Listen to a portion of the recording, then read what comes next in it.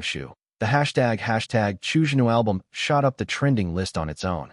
And no wonder. Based on Chu Zhi's past rhythm, he usually released 2 albums a year, one in Chinese and one in a foreign language. Half of 2024 had already passed with no movement. Sure, everyone knew he'd been busy filming a Hollywood blockbuster, but knowing was one thing, and nagging for an album was another. Fans in Hong Kong and Guangdong, along with Cantonese music lovers, were especially thrilled. Chu Zhi had written 2 few Cantonese songs, the last ones being a Chinese ghost story and a laugh in the sea. With so much hype, Bilibili music creators started making speculation videos based on the little info available. Some even tried predicting the new album style by analyzing his past releases. Meanwhile, another hot topic online was Wang Ani's movie Abnormal is Normal. The film's strong quality, combined with Wang Ani's name power and the bonus effect of Chu Zhi's acting incident, brought in 470 million yuan on its opening day, locking in its spot as summer box office champion. The second day added 410 million, and the total was already approaching the billion mark. Back on Chu Zhi's side, Nyonyo's team was working through album release details. When exactly will All Nations Volume 1 drop worldwide? What's the promo theme, and how should we execute it? Domestic promotions had already started, but the official overseas release date wasn't locked yet. The team wasn't worried, though, because IGWA's earlier success with the one Watched by the Gods had built solid distribution channels in Europe and the US. After discussions and checking other artists' release schedules, they set the global launch date for September 17th. Coincidentally, that day was also China's Dragon Boat Festival. With that set, Neo Jiangshu called Chu Zhi on video chat, this time with Wang Yuan present too. This could have waited until you came back, but I think it's better to say it now, Neo Jiangshu said seriously. Next June marks your 8th debut anniversary, Brother Chu. That means concert time. 8 years since debut? Time really flew. Chu Zhi immediately thought it was good they brought it up now. Honestly, it was already a bit late to start planning. Nyonyo had no choice. Artists were too busy these days. Some even recorded songs during breaks in filming. Only recently had things slowed down a little. You debuted in June 2017 with future star Wang Yuan's side. In the blink of an eye, it'll be 2025, which meant he'd crossed 5 years since his rebirth. Chu Zhi felt a wave of emotion and silently thanked the system for staying by his side. In his head, he hummed. Musical note, listen to me. Thank you. Because of you, all 4 seasons are warm. Musical note. Xiaojiu, do you have a theme in mind for the concert? Wang Yuan noticed him zoning out and called him back. Let's go with Chu beside you, Chu Zhi replied. It's my way of thanking fans for 8 years of support. Wang Yuan nodded. That's a great theme. If we're doing this, then it has to be a global tour. How many shows do you want to hold? Neo Jiangshu asked. What's the usual number for a world tour?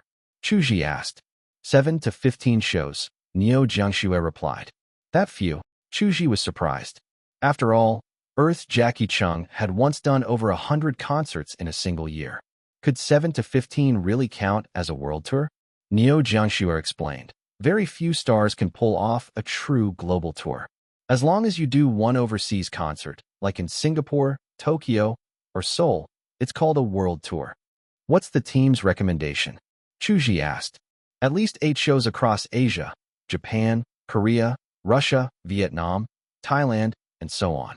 If time allows, Japan and Korea can have 2 each. Domestically, at least 19 shows. The 19 was calculated, for in the first-tier cities, plus 15 in the new first tier. Wang Yuan shook his head. 19 won't cut it. My personal suggestion is 33.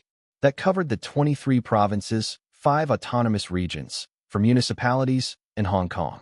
Adding 8 or more overseas shows, the total would be over 40. More than 40 shows in a year? That's brutal for a singer's body and mind, Neo Jiangshu warned. Brother Chu, think carefully. I'll take 2 days to decide, Chu Zhi said. Show counts aside, they also needed to think about stage scale, costumes, and dozens of other details. But they'd overlooked one big thing. All of this planning assumed All Nations Volume 1 had already been released. Before that, they still had to host the 5th Orange Festival, which would mark a turning point in format. With Orang Home app downloads growing overseas, more foreign fans were tuning in. To put it bluntly, the festival's influence was surpassing even traditional media like Global Times. Chu Zhi wanted to shine just a little brighter, to contribute to cultural exchange. But he wasn't reckless. What mattered most was giving little fruits happy memories. For example, every festival came with redeemable merch. This time, Chu Zhi partnered with a cultural press to release a special Chu Zhi recommended edition of the 4 great classics. This was marketing at its finest. Emphasize his brand, downplay the books. Sneaky, maybe, but effective for promotion. Everyone knew the 4 great classics, and translations already existed in English, Japanese, Korean, Vietnamese, and more. But would foreign youth really read them? Probably not, unless it was tied to their idol. If fans bought the Chu Zhi edition as merch after the festival, they'd naturally end up reading them too. The 5th Orange Festival was an experiment. Many things were unfinished, so Chu Zhi decided to keep it simple. This time and wait until the 6th to go all out. Number 513. Author's Note to Readers. This book's got about 500,000 words left before it's finished. Yeah, about 500,000 words to go. Yesterday, well, I screwed up. I had a girlfriend, and I still cheated on her with some online fling. I messed up bad, and I'm really sorry. So once I finish this book, I won't write any more under this account. It's my punishment for being such an idiot. I'm sorry. The remaining updates will be wrapped up quickly. Number 514. I spoke too loud. Teacher Huainan's new work Circuit. I'm honored to be its very first reader. Ono Akio sat straight at his desk, eyes fixed on the email on his computer. The subject line read, New Work, Circuit, sent by Huainan. Facing a great poet's new collection, he had to take it seriously. He spent the entire afternoon reading and appreciating it. As Huainan's responsible editor, this was proper work, not slacking off. After finishing it from start to finish, Ono Akio had 2 major thoughts. First, the instinctive one, shock. The opening short poems were fine, romantic, and full of gentle warmth. Then came the narrative sequence, 7 books of the sun, built on Chinese mythology, moving from the birth of the universe to the land, to nature, to humanity, to the present. Teacher Huainan wants to write a new century divine comedy, a modern Faust. Ono Akio was overwhelmed by Huainan's ambition. He'd wondered if, in today's world, there could still be poets who'd create a narrative epic. His mood felt like spilled water, scattered everywhere. His second thought was subtler. Teacher Huainan was indeed Chinese. You could see it clearly from the mythic epic, and of course, Teacher Huainan had stated his nationality himself. The sky holds nothing at all, so why does it comfort me? Ono Akio murmured. I really love this collection. It's an ambitious work from Teacher Huainan. Ono Akio started writing a reader's report. He somehow barreled through 7,000 or 8,000 characters before clockout. Forget fancy technique. He just opened Office and went for it. The editor-in-chief skimmed the report. He lifted his head, his forehead lined with years of experience that pressed on newcomers like a weight.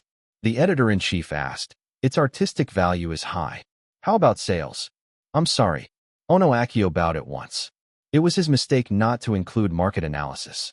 He answered, If Circuit were written by a newcomer, it wouldn't sell at all. The market wouldn't accept this kind of poetry collection. But since the author's a world-famous poet, the situation's completely different.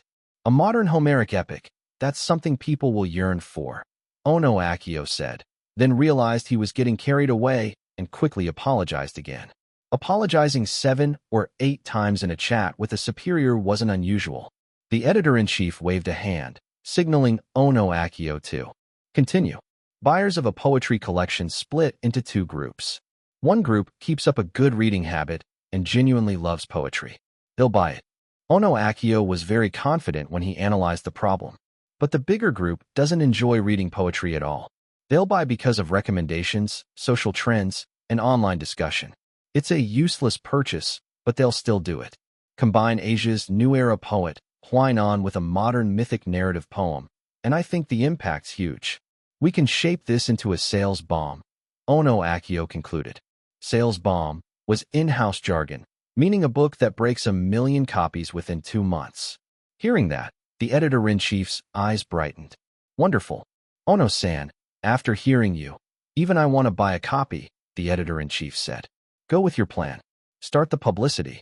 The publishing house kicked into a fiery frenzy. After drawing Hai Zi's poetry collection as reference, Chu Zhi hurried to produce a Japanese edition. The core reason was to keep his Western reputation from cooling off. If Huainan were a Westerner, even Australian, there wouldn't be any rush. They could wait 2 years to release another poetry book. The key was that Huainan was Chinese. The world didn't originally have a West as a single concept. It was created during the Cold War to rally Europe, but plenty of so-called Western voices were indeed hostile toward China. Meanwhile, the person behind the Huainan pen name was signing albums. The new record needed 10,000 printed signed copies and 500 hand-signed copies as giveaway prizes for the release campaign. Printed signatures were machine reproductions, so Chu Zhi didn't need to handle those. Even so, signing 500 by hand still took a lot of energy. Since the Emperor Beast was busy, let's mention 2 things related to Chu Zhi, though not directly tied to him. Abnormal is Normal finished its theatrical run with a box office of 1.31 billion yuan, firmly topping the summer season. Director Wang held a lavish celebration banquet, but Chu Zhi was abroad at the time and couldn't attend. This year, the national broadcaster also planned a National Day documentary. Riding on the renewed interest in the Long March, they wanted to recreate the magic. Call it path dependence. They couldn't invite the same guests again, so the lineup changed. The old Three Melons couldn't reunite. This time's guest was Su Yiwu, who'd been immersed in main-theme films in recent years. He fit the event, and his family background was impeccably read. Even so, he couldn't match Chu Zhi. As chief advisor to the Culture and Tourism Department, his background set the floor, but raising the ceiling required a cheap buff and hard work. Without a cheap buff, that'd be a real pity. Don't leave regrets for yourself. Chu Zhi stretched. The Orang Home app had launched its annual lottery to fulfill fan wishes.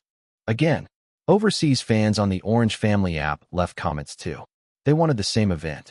Chu Zhi thought it over and decided to open it to Orange Family next year. Admitting he did treat domestic fans a little better, he browsed the Little Fruits wish wall. There were so many wishes. Wish, I'm getting married next year. I hope we can invite Jiawai. If I get picked, I'll confess. Pick me. I'll go back to find him. Wish, I hope my parents' jobs get a little easier. A lot of Little Fruits weren't making wishes. They were gambling on a possibility, which was why Chu Zhi sighed like that. After a few pages, Chu Zhi checked the news and found something useful. Director Kumailun, I saw the news. Did you fire the composer? Chu Zhi called to ask. Today's top story in The Hollywood Reporter said Kumailun was furious with the composer Lake. He'd even cursed Lake out on set, and a reporter caught it on camera. Lake was already the 3rd globally renowned composer to be dismissed. It showed how strained Kumailun's mental state was. It made sense. A failure on a film this expensive would bury the director and the actors for good. Knowing you, you wouldn't call to comfort me, since you know I don't need comfort. Kumailun sounded busy and not in the mood for small talk. Then he seemed to remember something and changed the subject. Do you have a good composer to recommend? China has many excellent composers. Chu Zhi organized his words and said, I've done some research on scoring. I can try. Before he finished, Kumailun cut him off. Chu, I know you want to help the crew, but film scoring and songwriting are 2 completely different fields. Professional work needs professionals. The director's refusal didn't surprise him. If even world-famous composers had been fired 3 times over, there was no way he'd accept an outsider. Mr. Kumailun, I understand, but you haven't found a suitable composer yet, Chu Zhi said. I'll draft a short piece and send it over. It won't be any trouble. The only thing I'll waste is a bit of your time, Chu Zhi added. Please let me try. All right. If Chu Zhi had said, it won't take any time, Kumailun would have refused on the spot. Was his time worthless? But since Chu Zhi openly admitted he'd be taking up some of it, and only asked for a chance, their relationship could afford that much. Don't get your hopes up. That's my warning, Kumailun said. They both had packed schedules, so they hung up after handling business. Kumailun went back to his pile of work on VFX. By the time he wrapped, it was already night. He grabbed a quick bite. He remembered how Chu Zhi wanted to help with the score, so he opened Apple Music and sampled a few of Chu Zhi's released tracks. Every one of them was good. No wonder he kept singing even with that face. His talent in music's more than enough, Kumailun praised softly. but he still felt songs weren't the same as scoring. There's a Chinese saying, "You won't bruise your forehead till you run into the wall." It felt like Chu Zhi wanted him to bang his head first, then back off. On the other end, Chu Zhi immediately redeemed the song pack for My Heart Will Go On, a film theme that also counted as a score. As a song, it was wildly famous on Earth, one of the most recognized English songs. As a score, the British Academy even listed it among the top 100 film scores. It was strong in every way. Chu Zhi volunteered because he'd drawn a film scoring megapack, and if he didn't flex it now, it'd gather dust. Plus, if My Heart Will Go On accompanied the movie, it'd push his singing career up another step. Only after redeeming it and gaining the creative memory did the Emperor Beast realize a lot of tiny details. He'd always thought that mellow instrument was an English bagpipe, but it was actually an Irish tin whistle, which was pretty different. They didn't have that instrument on site, so he bought one on the fly. You rarely heard it in Chinese pop, so it made sense the Dream Dragon studio didn't have one. He knocked out the recording in a few hours, then emailed the track to Chameleon. Whether the other side might claim or copy, it didn't matter. He'd already filed it on an international rights registry before sending. Only when the system handed over a specific song megapack would it auto-register across major platforms. In other cases, he had to file it himself. When we were filming Rose holding her arms out at the bow, this melody popped into my head. It's called My Heart Will Go On. He attached the file and sent it. Even though I didn't do much today, well, I only shot a commercial this morning, attended an awards show in the afternoon, recorded a score, then had a meeting tonight. I still feel like I did nothing. I'm not even tired. Chu Zhi stretched. It was shameless self-deception, but somehow the fatigue really did ease a lot. It was like dieting with a smaller bowl. Even if the portion was much less than before, your body still felt full. Same logic. There was a time difference between China and the United States. Chu Zhi sent it in his afternoon, which was around 5 in the morning for Chameleon. The big director wasn't a night owl, so he definitely wasn't online. At 8 a.m. Washington time, Chameleon woke up. He liked to do a few laps in the big pool at home first. After handling a bunch of little chores, he finally sat down to check emails. It was already 10:30. There were a lot waiting, and then his eye caught Chu Zhi's message. He finished it in a day? He ground fresh coffee. Morning, noon, night, it didn't matter. He had to have coffee to read files, or he fell off. Fast gun, huh? He didn't assume quick meant bad, but from Chu Zhi's call to the file arriving before dawn was under 12 hours. That was fast. And from the description, the scene was the couple's moment at the ship's bow. In Chameleon's cut, that sequence built the atmosphere carefully. In short, it was hard to score. My friend, I won't watch you crash into the wall with my eyes open. I'll close them. He downloaded the attachment and listened with his eyes shut. The opening whistle grabbed him instantly. It wasn't a Scottish bagpipe. Bagpipes sounded like smoke flaring on a distant battlefield, perfect for a hero's entrance.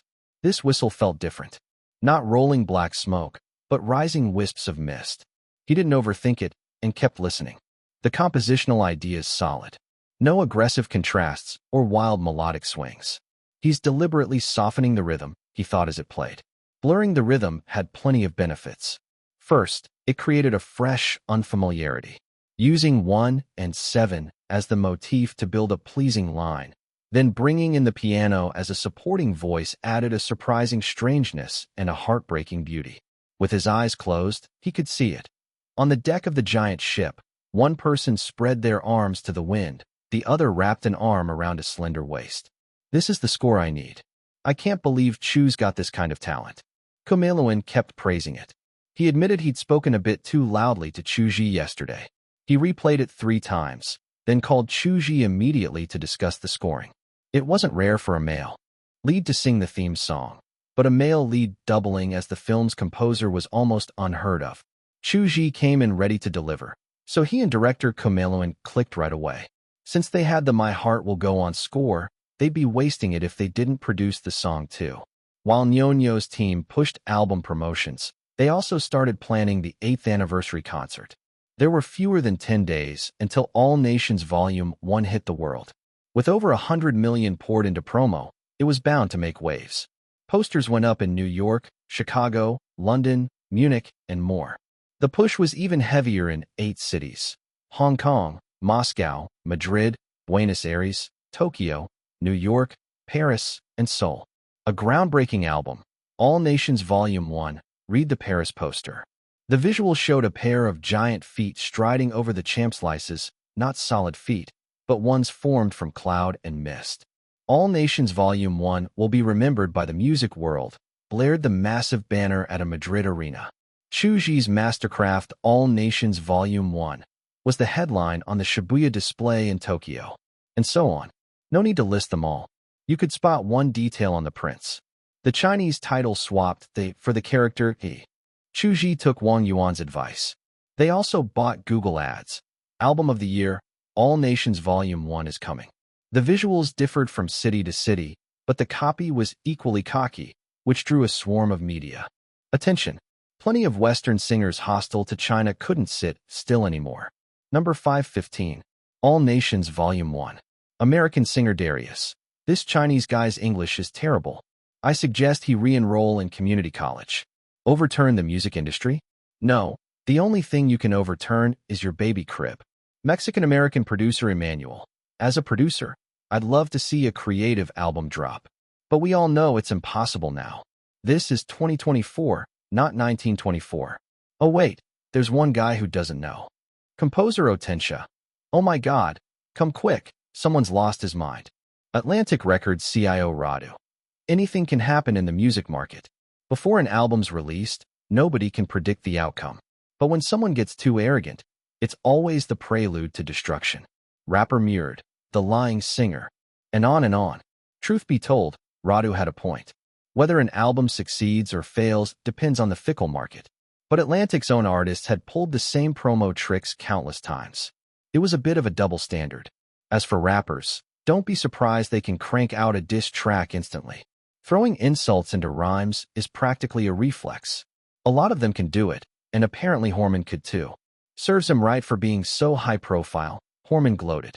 He'd wanted to write a diss track himself, but since his buddy Leighton was a die-hard Chu Zhi fan, he held back. Still, holding back didn't stop him from enjoying the show. Horman happily scrolled through the attacks on Chu Zhi, then remembered something and checked his phone. His mood exploded. Fuck, where's my sushi? Is the delivery guy walking it over here? Japanese food was popular in America, usually mid to high-end.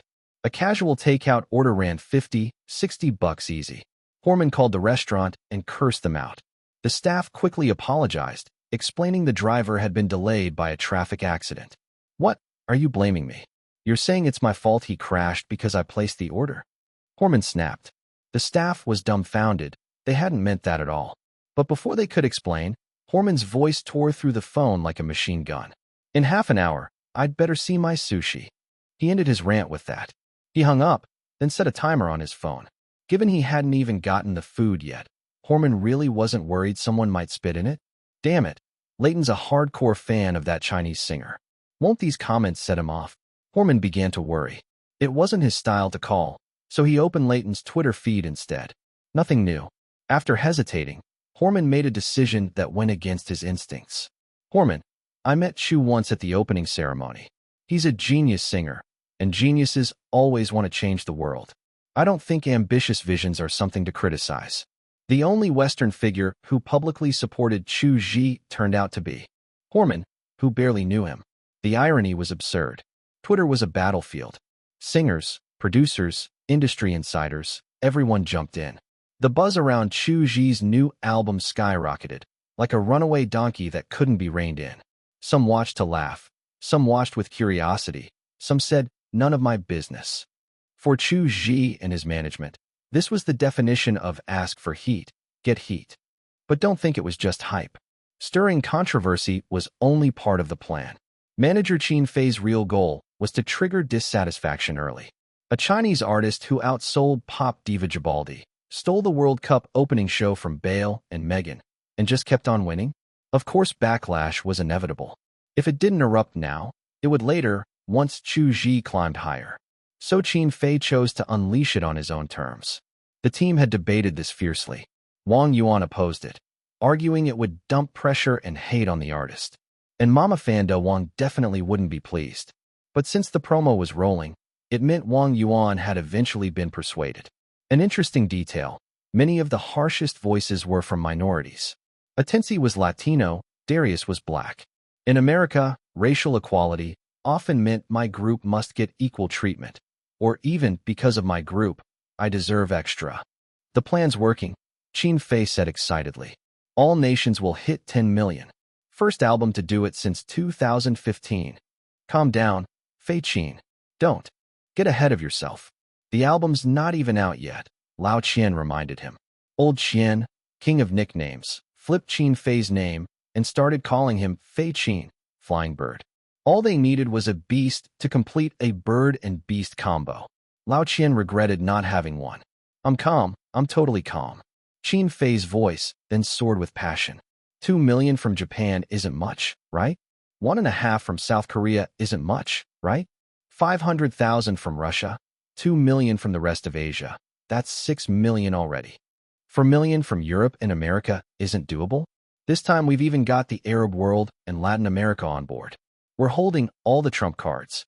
If we don't hit 10 million, I'll eat this monitor. Lao Qian glanced at the monitor he pointed at. It wasn't even his, it was Chi Chio's. But seeing Qin Fei so fired up, he didn't break the mood. Besides, promo was Chi Chio's job. Why was Qin Fei more excited than him? Niu Jiangxue and Wang Yuan exchanged looks. They both thought the same. Qin Fei had been locked in production all year, and he was completely pent up. Originally, Chu Zhi had given Qin Fei a 10-day vacation. But Qin Fei waved it off, saying, keep it. It's livelier at the office than at home. That one line spoke volumes. Once Qin Fei's excitement cooled, everyone went back to work full of energy.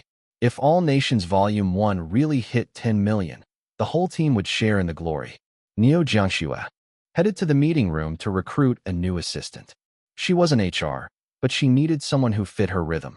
Igwa was stuck in an endless cycle of expanding, running short on staff, then expanding again.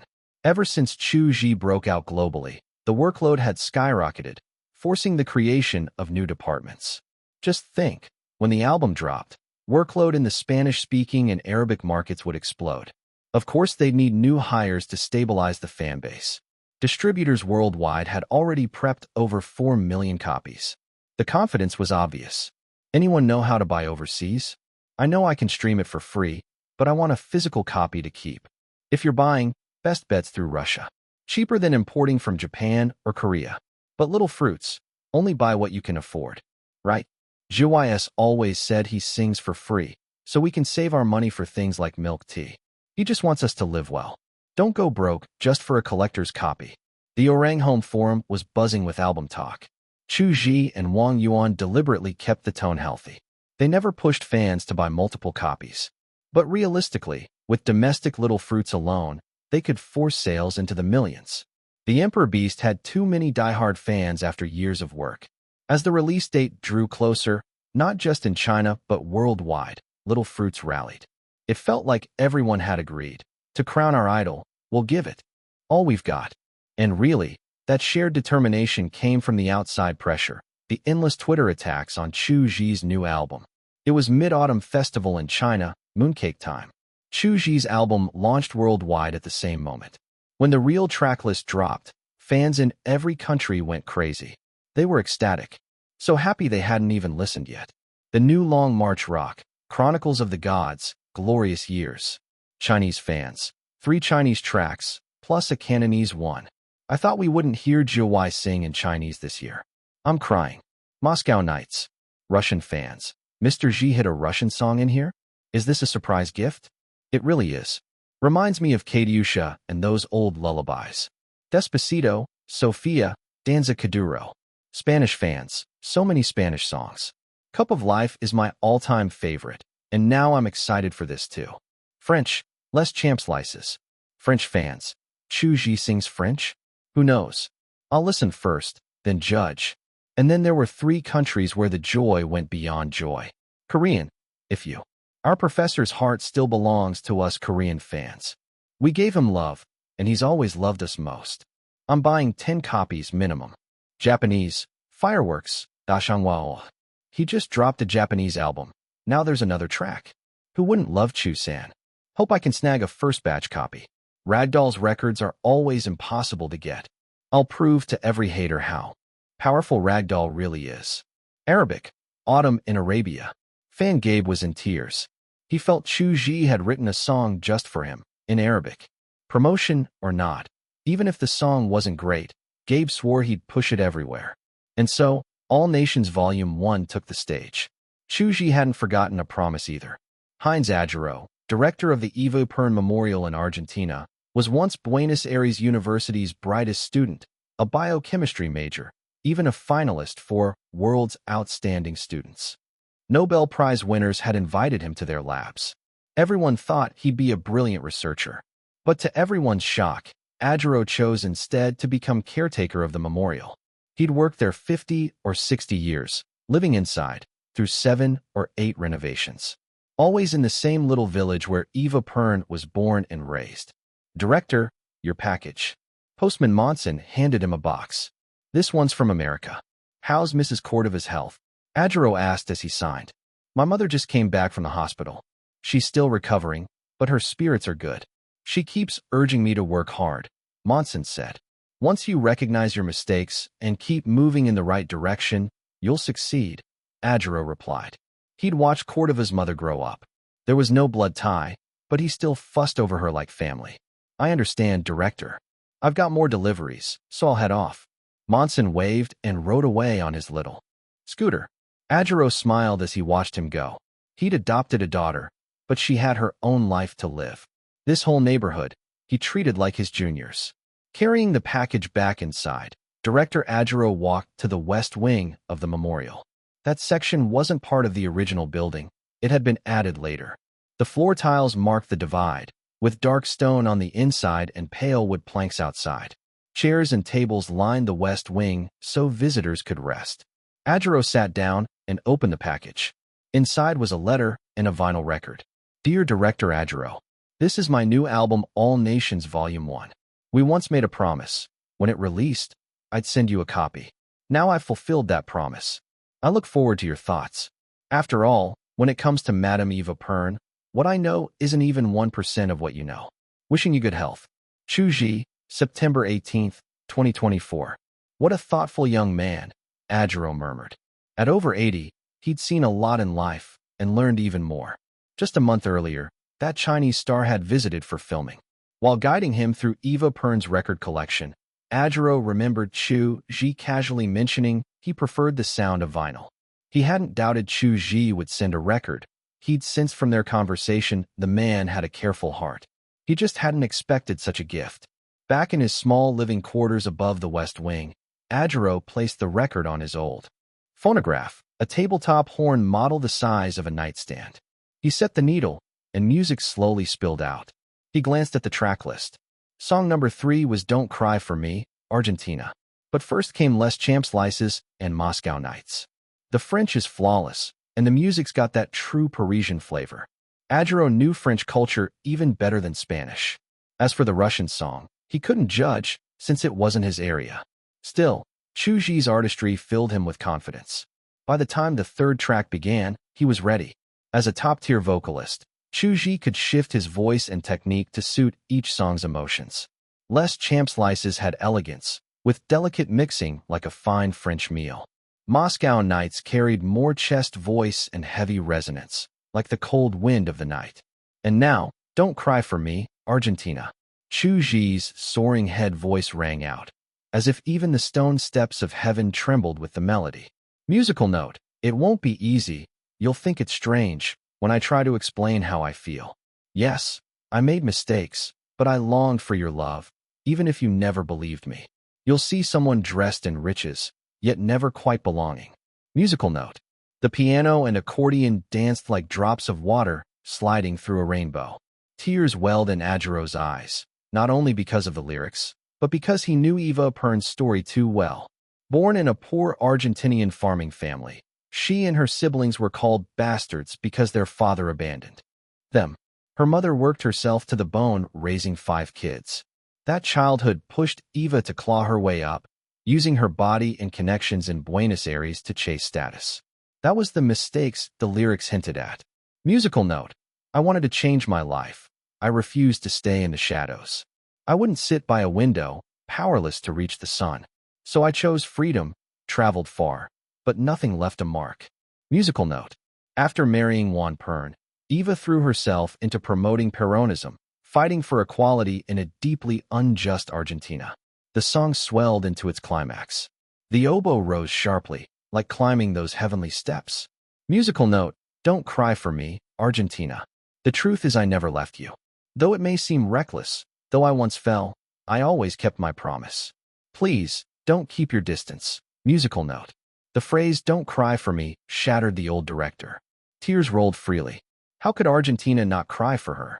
His lips moved, whispering something. If you leaned closer, you'd hear. I lied. Yes, Adjero had lied. For decades he'd told visitors. In 1948, I met Eva Pern. She shook my hand. It was his lifelong story, his pride. But it wasn't true. She had indeed visited his school for charity that day. The First Lady's Fund she founded still exists in Argentina, helping women and children. But he'd been sick at home. Anyone who knew him would be shocked. His greatest pride, the story he'd told his whole life, was self-deception. Musical note. As for riches, as for fame, I never truly sought them. To the world they looked like my only goals, but they were fleeting illusions. The answer was always here.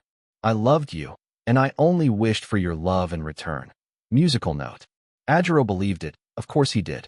Even while dying of uterine cancer, Eva gave Argentina's women the right to vote. She should have rested, maybe lived beyond 33.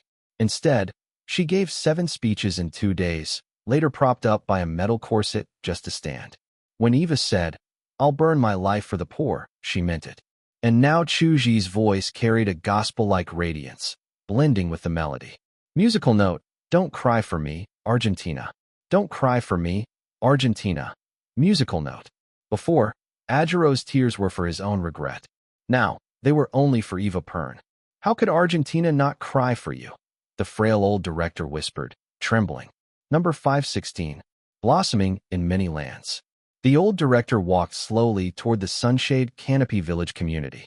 The community head, a severely nearsighted man named Marco, had once poked a hole in the director's bicycle tire when he was a mischievous kid. He loved to put on his official tone, but in front of Director Adjero, he couldn't keep it up at all. Director, is there a problem with the memorial's water or electricity? I'll call someone to fix it right away, Marco blurted out. Mr. Marco, I'm very sorry, but please allow me to resign as director, Director Adjero said. You've got to be kidding, Marco thought, then saw the resignation letter on the table and realized he wasn't. He pushed up his thick glasses and took a deep breath as he read.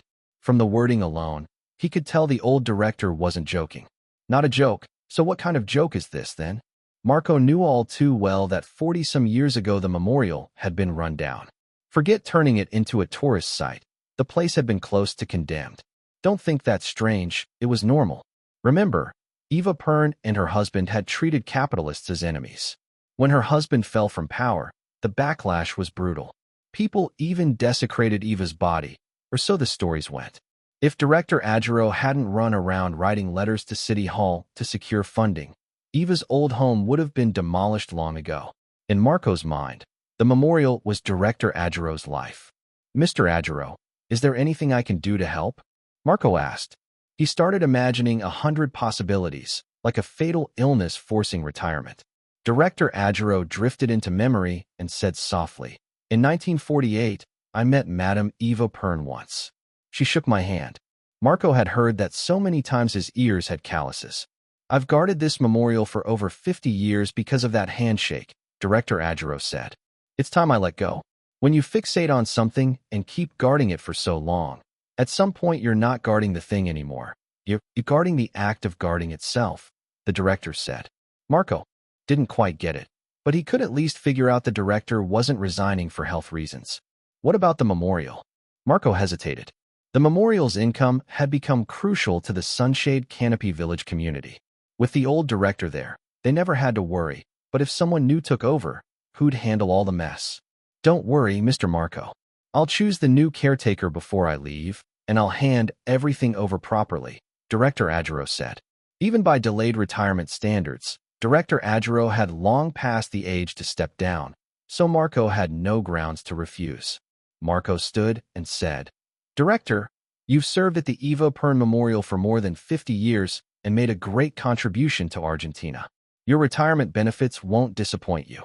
There it was, the official tone slipping out again. Great contribution to Argentina and all.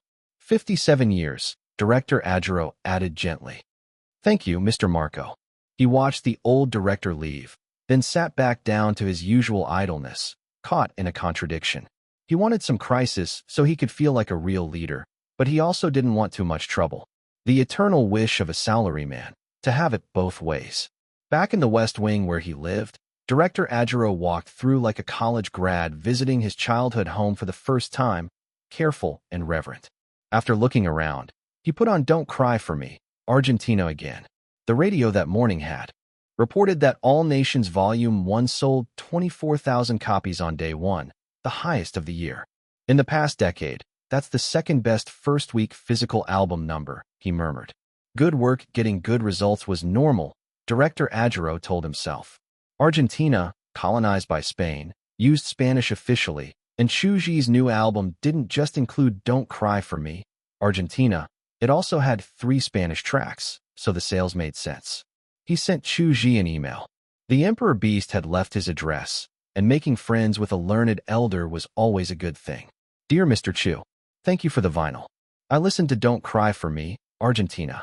Near the end of her life, Madame Eva might have said the same. "Argentina, don't cry for me." I once thought I was guarding Madame Eva, but looking back on my 50-some years, I see I was guarding my own dream. Now that the dream's complete, it's time to pursue something else. Former director of the Eva Perón Memorial, Adjero. September 18, 2024. All Nations Volume 1 swept the globe. The first surge came from Japan and South Korea, where physical albums still sold like crazy. On Earth, Yukiage Hanabi had won Space Shower's Song of the Year and the Japan Gold Disc's annual download single. It was a hit in both prestige and numbers.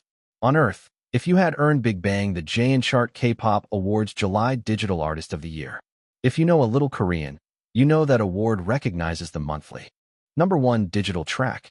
In short, both songs crushed in their home markets, then stacked with Chu Zhi's star power. South Korea's market, 640,000 copies day one. Japan's market, 688.7 thousand copies day one. A good start. A blazing good start. I finally snagged 11 copies. "I love the All Nations Volume 1 cover so much," Ari said. She'd become a professional idol after starring in Chu's MV and had found firm footing in the industry. Before, she could only afford 2 or 3 copies. Now that she had more cash, she could buy in pairs. The cover she mint looked like a field of red from afar, but up close it was layer upon layer of red human silhouettes, all made from fan selfies collected through Orang Home and Orange Family before production. Language genius, demon of creation, angelic man, the circuit breaker stopping human suicides, ragdoll among men, Asia's king, that's the Chu Temple. Ari rattled off a string of nicknames. Hugging a stack of albums, she ran back. There was a fan meet soon, and she had to hurry. She'd used the half-hour intermission to sprint over and buy the album, with friends holding her place in line. Not long after Ari left, the Maruzen bookstore she'd visited got hit by chaos. Stock hadn't been huge, and someone bought 80 copies in one go. The line erupted, accusing him of being rude and ruining it for others. His reply, "You lazy bugs. The store didn't say I can't buy 80. Who are you to talk? If you had the guts, you'd get up earlier and line up in front of me. Being behind me means you're weaker and slower. What gives you the right to judge me? I'm not stopping at 80. I'll buy 20 more and make it 100. What can you do about it?" It had only been verbal scolding, but his arrogance lit up a hot-tempered male fan in the queue. Fists started flying. The 100-copy buyer curled up on the spot like a hedgehog, switching moves like flowing water, shouting, "Cowards, you only dare attack me as a group, but do you think I'm scared? You can't possibly beat me." It was a way too familiar scene. You can probably guess the culprit behind the uproar. That's right. Ever since Ojima Matsushika set himself a goal, he'd been a lot more cheerful. Even when his father scolded him and forced him to kneel and admit he was brain dead, he didn't care. Ojima Matsushika thought, "Say whatever you want. You don't have many years left anyway, so talk while you can. Sure, it wasn't exactly filial, and it broke ethics, but it honestly made Ojima Matsushika's life easier. On-site in South Korea, things were even livelier than in Japan. Thankfully, the marketing team had prepared well. No one stirred up trouble. No crush or stampede happened. Best if those human-made disasters never happen at all. It still caused massive traffic jams, especially near Itaewon in Yongsan District, Seoul. Even sending 3 teams of traffic police didn't help much. Itaewon wasn't as lethal a shopping district as Myeongdong, but most record stores were clustered there. I swear I started lining up at 7, and I still only got All Nations Volume 1 after half an hour. I didn't think there were this many Professor fans. Don't they have classes or homework? Around 9 a.m. on September 17th, Seoul time, the Itaewon commercial area in Yongsan suffered severe congestion. The latest traffic command report says more than 30 kilometers of road were clogged, thousands of cars at a standstill. The cause was the launch of Chinese artist Chu Zhi's new album All Nations Volume 1. The last time the music industry saw scenes like this was the late 1990s at the end of the Han River miracle. One artist briefly brought history back to life. It shows fandom culture encroaching on mainstream culture. Chu Zhi embodies fandom culture. His influence in South Korea mirrors his influence across Asia. Chosen Ilbo, a straight-up front-page story in a serious Korean paper. The last artist to get that treatment had been Lee Junseok, who got hammered by Prosecutor Park. When you think about it, it made sense. 6 UN working languages are global, and then Japanese and Korean get added on top. Of course people got excited. The Arab world was different. 22 countries spoke Arabic. By economic strength, the top 4 were Saudi Arabia, the UAE, Egypt, and Qatar. Originally, Chu Zhi's reach had been limited to Qatar, but Ghazi put in money and effort to push promotions. Autumn in Arabia hit the top 3 on trending lists in 12 Arabic-speaking countries. He used an A. His Arabic isn't perfect, but aside from that, the lyrics, the composition, the arrangement, everything nails the Middle Eastern sound. I assumed a Chinese singer stuffing Arabic elements in was just pandering to the market. After listening, I'm sorry, I was arrogant. Of course we should apologize. My idol would never pander, Ghazi said as he scrolled through the comments online. And those nitpicks about his Arabic not being perfect, that's too harsh. It's already plenty good. If someone praised the album, he cheered along. If someone trashed it, he clapped back. All Nations Volume 1 was blooming everywhere, and thanks to Chu Zhi's deep foundation, the blossoms looked gorgeous. Russia's pop scene kind of ran on its own track. Local singers didn't necessarily dominate, but Western acts weren't exactly kings there either. Chu Zhi's popularity had been lifted by Lullaby and Katyusha. The promo was simple and effective. The creator who revived Katyusha brings you another Russian song. Sales followed. Rora, if you're buying the Vampires album, grab one for me too, Vadim said. Vampire? Aurora blinked, then realized what he meant. You mean Captain G? That's him. The vampire hiding among humans, Vadim said. It's rare for you to ask me to buy an album, Aurora said. She was planning to hit the record store near Red Square anyway to pick up All Nations Volume 1. She'd become a fan after Opera 2. I like Katyusha the way I like pickled cucumbers, salted pork fat, and vodka, Vadim said. It wasn't stereotyping Russians. It just felt like people who loved to drink often chased it with pickles and cured meat. So are you covering my gas? Aurora joked. Gas is no problem, Vadim said. Buy 3 more. Your uncles Sergey and David can reimburse you double. Sergey and David were her father's business partners, practically family.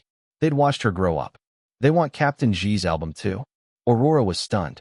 In her mind, those 2 uncles lived to hunt with shotguns in the woods. He's got a tight plan for breaking the market, Vadim said. The vampire's plan worked. He touched the people with the strongest purchasing power. Folks in their 50s. Even if the new Russian song's not my thing, spending a little because of Katyusha is nothing. Sergey and David feel the same. Albums in Russia went for about 1,000 rubles, which wasn't cheap. Aurora thought most aunties and uncles would hesitate. Aurora's family was very comfortable, easily top 5% in Russia, the empire of the underworld and all that. Her girlfriend's family wasn't, so she had a feel for normal households. The older generation tended to be frugal. Half an hour later, she reached the record shop near Red Square. She could have just ordered from Wildberries, and she wasn't desperate. But as a singer, she wanted to visit a real shop. Red Square was the heart of Moscow, the old parade ground of the Soviet days, basically Russia's Tiananmen. Aurora had grown up here. This wasn't a sightseeing trip. The store, Isnapro, had a name that would translate weirdly into Chinese. Aurora frowned at the line.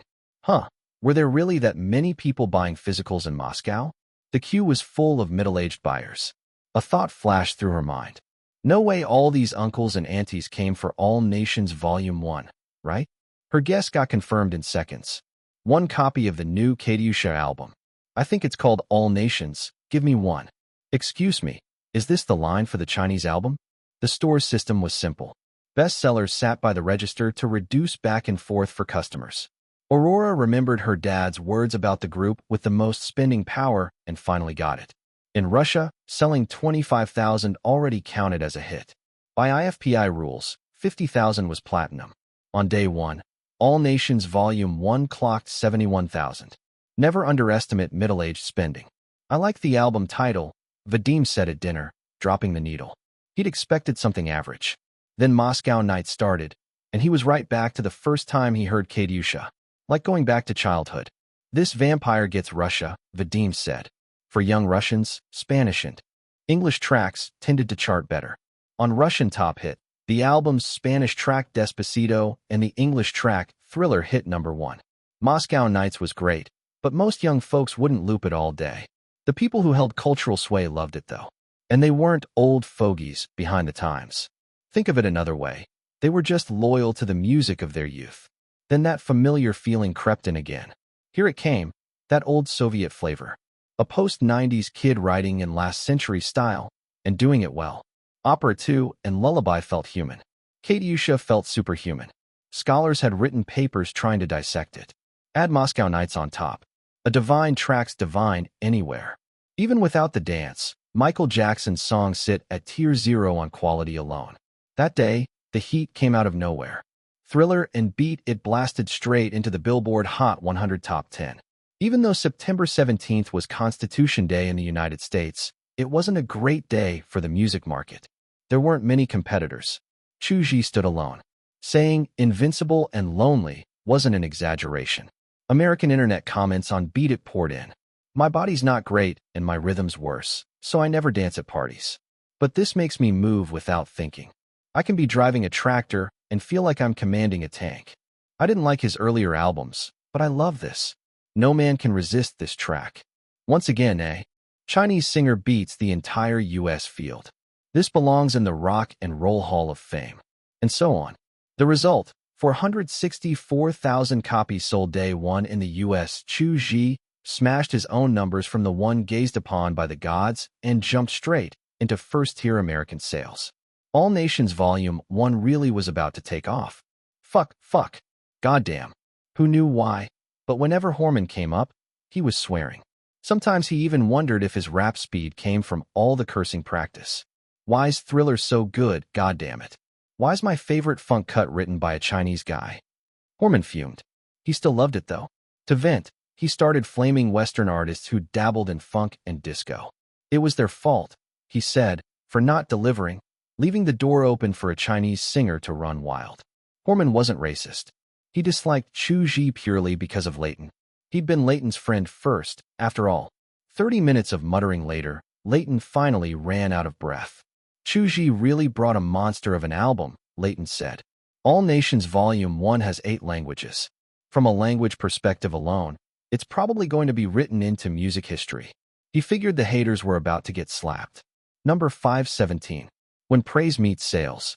Sales and word of mouth flying high together feels great. All Nations Volume 1 sold 3.77 million copies worldwide on day one. Asia made up 2.07 million of those, but in today's Iron Age 4. Physical albums, that's a King's Haul. American heavyweights like Akenda Bell, the Freeze Men, and Raina Jackson all took notice. This yellow-skinned guy's scariest part isn't that he sang in 8 languages. It's that he wrote all 8 songs himself. Is there any way to commission a track from him? Akenda Bell wondered. At least 5 cuts on this album can hit the million mark as singles. It's a little messy in tone and mood, But 4 songs crashing into the B100 top 10 more than makes up for that, said Jack Ray, lead singer of the Freezemen. The Asian market's huge. He'll rake in over $100 million off this album, right? That's insane, Raina muttered, equal parts jealous and impressed. He's God's secret son. His road in music's way too smooth, Gibaldi said. She didn't hate him for beating her once, but seeing the new album get dogpiled did make her a little happy. Even so, Gibaldi was glad she hadn't posted anything snide about Chu Zhi. She shut her laptop. She'd just checked Billboard's site. On the B200 album chart, the Chinese singer's new record debuted at number 1 with zero suspense. Number 2 couldn't compete at all.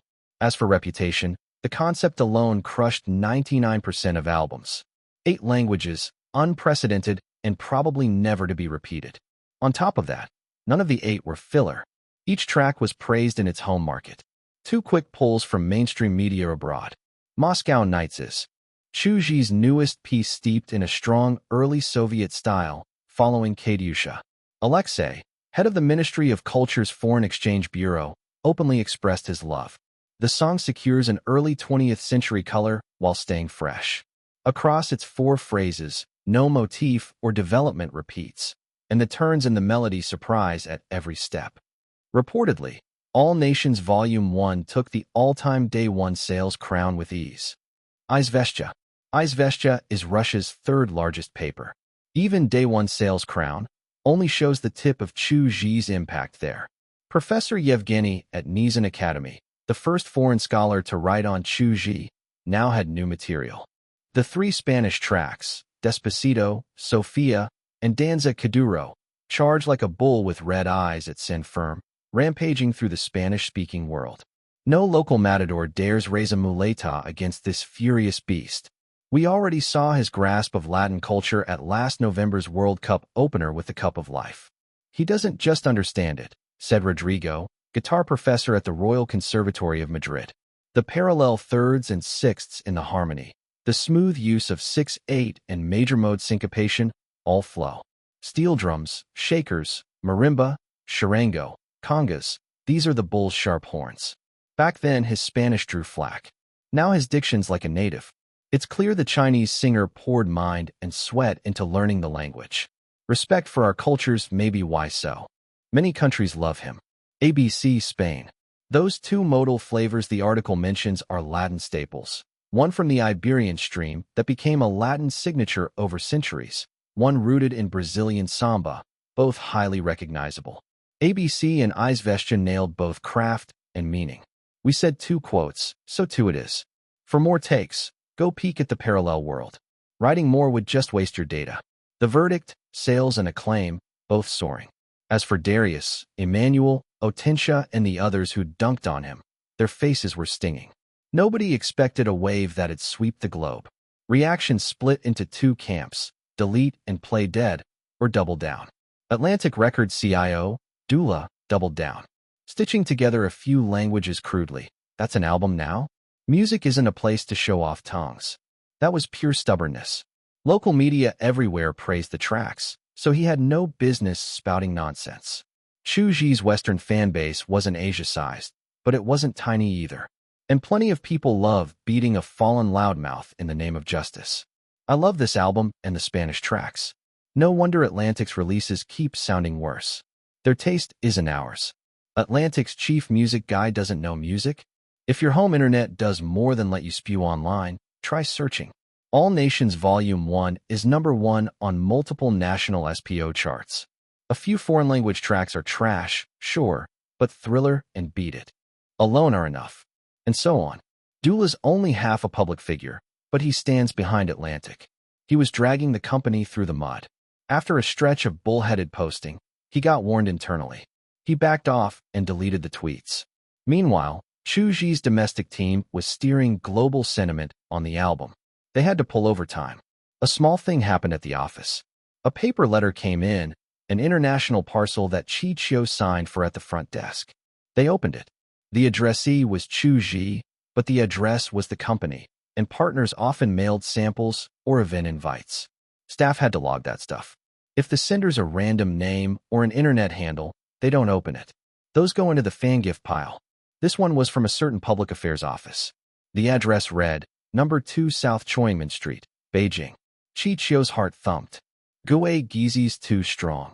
Chi Chio muttered, then rushed back inside to tell the team.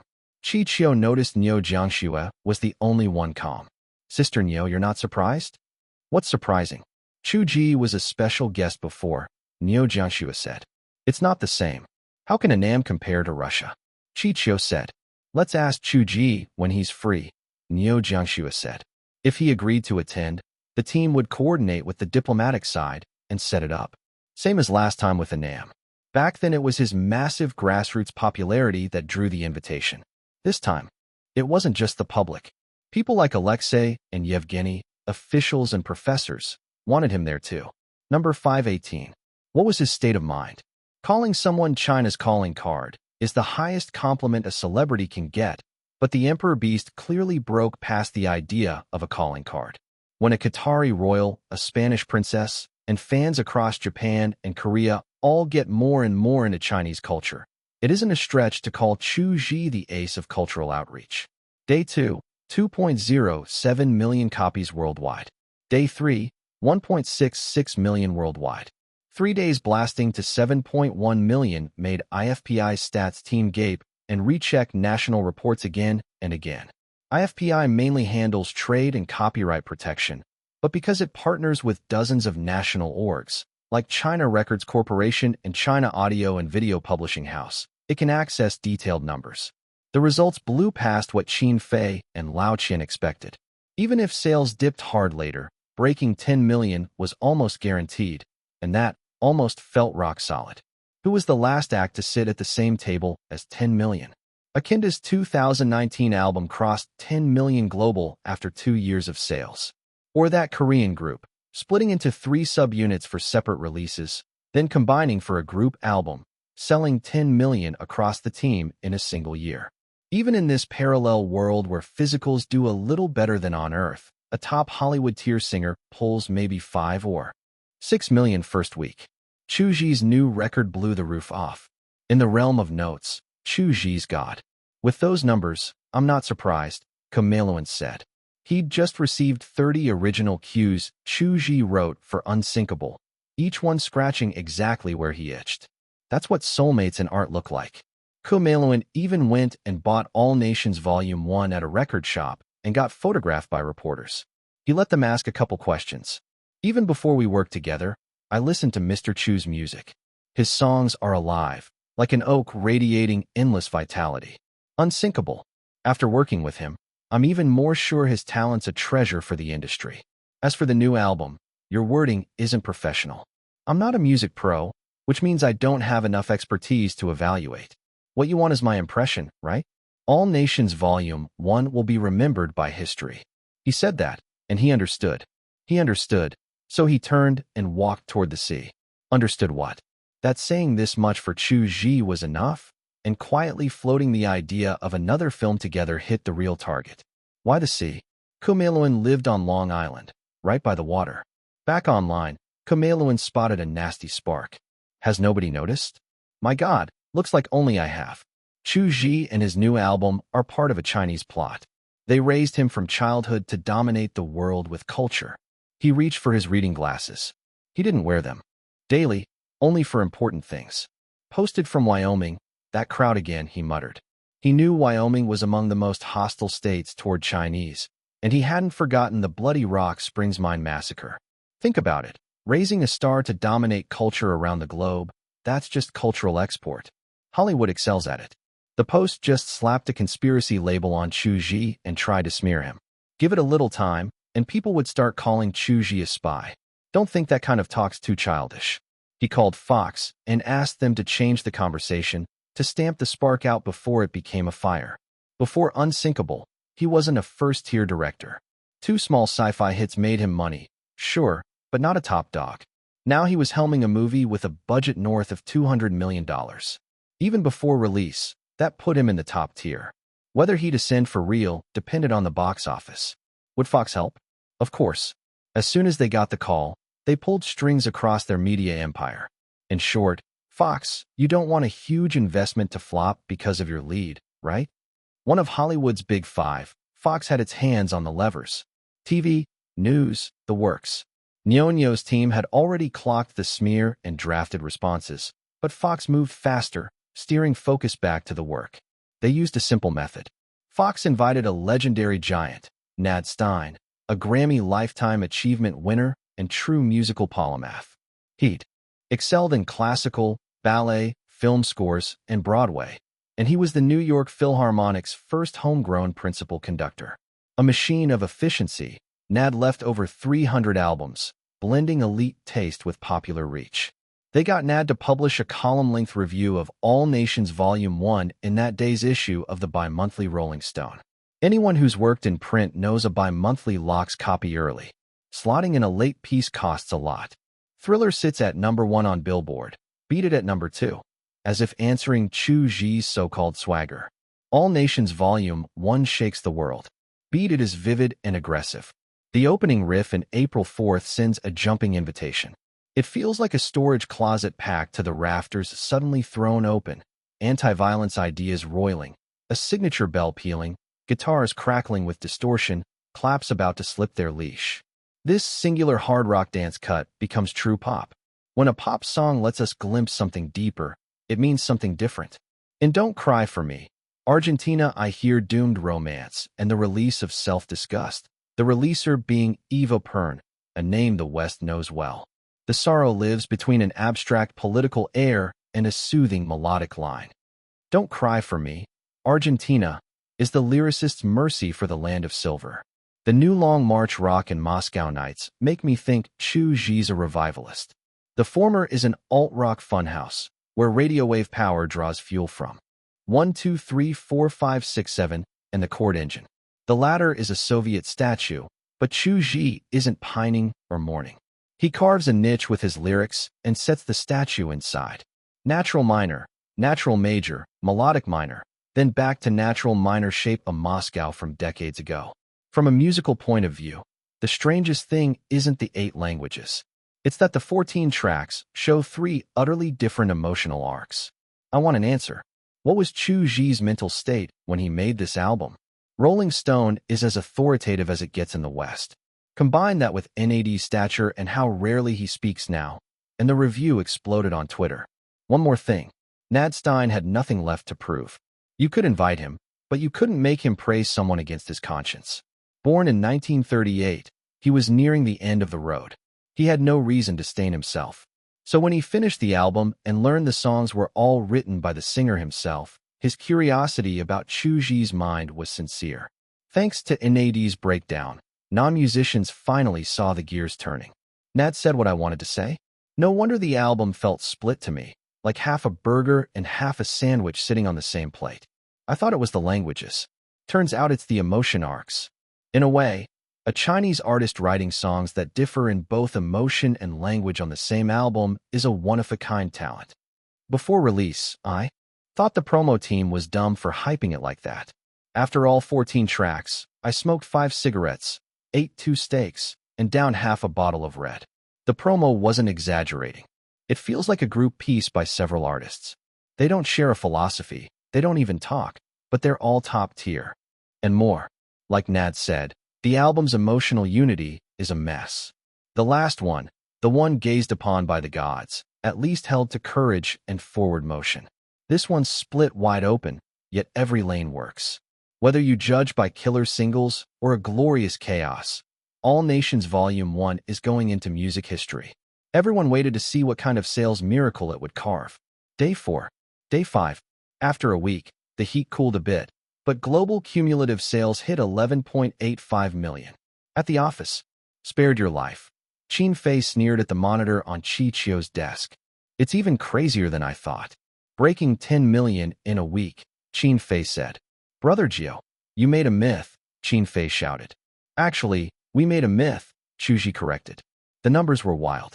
Chu Zhi decided to treat the whole company to a feast that night. Back to his office, working happy. I figured the 75th anniversary celebration would be at the Great Hall of the People. Didn't expect the National Center for the Performing Arts, he said, reading the invitation. He accepted, though there was a tiny pang of regret. Thinking it over, it made sense. The 70th had been at the Bolshoi in Moscow. By symmetry, the Great Hall wasn't likely. He set the regret aside and submitted his program, the instrumental vocalized dedication. Vitas wrote it for his mother, who passed from illness. Chu Zhi had hesitated between the cry of the crane and dedication for a long time. He chose the latter, vowing to himself he wouldn't pour real feelings into it this time. He'd go for pure technique. If he sang the Vietnamese songs Mother in My Dreams and visit home often with real feeling, he'd make himself cry. The Emperor Beast couldn't be totally heartless after all. Number 519. Why does it have to be Chu Zhi? September only has 30 days. All Nations Volume 1 hit the world on the 17th, and by National Day 2 weeks later, it had taken the year's sales crown in 7 countries. People used to call Chu Zhi Asia's top star, but now no one would argue if you said global superstar. His influence really went worldwide. The Orange Family app rolled out a Spanish version. Global signups hit 40 million. Investors waved cash at the door. Profit could wait. With this kind of traffic, the upside felt endless. The Emperor Beast did think about taking funding, since the more users you have, the faster server costs climb. 1 million users and 10 million users are 2 different budgets. He wasn't thinking about money first, though. He worried, if Little Fruits knew it cost that much every month just to keep the app alive, would they feel pressured? At night, after his daily practice, he'd sometimes check the app's comment area to get a read on the diehards. The key word was pressure, the kind Little Fruits would take on without even realizing it, which wasn't fair. He decided to refuse everything, then cook up a cheeky move. He asked Dubai for help to buy into a server leasing company. I'm possessed. I'm worrying for nothing. As long as we don't shout about this in promotions, Little Fruits won't care about server fees, he said after hanging up with Dubai, suddenly feeling he'd overthought it. Forget it. He'd already settled it with Dubai. He'd just hired Park Noyo and Kai Yunyong, and now he had to expand again. The Arabic and Spanish regions needed new leads. If he didn't have the right people, he'd go to headhunters. Chi Chio, his comms head, had been poached that way. If I keep acting like this, will I really turn into a fan pleaser? He muttered. Even if you don't act, you're a kind person, the system brother chimed in, which was rare. Ha ha ha, that's biased. I've made friends in the circle with motives. Calling it motives is heavy, but I've got aims, he answered in his head. Have your friends suffered losses? The system asked. Not yet, but who knows what I'll do in the future, he said. Are you taking responsibility for things that haven't happened? The system asked one last time, and that shut him up. Usually the system fell silent first. After a long time, he whispered to the system, or maybe to himself, it's not about taking responsibility for what hasn't happened. It's that I know my nature. All right, let's drop it. Refusing to admit he's a good person, the system thought. Humans are complicated. Why not admit a good deed? As always, holidays were when he was busiest. Speaking of National Day, Central TV's show Cross the Yalu did well, retracing the route of the old campaign. Ratings were decent. 1. Central's quality was guaranteed, and Minister Shi oversaw everything. 2. Suiwu joined a variety show without idle baggage. Cross the Yalu didn't match reenacting the Long March, but it was still a win. You can't even compare. I only know there's a gap between Chu Zhi and Suiwu. I just don't know how big. Minister Shi said, scanning the dashboard. Logically, with a solid first season, the second should do better. In reality, online discussion is only a fifth of last time. Seeing is believing. He'd heard Chu Zhi was the ceiling of domestic traffic. You don't understand what ceiling means until you feel it for yourself. Lao Shi, dinner tonight, Deputy Director Li Yong called. They'd gotten close through a mutual friend and often ate together after work. They found a tiny hole in the wall. The outside looked sketchy, but the food slapped. I've got a serious question. Don't bluff me, Li Yong said, face straight. What is it? Minister Shi put down his chopsticks. Can you really drink head-to-head with Xiao Chu, half a caddy each? Li Yong asked, then shared his tragedy. Twice I treated Xiao Chu, and he soloed our whole table. We had no chance. I've lived decades, and I've never seen anyone drink like Xiao Chu. Li Yong stared. I sang, you can do that too, right? 60-40. Minister Shi lifted his chopsticks, tapped the table, and said proudly, I'm 60, he's 40. You sure? Li Yong stared in disbelief. I made Xiao Chu crawl once. I've never lost. Minister Xi's eyebrows practically flew off his face. So Chu Zhi wasn't the only invincible one. What kind of general was this, to be so bold? Liang thought, eyes shining. National Day means state media gets lively. People's Daily's front page led with the holiday coverage. Page 2's headline read, "Let culture walk out. Make it solid," with the subtitle, "Chinese Culture Shines Abroad." Poet Huainan's new book came out in German and Spanish and sold out, with his new collection, Circulation, hot enough that Japanese bookstores ran dry day one. Singer Chu Zhi's All Nations Volume 1, written in 8 languages, is beloved across many countries. Cumulative sales have passed 12.47 million. Playwright Wang Rinlan's exception to clarity drew a sensation on Broadway. The essence of cultural export is transmission, understanding, dissolving misunderstanding, and giving culture a fair chance. It went on for thousands of words, so here were the highlights. Of the 3 examples, Chu Zhi took 2. Let's be real, Huainan is Chu Zhi. Senior folks in the cultural department probably knew. A chief editor at People's Daily almost certainly did. What was interesting was that, knowing that, they still named both Huainan and Chu Zhi, which was its own kind of official boost. Circulation is 2/3 narrative poetry, the style the West likes. I wonder if it can snag the Jerusalem Prize, he mused. It wasn't about begging the West to approve. The domestic poetry scene was wilted. To be blunt, you couldn't even flex big if you wanted. Holidays are the shortest things on earth, shorter than a web writer's break. A few good meals, and poof, they're gone. But some things laugh at holidays, like the 75th anniversary gala. Chu Zhi of Moscow. Since her rebound, Ludmilla wore that crown. Her agency gave her that path, which she understood. Chinese singers were hot in Russia, and this positioning built value fast. What she didn't get was why fans also felt Chu Zhi of Moscow was something to brag about. Ludmilla was 42. Calling it a rebound wasn't right. She'd never been big. She'd recorded folk classical, earned a little name in the trade, but almost no one knew her. A few months ago, she uploaded her cover of Opera 2. YouTube views hit tens of millions. It was like she'd unlocked her voice. In 4 months, she posted several high-note showpieces, and the public loved it. Her endorsement fee used to be 0 rubles, because no brand ever called. Now it had jumped to 9 million. A clean, big leap. Location, Moscow's Sheremetyevo, Departure Hall. Cast, the singers heading to the celebration. Scene, waiting to board. Singing Opera 2 in front of Mr. Zhi. "Milla, your courage stunned me," Ninyal said, tapping his throat with a finger when he saw the program. Quixote-level bravery deserved a drink invite. That throat tap is the drunkard's favorite sign. It means, "I want to buy you a drink." In Russia, if you want to praise someone, don't flash a thumbs up. It has no special meaning, but it sits too close to the rude gesture with the thumb between the index and middle fingers. The wrong temper might think you're cursing. Mr. Alexei listed the song requirements. Ludmilla said, "Show Russian culture or connect with Chinese culture."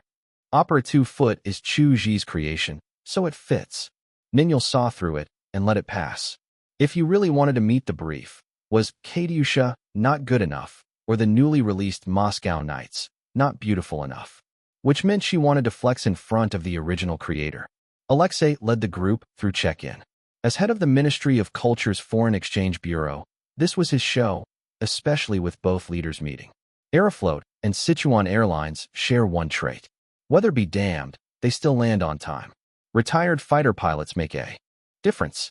Board on the plane, Ludmilla grabbed an in-flight magazine and skimmed. One headline made her freeze. "Why Russia Can't Produce a Composer Like Chu Zhi," written by a small name in social research. Ludmilla frowned. Social research? Why are you minding music's business? The piece barely talked about Chu Zhi.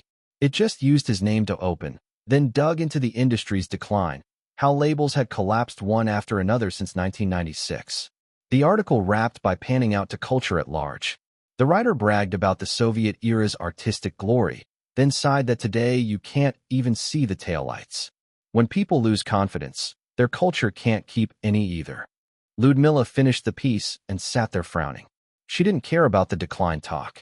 She cared that the article barely mentioned Chu Zhi, yet kept pointing at him. Why Chu Zhi? Not Akenda, not someone else. From the side angle it said one thing. In Russia, Chu Zhi works. Ludmilla didn't hate Chu Zhi. She knew perfectly well her own rise came from covering opera too. The sting came from this. He was 42, and people kept calling him Xiao Chu Zhi. If she remembered right, Chu Zhi wasn't even 30 yet. Fine, she couldn't match that level of songwriting, but when it came to high notes, she'd prove she could stand toe-to-toe. Ludmilla was a physical monster too. She had over 10 years of recording classical art albums under her belt.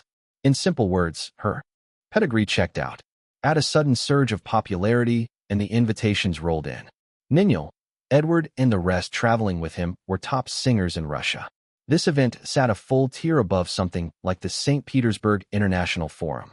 They reached the capital on the 6th, the eve of the China-Russia Anniversary Gala. It was also the return peak of the National Day holiday, so getting into the Gwai Hotel was bumpy. From the airport to Zizaman, then onto the North Second Ring, the traffic felt like cement. Here's a test tip, maybe this year, maybe next. Whether it was Moscow's 70th or the current 75th, the calculation starts from the day the Soviet Union and China established relations. If you need a guide, call anytime. The staff in charge of foreign guests explained a bunch, then, polite and firm, confirmed no one needed a guide and left. Vasily knows China. His wife's Singaporean. He'll take us to the best bar. Don't worry, Ninil said. Come on, Milla, let's toast your courage. We've got the gala tomorrow afternoon. Let's still take it easy tonight, Ludmilla said. She needed to keep her voice sharp. Most singers and anyone who lives on their voice keep strict habits and rarely drink. It just so happened that half the Russian guests invited this time were happy drunks. 7 of them followed Vasily into a bar thick with punk vibes. The owner had serious connections. His hallmark was pulling rare booze from all over the world. Russian ballet's famous for a reason. You could tell Vasily was a dancer from his even build and the way he walked. He was called the Prince of Ballet, with Pharaoh's Daughter and Sleeping Beauty as his signature roles, and he was a principal at the Bolshoi. They drank with restraint. As for the alcohol, they loved it. The only thing they didn't love was the bar snacks. Some partied through the holiday. Some were so busy they barely ate, like the Mango TV crew. On Ace vs. Ace, Chief Director Li Zi had everyone spinning like tops. What's going on? Why's everyone so wound up? Regular guest Min Zhongbei looked around. The mood felt weird. We've got a special guest, Li Zi said, eyebrows dancing. Special guest? Min Zhongbei asked. Isn't it Yulan and Tong Mao today? Then something clicked. He looked at the showrunner and said, No way, did you get him? Smart man, quick on the uptake. Li Zi saw he'd guessed it and nodded. Brotherly, Uncle Min, what code are you speaking? Another regular, Lin Warren said. He'd climbed over Lin Feifei's shoulders to become a top stream idol, brainy on the show, while Min Zhongbei did the clowning and played dumb. The show probably booked the core leader. Captain Chu, Min Zhongbei said. I'm really curious, what kind of price did you offer? Captain Chu. Lin Warren blinked, then shot up. You got Chu Zhi on the show? It took a mountain of work to invite Chu Zhi, Li Zi said, smug and glowing. I remember he even turned down the Spring Festival Gala, and he almost never does variety. Min Zhongbei couldn't hide his curiosity. After so many seasons, he knew the program's tricks. The finale always sold nostalgia, bring back the cast of some classic drama, or reunite a group from some famous show. Yulan was a solid Tier 2 singer with hits and fans. Tong Mao had been quiet for years, then joined Riding the Wind and Waves, brothers at 30, and picked up a lot of fans. They had one thing in common. Both debuted 6 years ago on Future Star. So who was that show's brightest new star? Chu Zhi. Add in the director's smug face, and Min Zhongbei had his answer. He's just dropping in, one song and gone, Li Zi said. He won't stay long. Chu Zhi's schedule slammed. Once they heard it's Chu Zhi, they lit up. Half the crew wants autographs, Li Zi added. By they, he meant the tireless staff behind the scenes. Lots of people in the circle are core leader fans. I've already had plenty ask me to get signatures, Min Zhongbei said. Lin Warren knew Chu Zhi's popularity already. Please, who didn't? What bothered him was Li Zi's attitude. By rights, Li Zi was a variety titan backed by Mango TV, top of the food chain. No matter how hot a star was, power flowed through channels, and channels decided the chain. Lin Warren himself was a new wave top stream, but he still treated Li Zi with care. Yet just now, Li Zi was preening. Because he'd invited a star. The food chain had flipped. How did Chu Zhi manage that? Lin Weiran couldn't figure it out. An hour later, taping began and the audience took their seats. They followed the format. Yulan and Tong Mao came on, each sang a song. The hall didn't shake. Most of the audience were Lin Weiran's guards, his fans. With that lineup, nobody was going to make waves. Welcome, Yulan and Tong Mao, Min Zhongbei said. Uncle Min, you're too kind. I grew up watching your movies. Same here, I love your films. Don't. I grew up on Future Star and Riding the Wind and Waves, brothers. Don't call me uncle, call me Xiao Min. The banter landed. The crowd chuckled. Min Zhongbei was born on the laugh line, and fans loved watching him clown. The vibe was warm on the surface. Everyone played their part. Inside, Yulan thought, Lin Weiran's just a pretty face. What's the big deal? He had a chip on his shoulder because his entry songs hadn't landed. With a hall full of guards, nobody would. Inside, Tong Mao thought, don't offend Lin Weiran. Don't offend Lin Weiran. Showbiz makes it way too easy to offend people. No wonder Tong Mao was tense. Ace versus Ace cycled the usual games, Pictionary, blind piggyback, telephone. This time it was Pictionary. They ran the routine. 2 hours passed. Then came the nostalgia segment. Of course, you still need an intro to sell nostalgia. Yulan and Tong Mao both debuted on Future Star, right? Can you tell us what it was like back then? Number 520. The night before the gala. I debuted as the third-place finisher, Yulan said. I feel lucky now. There was definitely some luck in getting that result. There's always someone who hides real ability behind the word luck, Min Zhongbei murmured.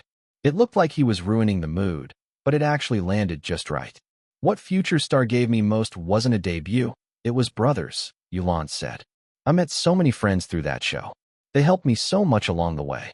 I'm really grateful I joined, not because of signing with a company or releasing records, but because I gained lifelong friends. He got caught up in it and pulled Tong Mao into a big hug. Heartwarming brotherhood, neatly packaged. Of course he played along. Hyping brotherhood wins fans. Plenty of people eat that up. I was probably the oldest contestant on Future Star, already 25.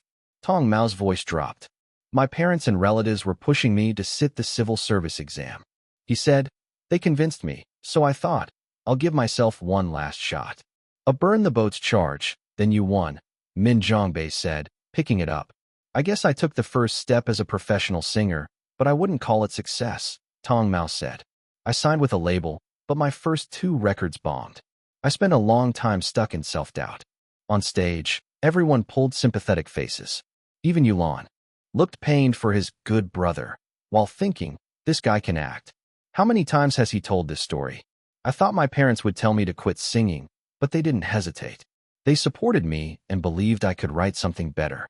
Luckily, it turned out all right, he wrapped it up. I hope I can bring more good songs in the future. They'd synced photos and clips on the big screen behind the stage to the two men's nostalgia. Yang Yu turned away from the camera to wipe her tears, which the side camera caught in full. Ace versus Ace knows acting, and the crew knows how to tug strings. One note. Yang used the designated eye candy among the regulars, face and figure both on point. We've invited a special guest. Wanna guess who? Min Zhongbei said. Weiran, give them a hint. Top traffic brings massive exposure and one small problem. If the camera time's light, fans will riot in the comments. Lin Weiran had no variety sense, so the editors always had to juice his cuts. Min Zhongbei was working overtime, cracking jokes and cueing the guests. He's someone you know, Lin Weiran said after a few seconds of thinking, which was a useless clue. If you don't know them, how would you guess? Yulan thought, steaming. He couldn't show it. Lin Weiran and Lin Feifei, the double Lins, were peeking. Someone we know. Did you invite old Jiang? Yulan offered. Jiang Bin, the one who sang Jump Up, 4th place on Futures Star. Jiang Bin was familiar and even worse off than Tong Mao. Several albums with zero splash. His family had money though, so he could keep burning it. Jump Up was a theme for a domestic kids cartoon, probably his most popular piece. Could it be Dubai? Su Shangbai. Tong Mao thought of the hidden rich guy who'd once introduced him to contacts. You're both wrong, Min Zhongbei said. Let's welcome the champion of Future Star. Champion? The audience, a few hundred strong, needed only a beat. Oh hell, that's Chu Zhi. They actually got Chu Zhi. Necks shot forward like giraffes reaching for higher leaves. Everyone wanted to see him first. Yulan and Tong Mao froze. No heads up for this. If they'd known Chu Zhi was coming, they'd have tweaked their lines. He finally appeared. It wasn't 1,000 people, but the roar felt like the roof would fly off when Chu Zhi walked on in a white suit, tailored tight to a shockingly slim waist. White suit kills me. I said Jiwai's the handsomest man in a suit. I won't accept rebuttals. I'm so happy with today's guest, I could cry. Who in the world isn't Little Fruits? Brother Gio, I love you. I'm your little star. The guards in the seats were supposed to be Lin Weiron's fans, so why did they all defect? Seeing Chu Zhi made them even happier than seeing their own idol. Yulan felt something was off. He flicked a glance at Lin Weiron. The kid's face control was better than expected, smiling calmly, which disappointed him. Standing on the edge, Tong Mao's inner warning shifted from don't offend Lin Weiron to don't offend Chu Zhi. Captain, it's only been a few months. Why do you look even better? Min Zhongbei greeted. I was gonna say that to you. Min Ji, guess you beat me to it, Chu Zhi said. Say hi to the audience first, Min Zhongbei said. Hello to everyone here and watching at home. I'm Chu Zhi, who hasn't shown up on Variety for a while, he said. The greeting wave from the seats made the cameraman's eardrums sting, even through the headset. Yu Ji, Tong Ji, long time no see. 5 or 6 years, right? You're getting younger, Xiao Jiao. If we stand together, people might think I'm a generation older.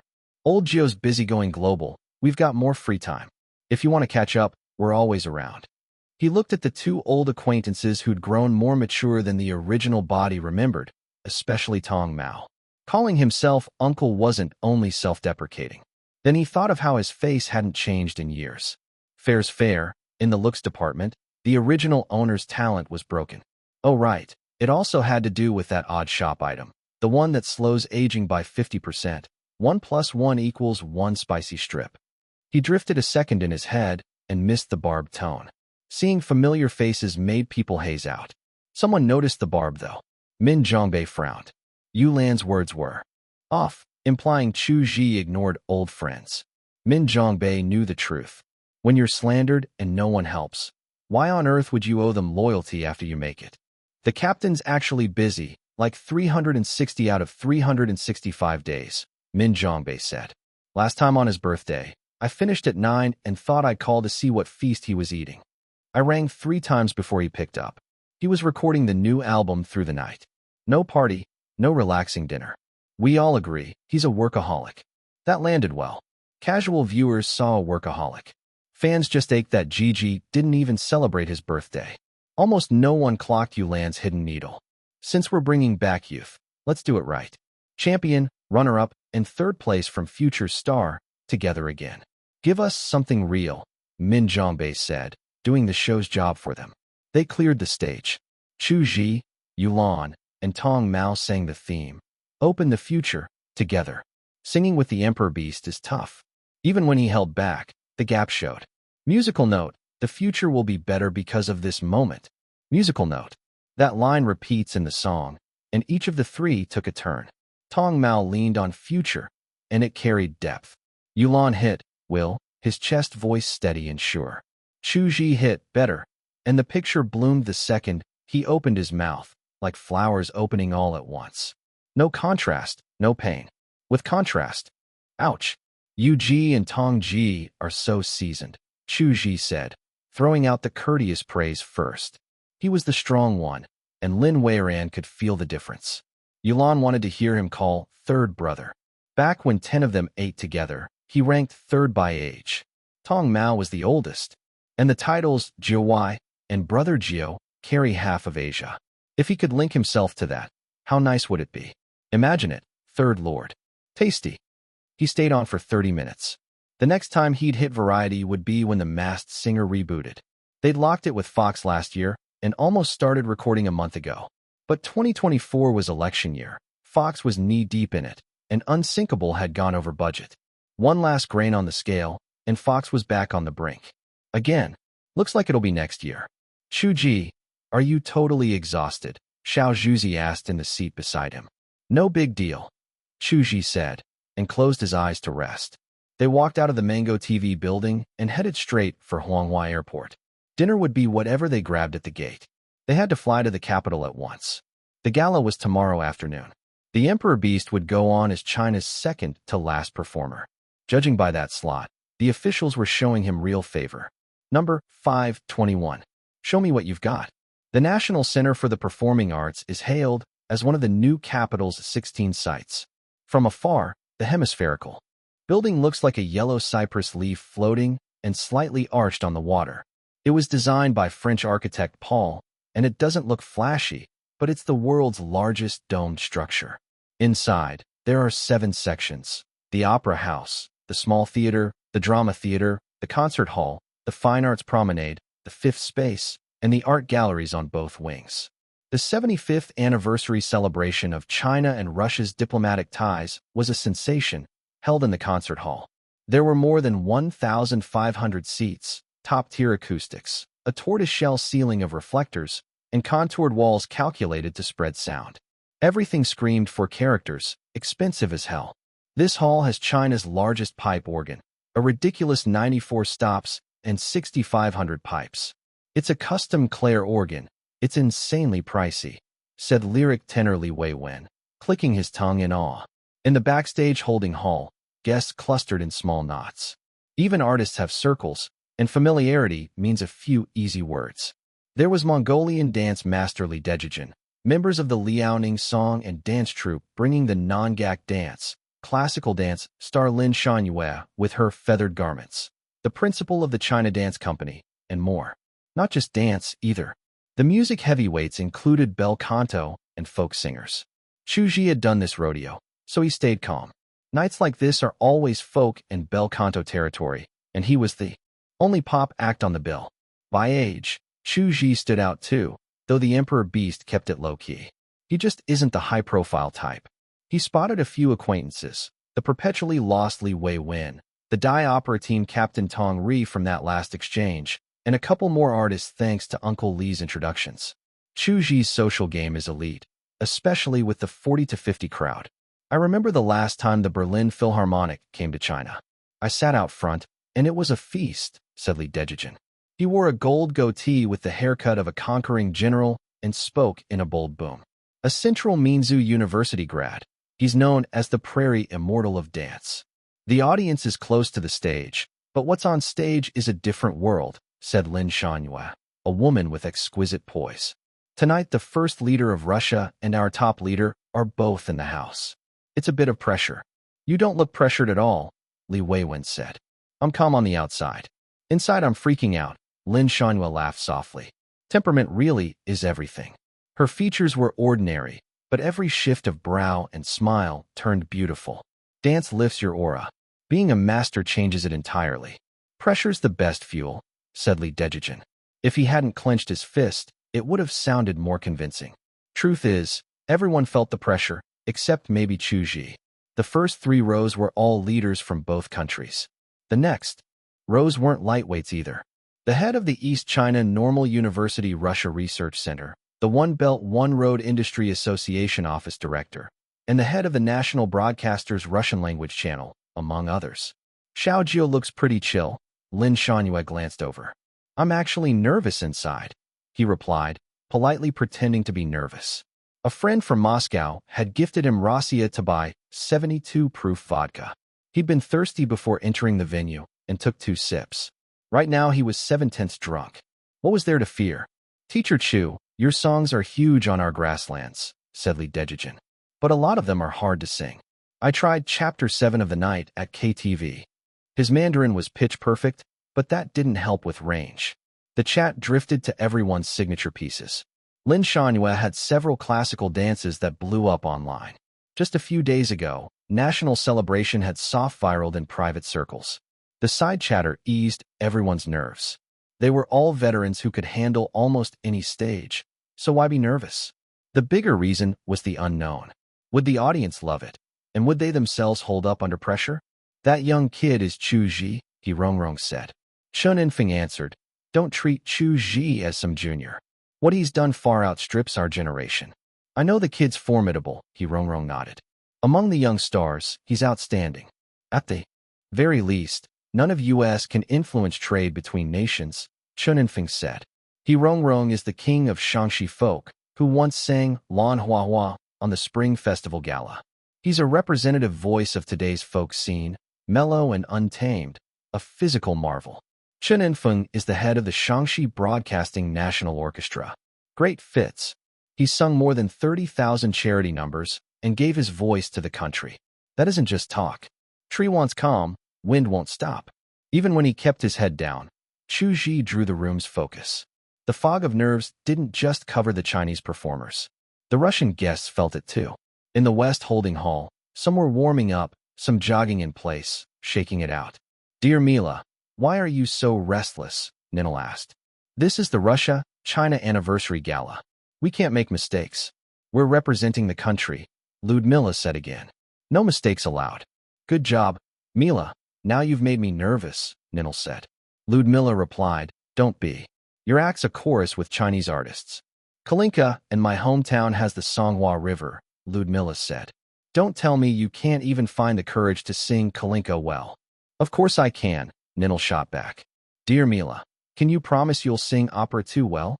Ludmila inhaled deeply and balled his fists. From his look, you'd think he was about to wrestle a bear. I'm confident.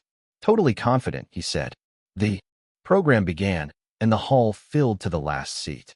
First up, the Chinese orchestra played Celebration March, a fine opening move. The lineup alternated and doubled back, one set from each side, then a collaboration. It was much better than the Ho Chi Minh City run. At least there weren't those awkward leadership speeches cutting things in half. Much Russian folk carries a tragic hue, tied to national character. They're good at sorrow. Take Ochi Chungi, Black Eyes. The lyrics say, those black eyes, scalding and alluring. I'm obsessed with you, but I'm afraid I'll never see you again. It's a love song, but the opening sax didn't sound like, I love you. It sounded like, I'm about to die for you. The crowd kept it polite. No matter the quality, there was a wave of friendly applause. The two heads of state shared occasional smiles. In the first 3 rows, the expressions were standardized. You couldn't tell real fondness from formal manners. The mid and back rows were more honest about what they liked. Incredible. Russian art's no slouch, Chu Zhi said from near the back. What floored him was the ballet La Baidra. The final tableau was stunning. The shades, 32 core ballerinas, and 3 soloists. No wonder it's a cornerstone. After a giant piece comes a group one. The Liaoning troupe took the stage in formation. Men wore short white tops and billowy harem pants. Women wore long white skirts and point shoes. The rhythm was in 12s, with 12 instruments. Some dancers held gongs, some small cymbals, some big drums. The lead wore a huge mask, like a bobble-headed doll from afar. They played clerks, hunters, stewards, and danced with easy joy. As a traditional dance, it didn't click visually for Russians. Ballet Prince Vasily didn't get the beauty, but he felt the celebration. Dance and song both extend emotion. The body extends in dance, language and song. This dance is a total success, he said. China's classical costumes are endless. The outfits change every single act, said Alexei, head of Russia's External Cultural Exchange Bureau. His eye went straight to wardrobe. There's not a single young face in this exchange, sighed Oleana, number 2 in the culture ministry. She's a little face-obsessed, so she wasn't thrilled. Next on was Shaanxi's Song King, Hirongrong. One big young filled the hall. What a voice! It's like a crafted artwork, Ninel said. This Chinese singer's voice is a Siberian steppe wolf, untamable, Ludmila said, a physical monster recognizing another. He hadn't expected another high-note freak besides Chu Zhi. He muttered to himself. Then came the conference regulars. China's Li Weiwen and Chen Infeng, Russia's Pavel and Alexei.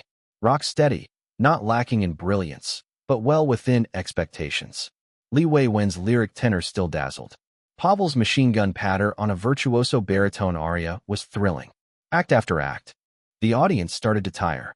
Come on, let me see what you've got, Alexei said. He handled exchanges and knew the program. He trusted Ludmila's chops. Ludmila walked out. The MC's intro raised plenty of eyebrows. He was about to sing it in front of the original. Opera too, right? Li Weiwen remembered St. Petersburg's Cultural Forum. Everyone thought Chu Zhi was there to make up numbers. Then he shocked the room. It's like showing off a broadsword at Guan Yu's doorstep, he sighed. Ludmilla held the pressure and opened with a full power strike. Musical note. Dom war destroyen, no yav nyom advien. Musical note. Musical note. My house is finished, but I'm alone inside. Musical note. When she finished, the applause swelled, louder than before. This is my opera too, Ludmilla said, looking straight at Chu Zhi. Maybe it was the organizer's mischievous streak, like drawing Iran and the US in the same World Cup group. Chu Zhi was slotted right after Ludmilla, the second to last act of the night. In stage terms, that's a true anchor entrance for Chu Zhi. Number 522. Extreme Showboating. The MC spelled it out. The piece was Dedication, a wordless song. Wordless? Ludmilla felt a little let down. She'd thought he'd get to hear the legendary, heaven-tier high notes from Chu Zhi. Truth is, she still wanted a head-to-head. On tonight's stage, she told himself, her only rival was that Mr. He. The man who wrote Moscow Nights and Katyusha is finally up. I've waited hours for this, thought Alexei, the Russian Culture Ministry's external bureau chief. He's a scholar official who's written 2 papers on Chu Zhi, so he knew the Chinese prodigy inside out. Look what I've got here, a performance that just lit up my eyes, thought Uliana, number 2 in the ministry. In plain talk, someone very good-looking had stepped out. You don't wear anything weird to a 75th anniversary gala, so he went with a simple dark tailcoat. The only flair was a satin peak lapel set with tiny crystals. It really popped. When the specials hit, the collar looked like stars were set in it. Chu Zhi walked out from behind the left backdrop. He looked like a prince torn from a manga panel, what the internet calls a ripped-from-manga guy, what Vajim called a vampire, what Uliana called an artist who makes your eyes jump. The Emperor Beast sat at the piano, eyelids drifting closed for 2 seconds. The notes were already running in his blood. He's Russia's most famous Chinese singer. No, scratch that. The most famous non-Russian singer. He hits the Russian web's front page several times a year. Vasily, Ninel, Pavel, and the rest all leaned in. Pavel, who'd been slouched back, suddenly braced both hands on his knees and cupped his chin, eyes locked forward. The anticipation's huge. The air itself shifts when Chu Zhi walks on. Li Dejijin rubbed his bald head. Too much hype can backfire, he thought. He struck the keys. The prelude opened. Piano, triangle, and a soft synth laid out a picture. Morning light was gray and hazy. A forest path was empty and wet with clear dew. You walked it alone. A minute-long intro, and in this room, only he'd dare, sighed Minister Zhua from Culture and Tourism. Yep, dedication starts with a full minute of prelude. Every listener got pulled onto that forest path. Even if you walked slowly, you still stepped in. A few people even wanted to ask, isn't a wordless song still supposed to have singing? The prelude shifted. A richer pad joined. The melody felt like the path opening into a canopy, where treetops and mist became one. He began. Musical note. Fa fa fa fa wa fa fa fa wa fa. Fa fa wa wa fa fa fa wa fa yi. Musical note. Triggers. Thousand Heads effect. Crowd freak. Drunken immortal. Perfect voice. Stack 3 passives, and this flex turns royal great. He hadn't even needed to hum to proc the first passive he drew after crossing over. It was like an angel speaking an oracle. He didn't add the angel's gospel timbre, but it still felt that way, pure beauty on its own. A beautiful voice. Musical note. Fa fa fa fa fa fa fa. Musical note. His 10 fingers were 10 sprites dancing through a black and white world. His mouth kept spinning the 4 syllables, fa, a, wa, ei. Those sounds don't tell a story, but they were too beautiful. Uliana, who's more emotional, was the first to tear up. It felt like her ears could see a sky full of stars. Then the ache in the melody hit. Most of those stars we see are light from tens of thousands of years ago. By the time we see them, many are gone. Why does something so beautiful end up destroyed? That was the feeling. So this is a wordless song, Ludmilla thought. She felt she'd already lost. No, hold it. She hadn't lost yet. Dedication and opera too, live in different realms. He shines, I shine, she told herself. Whatever she'd felt before walking on, expectation, whatever, it all evaporated the instant the singing started. Musical note. Na ji na o la ji la. La ji la ji N. Musical note. On Earth, rumor says dedication holds Vita's highest note, but it's only D number 6. High for sure, not his limit, and not uncopyable. If you're chasing high notes, emotions whistles up to E7, and live whistles blow past A7. That's higher than the C6 Chu Zhi blasted in Left Hand Points to the Moon at the Tri-Nation show. But Chu Zhi bit out full words on C6, while whistles shoot to A7. If we're talking beyond human, the former's crazier. Anyway, that's Earth talk. In this parallel, Chu Zhi's version hits harder. Musical note, FA, FA, FA, FAFA, FA, FA, FA, WA, FAEI. Musical note. He stayed seated, posture unchanged, but his sound sprinted from the foot of the Himalayas to the summit. Gooseflesh rose across the hall. Musical note. Woo woo woo woo woo woo woo woo, woo woo woo woo. Musical note. Musical note. Triple A, A, A, A, A, A, A, A. Musical note. He'd fully digested Farinelli's gifts and kept a hand on his feelings. So he started showing off. With head voice, he slid FA and A up to F7. Not a skim and squeak, either. The Emperor Bee strolled around C7 to E7 like it was nothing. Musical note. Na di nada de G na na na na na na. Musical note. He was having a blast. Alexei felt the high notes shoot from his toenails to his skull. It was absurd, then it took flight. Absurd became a pilot and left the atmosphere. Musical note. Di na na na G na na na na. Woo a. Musical note. The hall went quiet. Reactions split between insiders and outsiders.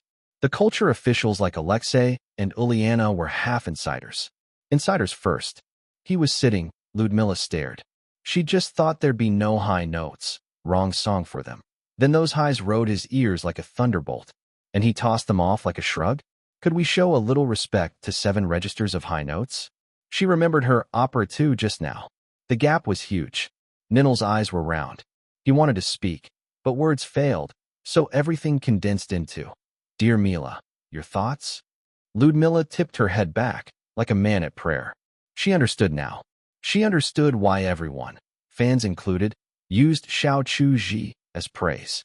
It really was praise. Being called Russia's Xiao Chu Zhi wasn't bad at all. And her opera too had been good. Her confidence surged. She absolutely deserved the name. Those internet rumors that call Mr. Chu a vampire count have a shred of logic, Ludmilla said. Ninel got it. The subtext was that Chu Zhi had just sung like something not quite human. He agreed completely. Outsider's turn. Mr. Chu's singing, the art in its towering. It sounds like an angel crying, said Vladimir, Russia's top leader. Until now, both leaders had kept to standard smiles and courteous claps, no matter the act. Vladimir speaking up first wasn't a formality. China's top leader, Leader Zhang, felt a little proud. Their singer had conquered another country's head. If only they knew he's also a world-famous poet, Leader Zhang thought. Culture export was his core plank, so he followed overseas praise for Chinese poets closely.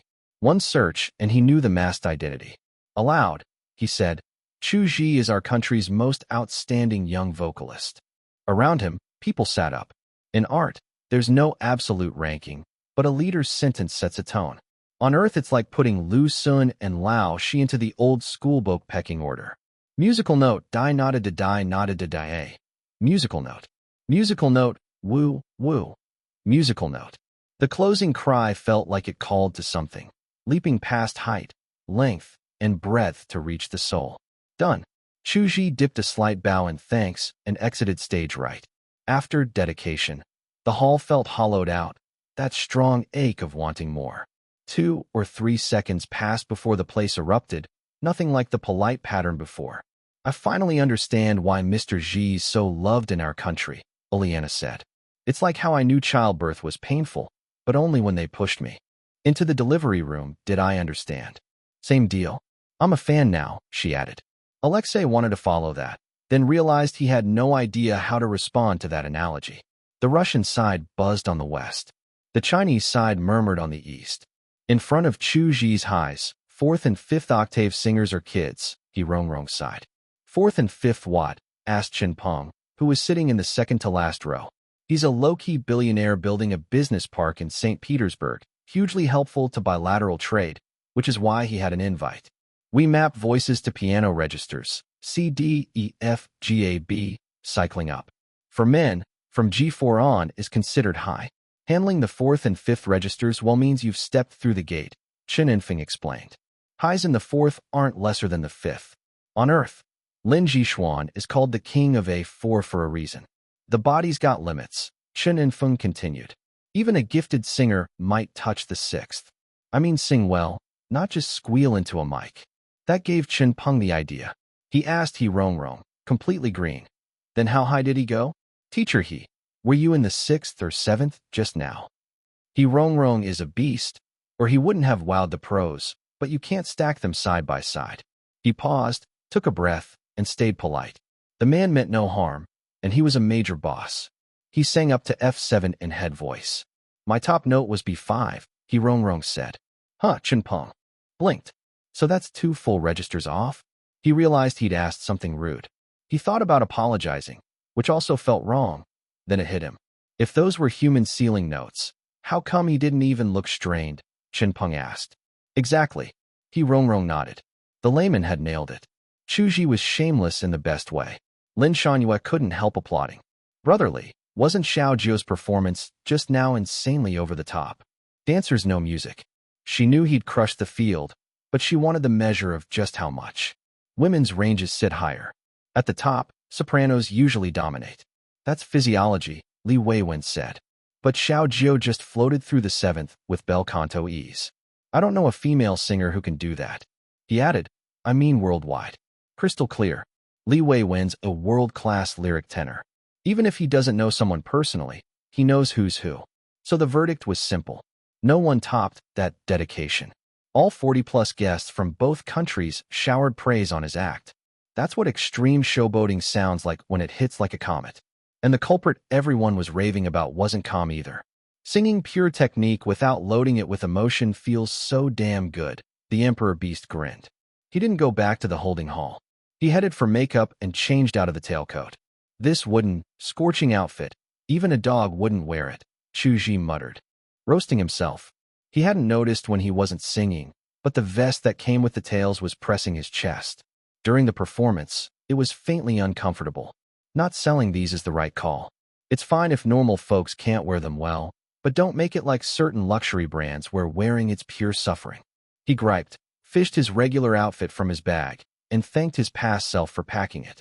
The wooden, heat-trapping brand had disappointed him. He gave it a 1-year leash. If nothing changed, dust to dust.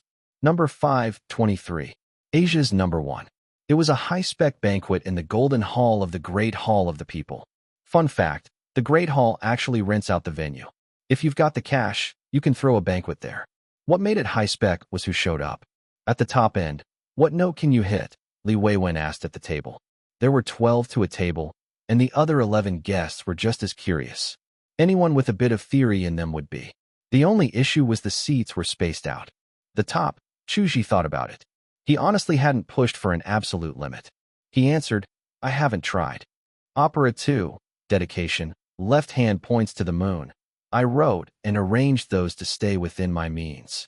I don't really touch the boundary. Li Weiwen. He Rongrong. Lin Shangyue. Li Dejijin.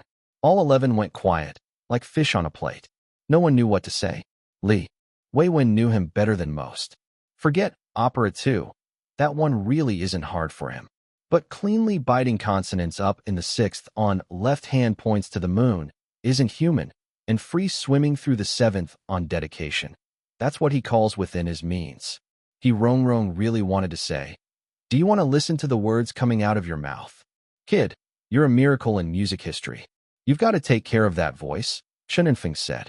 She'd heard he sometimes needed a drink to steady his mind before going on stage, so she nudged the topic out of concern. Young folks now are terrifying, Li Dejijin laughed. He's a dancer, but even he could feel what an unbeatable voice felt like. Midway through, the Russian guests came over to toast, each holding a bottle of vodka by the neck. Dedication. I think only angels and Mr. Zhi can sing it. For his song, Cheers, Vasily raised his glass. For dedication, Cheers, Ninel raised his glass. Cheers, Ludmilla raised her glass. It felt like they couldn't beat him in song. so they'd try to beat him with alcohol. Problem is, he can drink.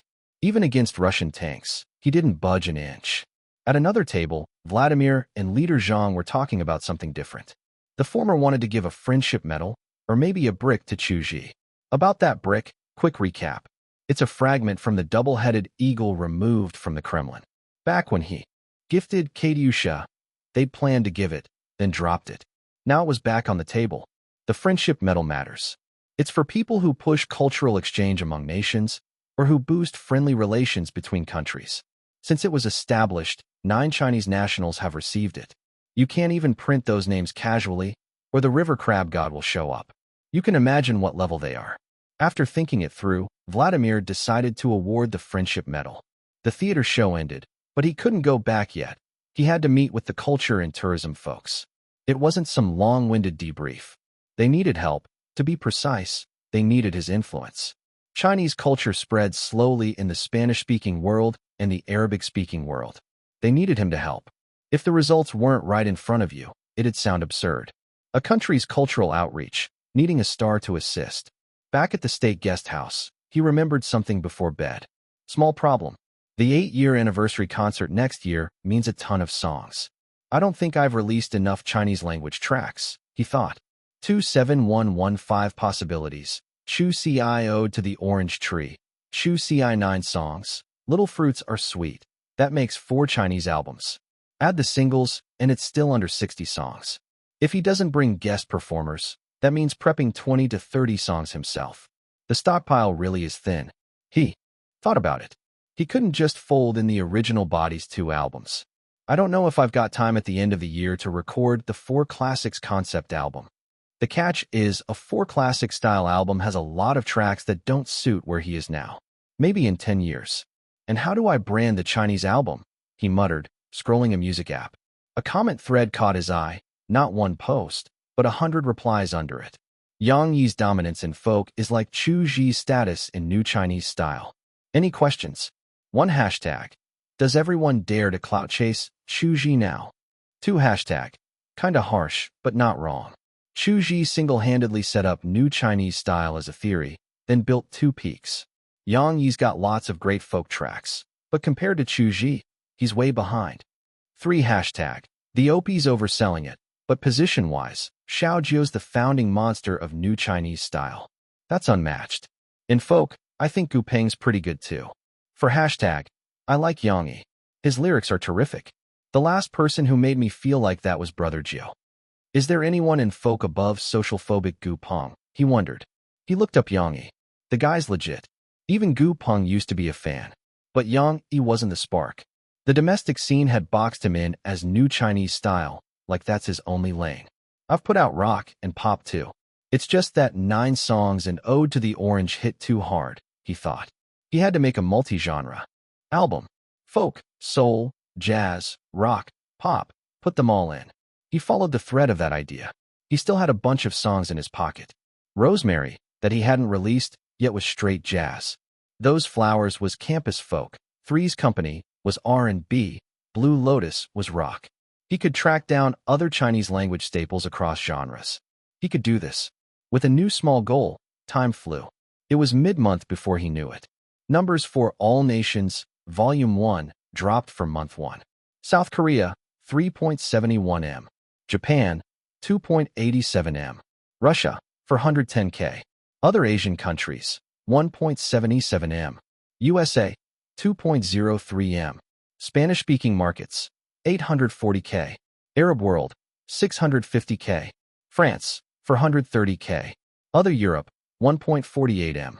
Other countries, 1.29 M. Global total, 16.46 M. If you've been following the album, you'll notice it blasted past 11 million in 5 days, hit over 12 million around a week in when People's Daily posted it, then only climbed about 4 million over the next 3 weeks. That cliff drop screams what the internet's done to physical albums. Numbers depend on diehard fans and a front-loaded hype cycle, plus impulse buys from casuals. It's not the golden age anymore, when a great record would pick up new buyers on word of mouth and eventually outpace its opening week. Now, when something sounds good, random listeners go straight to streaming. So in those 3 weeks, All Nations, Volume 1, just nailed itself to top 10 on national SPO charts across the board. It beat Igwa's leadership's expectations by a mile. Definitely worth celebrating. There's still room to mine. The Middle East, the Vietnam tri-region, and the newly opened Spanish-speaking market all need a plan, fast. At least by next year, or the year after, before the next international album drops. We've got to lock them in, Neo Jianxua said. She'd wanted to say next year, then remembered the 8-year anniversary tour would be nuts, so she added, maybe the year after. Isn't this supposed to be a celebration, Boss Neo? We should be happy, Lao Qian smiled. We should, she nodded. But the album can still go higher. If we firm up a few regions, 18 million's in reach. At first glance, you'd peg Wang Yuan and Fei Guo as the aggressive ones, with Lao Qian and Neo Neo as the steady pair. Truth is, brave Neo Neo's the stealth gambler. A lot of Chu Zhi's risk-heavy calls, she never tried to stop. Her philosophy, high risk, high reward. Boss Neo's right. We can't slack. We've got to go bigger and better, Fei Guo chimed in. They were kind of killing the party vibe, sure, but rationally, they were right. It mattered for the company and for him. Next year's 8-year global tour, the U.S. Masked Singer reboot to cement his standing, there's a mountain to prep. Rough math puts the physical plus digital revenue split at over $200 million. That's why they say one blockbuster album sets you up for life. All Nations, Volume 1 could fund 3 retirements. Chu Zhi added another $10 million to the staff bonus pool because a win like this took everyone. He cut people loose early and treated the whole company to dinner plus KTV plus late-night barbecue. Sounds pricey when 300-plus employees tag along. At about $2,000 per head across the 3 stops, it still wasn't much for him. He stuck to the 3 no's. Don't nag. Don't posture and push drinks. Don't force anyone. The funny part, Igwa's parties are optional. If you don't go, you can cash out half. Tonight's average is $1,780 per person, so anyone who has plans or just doesn't like crowds pockets $890. You can see where this goes. A lot of folks won't go. If you've got social anxiety, ordering great takeout and binging a show at home's perfect. Full company gatherings are rare. Are they important? Don't try to control employees' time outside work, the Emperor Beast said. With those freakish numbers, Igwa's celebration was bubbly. The industry was stunned. IFPI Chair Braden said flat out. In a time when physical's barely breathing and digital is the new core, the world hasn't seen a first month, 10 million plus physical album in 7 years. Seeing one again isn't a physical revival. It's the breath before death. We shouldn't ask why All Nations, Volume 1, only sold 16 million, he argued. Using data from 20 years ago, if it had dropped in 2003, projections would put it over 30 million, top 20 in history. He even gave a grim forecast. By 2030, physical will be genuinely over. Breaking 1 million worldwide in physical will be a sensation. Bleak, but not wrong. More top-tier singers are shifting to digital first. Physical's turning into a souvenir. Even in mid-October, it was fair to declare All Nations, Volume 1, the global annual sales champion. Not just 2024, but the best of the last 11 years. The last 10 million record was in 2017 by old-school rockers Sun Rain with On the Sun's Surface. Back in July 2013, Pop King Presley's final record, Seize the Day, did 17 mil. Global headlines screamed, an 82 Diamond album is born. When did a non-Western act rule the global music market, and for the first time in over a decade? Foreign chatter needed a ladder to climb over the wall, so people checked domestic takes first. What the heck is this? Suiwu wanted to laugh at the headline. Did someone type an extra 2? With how weak local physical is, 8 times Diamond at 1.6 million would already be wild. Last year's domestic champ was Lin Xia, who, miracle of miracles, hit double Diamond at a little over 400,000. The trick was the PR line, maybe retiring from music to focus on acting, so fans blew the bank. He looked closer. Chu Zhi's 8-language international album, All Nations, Volume 1 sold 82 Diamond plus 1 Platinum plus 1 Gold in its first month. Few words. Great entertainment news is usually like that. Fewer words, bigger. Boom. Suiwu smacked his head. He'd almost forgotten that Chu Zhi is a god. Never mind, wait. No, mind it. 82 diamonds. The Bureau certifies diamond at 200K. With my perfect, just passing math grades from grade school through high school, that puts him at 16 million. Those digits shut him up. He'd snagged a bite of the cake when he recorded crossing the Yalu, riding a wave Chu Zhi left behind. It added a nice line to his resume and credit. He'd wondered if Chu Zhi would be annoyed. Seeing this, he realized his view was too small. With numbers like that, even the network's paper cup cupcakes didn't move the needle. If I remember right, Lin Xia reposted that 400,000 sales brag twice. Not even a fraction of Chu Zhi's throwaway. If I were Lin Xia, I'd be ashamed enough to ditch the top traffic crown. He'd been top traffic in the same generation as Chu Zhi, then fell off. Even a skinny camel's bigger than a horse, so he still had the second biggest mom fan base after Chu Zhi, but he still felt uneasy. Will Lin Xia be ashamed? No. Lin Xia had realized I really am a singer, that Chu Zhi wasn't human. He'd long since quit comparing, and he'd followed the path happily. Right now he's got the second highest endorsement fees in the country. When's the next new Chinese-style album? I'm sick of looping 20-plus tracks. Chu Zhi's a beast. Wasn't he filming the first half of the year? Then he drops this album in the second half. If I'm not wrong, 16 million is the highest album sales by a Chinese singer ever. Not just domestic, it's all of Asia. He turned the pride of first-gen South Korean boy groups, that 12-meter record, into dust. Asia's #1. Insane. And so on. For passers-by, the 82 diamond thing didn't change much. With years of hot searches, the idea that Chu Zhi's ridiculously strong is set in stone. Even taking the all-Asia sales crown felt within expectations. But this time, it lit a fire under the little fruits. This joint letter plan has to work. Bingtang Shuili Bingon clenched her fists. You could see the conviction. The fresh nail tips hurt a little, leaving half moons in her palms. Remember that ID? She'd been a big fan of Li Xingwei, then went undercover in Orange Grove and floored it down the Little Fruits Road. Now she's the Tianjin Little Fruits station head. There are over 40 station heads nationwide, absolute diehards, including Wei Tongzi, the 4-time Orange Festival MC. She moonlights at Mango TV as a host, and her main gig is running the Hunan Little Fruit Station. Angel Ji Little Round. If this doesn't work, we'll turn into balls. Geo Lord, we'll pull it off for sure. By the way, Mimi said she had big news yesterday, right? Tang Tang. At Chu Loves Cranberries, you around? Their WeChat group lit up. Tang Tang is Bingtang Shuili Bingon. She'd started as a side account to avoid being recognized. Now it's the main.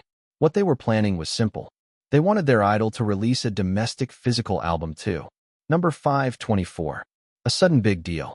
Little Fruits in China bought a bit over 200,000 copies of All Nations, Volume 1 through resellers. Most went the South Korea route. Japan's pricier, and shipping from other countries takes too long. Even if the domestic physical market's limp, Vietnam still put up 280,000. Coming in under Vietnam really didn't sit right with Little Fruits. Lin Xia can move 400,000. With Xiao Jiu's popularity, isn't 800,000 reasonable? Bingtang Shuili Bingon said. She wasn't dunking on Lin Xia. She thought she was being pretty gentle. So why the gap between a few 100,000 and 800,000? Bingtang Shuili Bingon wrote a long post and summed it up as 3 points: channel hurdles, reseller fees, long purchase cycles. That post is why she's leading this whole campaign. The long wait hurts most. Fans obviously want to hold the album as soon as possible, but any reseller takes at least a week. None of this is on Xiao Jiu, Bingtang Shuili Bingon murmured, looking over the plan. He did it for Little Fruits.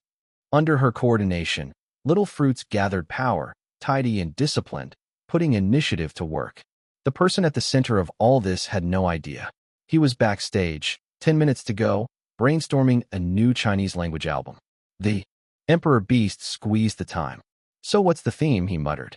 Yesterday, Neo Jiangxue had thrown one question that froze him mid-sprint. They'd been hyped to talk about a Mandarin album.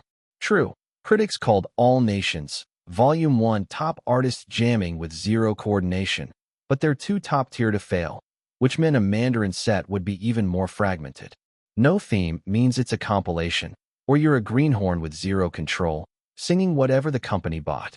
It could be a big deal or nothing. If he didn't care, he could glue it together and drop it. He's the producer, the team won't argue. This really is a problem. Those flowers. Three's Company. Rosemary. You can't force them into one concept. He couldn't solve it in a minute. He refocused. The central AC was cranked up. It was hot. System bro, what should I do? He asked, undoing the 2 buttons on his jacket. Pick a theme first, then backfill and search. The system answered. A last resort plan. He sighed and called Su Shangbai. If anyone in the business could offer an angle, it was him. I want to release a Chinese album, but the tracks I've got don't connect, so it's hard to lock a theme. One line from Su Shangbai flipped a switch. No theme is a theme. That's so annoyingly right. His vision opened. Album theme, Chu Ren's Rhapsody. Meaning, it's a set of everyday tracks with no single banner. Then the title surrounded on all sides. Fits. He opened notes and started stuffing songs into a shortlist, with the system's help of course. When he searched rap, System Bro surfaced a track, The Stars in the Sky Don't Speak. The artist's called Kindergarten Killer? That's cute. He skimmed the lyrics. His smile cracked, then froze. He found himself mouthing along, softly. Musical note, The Stars in the Sky Don't Speak. I know you get that feeling. When you lost your parents as a kid, you waited alone, counting passers-by, hoping the next face was dad or mom, until your eyes glittered with tears. You once got mad at mom when she didn't buy the toy. On a thin paycheck, she still had to budget for life and school. Dad had an affair. Mom crouched alone in the kitchen sobbing. What a dark stretch that was.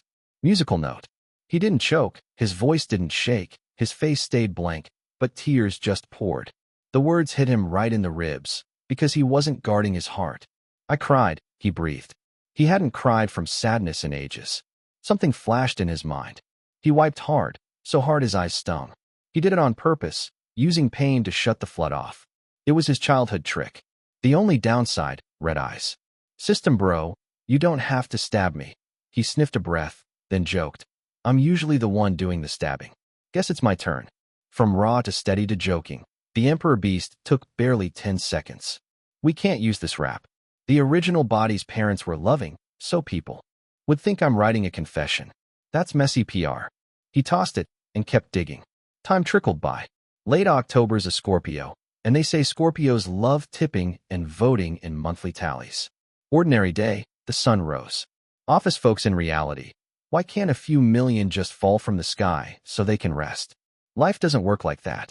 Reality stays busy, the internet too. The past few days were flooded with Li Fei's big announcement. Li Fei's a friend, and when things were messy in the press, he posted support. They Wu head. Chu tail, soaring with E group. Same generation as Su Yi Wu, the tears of an era. In the fan economy churn, stars swap out fast. By this afternoon, his story calmed down. Around 1 o'clock, Xiaohongshu, Bilibili, Weibo, Douyin, every platform lit up with the same headline. 5, 345, 87, 0 Little Fruit's wish. 2 weeks of prep later, Little Fruits, organized and disciplined, had gathered over 500,000 letters. Jiwai, I want to buy a physical album too. Relying on cold wind. Strongly suggest Brother Gio release domestic physicals. Streams stay free. If we want the disc, we'll pay. If we don't, we'll stream. Tom Balibo. Ugh. All the copies I bought are in Japanese or Korean. People think I'm a Japan or Korea simp. I'm tired. Chienmu Ishua. And more. The trending page showed only a slice. Every hand was different, neat, elegant, or scrawled. It hit like thunder out of a clear sky. It also felt like a crow taking a plane. Casual onlookers crashed and rebooted. So fans are proactively asking to get fleeced. Wait, that album with 10 million plus sales overseas didn't release domestically? I never clicked the story. I thought China was the main market. So it all sold abroad. 500,000 signatures. Yeah, if this were South Korea, that's enough to storm the presidential office. Idol doesn't want fans to spend. Fans petition to spend. That's a first. This is what cultural export looks like, tactical lean back. Passers-by were dazed. The industry was too. A 500,000-strong petition for a domestic physical release. That's never happened. Media folks jumped in. Mike Sitagarba and Nye Xiaoqian. Are you kidding me? The zip is 2.7 terabytes. A Guangming Daily reporter, Xiao Nao gasped. Over 500,000 hand letters could kick a president's door in. He had to check. Don't be fooled by celeb accounts with 10 million followers. If you've got a real 10,000 diehards, you can run the industry. But this workflow, handwrite, shoot, upload, package and share, it's tedious. Only diehards do it. He opened the index. The folders were clean by province and city. The largest stacks were Shanghai and Suzhou province. That matched Demai's past ticketing data. Concert buyers skew hard to those regions. He tried to download Beijing's bundle. He didn't have cloud VIP. His home fiber screamed, but the download crawled at 200 KB. Staring at dozens of GB, he nearly choked, then surrendered to the dark side and bought the monthly auto-renew. 25 renminbi, 5 cheaper than normal. Fine, you win. You're so noble. He enabled it, immediately turned off auto-renew in WeChat, and hissed. With VIP, his speed went back to normal. Good. News needs speed. Actually checks out. Phone snaps, say 5 megabytes each, times 500,000. That's around 2.5 gigabytes per 10,000. So yeah, roughly 3 terabytes. GUI really unified the fandoms, he muttered. 10 minutes later, he cracked the folder. It was stuffed with petitions. I almost got scammed by a reseller last time. Crying face. GUI, save me. Give us a reliable channel. A brief history of humanity. GUI promised free albums to Little Fruits during Red Chamber, Dream, and he's kept it. I'm moved, but don't strip us of our right to support him. Grapefruit is bitter. And so on. Some were on A4, some torn from notebooks. All real pictures. Wild. He started typing furiously. The petition blitz swept the country. Bingtang Shuali Bingen's plan worked. Meanwhile, another very capable woman, Niu Jiangxue, stitched alliances. Igwa signed strategic cooperation frameworks with China Film and the Beijing Film Academy. Igwa's not a film company, but with the investment in Unsinkable and a pipeline to overseas markets, if the film hits, Igwa will own Western distribution muscle. Breaking Asia into the Western market is brutal. If Igwa opens that artery, it's a golden rooster that lays eggs. Money, money, money. Elsewhere, Igwa's inbox got 2 odd emails. Chu Zhi was shooting in Chile's Rapa Nui National Park, Easter Island. What ad needs that kind of lift? Netflix's. When he rapped and checked his phone, he saw 2 forwards from Nyonyo. 7 Men wants me as a concert guest. Got anything more ridiculous? He sighed. He remembered them. The frontman Leighton is a dyed-in-the-wool China hater. They tried to trap him at WOA and at the World Opening. Inviting him now felt like windmills apologizing to Don Quixote. Leighton's got issues, he muttered. Xiao Zhuzi walked over with water and caught the name. That's just your magnetism. What magnetism? He blinked. Aren't you talking about Leighton, 7 Men's lead? She handed the cup. Yeah, he nodded. Then it tracks. I saw a post on Weibo. Let me find it. She scrolled. Here. It was a post by a big entertainment KOL, a lot of money, a few days old, titled, How Big is Chu Zhi's Influence Overseas? It laid out 7 Men's anti-China past, especially Leighton's line. There are Chinese doing business in every country. They're leeches sucking the world's blood. And now, every country has good people and bad people. Don't cover your eyes with one hand. Chu Zhi is a singer our whole band genuinely loves. The KOL ended with, values and tastes are hard to change, prejudice even more so, but Leighton's got one pulled out because of Chu Zhi. That's positive influence. He's your diehard now, Xiao Zhuzi said. Huh. That was outside his mental model. He always checked a poster's reliability. A lot of money wasn't a rumor mill. They'd translated legit foreign entertainment reporting, not tabloid junk. It tracked. Cool. He rubbed his temples and told Nyonyo to decline. Guest spots weren't happening. He didn't have time. The second email was weirder. Glastonbury invited him for next year. The first half was normal. It's the big one at Worthy Farm, Somerset, the world's largest open-air festival. With his profile, and invites normal. The second half, though, the fee was way too low. $1 million USD. Way low. Before One Gazed Upon by Gods and All Nations, Volume 1. WOA had offered that. Low's one thing, you can negotiate. The problem was, Glasto's tone was, this is the price, be grateful. Turn it down. I'm not using a festival to raise my Western profile, he told Nyonyo on a cross-border call. She agreed. The international album's numbers gave them the spine to say no. What's up with Glastonbury? He asked.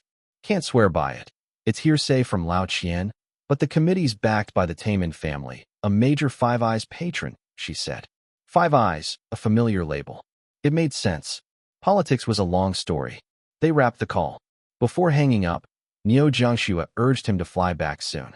Chile wasn't safe. Chile's unsafe, he frowned. He hadn't watched the news. She didn't mention the Little Fruits petition. She'd tell him once he was home. He opened Weibo and immediately saw hashtag how many fans does she have and hashtag 500,000 Little Fruits United. He skimmed for a few minutes to get the gist, then shelved it to check Chile's situation. Survival first. He found a flood. Bolivia's former leader had fled. A beauty of a legislator seized power. Shocks rippled across South America. It tied into the U.S. election year. South America's a backyard. Chile and Argentina were affected. In Chile, there were massive protests, and in Argentina, something nasty was brewing. The wildest part, a Chinese film crew was in Bolivia, shooting at an Inca site. They were trapped. The streets outside were riots. The army had rolled out. Director's son, did you call the embassy? Kai Jia asked, anxious. We did. The Bolivian government can't secure its own ground, so they can't guarantee foreign nationals' safety either. The embassy's trying everything, Director's son said, frustrated and rattled. Is the ferry still refusing to come? The male lead, Guahao, forced himself to stay calm. Nothing. No one's even picking up, Director's son said, hollow. Why didn't we go to Machu Picchu and film there? Why pick Iscanhuea in Bolivia? The second female lead, Zhang Xiaoqian, was fraying. Producer Wu opened his mouth to explain. Peru won't allow film crews in Machu Picchu. They'd want it. The bigger name too, but conditions didn't allow it. He swallowed it. In this mess, words didn't help. They were on Isla del Sol, Island of the Sun on Lake Titicaca. La Paz was boiling, but for now, the island was quiet. The problem was, boats had stopped. They were stranded with hundreds of tourists. How long would this last? What if the violence spread? The twin questions crushed Zhang Xiaoqian. They'd rented a whole small hotel, sealed the doors and windows. It felt safer than being out with the tourists. Plenty of tourists were panicking. When South America goes off, it's live steel. Anyone got contacts here? Anything that gets us across would help, Producer Wu asked. They were celebrities, sure, with their own networks, but Bolivia's off the beaten path. Who had a friend here? Silence answered. Contacts don't matter now. Tour ferries aren't allowed in. Nothing else will be either. If we cross, it might be worse on the other shore, Kai Jia said, staying cool. Faces went paler. So what do we do? Zhang Xiaoqian asked. Number 525. Who do we listen to? What do they do? That's the big question. Right now the crew's got only two paths in front of them. Wait quietly for rescue, or wait noisily for rescue. Without some real leverage. A few people even wanted to blast out Weibo posts to whip up public pressure. The oldest person in the hotel was Director's son, already crossing from knowing destiny to the doorstep of 60. He kept calling and calling. The highest status belonged to Producer Wu, an Alibaba Pictures producer and founder of a studio. He's a bona fide heavyweight. The most rattled was the cameraman everyone called Xiao Long. He clutched phone notes and babbled. Lake Titicaca sits on the border of Bolivia and Peru, and borders are usually no man's land. Xiao Long, sit and breathe, Kai Jia said, handing him a water. Nerves were already frayed. They couldn't feed the panic. She was the coolest head on the island, the gamer girl who might have just seen too many battles on screen or just had a calmer nature. She kept one eye on Bolivian headlines and the other on waves of worried messages from friends. She'd posted to moments about shooting on Isla del Sol. Once the unrest blew up, frontline reports flowed across the country. Her friends' worry flooded in. In a real emergency, all those "you okay? Is it dangerous? Are you safe?" pile up. She didn't feel comforted. She felt like she was comforting them. She shifted focus to neighbors, Brazil, Peru, Chile, to see if any friends there could help. Her phone rang. Instinct said hang up. She didn't want to talk. She wanted to type. Caller ID, Captain. She hesitated a beat, stepped onto the balcony, and picked up. The first line on the other end. Jia Jia, you're filming on Bolivia's Isla del Sol? I'm not in danger for now. La Paz and Sucre are pretty far from the island. Captain, don't worry, she reported. First. Good. Don't panic. If you can, try to gather Chinese tourists on the island. The embassy's boat should arrive inside 2 hours. Don't rush, Chu Zhi said. Huh? Okay, got it. She swallowed her questions and agreed out loud. Flying out of Bolivia's tough right now.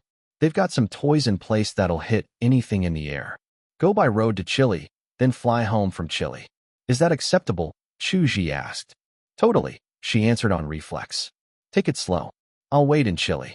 We'll all get home safe. Okay. Time was tight, so they didn't chat. As soon as they covered the serious stuff, he hung up. The esports girl stared at her screen, half ready to say more to an empty line. She walked back into the lounge. Everyone still looked grim. She didn't know how to start. I've got news. She raised her voice and pulled every eye her way. Captain, Chu Zhi just called. He said not to worry. The embassy will send a boat within 2 hours. It's arranged. We'll head straight back to China. A bolt from the blue. Brain stalled. Chu Zhi, the Asian grass of the field one, someone blurted. Chu Zhi, the guy with over 10 million album sales, another added. After a beat, the two firm questions came from Zhang Xiaoqian and producer Wu. It's world grass, not continental grass. She grumbled in her head, but she nodded on the surface. Just the name Chu Zhi settled people. Everyone looked at Director Sun, since what he'd said earlier didn't match. I called the embassy twice. According to staff, with the protest army's push, even tomorrow or the day after, it'll be hard to organize an effective evacuation, Director Sun said. The second call was answered by the embassy's counselor. I'm not mistaken. His tone was sincere. His face said he wasn't lying. Besides, there's no upside to lying about this. So who do they trust? Fog rolled back in. Zhang Xiaoqian glanced at Director Sun and mumbled, hoping he'd reverse course. Not because she trusted Chu Zhi more, but because she wanted Chu Zhi's news to be true. Jia, did Teacher Chu say anything else? Asked the male lead. Guahao, early 30s, who still used teacher with Chu Zhi's name. He asked us to help organize Chinese tourists, she said, serious now. I did a variety show with Captain. We didn't spend a long time together, but he's not reckless. He plans thoroughly. The subtext, Chu Zhi's info's solid. Unlike others, producer Wu knew extra context. Chu Zhi had deep official ties. Getting first-hand updates made sense. Politics shifts fast. Very likely when Director Sun called they had no plan, and now that's changed, producer Wu said. People nodded. Organizing compatriots, the crew moved fast. This would hit the news. A mention would be a win, especially for actors living off visibility. The crew fanned out. Isla del Sol gets over 3,000 tourists a day. With the overseas B unit attached to the shoot, they gathered more than 200 people. Being famous helped a little. Strangers were willing to offer a sliver of trust during the herding. The dock was chaos. 50-odd minutes later, a tour boat that could carry a few hundred tied up at Isla del Sol's port. Tourists went ecstatic. Thank God, we can leave this hellhole. I'm going back to Great Britain. I'm so done. My company needs me. Let me board first. The scenery on Isla del Sol hadn't changed. 80 ruins still stood, but when your mood flips, the world looks different. Once word spread they were trapped and danger was real, just one morning took tourists from bliss to whiplash. Dear passengers, this vessel, Moonchild, has been rented by the Chinese embassy. Because capacity's limited, we'll prioritize Chinese nationals, Chinese people. Thank you for your cooperation. The loudspeaker broadcast in Chinese, English, and Spanish, clear enough for every cluster on the pier. Most folks understood. Expressions on non-Chinese tourists darkened instantly. Chinese travelers' relief stood in hard contrast. Human joys and sorrows really don't sync. Embassy staff escorted Chinese tourists aboard. They still had a little space left, but if they took some foreign nationals, they'd risk trouble. For now the island wasn't affected, supplies existed, and the situation wasn't catastrophic, so no one was boiling over. If they opened the gate, though, anything could happen. The boat pulled out. The whole crew was settled. Thank you, Mr. Lee. You've worked hard, producer Wu said. He'd clocked the leader's badge, first secretary. Don't mention it. To be honest, the embassy didn't do the heavy lifting on this rescue, Secretary Lee said. Number 526.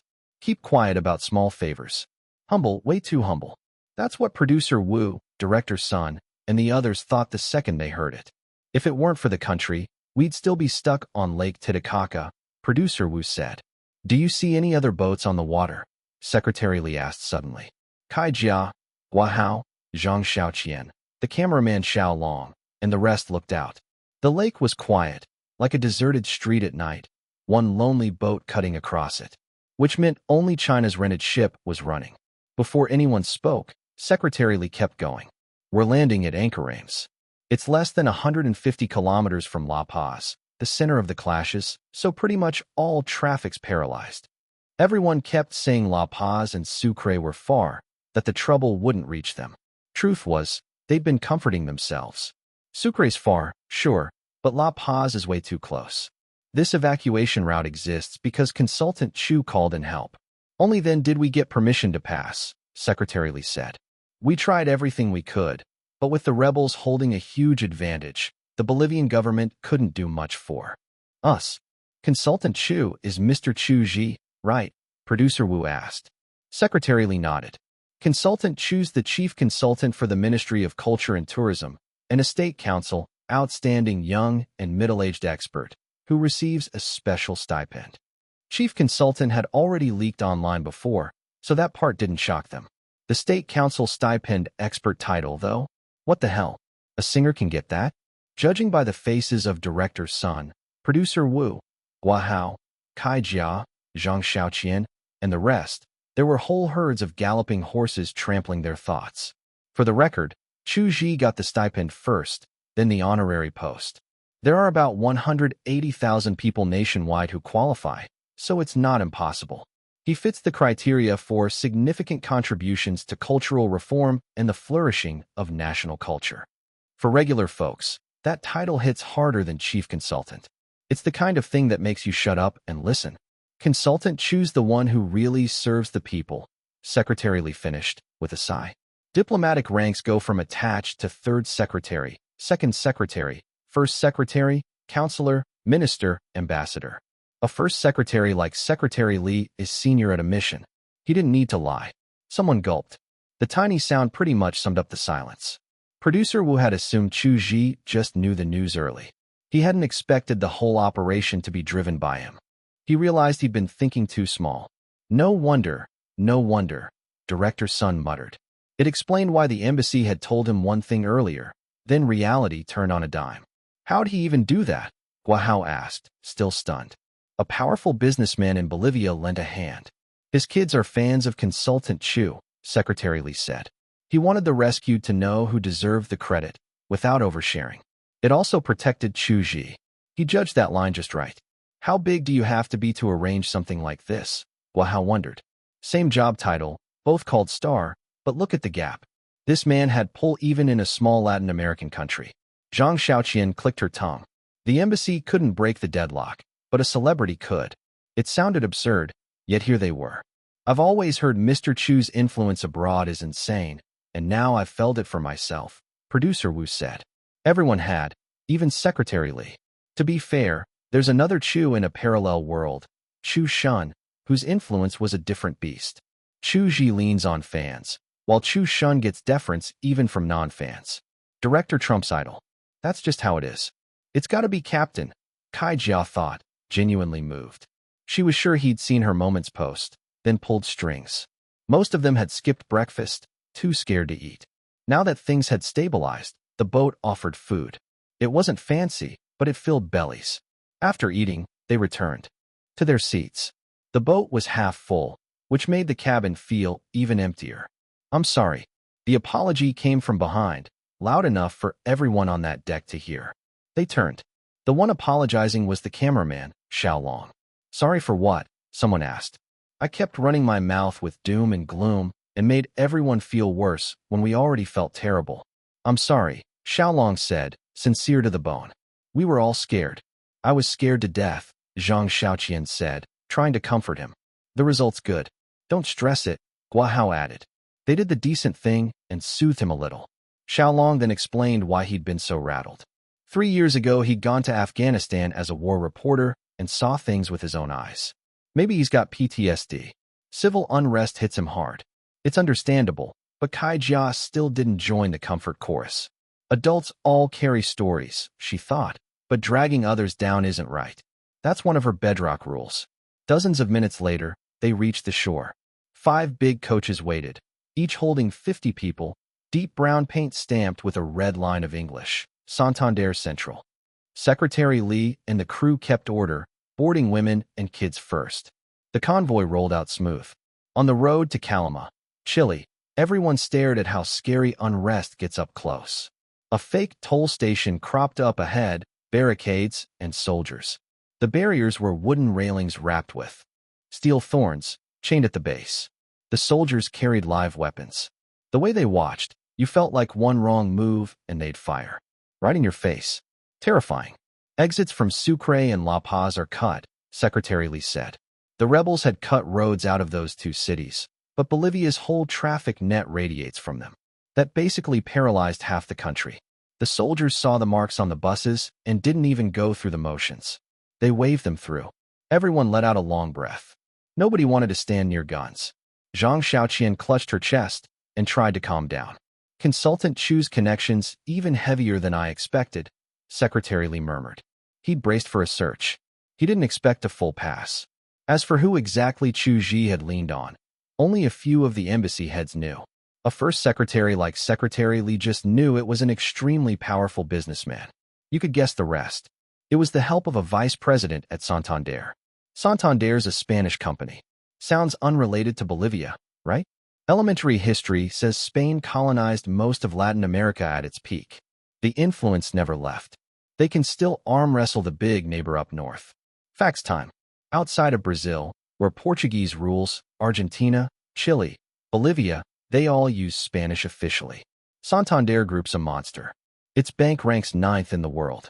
People even call it the Central Bank of South America. The rebels want to hold power.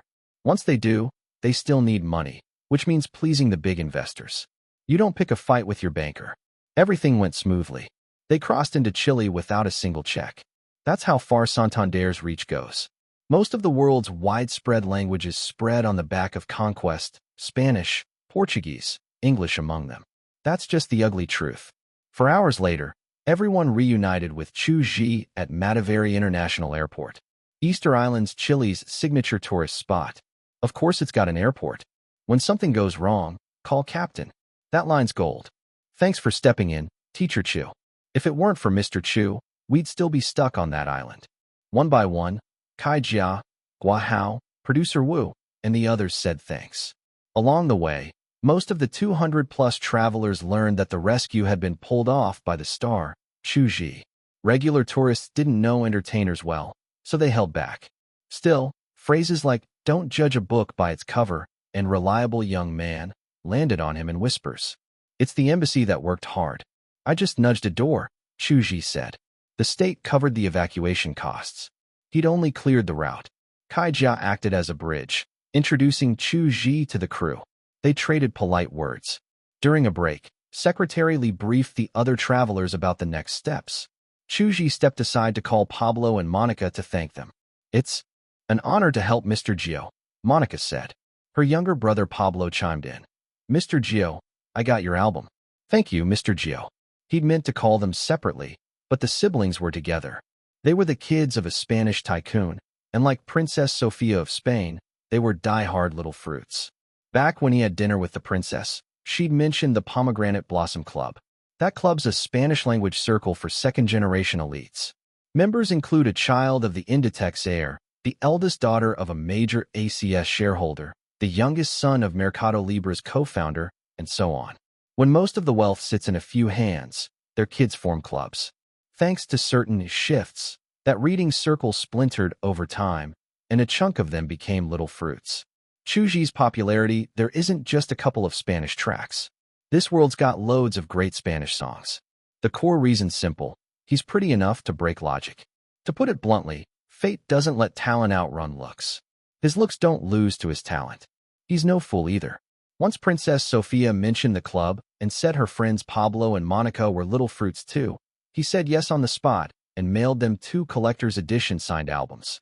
By 4:30 in the afternoon, stomachs were growling. Time to board. Chile was on the edge too, and Netflix had almost wrapped the Easter Island ad, so he'd head home with everyone. They flew LATAM. LATAM's a magical airline. It either hits other planes or plows into fire trucks. As the plane lifted, Chu Zhi watched the continent shrink. I don't know if South America's close to heaven, but it's way too close to hell, he sighed. There's no direct from Shanghai to Chile. Usually you transfer, but this time the airline. They touched down in China a little after 10 at night the next day. 28.5 hours in the air. The air felt safer the second his shoes hit the ground. Take Kaijia. She felt like she'd pulled 3 all-nighters in a row, joints all jelly, but her mood was good. She rushed to say, "Let me treat you to dinner," then yawned mid-sentence. There are 2 things you shouldn't stare at, the sun and a person's heart. Make that 3 yawns. One yawn set off a chain reaction. Anyone who glanced at her opened their mouth wide.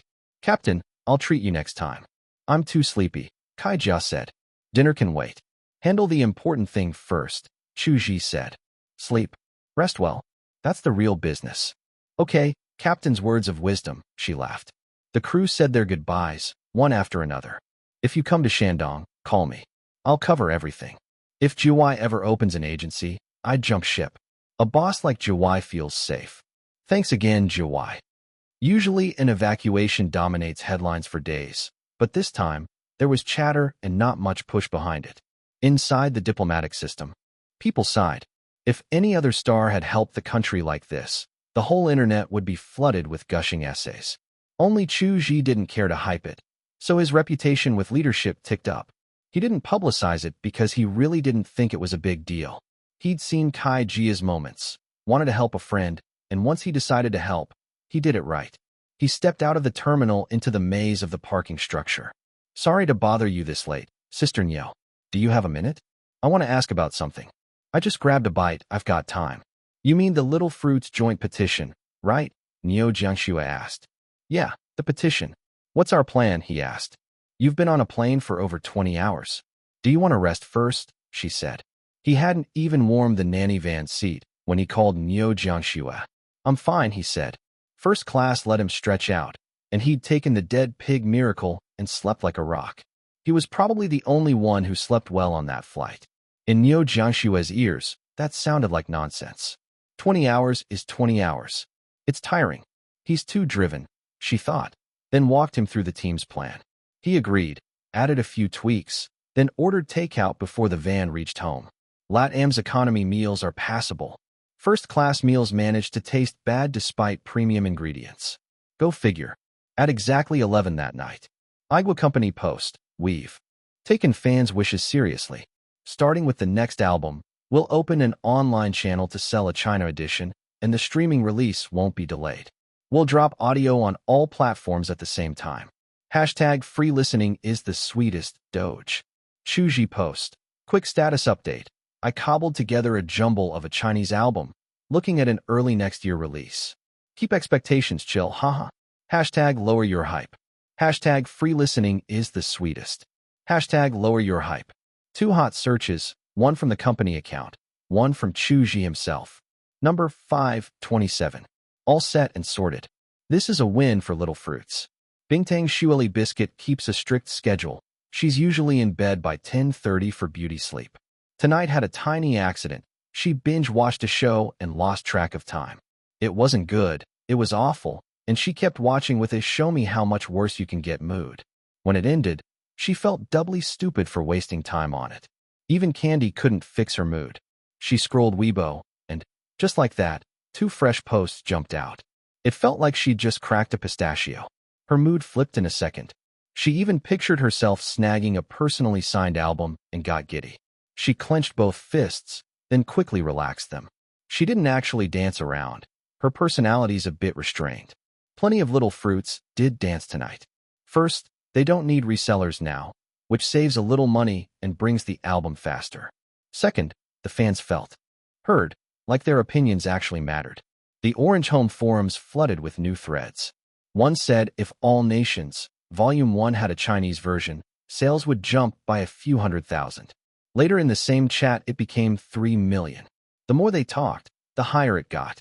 The conclusion sounded wild, but it wasn't pure hot air.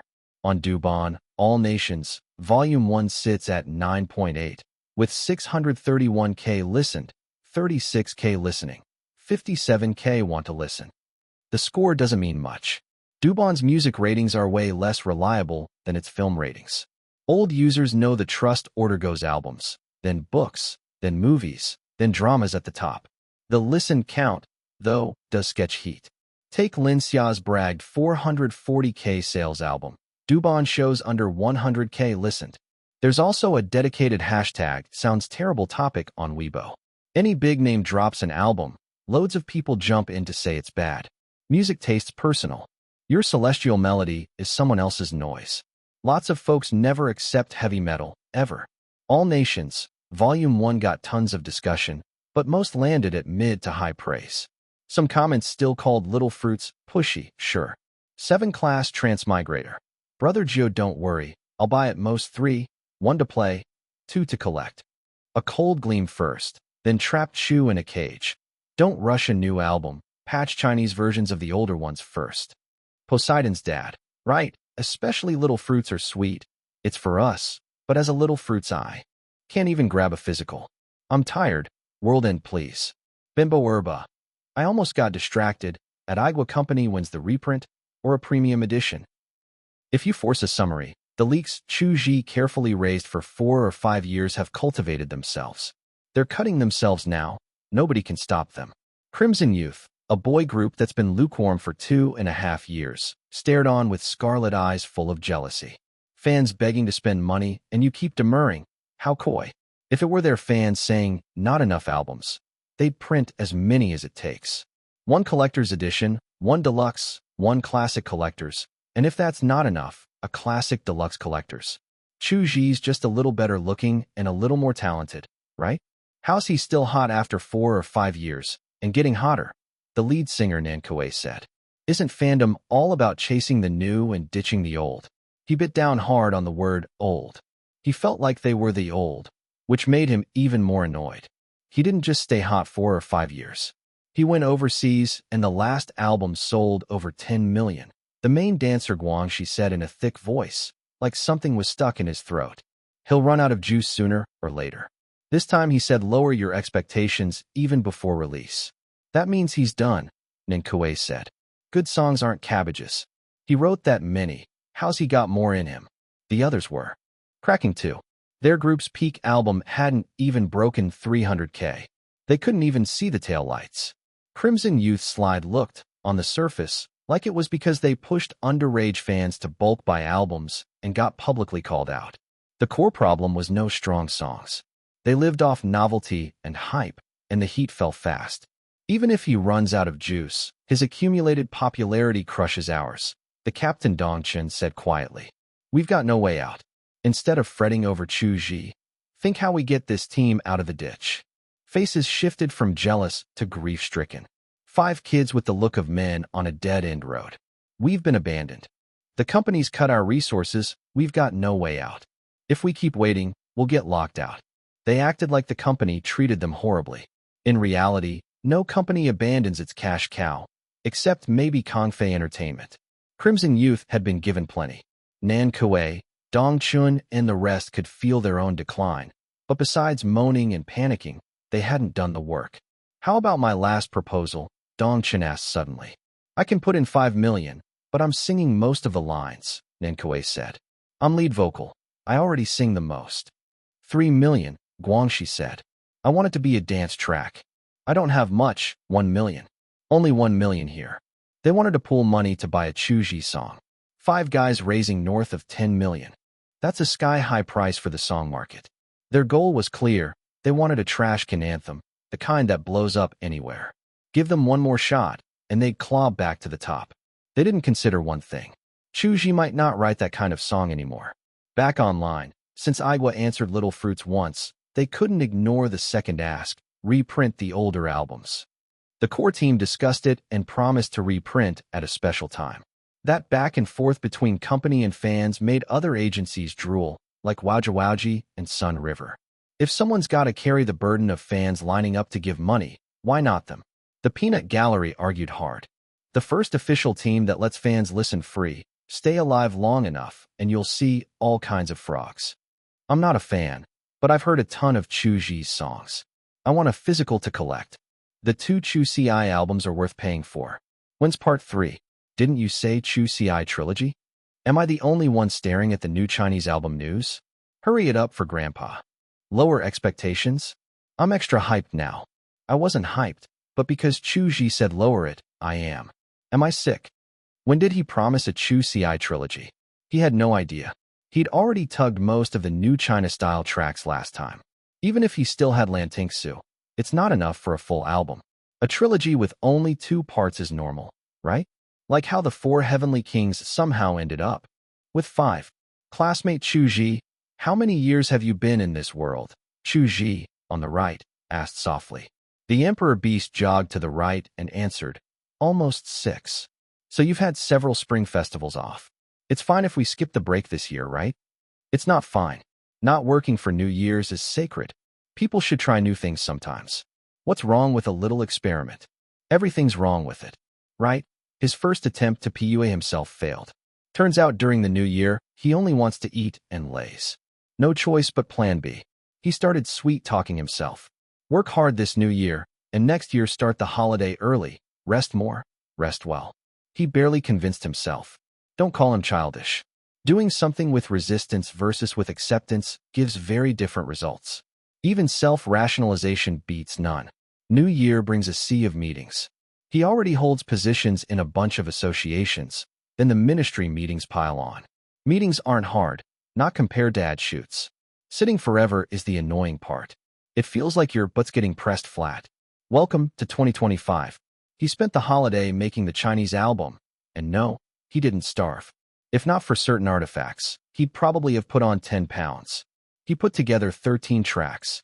A few aren't the absolute ceiling, but the system's digging turned up songs that fit him, like those flowers, A Lifetime with You, as Summer Flowers, Blue Lotus, Sunflower, The Earliest Me, She and She and She, Wounds of War, Three's a Crowd, Melody, Give Me a Song's Time, Dark Day, Little Love Song. There's a little scheme in the list. A Lifetime with You has the line, so many people loved your face when you were young, which makes people think of the poem when you are old. As Summer Flowers points straight to Stray Birds. Time to lay some groundwork. Touring has sold well, and his poetry collection circuits crushed globally. With the 21st Century Divine Comedy buzz, and his bigger name, sales doubled the last one. The Jerusalem Prize looks very possible this year. If the stars align, they'll take a shot at the Nobel later. If not, the Jerusalem Prize's weight is enough. It's biannual, winners are, in Xinxia terms, half-step grandmasters. Efficiency stayed high, more than half recorded. Shancheng, Rongqing, Yangcheng, Spring City, Magic City, the capital, all those arenas are fine.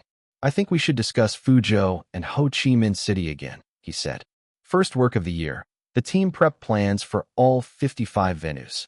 The Emperor Beast chose the bigger cut, over 30 domestic shows and over 20 overseas, a true heavyweight challenge. Fuzhou's arena's too small, he said. There should be a bigger one. It's the provincial capital of Fujian. No way it's that shabby. There's a seafood Olympic sports center, can seat 80,000, Niu Jiangxue said. But it's booked.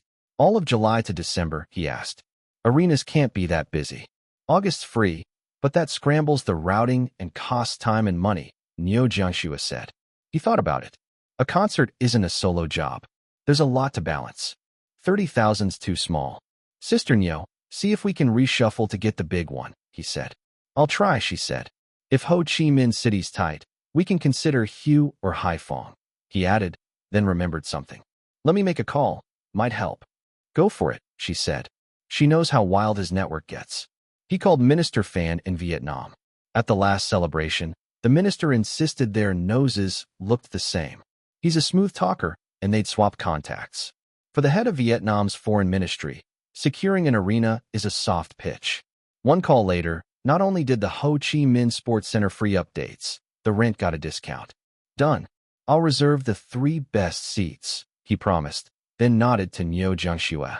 Nice. She gave a mental thumbs up. Almost forgot. Tell Demai and Pianyo this is strict real name sales. Kill scalping. Same for overseas ticketing. Do whatever we can to choke scalpers, he said. I'll triple underline it, she said. They wrapped venue talk, and she stepped out. About 30 minutes later, Director Cameron called. No extra small talk, straight to business. Eating well and sleeping well daily. You, Cameron asked. You in good health? No. Problem. I'll get in early. See you then. He hung up. Premiere time. Never Sinks locked June 11th. It looks like a nothing date, but it fits the North American slate. Hollywood's fully commercial. Release calendars split into spring, summer, fall, winter, and holidays.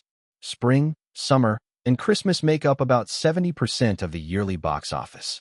June 11th is right in the summer slot. With the date set, Fox fired the global marketing engines. If it doesn't break even, they're flirting with bankruptcy, so they tapped a gold standard producer for the campaign, someone who's launched hit after hit. As star, investor, composer, and theme singer, he'll shoulder Asia, the Middle East, and Latin America promo. That means a lot of appearances. Promo eats time, he sighed. Hope we don't lose money. Unsinkable will be the highest total return project for the host. The system chimed in. Oh, he said. If the system says so, he's genuinely excited for June. By late February, with New Year's flavor still lingering, he flew to Los Angeles to tape the season premiere of The Masked Singer. Number 528. Strong One of God. Fox is a network stitched together after a media tycoon bought 6 stations, then linked up with 105 independents. Coverage and ratings across North America are solid. The taping's at 4144 Lancashire Street in North Hollywood. Staff handle all pickup and drop-off, since The Masked Singer lives on secrecy. During recording, tons of reporters and indie vloggers try to sneak shots. The show feeds the hype itself, claiming it's the most tightly kept variety show in history. With staff guiding him, Chu Zhi reaches the dressing room. He needs a code name, and it can't be Big Demon King. That's too on the nose. Go Chinibu, or keep it normal. Let's keep it normal. I'll go with Azazel, the chief of the fallen angels in Paradise Lost, he murmurs. On the label alone, no one can guess where he's from. When the mask lifts, then it'll hit. The Emperor Beast knows the art of cool. Korean, Chinese, American, all 3 versions of The Masked Singer feel different. Which one's best is all taste, but the US version crushes the other 2 on costumes. Unlike the Chinese and Korean shows, where a paper hood or plastic mask gets it done, the US team goes all in. Once Chu Zhi picks the codename, a stylist and 5 prop artists huddle up and get to work. 3 hours later, they've built a full set. A demon helm with ram horns. A white feathered battle suit. A pair of black wings on his back. From the outside, he looks like a raid boss from a game, the kind that wants to end the world if you blink wrong. Stylist Adam minds the details. Asian builds differ from Western builds, so he pads the shoulders inside the suit. Bottom line, it looks great and hides everything. You won't get the awkward domestic version where anyone can see its white prism and the judges still pretend they don't know it's Hacken Lee. Perfect, Adam says, admiring his work. Feathers quiver when he lifts an arm, and the black wings shiver when he spreads both arms, like a raven carrying news of death. In Adam's head, it's simple. This look alone boosts his win chances by 20%. Well, a few hours earlier, he thought the exact same thing for another contestant. If everyone gets plus 20, does anyone get a boost? Ask a math PhD. Mr. Azazel, I hope you leave a beautiful stage tonight, Adam says. Thanks, he replies. He lifts the helm to drink some water, then puts it back on and follows staff to record clue lines. Clue lines are mandatory. Each contestant has to drop hints for the audience and 4 panelists. In Hebrew, Azazel means strong one of God. I wanted a powerful name, so I'll sing even more powerfully. I can play a bunch of instruments, harp, piano, violin. I'll change my vocal style so neither viewers nor panelists will think I've heard this before. To be honest, a quarter of the planet's probably heard my songs.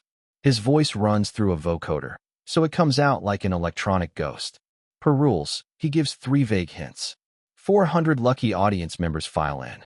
Taping's about to start. Season 7 of the US Masked Singer keeps the old rules. 6 starters, head-to-head, 1 reveal per week. The starters are Red Lion, Magician, Footballer, Azazel, Himalaya, and the Elephant without tusks. Just on visuals, Red Lion edges Azazel, then the rest. The red mane mask and cloak look like a king of beasts on parade. Under the mask is Anna Gorin from Florida, A Singer Time named one of the 100 most influential people in 2018. She's got 4 platinum albums and once coached on The Voice. Early 30s, she's a legit vocal powerhouse. Elephant Without Tusks and Magician are crossovers. The elephant is MLB Red Sox ace Ted. Magician is Nevis, an Emmy-winning comedian. These picks are there to show their faces later. The remaining mountain and ball player are pros. Himalaya's a literal peak on his head, crazy recognizable, and he's one of the most distinctive rappers around, Hulk Holman, who can't stop swearing for 5 minutes straight.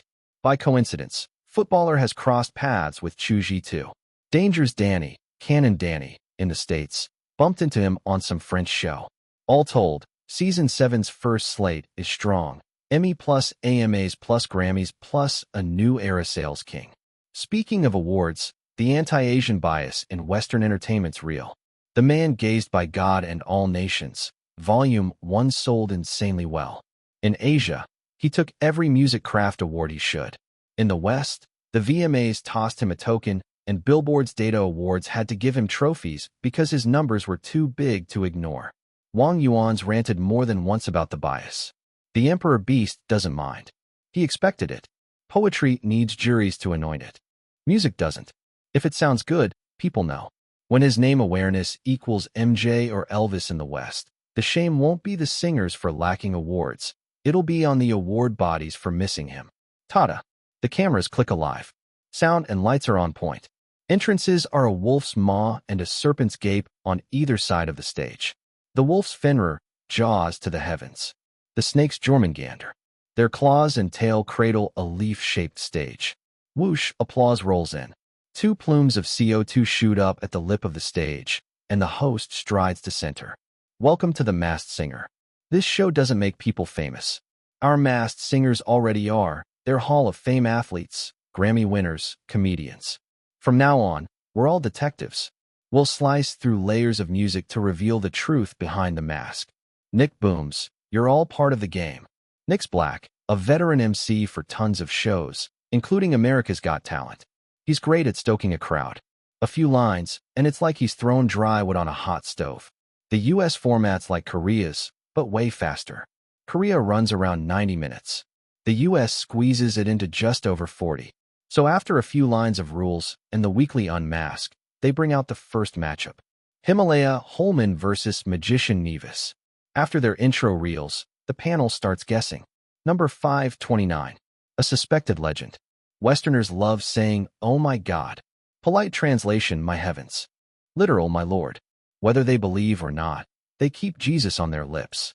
Backstage, the last pair who hadn't performed yet, toothless elephant Ted and football player Danny, watched the screen with totally different minds. They were opponents, sure, but their moods split. Cannon Danny's eyes went a little blank. Who's Azazel? That voice is way too good. If someone like that's in the mix, there isn't any hope of taking the crown. The technique's ridiculous, and if a quarter of the planet's heard his songs, he's a big boss. Logically, you can count big bosses on your fingers, maybe toes too, but Danny couldn't match that voice to a name in his head. Ted wasn't a pro singer. He just came for show, so he only felt regret. If he had to go, he'd rather lose to a monster. That's a better ending.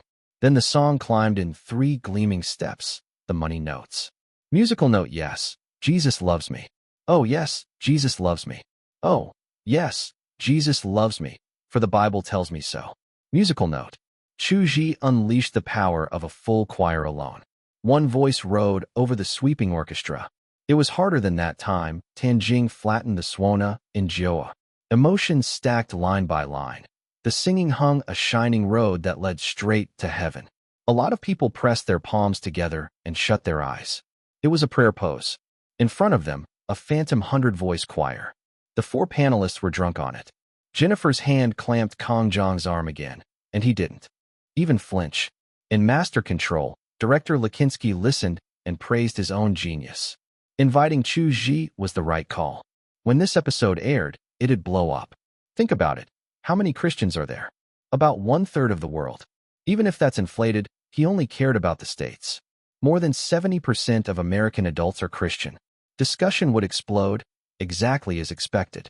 Note the man's name, Lakinsky. No, not handsome, More like double standard. He didn't invite Chu Zhi himself. As director, he could draft a list, but Fox HQ shoved Chu Zhi straight in. He complained at first, then grabbed the credit. For minutes later the song reached the coda. He reeled the emotion back, but the angelic color kept glowing. Musical note for the Bible tells me so. See, I know that he loves me, whether I'm right, whether I'm wrong. Musical note. While singing, he understood why so many people believe. Maybe it's shallow, but it's direct. The sinner goes to church to pray. Who knows if the victim forgives, but the pastor tells you God does. The sinner's heart settles. The final line's meaning is simple. Because the Bible tells me so, I know he loves me, no matter if I'm right or wrong. He finished. No applause, no cheers. He was used to the silence that follows a thunderclap, so he just stood there. Quiet. Quieter than dawn in Boris's town. Professional reflexes kicked in. Host Nick recovered first, walked up and said, "Forgive my shock. Are you an angel in disguise?"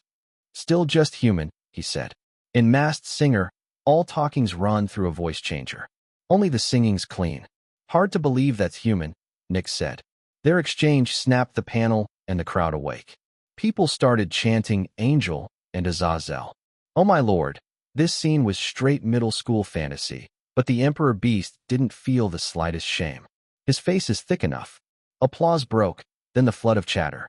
An angel's voice, "The Lord loves the world." I searched my phone. The net doesn't have this version. It's the best gospel song I've heard. Right or wrong, the Lord loves us. That's a song that hits faith. Azazel's definitely an artist. Why the name Azazel? In Jewish lore, Azazel's a fallen angel who betrayed God. Because even a fallen angel longs for heaven. His singing felt like a Sunday service. I was standing in church. It went on and on. Every mass gets cheers, sure, but making eyes mist in minutes, that's one of a kind. Tiny knowledge drop, by the way. In Chinese, words like libation for Sunday come straight from religion. The panel couldn't even wait for the host to cue them. "I'm stunned," Hartman said, palm on her chest, waves rising. Not exaggerating, it felt like her soul got rinsed clean. Kong Jiang stood and bowed toward Chu Zhi. Being a Korean American who survives in Hollywood variety shows depends on going even bigger than Americans with body. Language. You don't need a powerful alias to be strong, Kong Jiang said. You're already the strong one of God. In the clue reel, Chu Zhi had said he chose Azazel because in Hebrew it means strong one of God, and he wanted to feel stronger. It smelled like humble brag again. Kong Jiang felt it, but this bird in front of him made Red Lion look subtle. Seriously, every masked singer was flexing. I've been on this panel 6 seasons. Now it's the 7th. I've never been shaken like this, Austin said. Jennifer said, your voice felt like a classic Broadway musical. So many stories, so much feeling. It was amazing. Calm down, panel. Don't let people think we've never seen the world, Nick said, tracing a quick cross in the air. He asked, so, who do you think Azazel is? I'm more sure of my first thought. Azazel's a legendary singer. That young sound is like lizard skin, just a disguise, Austin said. I have a name. Say it, Nick cued. He's Louis O'Ray, Austin said like a hammer. The name drew a roar. Louis O'Ray is huge in the States. He helped found New Age music, a pioneer, second youngest lifetime Grammy winner, born in the New Orleans projects. New Age is broad, a blend of electronic and classical. Most light music falls there. O'Ray is devout. His Christmas Night of Wonders has probably reached a quarter of the world. The clues fit, Austin added, feeling very self-consistent. Did production really bring Louis O'Ray? He asked Nick. Who knows? Until we lift the mask, anything's possible, Nick said. But O'Ray is taller, Kong Jiang said, then tossed out a 2-time Album of the Year Grammy winner. Azazel's British, Jennifer said. That accent's strongly London, like my ex-husband. I think I know. Oh, another ex say the name, Nick said. Jennifer was a chocolate-skinned beauty. Compared to blonde Hartman, her figure was a little less headline, but she had more exes. They were all still friends. He's David Robin, Jennifer said. The build matches. And Robin's tone doesn't sound aged. It's young. David Robin's the frontman of British legend Sex Dream. Over 60 million records sold, 3 songs on Universal Magazine's World Top 100 Rock Songs. If a quarter of the world's heard him, That tracks. He's Ray, Austin said. Robin's not a believer. He flipped off a cross on stage. I heard soul in there, Hartman added.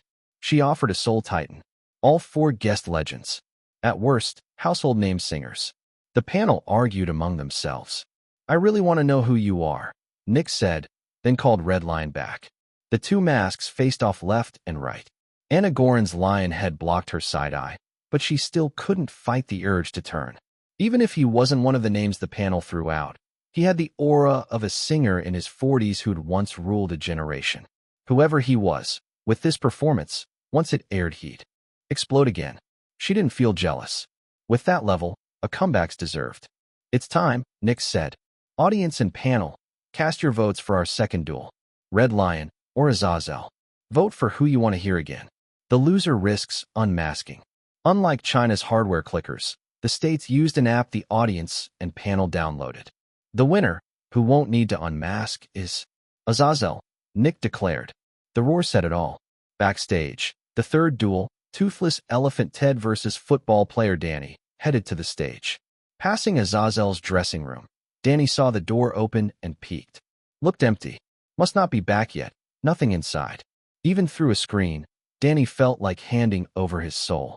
Terrifying singer. He kept guessing who it was. Can't place him. Not someone I've met, Danny decided. He was wrong twice in minutes. First, he had met Azazel on the French show Terratata. Second, the Emperor Beast wasn't not back yet. He'd already ghosted. Chu Zhi slid into the van and headed for the airport, hopping from LA to New York. He was going to a Manhattan screening. Unsinkable would go global in a few months, and tonight was the internal preview. He had an invite, so of course he'd go. It'd be a bit on the plane.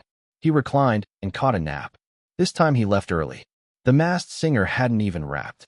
In the third duel, football player Danny lost. He was salty.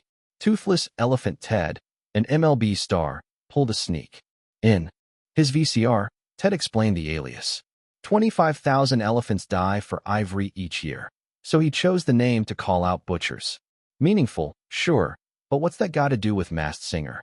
Danny didn't get it. Ted wasn't done. He picked a famous charity single about protecting animals. Great. So after that combo, even though Danny sang better, he still lost the vote. The panel went 4 for 4 on Toothless Elephant. They didn't want animal rights groups on their backs. The 3 losers were Magician, Red Lion, and Football Player. The panel voted for who'd unmask. Magician went home, revealing comedian Nevis, who still got a nice round of applause. The show gave Chu Zhi one extra perk, leaving early pop the hidden track. He hit the early checkout king milestone, early exit X50, netting 7 personality coins. Balance 49. Almost back to 50. Say this for him, his work ethic solid. 5 years in this world, and he only now hit 50 early exits. Number 530. An angel descends. The magician said his face pays the bills, so I think he's an actor. His voice sounds familiar. I think I know who he is. An Emmy winner, maybe Justin? Himalaya's tall and built. Could he be an NFL guy? No, Himalaya's moves are smooth. He dances a lot. But he's not a pro, so he's probably a singer who's always on stage. The panel's guesses narrow the range every time. Big picture, they're not dumb. The show's 4 celebrity panelists are political correctness wrapped in glitter, 2 men and 2 women. Korean-American actor Kang Jeong, Texan white actress Hartman, Latina actress Jennifer, California director-actor Austin. Count the host Nick's skin tone, and you've got harmony in a bowl. If you're sharp, or if you've got a system in your head, you've noticed one thing. None of the panelists are pro singers. They're all actors or directors. That's got pros and cons. The con is weak technical feedback. The pro is they won't spot vocal fingerprints. Deliciously chaotic. Fuck, for brainless humanoids. They said I can't dance. My friends call me a dance robot. A dance robot, got it? Movements precise like a machine. Trash show. Himalaya, real name Hulk Horman, starts cussing again, this time only inside. It's not that he won't curse in public, he's hiding his identity. Plenty of Western artists swear, but his rhythm's unique, starts with F and ends with S. So when the host asks, he answers like a gentleman. He hides his beloved rap and picks a turn of the Millennium Ballad everyone knows. His musical IQ's high. With a mouth like that and a long Hollywood career, he's not weak. His tones low and rich, throat open, support locked in, a love song that makes hearts bloom. No wonder Qatar invited him to help open the World Cup. When he finishes, the crowd chants Himalaya, applause rolling in waves. He nailed it. Good thing the mask covers his face, or you'd catch the smirk and that look that says, fall under my dazzling performance. Huh, he's giving a touch of that smug prince vibe. See that? Not someone you mess with. I wanted to get close and check his mountain headpiece. Now I'm too scared. Nick keeps the room in his palm. My God, that really was a killer opener. Hartman's classic American bombshell, blonde hair, red lips. Fun fact, natural blondes are rare in the States. Most screen blondes are dyed. Look at him. Himalaya can show off, Kang Jiang says. I want to worship that mountain. Oh, unbelievable. I'm literally talking to a mountain, Jennifer says. His voice is like a perfect pizza, rich and mature. She pinches Kang Jiang's arm while she talks. Some women just need to grab something when they're excited, totally normal. Austin says, he's a seasoned performer. He stirs the ladies and gents, then fires himself up. Nick asks, got a name in mind? They start throwing out guesses. Every wrong name earns another silent swear from Horman. Next up, the magician. He's got a king of spades head.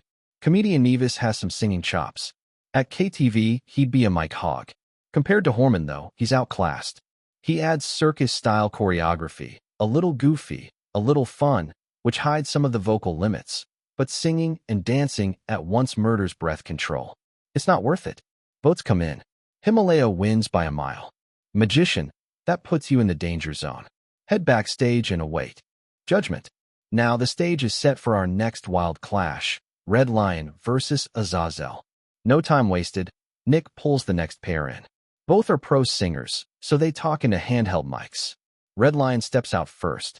Red Lion, Anna Gorin, picks a song totally outside her usual lane, straight rock.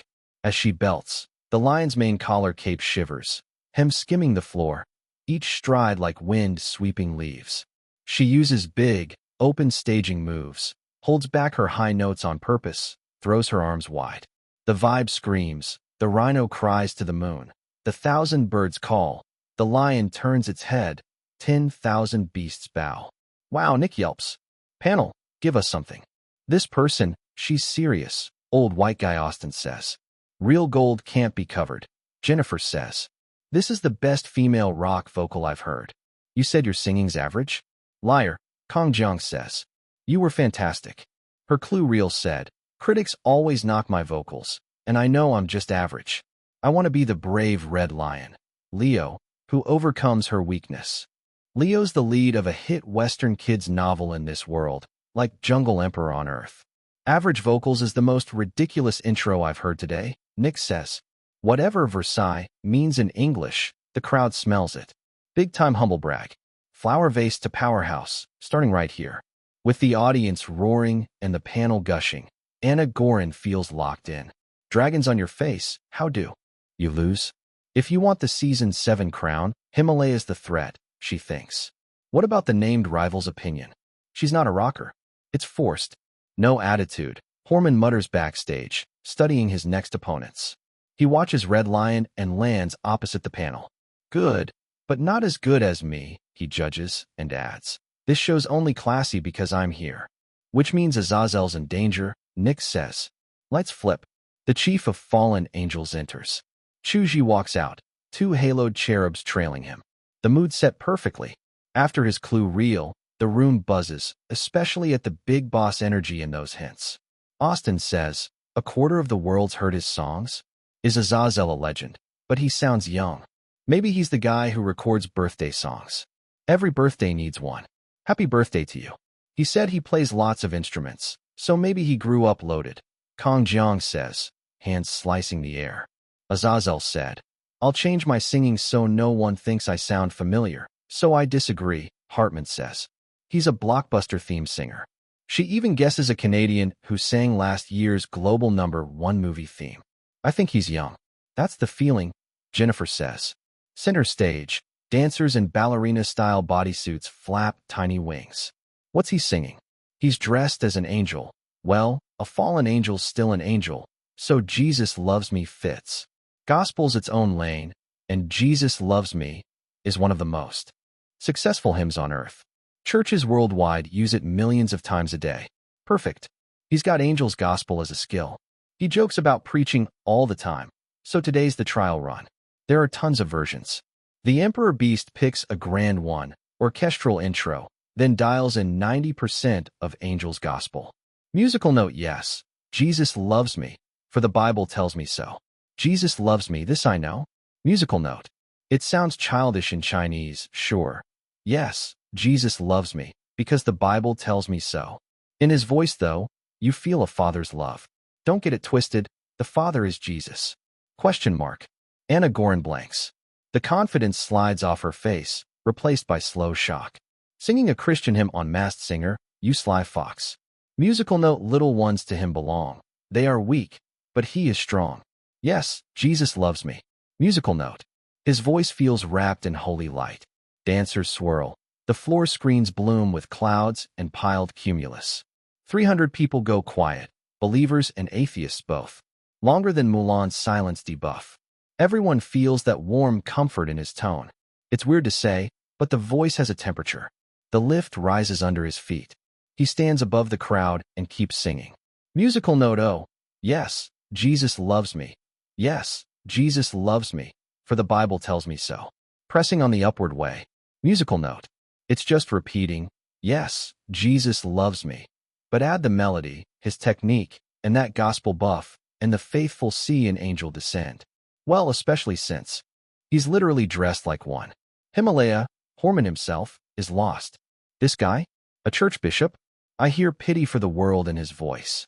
Fuck, this shocks me more than me not swearing. No, not a bishop. The technique's too refined. Like a craftsman who's made teaware his whole life. Strong, insanely strong. Horman feels the pressure rolling off this horned angel. The last time he felt a force this heavy was the World Cup opener. Fuck, why did production invite a monster like this? A whole crew of trash, he mutters again. Why didn't he place the voice? Because Chu Zhi changed his placement and color. Farinelli sang in churches. It's native ground. His delivery's airtight. Musical note: always guide me, Lord, I pray, undeserving and stubborn, yet you never fail to love me still. Yes, Jesus loves me. Oh yes, Jesus loves me. Musical note: that's soft. Oh, makes more than hearts tremble. It's like a fingertip from the void brushing souls. Number 531. A strange invitation. Half an hour to New York. A flight attendant tapped the seat, told Chu Zhi to put everything upright. He woke groggy, decided to reward himself with a blind box pull, and watched his personality coin balance drop from 49 to 44. His heart hurt. It'd be great if the lottery sometimes gave back 5 coins instead. He told the system to open the pool and peeked at the prizes. Wind Ripper Little Donkey. Bottomless refill goblet. Curio, all-focus chicken soup. Honey Badger voice. Title: Prize Magnet. New Age music pack. This pool's laid out different, he yawned. All-focus chicken soup, probably short for chicken soup of total concentration.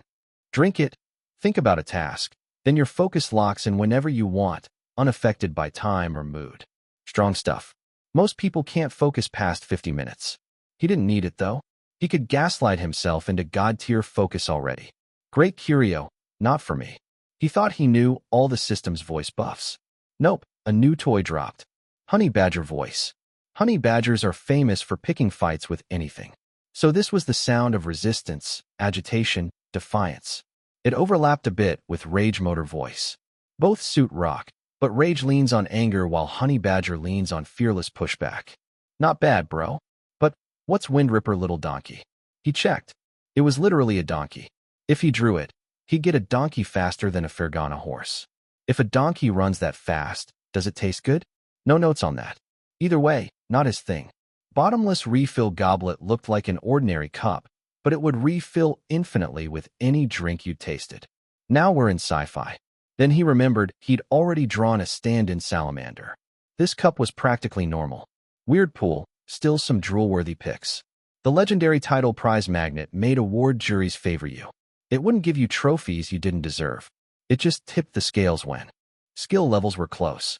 System bro, I want that. Maybe Unsinkable can net me an Oscar for Best Actor. The New Age music pack was great too, a bundle of classics from Enya, Sojiro, Ryuichi Sakamoto, Joe Hisaishi, Bandari, and more. His eyes lit up so hard, he almost outshone a bulb. He was a grown man, but he still couldn't have both. Annoying. Whatever, it's mine sooner or later. He picked a box, followed a sudden hunch, and tapped the far right. Open. Honey Badger voice. Huh. The system didn't rig it for him this time. Siren voice and Angel's Gospel could literally spread the faith. Add Honey Badger voice to Siren, and he was pretty sure he could spark a movement. Bro, that's a little criminal. Feels like I'm gonna end up in a cell someday. That made 5 voice buffs. When it came to injecting emotion into a song, he was already overpowered. He barely even used siren voices. Being invincible is so lonely. Still, since I pulled Honey Badger, I just got a great idea. No pickup at the airport in New York. The screening had come together fast, a last-minute call from the Fox Group CEO. The screening was at Lion Entertainment Cinema, 2, Wall Street. Director Cameron was there, Fox execs too. No other cast, just him and Cameron. He wasn't invited as the lead actor either, but as a producer. Pre-show was perfunctory mingling. He collected a fat stack of business cards. Nobody in Hollywood could ignore an artist who'd sold over 15 million albums. Unsinkable ran 2 hours. He held it, never visited the restroom, and when credits rolled, he let out a body and soul sigh. Cameron didn't waste the budget. The film was massive and tight. Under Cameron's eye, the cruise ship became a world in miniature. Big love, small human vices, and those signature deep focus shots that even an outsider like him could feel. Fox suits nodded, satisfied. Money burned, water bubbled, but the real model sinking sequence hit in a way CG couldn't. It's a real film. Congrats, Mr. Cameron, he said. Your score nailed the feeling I wanted, Cameron said. You also reminded me that when someone's talent shines bright enough, there's no wall between scoring and pop. I just did what I could, he said. That's genius, Cameron said. I've got a friend who still can't find the right score. Could you try a pass, as a favor to me? How'd this topic drift here? What's the movie? He didn't answer blindly. He did have Earth-grade score ideas, but you don't waste classics. Namokin, Cameron said. Snail of the century, needs 4 to 5 years to shoot a film. His Great Western Canyon has been stuck in post for 6 months because the score isn't there. 6 months stuck. As a boss, his first thought was how much the investors bled. He knew Namokin, the world's famous slow shooter. First film at 25, over 30 years in the business, a grand total of 7 films, and 5 were both critical and commercial smashes. The studio gave him a final warning. If there's no progress in a month, they'll yank post from him, Cameron frowned. Short-sighted suits. Meddling like that ruins films. If it's a Western, I can try. I love those, he said. He held the Earth's holy set, from the good, the bad, and the ugly to Titoli and Ride, including that whistle everybody recognizes. Cameron hugged him, genuinely moved. When Cameron had trouble, Chu Zhi always stepped up. That's what a good friend was. He'd earn a debt from a big director and widen his scoring path. 2 birds, 1 stone. Why would he say no? He had a morning video meeting, so he turned down the Fox after-party. Night in America is morning in China. Eating and drinking doesn't beat work. Jinyo, change tomorrow's itinerary, he said as the meeting opened. Don't book the morning flight home. I need to head back to LA. He explained the ping-pong schedule, all that transit time, then said he'd test scoring for Nam Mokin's Great Western Canyon. I'll arrange it. Niu Jiangxue was all for it. Nam Mokin's no small name. If her artist became a known Hollywood composer, the company would level up hard. The China Charity Federation sent an invite for a fundraising gala, she continued. Theme is caring for rural children. A charity gala, in what format? He asked. Corporate donors event, Niu Jiangxue said. It's weird though. All the singers they invited are veterans in their 40s, except you. If it were a public fundraiser, inviting him made sense. His popularity would bring in more donations. This time the money would come from corporations. Old legends would go up, do the rounds. The amounts were already set. So why invite him? It didn't fit. He understood her doubt, thought it through, and the light went on. The China Charity Federation had given him a channel for large anonymous donations. Of course they knew who he really was. With this invite, were they planning to blow his cover? Hey now, don't. He'd only donated under 400 million yuan. If they flip him now, How's he supposed to finish the milestone? We can go. It's charity, he said. Got it. Niu Jiangxue had no objection, just needed to slot it in properly. Second thing, he was grinding. Someone else was grinding too. Fox TV, the Masked Singer team. American Variety loves shoot one, air one. Always about a week ahead, then tweak next week's theme on audience feedback. So the night they wrapped episode 1, the team stayed late. Don't believe the myth of a no-overtime free America. That's fantasy. 5 days to air. Editing and promo direction both needed a plan by morning. Azazel has to be our top promo focus. Who's second? Director Lakinsky asked. Red Lion. She lost, sure, but we can sell a Clash of Titans. Clash of Titans? Come on. Red Lion got flattened by Azazel. I vote Himalaya. That stage had 0 weak points. Are we trapped in a bakery? We can push the unmasked too. Nevis is promo-worthy. Do we need a second focal point? Azazel's Jesus Loves Me is unmatched across 6 seasons. Let's use the headline. The most astonishing performance in show history. That's stronger. Voices rose. The last line hooked Lakinsky. Ratings had slid for 2 straight seasons. Viewers called seasons 4 and 5 stale. Season 7's return needed a big swing or the curve wouldn't climb. Lakinsky pushed further. Gentlemen, I hear you. How about this banner? The greatest performance in the Masked Singer's history. Whoa, big chest on the man. Past champions were all killers. A Grammy winner. A 50 million seller. Mexico's national treasure. A British Rose diva. A rock immortal. A machine god winner of American Idol. Fox always booked hitters. If they still labeled this the greatest, the internet would melt. The staff could feel it. A little too much? No one said it out loud, but a lot of eyes asked the question. Think about Jesus Loves Me, Lakinsky said. Isn't it true? They pictured an angel descending and had nothing to argue. Mr. Lakinsky, who's Azazel really? I want to know too. He's probably not American. I can't match the voice. First time I've been this curious about a mask. And so on. Since guessing the identities was the show's core hook, only the designer crew, the director, and the EP knew who the masks were. The stylists were locked under tight NDAs. Lakinsky wouldn't spill it, so he slid the team onto the next task. While they were buzzing about Chu Zhi, he flew back to LA at first light. Number 532. A storm on the way. You can tell from the name, Nam Mokin's Roman. He's an Italian director, one of the very few who's taken both an Oscar for Best Picture and trophies from Europe's Big Three. Mr. Chu Zhi, welcome. Our entire post team's been waiting for you. Nam Mokin greeted him like a savior. If you think about it, it made sense. He'd chased that Western desolation for months, wore out 2 composers. Unlike Cameron's bad temper, Nam Mokin never yelled.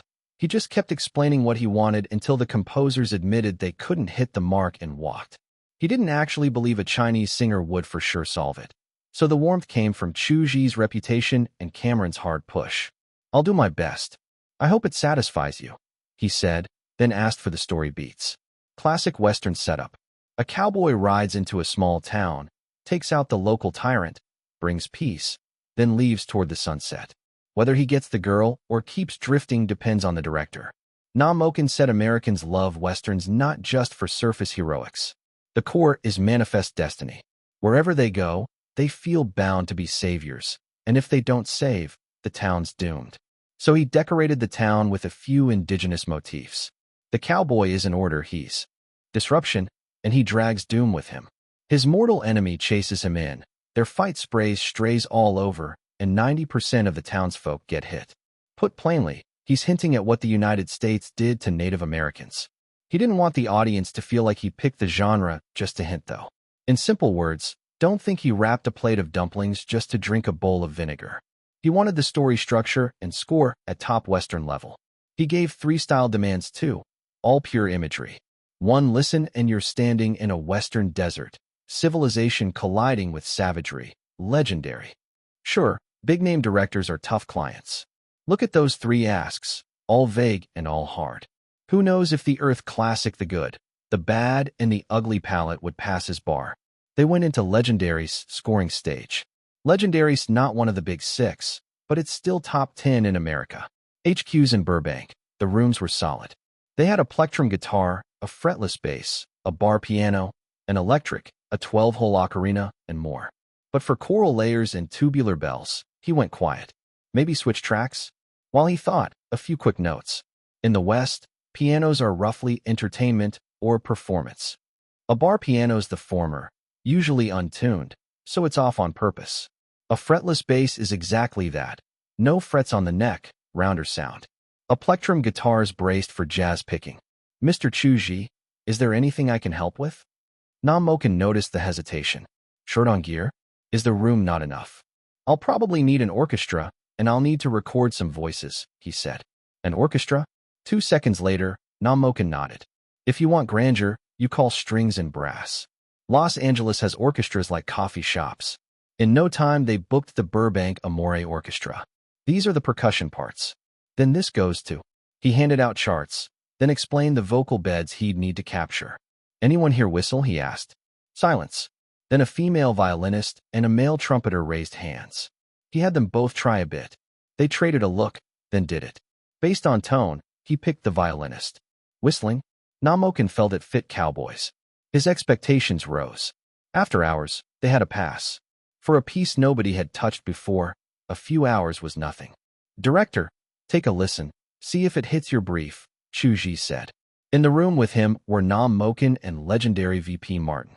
The former had some hope, but kept his guard up. The latter was all in. Nobody in there wanted this to work more than Martin. His confidence came from need. He needed a score. Post had been jammed too long. When you need it to work, you believe it will. Low drums like hooves fading into dust. The violinist's whistle cut the air. An ocarina slipped in. In an instant the desert rolled in, yellow sand curling along the ground. Then the human voice rose. Musical note wah wah wah. Musical note like a saloon's silk.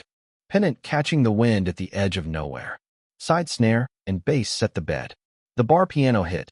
Tension snapped tight. Fretless bass tugged at the keys, like two gunslingers testing range before draw.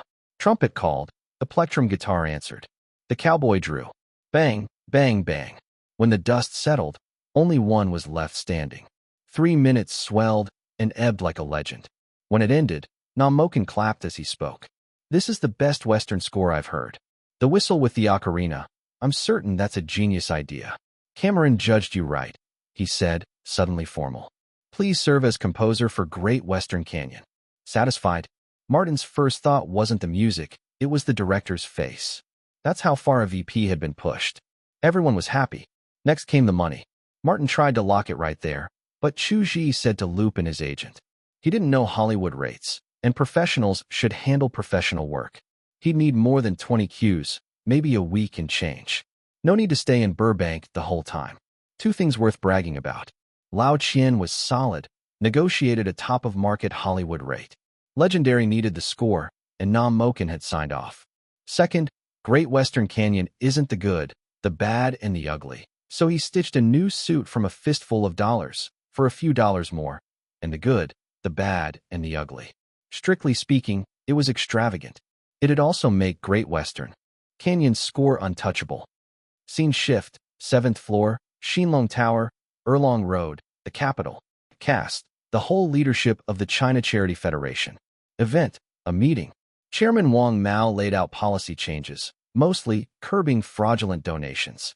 Since last year, in March, a certain star's million didn't fully arrive. In May, another star embezzled from a foundation he created. In September, a third promised school funds during a movie release, then never paid. This February, a fresh case, a fourth promised supplies to a special school, still not delivered. Those were just the ones exposed and famous.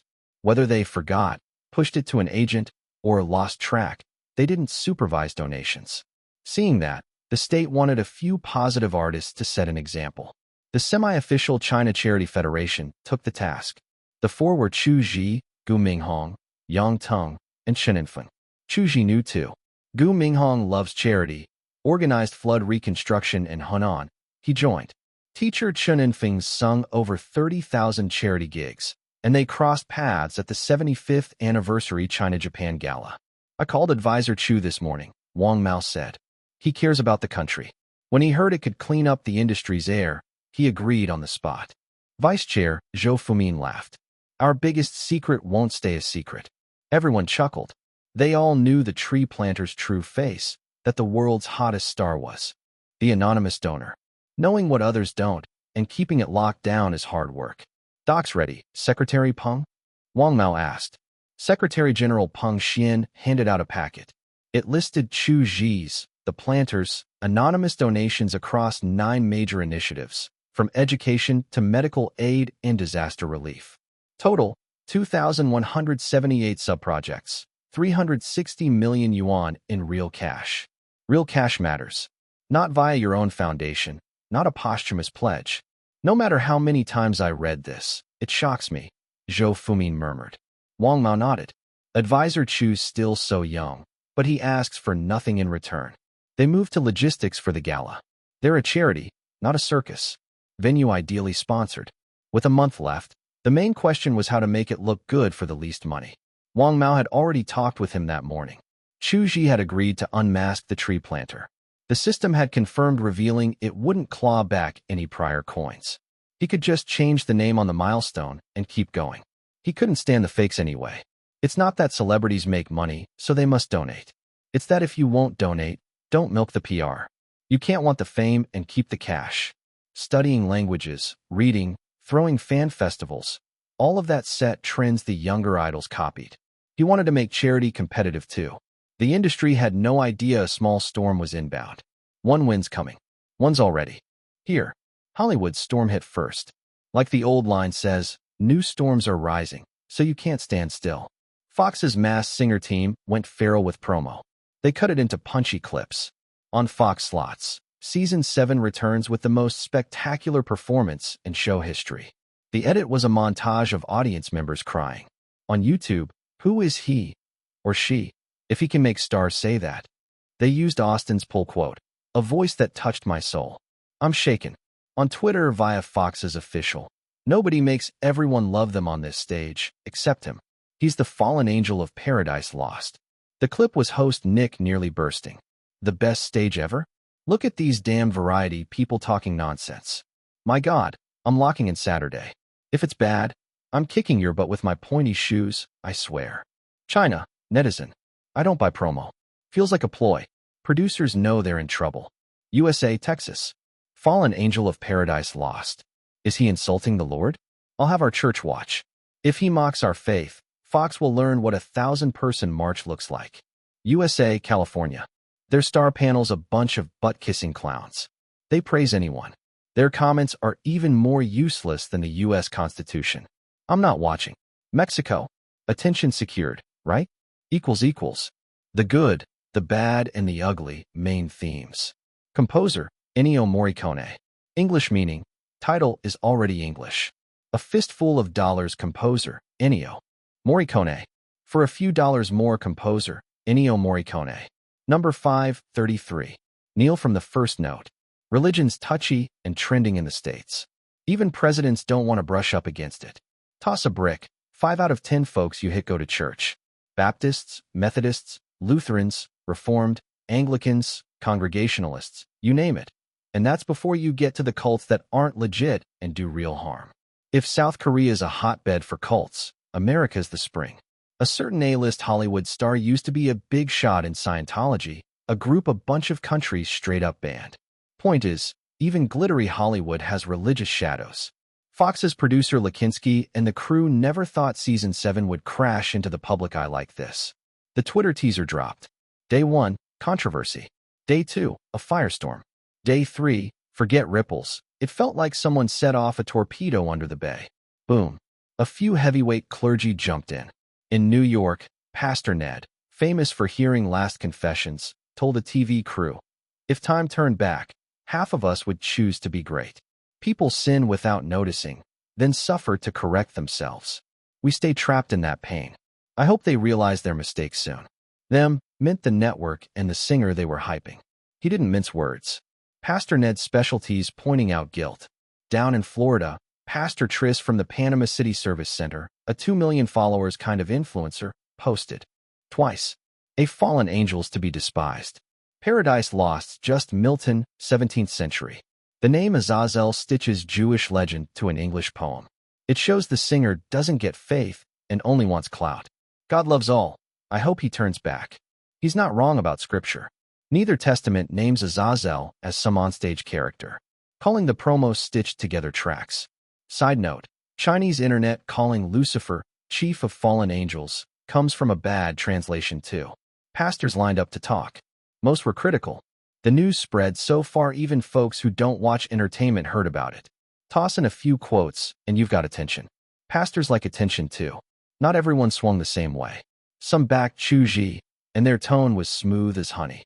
Everyone has the right to believe in God. Faith's the treasure of our souls. Real faith has room for questions. I'd love to meet the so-called fallen angel. If he wants to join our church, I'll be his godfather. The Lord receives anyone. That came from Chicago's evangelical Pastor Bronson. Everyone knows the evangelical game. The more blessed the pastor looks, the more believers follow, the more money rolls in. It's a machine. So evangelical pastors gotta flex. Pastor Bronson's elite at it. He bought a private jet 6 months ago. You could hear his calculator clicking worldwide. The Masked Singer's contestant obviously has reach. Use God's name, risk nothing, grab the benefit. Sweet. Deal. Even the Christian Science Monitor weighed in, one of the big 5 papers. They don't write religion columns often, they parse geopolitics. When they do touch faith, it carries weight. Headline: Religion shouldn't be a variety show garnish. The article scolded the media's hype train.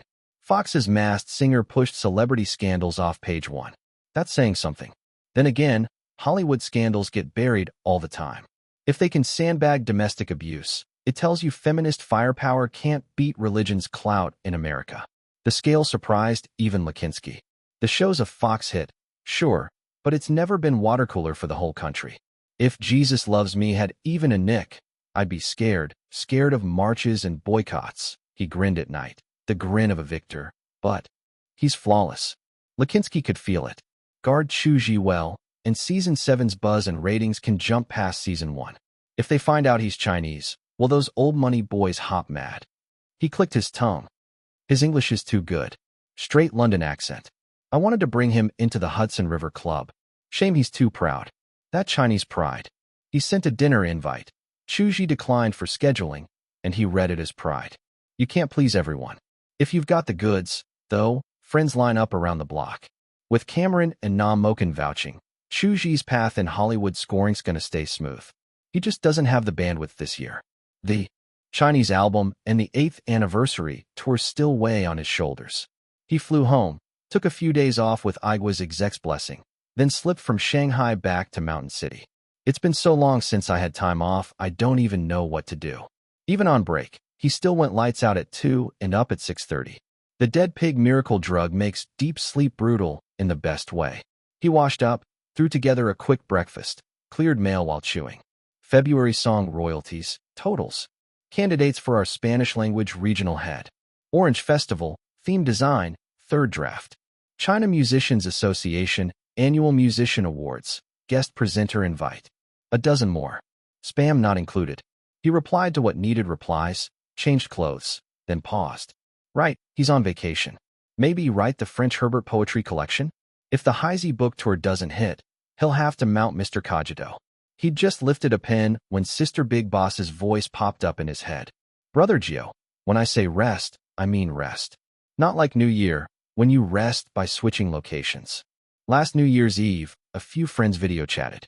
Wang Yuan sniffed it out instantly. Brother Gio rests by working elsewhere. He thought a second and headed to the gym.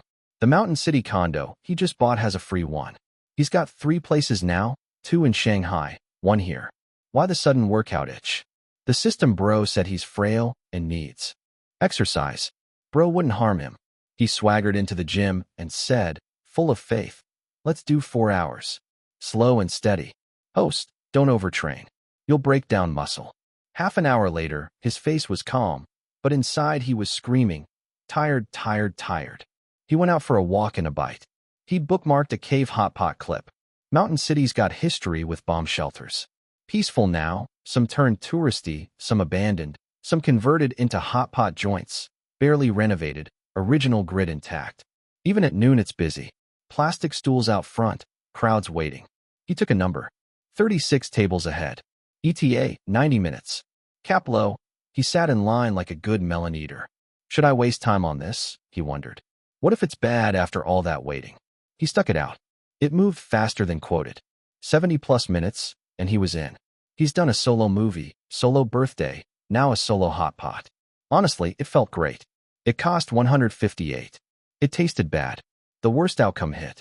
Time gone, money gone, food sucked. He felt like a big old sucker. Turned out, most people weren't there to eat.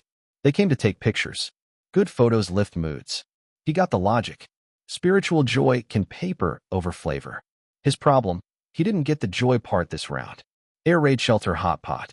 Whatever, my original selves from Fog City. Consider it a paid experience, he consoled himself. 2 days of salted fish rest later, he dove back in. He likes being busy. Saturday, March 8th, 7 p.m., primetime. CBS has Survivor. ABC has Dancing with the Stars. NBC has SNL. Bravo's got Project Runway. A Royal Rumble. Usually Survivor and SNL split the crown. Not tonight. Curiosity's Universal, and the Masked Singer controversy pulled eyes like a magnet. Switch to damned Fox already. Why don't you get it? Don't watch Survivor tonight. I want to see what the best performance in show history even looks like. I bet they botch it, but I'm still excited. Tonight, we listen. Even Pastor Bronson tuned in first.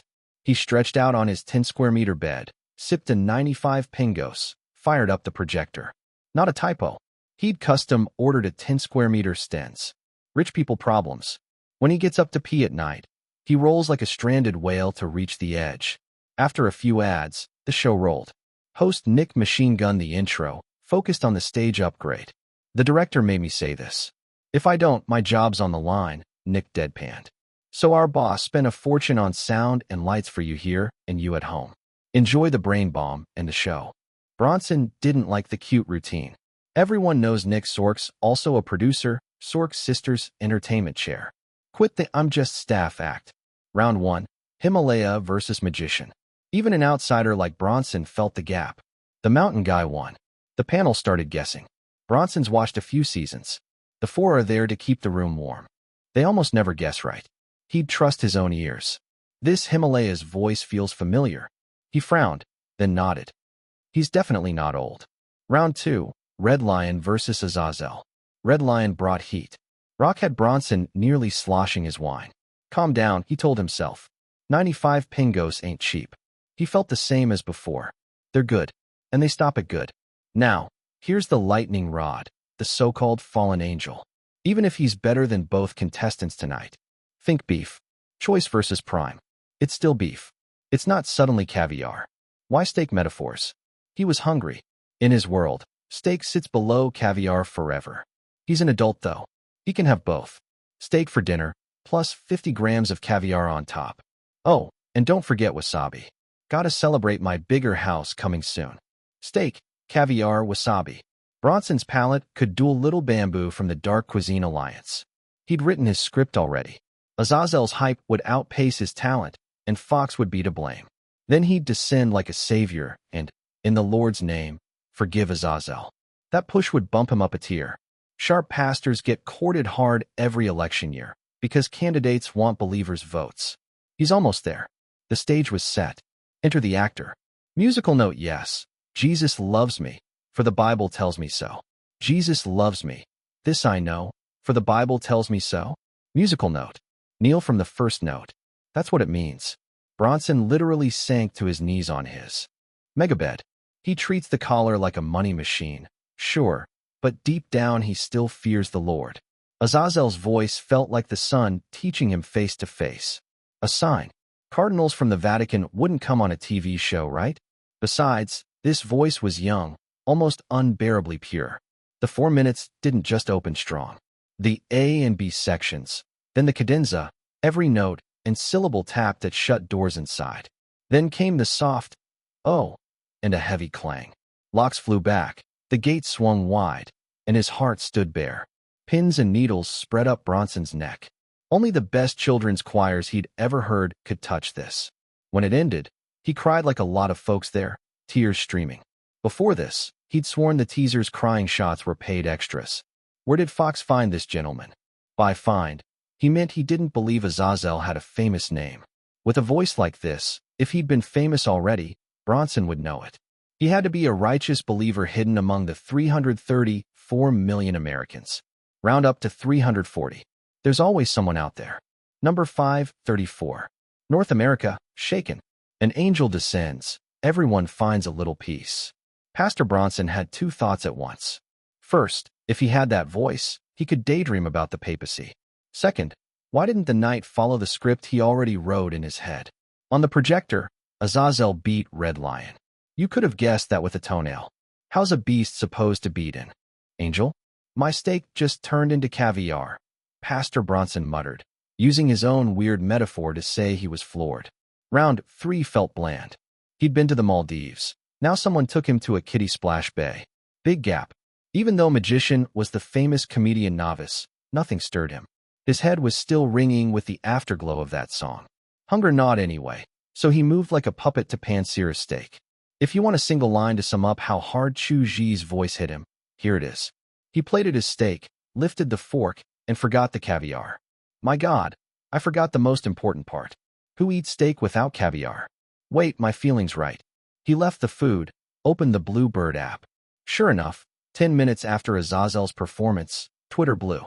3 of the top 10 trends belonged to a show that hadn't even aired an hour. Hashtag Azazel. Hashtag Who is Azazel? Hashtag Voice of an Angel. I'm an atheist, but you can see the light of faith. How can anyone hate this? I'm fighting throat cancer. This comforts me. If you've heard Bible stories, you won't dislike this song. It's so simple, but it holds so much. The world's rough. I cried in Canada looking at my grandma's photo before she passed. God bless you, Granny. Rest easy. He moved a wooden heart. I'm a lonely person, and this gave me hope. Stuff like that went on and on. Pastor Bronson scrolled 2 pages. 99% said they were shaken by this pure Christian song. The other 1% wanted to know who Azazel really was. Watching the discourse like a hawk, Pastor Bronson tapped out a fresh post. Bronson, spreading love. Hashtag Voice of an Angel, so angels sing after all. I heard compassion in Azazel's voice, a wish to save the fallen and heal everyone's heart. I'd love to meet him and talk about spreading God's glory. When he drafted it, he deleted "He's absolutely devout." He was sure, but, well, the name's from a Jewish legend. Better be cautious. The production wasn't idle either. In North America, new songs get registered with the Big Four: ASCAP, BMI, SESAC, and SoundExchange. When Fox checked the listing for Azazel's piece, the database showed, per creator's request, details are temporarily sealed. We can share that performer and creator are the same person. That's Fox working with IGWA's registration to hide the trail. Go on then. Take off. Season 7. Producer Lakinsky stared at the online chatter dashboards. He didn't need to wait for Sunday's ratings report. He could tell they'd cleared a 15% household share. Sure, that's nowhere near the Super Bowl halftime's 30 online, but check yearly variety numbers. American Idol's peak myth was 14. Crack 10% and you're a juggernaut. Side note, the U.S. measures household share, not individual rating like back home, which runs higher by method. I hope Mr. Chu Zhi sings another gospel piece in episode 2, Lakinsky murmured. A few like that, and Mr. Chu Zhi will become America's, no, the world's most beloved singer among Christians. That idea scared the head writer Auger a little. He isn't religious, but he grew up soaked in it. His parents are devout, both in their 60s, and somehow they're fans of that Chinese singer too. As long as he keeps his private life clean, Lakinsky added. Auger got why it's scary. At this rate, he could reach that target. Imagine a Chinese artist with that kind of influence across the West and beyond. It makes you shiver. Who do we line up against Azazel next? Auger asked. That's a brain teaser, Lakinsky said, frowning. With Chu Zhi's level, the 4 remaining masked singers, plus tomorrow's substitute, would all get crushed. Pick anyone, and it's their funeral. One line fit perfectly. Your only mistake is choosing to be my enemy. Any ideas? Lakinsky asked the room. 40+ minutes. Ads included, wrapped by 9. The internet flipped.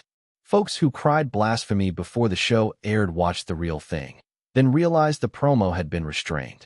Wild path no one expected. More important, Jesus Loves Me didn't need a critic to explain chord voicings or thematic arcs. It's plain, it's clear. If you went to a community school, or didn't, if you've ever heard Bible stories, You don't hate it. Most people loved it. A comment nailed it. If you've heard Sunday school once, you'll get it. What was I doing, resisting? This.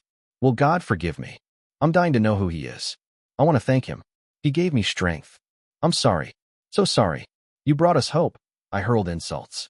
I need to go to church tomorrow. If He releases an album, I'm buying it. There's sunlight and redemption in that voice. Social feeds filled with apologies and hopes. Short posts can't carry all the backstories, so here's one. Octorganity looks mid-30s, actually under 30. Her skin ages fast, though her color's healthy. She's in home clothes, rocking her 2-year-old. Her eyes keep drifting to a sand timer on the nightstand, the only gift her ex, Bookie Sofara, ever gave her. The rest of their time together, he gave her nothing but ecstasy and ruin. Knock, knock. The door rattled. She startled. Octor, it's me.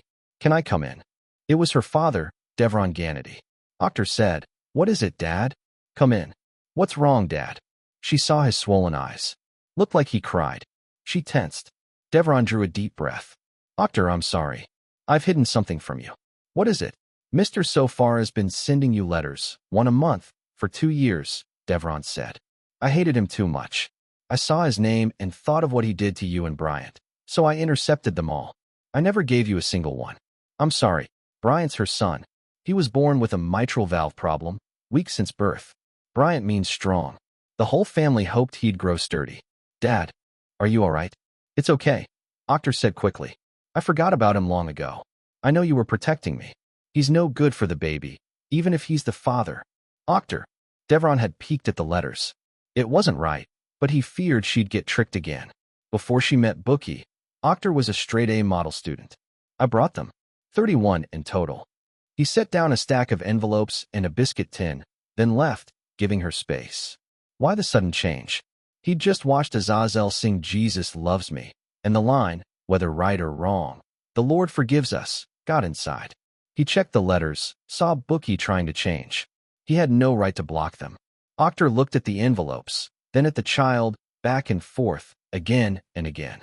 For the fact he's the father, she told herself, let's read them in order. May 2023. Octor, I've decided to quit. For the kid, and so I can face you like a man. June 2023. I almost failed. I told my dad to check me into rehab. I need to succeed. You and the baby are my faith. July 2023. They say I need a full year clean after rehab before I count as clean. It's so long. I'm scared I'll fold. Were you that scared back then? Octor, I won't ask you to wait. But when I make it, I'll find steady work and send support with my own pay. Please don't refuse. The letters got longer. Maybe he had more to say. He started to ask about her, too. Tears pooled in her eyes. June 2024, half a year out. No reply. Maybe no reply's the best reply. I still get cravings, but the thought that I could see the kid in a few months flows warm through me.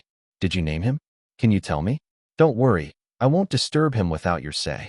Good news, I'm a community patroller now. Stable hours, nothing much at night. I'm reading, studying. Can you believe a Chinese singer's music gives me strength? I sent an album. Give it a listen. Bookie Sofara. Letter by letter, Bookie crawled from a junkie toward a person. The last one was months ago. November 2024. I pulled a kid from danger today. The addict behind the wheel was me, the old me.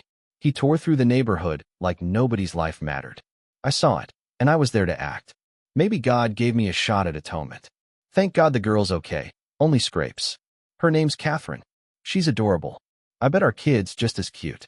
I want to see him. I want to see Noble Holiday with you again. I know I'm babbling. My head's fuzzy. The doctor's taking me to surgery. I'm scared. I don't want to die. I haven't played catch with my boy. If God takes me, can I be selfish once? Please tell him his birth father's name is Bookie Sofara. The handwriting was different. Someone took dictation. Nothing after November. For months silent. Octor didn't dare think the worst. Maybe he's badly hurt, can't write. Maybe a coma. She'd take a coma. He's still alive. Her hands shook as she opened the tin. There was some cash and a CD, the one gazed upon by gods. Her tears finally broke, flooding down. Audiences can pivot fast. Priests and pastors had it rougher. A few had hats ready to throw. Now, well, you can lie with a straight face, but it's risky. Most deleted posts and hit it home. Small thinking. Watch the big names. Pastor Ned pivoted. I confess to God for my misunderstanding. I feel peace now, because it means there was no sinner in this matter. I'm comforted we've found another excellent preacher. Pastor Triss followed. Jesus Loves Me suits church playback. When the singer's identity's public, I hope to ask permission to use it. I don't know why he picked Azazel. Maybe the show forced it, maybe it means something else. Saying he didn't understand religion, that was my error. Anyone who can write and sing this understands faith. Watertight. Untouched. Entertainment always answers demand, even when demand's twisted, like staff squeezing fans for obscene gifts. North America, with Mexico in the backyard, sits deep under Hollywood's shadow. Fox's online and offline guessing game around Azazel's identity exploded. Whoever lands a clue gets clicks, a reporter gets paid, the audience gets their curiosity scratched. Fox can leak a tiny hint, and who cares? Everybody wins. Reporters swarmed. Based on the Masked Singer schedule, Azazel's next recording is tomorrow. More than 30 North American papers posted up at the building doors, photographing every celebrity walking in or out, crossing names off one by one. Number 535. Not flashy enough. Look, isn't that Timberlake? Could he actually be Azazel? If I'm not mistaken, Timberlake hosts a show on Fox, right? If I remember right, that program's called Drink Up. What if that's just a cover? But Timberlake's mother is a devout believer. It might actually make sense. That was the gossip between two reporters from Variety. Cameras clicked like crazy as they snapped Timberlake's silhouette. The Hollywood Reporter, Variety, and Entertainment Weekly were America's three most famous entertainment magazines. Compared to those big names who acted a little more reserved and didn't rush forward right away, the tabloids, self-media outlets, and YouTubers didn't care about manners. They swarmed him like flies on rotting meat, desperate for heat and traffic. Are you Azazel? Your disguise has already been exposed online. Did you know that? Timberlake, do you have faith? Whoa, calm down, guys. Push any closer, and your mics will be in my mouth. Timberlake wasn't just some singer. He'd won 5 Grammy Awards. He'd weathered bigger storms than this, so in no time he had the chaos under control. But when that one reporter asked about his disguise being exposed, Timberlake's heart skipped a beat. Damn it, did someone discover he was secretly backing the world's biggest piracy site? What disguise? Exposed by the internet? Man, the net's already seen me under my underwear. What's left to expose? Everyone in America knew the joke. During a certain reality show, thanks to a prankster buddy sneaking over the wall, Timberlake had been caught on camera sleeping stark naked. The footage spread nationwide. That was American variety TV for you. From the messy explanations, he pieced it together. Relief washed over him. Good, it wasn't that secret. After all, he never funded that piracy site for money. The guy had even uploaded his own album, They're Just for Fun. Azazel, yeah, I know of him. Last night's clip of him singing Jesus Loves Me went viral online. Since I was recording at Fox, my sister, brother-in-law, mom, uncle, pretty much the whole family, called me asking if I knew anything. Even the people in the Masked Singer crew don't know the singers' identities. I'm not part of the staff, so of course I've got no idea. But you guys thinking I'm Azazel himself, I've got to admit, that's some real faith in me. Azazel's vocal technique and that childlike purity in his voice, I'd give anything to have that. Timberlake was secretly a little pleased. Holy shit, the media thought he was on the same level as a legend? He wasn't just being modest. Any pro listening to Azazel could tell, the head voice and light mix had zero trace of effort. No trace meant natural. That was the ultimate goal of every seasoned singer, returning to the essence. I respect anyone's faith, and I believe people will respect me for not having. 1. I support Jennifer's claim that Azazel is a singer from the British Isles. If I knew anything, I'd tweet it immediately. After answering a few more questions, Timberlake slipped into the company building. The next singer arriving got the same treatment. The media swarmed them with the same opening line. Your disguise has been exposed. If a star had something weighing on their conscience or their resolve was shaky, they might just start spilling. But those reporters had no idea. The masked singer they were dying to find had already entered the building before 8 in the morning, when not even a ghost was around. Chu Zhi hadn't come early to dodge them. He was simply here to support the unsinkable cruise promo on Fox. Turned out it killed 2 birds with 1 stone. He had 2 more shows lined up for promo. One was a solo interview targeting North America's middle-class audience, focusing on him as the first Chinese actor to star in a major Hollywood production. The other was with director Cameron, actress Idolia, and supporting actor Momoko, more entertainment-focused. On top of that, there was the masked show. 3 recordings in one day. So, of course, Chu Zhi came early. Seeing Momoko and Idolia again was bittersweet. Momoko immediately said, "Don't leave LA tonight. I know a super safe bar. My treat." Idolia had just finished an art house film playing a single mother. She looked a bit worn. The real highlight was Chu Zhi's solo interview. The interviewer was Sabine, one of Hollywood's top hosts. Her motto, "The best interviews are measured offenses." Her reputation was fiercer than her actual bite. "Mr. Chu, do you think landing the lead role in Unsinkable had anything to do with investors targeting the Chinese market? As a singer who spent over half a year filming, do you think you're letting down your fans?" If she were truly ruthless, she would have asked, "Did you get the lead role by bringing in funding?" But Chu Zhi answered calmly. His strong album sales over the past decade spoke for themselves. The solo interview lasted nearly 3 hours. It would be cut down to about 50 minutes. Just like everywhere else, American variety shows rarely ran longer than an hour. Even Man vs. Wild was only around 40 minutes per episode. "Mr. Chu, do you believe in zodiac signs?" Sabine asked suddenly at the end. "Zodiac signs?" Chu Zhi didn't even know his own sign. "Sabine, are you implying my horoscope has something I should know? If so, I'd love to hear it." In other words, he didn't believe but was open to listening. Sabine liked that answer. Talking with someone smart and polite was refreshing. "According to your chart, today and tomorrow are your luckiest days this month," Sabine explained. Astrology wasn't like Chinese 4 pillars fortune-telling. Exact birth time wasn't crucial. General data was enough. Lucky days? That, Chu Zhi liked. "Please, Sabine, tell me more." She dove into technical terms about planetary aspects. Emperor Beast didn't get any of it, but he did catch the lucky spot and lucky direction. During a break, he asked Xiao Zuji to buy a wood carving, then pulled up a map, found southwest, and went to the fire exit to face that way. "Zodiac, I really believe in you. Don't let me down." "Brother system, time for a lottery pull." If luck was maxed out, wasn't it fair to aim for a big prize? He had 44 personality coins. One pull cost 5, so after this he'd have 39 left. Without even checking the pool, he trusted his luck and picked a blind box. Golden Light, Ode to Joy voice. What the hell is this? First thing he thought of was Schiller's poem and Beethoven's symphony. But the extra voice tag. Studying it, he realized it was a sound emotion buff, like the Qin Shi Huang one. It boosted joy to 100%. Even a sad song would make listeners feel overjoyed. Creepy, honestly, like angelic gospel that spreads happiness, but different in emphasis. Damn, system really held grudges. Chu Zhi remembered. Half a year ago he'd complained there weren't any new buffs. The stubborn system had made him draw 2 in a row, and now he had Ode to Joy voice and Honey Badger voice. With 6 emotional buffs in hand, Chu Zhi was basically a hexagon warrior, covering almost every genre. Seriously, system, your biggest help is these buffs. That's the jackpot. Star signs might work too. I'll try again. Tomorrow. Sure, it wasn't the god-tier talent he imagined, but close enough. Wait, with Ode to Joy voice, he had an idea. And once an idea took root, it spread like wildfire. Come on, it's normal to want to show off a little.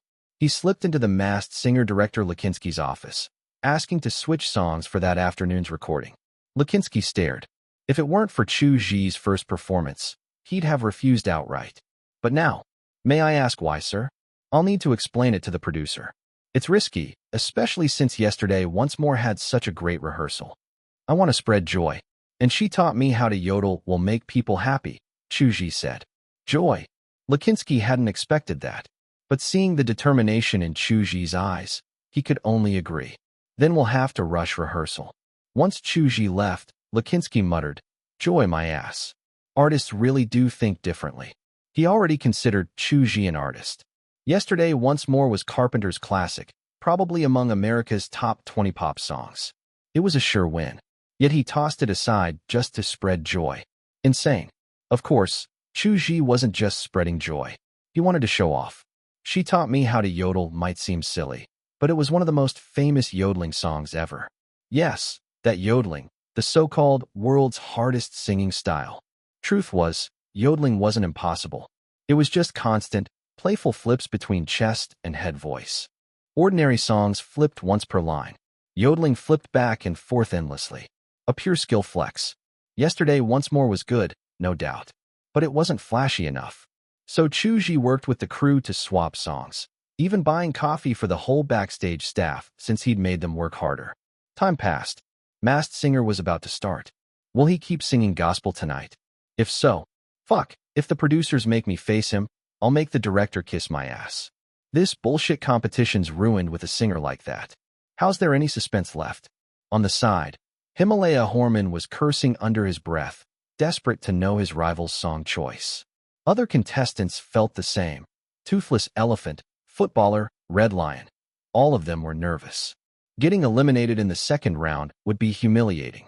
I've got to at least make the finals, Red Lion muttered, clearing his throat. Danny the Footballer, last week's loser to the environmentalist team, paced the room like crazy. God bless me, please. If I don't face Azazel this round, I'll go to church every week, Danny prayed. The weaker the skill, the greater the nerves. Among the masked singers, Ted, aka Toothless Elephant, was the weakest. He'd only joined as a baseball player cameo. But after sneaking through round one with tricks, his competitive streak lit up. Guess I'm the sacrifice this round. If it's Azazel. Damn it, the animal rights group didn't even have this much clout. What do I do? Ted groaned. His skills couldn't compare, and even thematically, he'd lose. Down the hall, the substitute contestant was prepping. Her masked persona, black-faced goat. Real name, Cara, a folk singer from Northern Ireland. Ireland called her the voice that moved the nation. Britain called her the beautiful voice of the Isles. Rare praise from both sides. Cara sat in the makeup room, while stylist Adam adjusted her horns. Sir, may I ask you something? If it's about Azazel, I can't say a thing, Adam replied. Every contestant had tried fishing for info. Was it because he was honorable? Hell no. It was the contract and penalty fees. I wouldn't put you in a spot, Cara said. I just want to know, they won't make me face last week's strongest contestant on my debut, right? Adam thought. There's no precedent for that. You should be safe. That reassurance let Cara finally relax a little. A Chinese singer who made even the possibility of facing him terrifying. Adam had never imagined someone with such a handsome face would also have such overwhelming power. With all contestants ready, the 300-member audience took their seats. Host Nick kicked off with an awkward dance, then boomed. Welcome, everyone, to the thrilling game Masked Singer. I'm your host, Nick. Tonight, we've got 3 exciting matchups. Red Lion versus Black-Faced Goat, Azazel versus Toothless Elephant, and Footballer versus Himalaya. Number 536. The Fallen Angel's Joy. The second Nick finished speaking, for masked contestants waiting backstage, Red Lion, Footballer, Himalaya, and Black-Faced Goat, all broke into grins. Sacrifice one to save the rest, right? Everyone was happy, except Toothless Elephant. Fuck, those idiot producers finally did something that makes me happy. This is great. This bullshit stage actually gave me something to look forward to. Horman, who performed as Himalaya, always cursed in his head whether things went his way or not. Black-Faced Goat, Cara, thought, as long as I'm not the one facing him, I can sit back and enjoy the master's power. Nick introduced the celebrity judges in order, still Jennifer, Austin, Hartman, and Jian Ken. All 4 had changed their looks a little, but Jennifer's change was the biggest. After last week's episode aired, some viewers tweeted and posted in Fox Forum that red hair didn't suit Jennifer. This week she dyed it back to black. A chocolate-toned beauty really does look better in deeper shades. Oh, Jennifer, you've changed so much. Can you share what happened this week? Nick asked. I ran into my ex a few days ago. He said he still dreams about me with black hair, Jennifer said. So I dyed it. I want him to know I'm someone he can see in real life, but still can't touch. She flirted as she tucked a lock of hair. Nick jumped in. A woman's thirst for revenge is terrifying. I can vouch for how scary it is, Jian Ken said, raising his arm. Whenever Jennifer got excited on the show, she grabbed Jian Ken's arm. Anyone who'd seen even one episode would remember it. So his quip drew a ripple of laughter. I'm excited to see who's joining the game tonight, Austin said, the classic old white guy judge. Blonde bombshell Hartman added, no matter who the new singer is, I've got to complete the bounty my mom gave me. I must get Azazel's autograph. Looks like the panel had a great week, Nick said, glancing at the crowd. Ladies and gentlemen, whose performance are you waiting for? Let's get started right now. First matchup, footballer versus Himalaya. Danny versus Horman, two professional singers going head-to-head. Their songs were I Walk the Cobblestone Road, a signature ballad, and What's in the Bag, a classic of gangsta rap. Both were hits everyone knew. Picking big hits is a small trick to win votes. Only Chu Zhi would pull the brain cramp move of bringing a new song to a competitive stage. Of course, if the new song blows everyone away, it stops being a brain cramp. If Ken and Danny had gone all out, I Walk the Cobblestone Road might have stood a chance. His subwoofer low notes were a little famous in the industry, and he didn't want to give away his identity, so he held back. There was no way he'd beat Horman like that. Audience and judges cast their votes. Himalaya won. That wasn't hard. The producers couldn't even line me up with someone. Strong?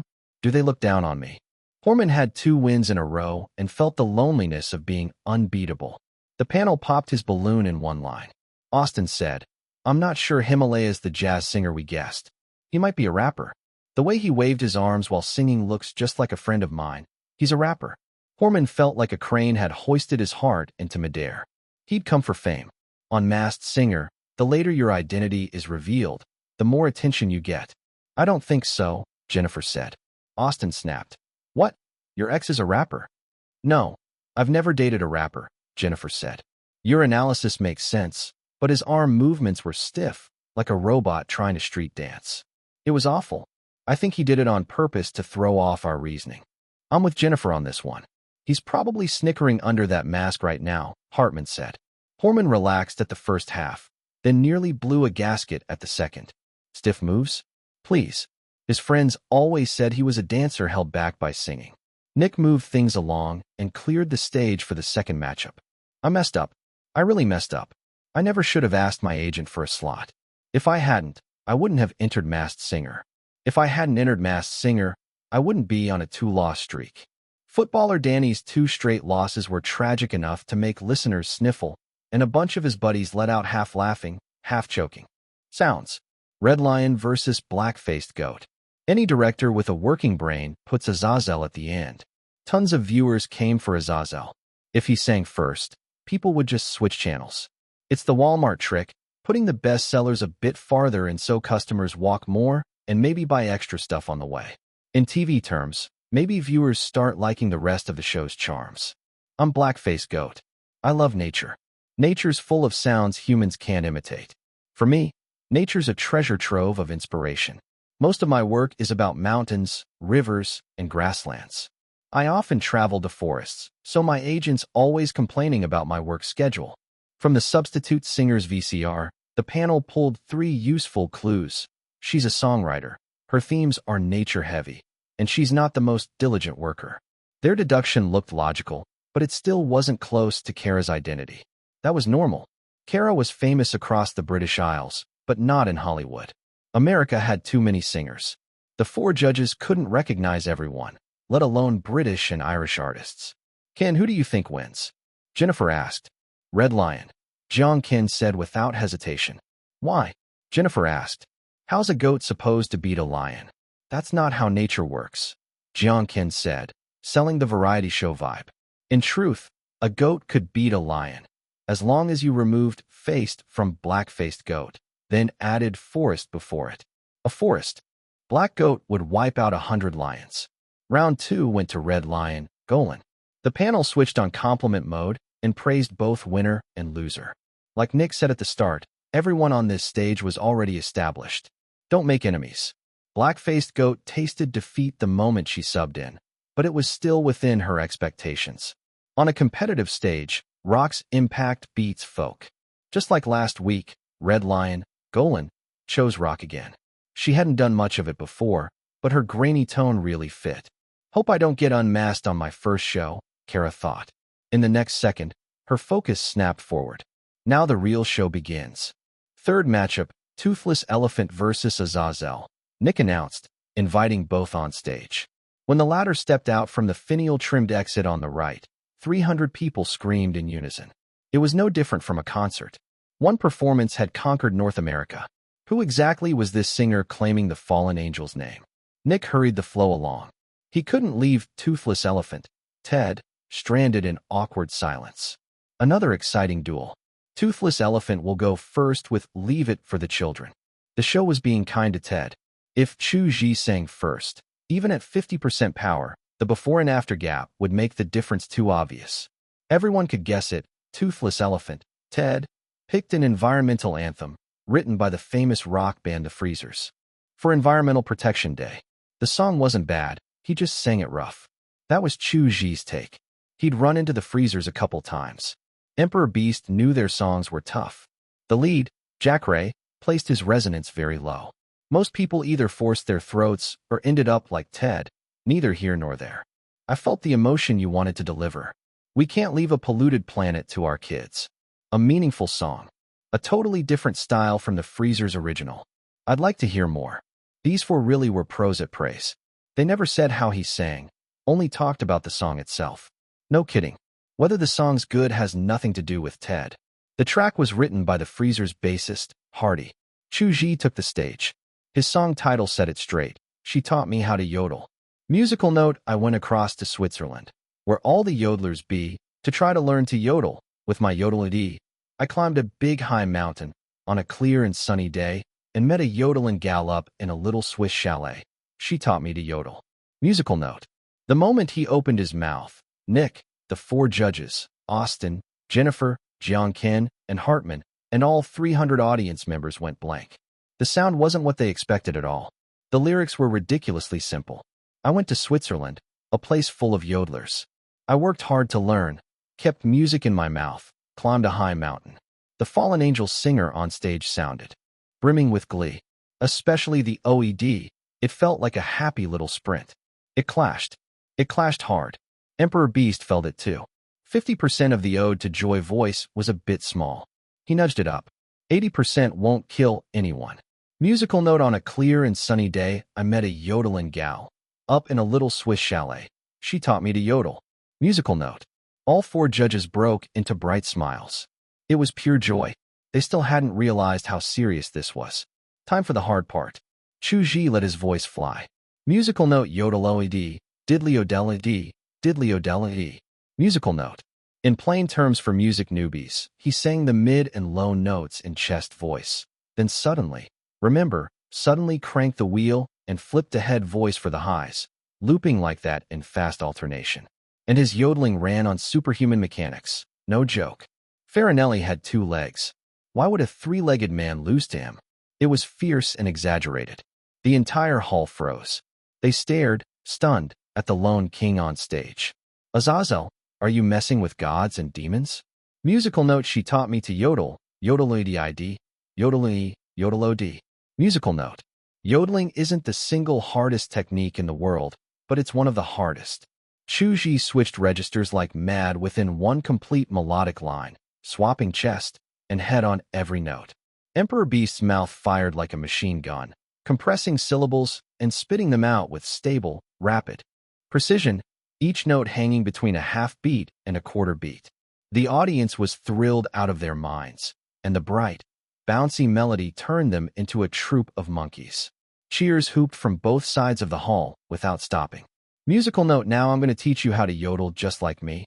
It's easy while you're singing to go yodel diddly-o-d. Musical note. Despair voice at over 80% would make anyone feel bleak. The same 80% of ode to joy voice made Emperor Beast feel genuinely happy. He started to play, adding both head voice and chest voice ornaments. It hit the crowd even harder. Chu Zhi spun out absolute supremacy over these mountains and valleys, a swagger that would rule for 1,000 years. Come on, light another fuse. Perfect voice, trigger. Number 537. I can't decide. Everyone knew perfect voice, non-lyrics, and crowd freak were passive skills. As long as the conditions were met, they triggered on their own, no on or off switch. But, those two sounds actually meant something in the mouths of herders living in the Alps. You could even use them to communicate. So was it a complete word? On that, Brother system gave a vague answer. If it's ambiguous and you want it on, turn it on. Enough said. Chu Zhi switched it on right away. If he wanted to thrill the crowd, he had to commit all the way. Musical note: first you take a deep breath, then you exhale 1, 2, 3, and then you'll hear a yodel if you listen close to me. Musical note. Chu Zhi's control was ridiculous. He'd whip the runs like a cyclone, then snap them back in an instant, smooth as a veteran sliding a car into a tight parking slot. Steady as hell. And the imagery never faded. Most people still saw happy pictures in their heads, like a little girl with pigtails hopping across a meadow in the Alps. Plenty of apes in the audience waited for the next call. It wasn't the excited screaming you hear at a concert. It was a shout from the gut, the kind you blurt out when you see the ocean or a deep forest and can't help howling twice. The call of the apes arrived. Chu Zhi's swaggering yodeling burst out again. Musical note: yeah, this is how to yodel. Yodeloidi, diddly-yodeling, diddly-yodeling. Musical note. Aya, aya, aya. The audience copied him and held back. Joy was contagious. Smiles spread over 80% of the faces in the room. The other 20% were stunned by how insane the yodeling was. Perfect voice kicked in, and the color wash hit peak saturation. Chu Zhi flipped between head and chest like a sports car, charging into a devilish string of hairpin turns, not slowing down, flooring the gas instead. It was pure reckless abandon. It was like Elbu going berserk, Kai Wenji dropping an execute, Violet holding the battlefield alone. Sure, the metaphors were a mess, but that's because Chu Zhi was flexing in a way that defied logic. Who the hell is Azazel? Horman took 2 deep breaths and finally managed to shut his mouth. He tried to keep up with Chu Zhi for a second, then gave up before starting. It was too fast. He surrendered on the spot. Is his throat forged from steel? Doesn't that kind of run risk a car crash? With Horman's musical instincts, he just couldn't wrap his head around it. He wasn't alone. Red Lion, Golan, Footballer, Danny, and Black-Faced Goat, Kara, were all infected by the joy and floored by the yodel's audacity. Footballer, Danny, who'd just taken 2 LS, had a thought. Maybe the guy behind the mask really was an angel. Otherwise, he couldn't believe it. Humanity was diverse, sure, but what kind of being could warm people, heal them, make them laugh, and perform terrifyingly hard technique no one could imitate? If not an angel, then who? In Danny's mind, the logic was airtight. Musical note: this is how to yodel, yodeloidi, diddly-yodeloidi, yodelodi. Musical note. With a goosebump praising flip on that Oli, the song hit its coda. 18 bins after 18 bins, a frenzy like Mamma Mia, mashed up with the Phantom of the Opera. Plenty of people nearly forgot to breathe. The final cut off neat and clean. Emperor Beast finished tonight's number grinning. The Ode to Joy voice worked great. Chu Zhi thought, if he merged Angel's Gospel with Ode to Joy voice, holy crap, who'd even be left to compete? Maybe, after retirement, he should actually consider religion. Imagine a Chinese pope in the Vatican. That'd be wild, considering Europeans had held the seat for thousands of years. While the singer let his mind wander, the applause never stopped.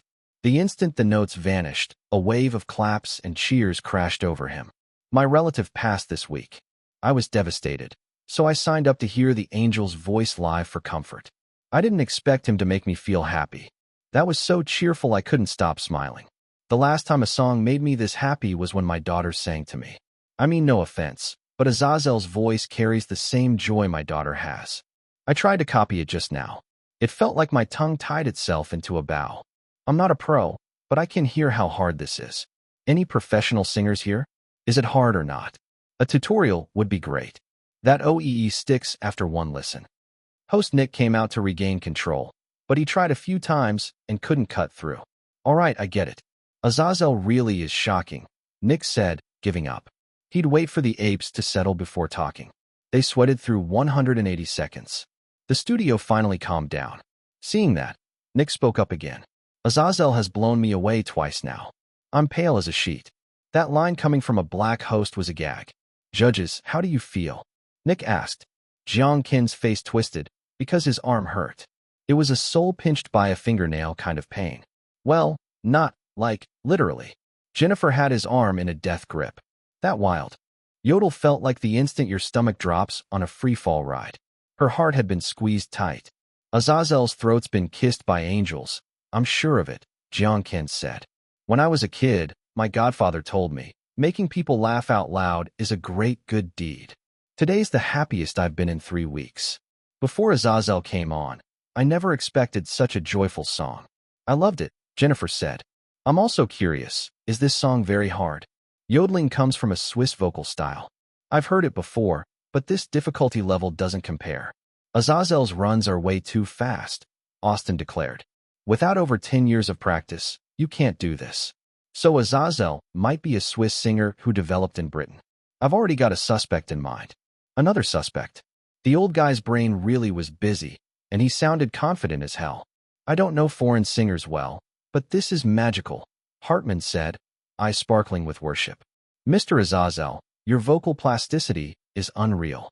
If I hadn't seen it live, I wouldn't believe both performances came from the same person. Or maybe it wasn't the same person. He's masked, Jiang Ken teased. It's the show's scheme, hire several vocal prodigies so no one in the world can guess right. Ken, that's a fun idea. Don't have it again, Nick said. I run this game. I don't know the singers' identities, but I swear on my skin, we're not letting multiple people share one identity.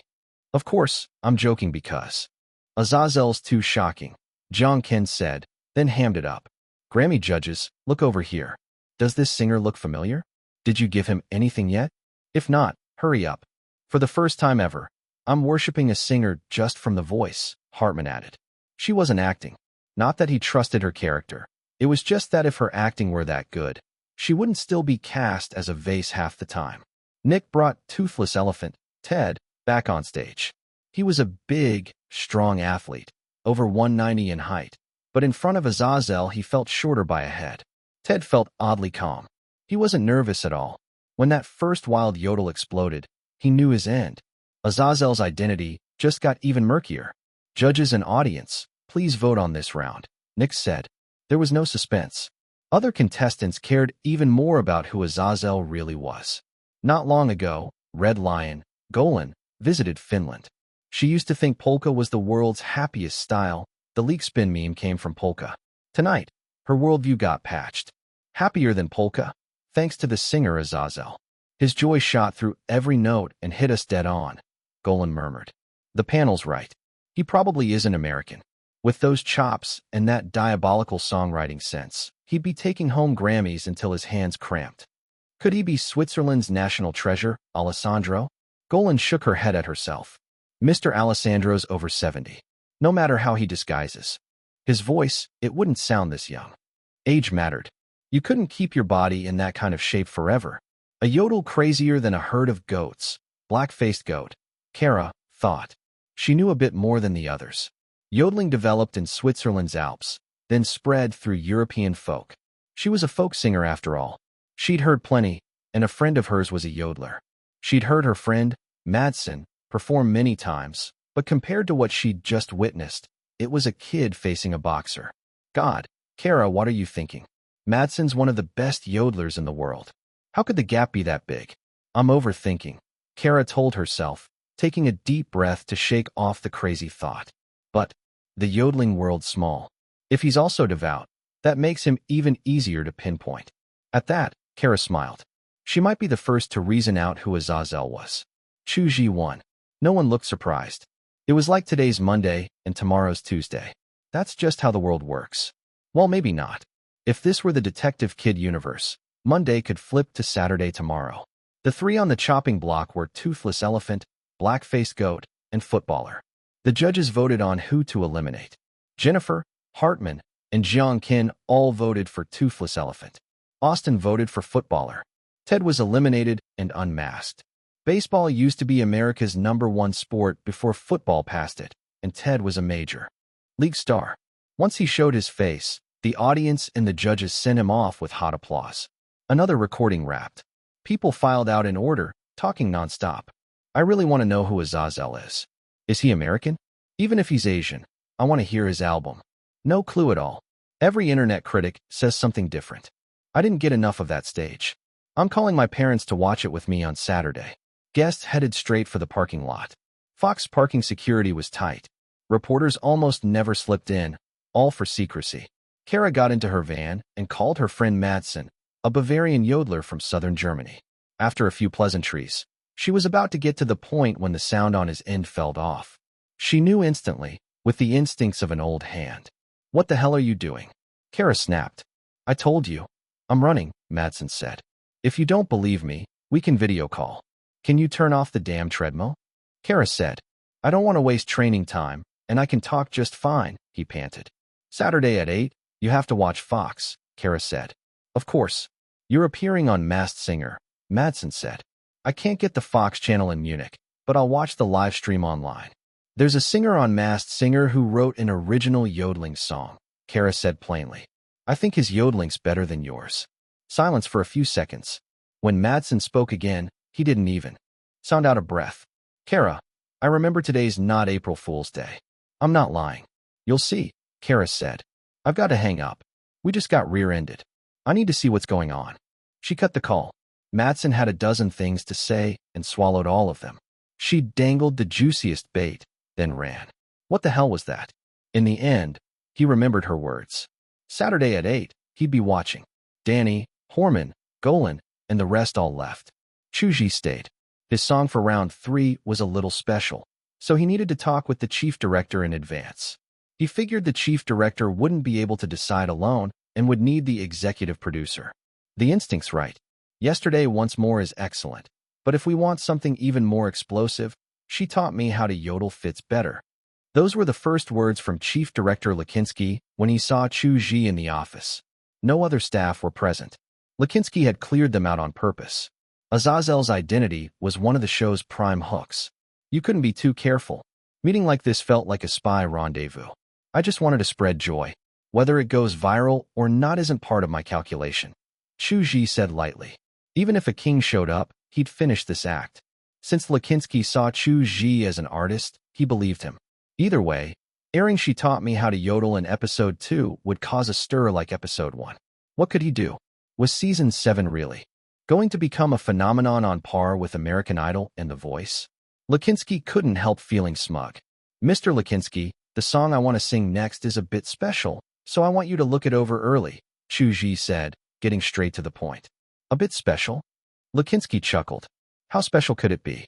He took the laptop Chu Zhi offered and started. "Sir, I trust your moo." He didn't finish music. He froze. The lyrics looked familiar, but he wasn't sure. "Sir, what's this lyric?" Emperor Beast explained.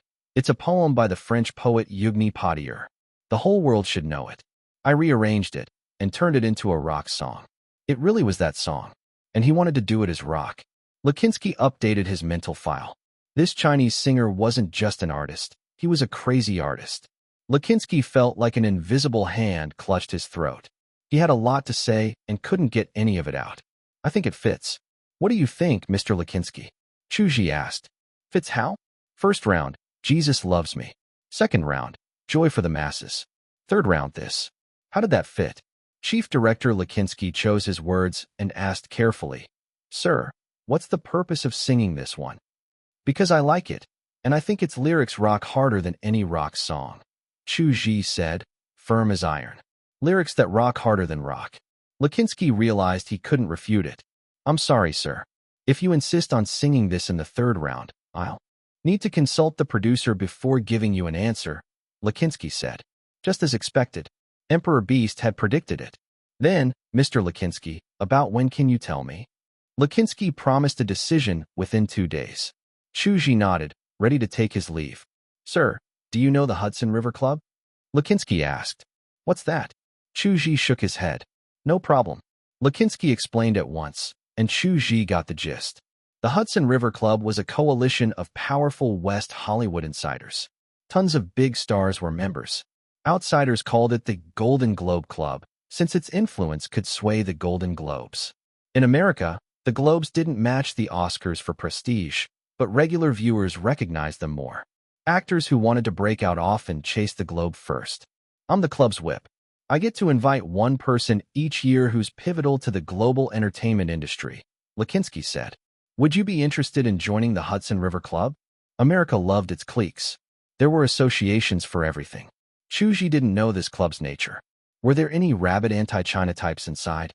Emperor Beast was cautious by nature. If it's all right, Mr. Lakinsky, please send me detailed information about the club.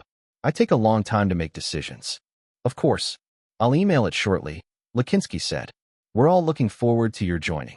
After Chu Zhi left, Lakinsky called his higher-ups at once and asked the producer and supervising producer to jump on a video call. At first, when they heard the meeting was just to approve a guest's third-round song, both men were annoyed. Why couldn't Lakinsky handle this? Their minutes were worth millions. Why were they bothered with this? What was a chief director even for? Then the director team sent over Azazel's lyrics. The two little squares on the screen froze. The producer and supervising producer stared in silence. They were stunned. After a long moment, the supervising producer demanded, "What's he trying to do?" What was he trying to do? Chu Zhi didn't have an evil bone in his body. He just wanted to sing. Brother Chu, when are you going to unmask? Once you do, with the momentum, our Twitter and Facebook will rocket into the top 10. Chu Zhi chirped, eyes glued to the Bluebird app. Thanks to the buzz from all nations, Volume 1, Chu Zhi's Twitter had hit 40 million. Facebook had 30 million. The team hadn't even bought much traffic. He was already a pillar among Asian stars. But worldwide, he wasn't cracking the top 20. Twitter's number 1 was America's internet-famous president at 128 million.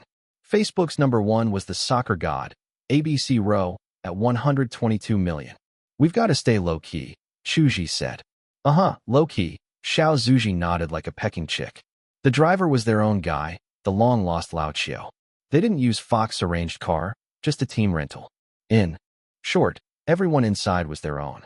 Driver's licenses didn't carry across borders. The pay was good, but the driver had to keep learning. Lao Qiu held Chinese, Japanese, Korean, and American licenses. You couldn't blame the agency for being careful. At Chu Zhi's level of fame, having bodyguards every day made sense. They checked into a hotel near the airport. Tomorrow they'd hit Manhattan to finish shooting one of the Chinese album's MVs that needed city footage. Before sleeping, Chu Zhi carefully read the email Lakinsky sent about the Hudson River Club. After Emperor Beast studied it, he judged it a second-rate organization. They weren't part of Hollywood's true inner circle, but they had more pull than most. No need, then. Chu Zhi drafted a formal refusal. He could have ghosted them, sure. Adults knew silence was a polite no. But in Chu Zhi's view, if someone invited you formally, whatever their motive, you should answer formally. Of course he wouldn't tell the truth. He polished it a little. Sent. Number 538. Emperor Beast put in the work. Politely turning down the Hudson River Club was just the opener. His inbox still held piles of invites from various associations.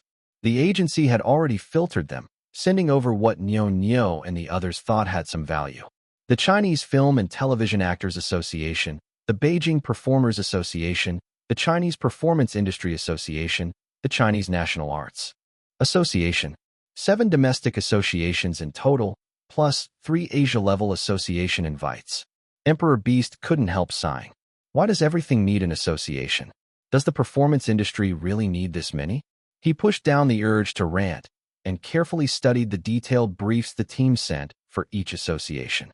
First, he rejected the 3 Asia-level ones.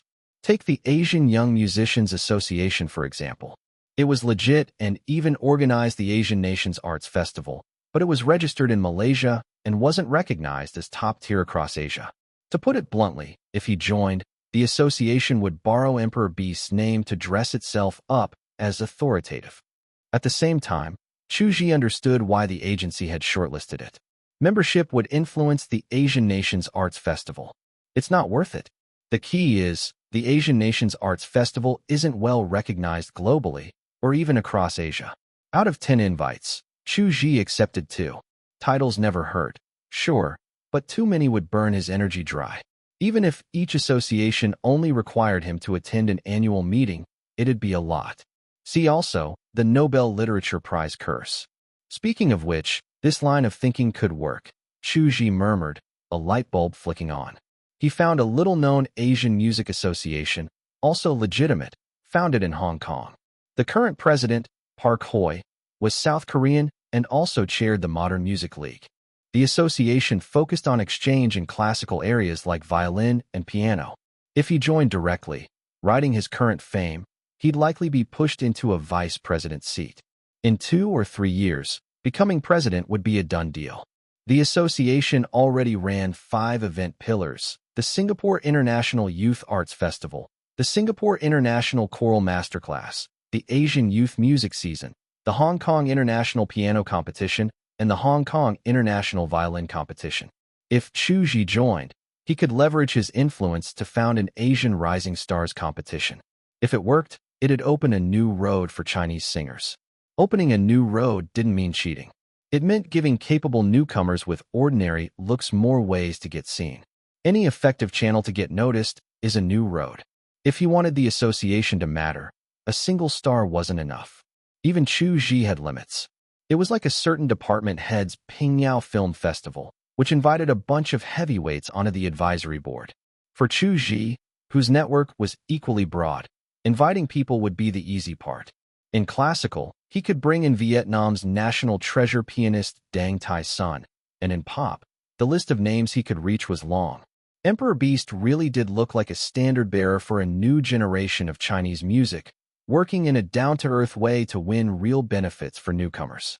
The next morning dawned bright, like the smiles on students' faces on a Friday afternoon. Chu Zhi's team got up early and split up. Chu Zhi headed to finish the last shots of an MV. Lao Qian flew to Amsterdam Schiphol. Of course, not just his head flew, the rest of him went too. The internet keeps getting faster, Lao Qian sighed. It's got pros and cons. There were countless pros, but right now the con was that information spread too fast and created headaches. Orange Home had lots of perks, and the overseas Orange Family app had settled into a groove. Little fruits abroad knew about the benefits too. You just couldn't double standard it too obviously. So, many perks needed to be ported over. Today, Lao Qian had to handle help little fruits fulfill a wish. Last year's draw had picked a 27-year-old Dutch fan. How to put it? European fans' wishes were very different from Asian fans. The latter mostly wanted to meet their idol. In Japan and South Korea, many wished to have dinner with their idol. European fans, take the 27-year-old doctoral candidate, Cobert. He actually wished to win the lottery. Almighty Chu, bless me to win the Staatsloterij prize. I'm begging you. Lao Qian arrived in Volendam. He first met a Dutchman, thin on hair, heavy on drip, wearing a sizzling pink suit that even he struggled to pull off. A strong man indeed, Lao Qian thought, looking him up and down. This outfit was almost inhuman. It was approaching Mu Chire's taste level, Lao Qian muttered to himself. Pink suit guy was thrilled and even tried to drag Lao Qian to a nearby diner for a drink. The item in question was a Staatsloterij Christmas ticket. Third prize, 150,000 euros. According to Dutch law, big prizes paid hefty taxes. Selling to Lao Qian meant the guy pocketed the full amount, so of course he was happy. When Lao Qian checked the ticket and transferred the money, Pink Suit Guy practically wanted to swear brotherhood on the spot. Ticket in hand, Lao Qian headed back, sighing on the way. This trend isn't good. I'll write a report when I'm back. We can't let this spread, or the event loses its meaning. It was easy to imagine. If every winner wished for money, other fans would slowly get assimilated. Sure, having dinner with your idol is amazing, but it's also equivalent to tens or hundreds of thousands in cash. How many fans could resist? Who can tell me the exact date Mr. Gio will hold his concert in Spain? I want to give him the most precious gift. Also, does anyone know someone called Star Carno? Some obscure singer from who knows where claimed he'll surpass Brother Gio. How ridiculous is that? On another note, Europeans in the music scene seem so arrogant lately. A show, Fox Masked Singer, brought out a contestant, a lame angel, and claimed his technique beats Mr. Gio's. As a professional producer, my professional take is that while the angel's main edge is his tone, Chu is technically stronger. Although, to be fair, let's not generalize all Europeans. I'm watching closely, and one of them, Azazel, has technique that should be on par with Brother Gio. Lao Qian scrolled the Orange Family comment section. With several foreign ex-girlfriends and multiple languages under his belt, he read smoothly. Watching so many people argue whether Chu Zhi or Azazel had better technique was, honestly, pretty entertaining. Never thought this would happen. I used to think Jiwai made this app just to burn money. Turns out it's a trump card now, Lao Qian muttered. So this was what it meant to actually be friends with fans. Don't be fooled by tens of millions of followers on public platforms. If a platform decides to ban you, you've got no recourse at all. Chu Zhi controlled his own channel. Sure, some forces could still shut down an entire app, but that took state-level power. With control of the channel, any single faction targeting him would have to think twice. The fan app had two versions, Orange Home for domestic, Orange Family for overseas. Lao Qian felt it wouldn't be long before they split to Europe, Asia, and the Americas too.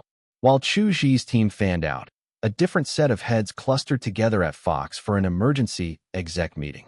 President Roger, Vice President James, Entertainment Network Content Director, also a VP, Efron, and PR head Kissingler, along with several decision-makers, were all summoned after hearing Chu Zhi's third-round song. Choice. A bunch of foreign names, easy to mix up, and honestly, not worth remembering. The chief director, Likinsky, sat at the end of the table. He wasn't important either. Today isn't April Fool's Day. Are you kidding me? Singing that song on our show? Did you forget our political stance? James jumped up first. He'd once been a hardcore Trump supporter. I think a variety show, especially a singing show, shouldn't carry an overly strong political stance, Kissingler said. And I believe this song will bring high ratings. Masked Singer could hit national-level heat. Considering the board's interests, my view is, don't interfere. All the stuff he said up front was nonsense. What made James swallow his comeback was 4 words, the board's interests. I'm speaking for the network's overall interest. If we get tagged as pro-China, the network suffers greater losses, James said. What a singer chooses to sing is on the singer. That would make the contestant pro-China, not the network. What's it got to do with us? Kissingler said, then summed up sincerely, glory to God, responsibility to the contestant. We did nothing. Shameless as hell, Likinsky thought, spitting at Kissingler in his heart. But he also felt real support. Contestant, fly as bravely as you want. If something blows up, you take the fall. Do you think the opposition will count ABC like a schoolteacher before slapping on a label? They won't care about the difference between a contestant and a platform. They aren't Serena, Angel, or Thomason, James said. Serena, Angel, and Thomason were top baby names on the 2024 list. In James's usage, they stood for elementary schoolers. I don't think that either. But I also don't think the board will abandon a bigger profit because of that risk, Kissingler said. American entertainment had a very mature business model. TV monetization tricks were old news.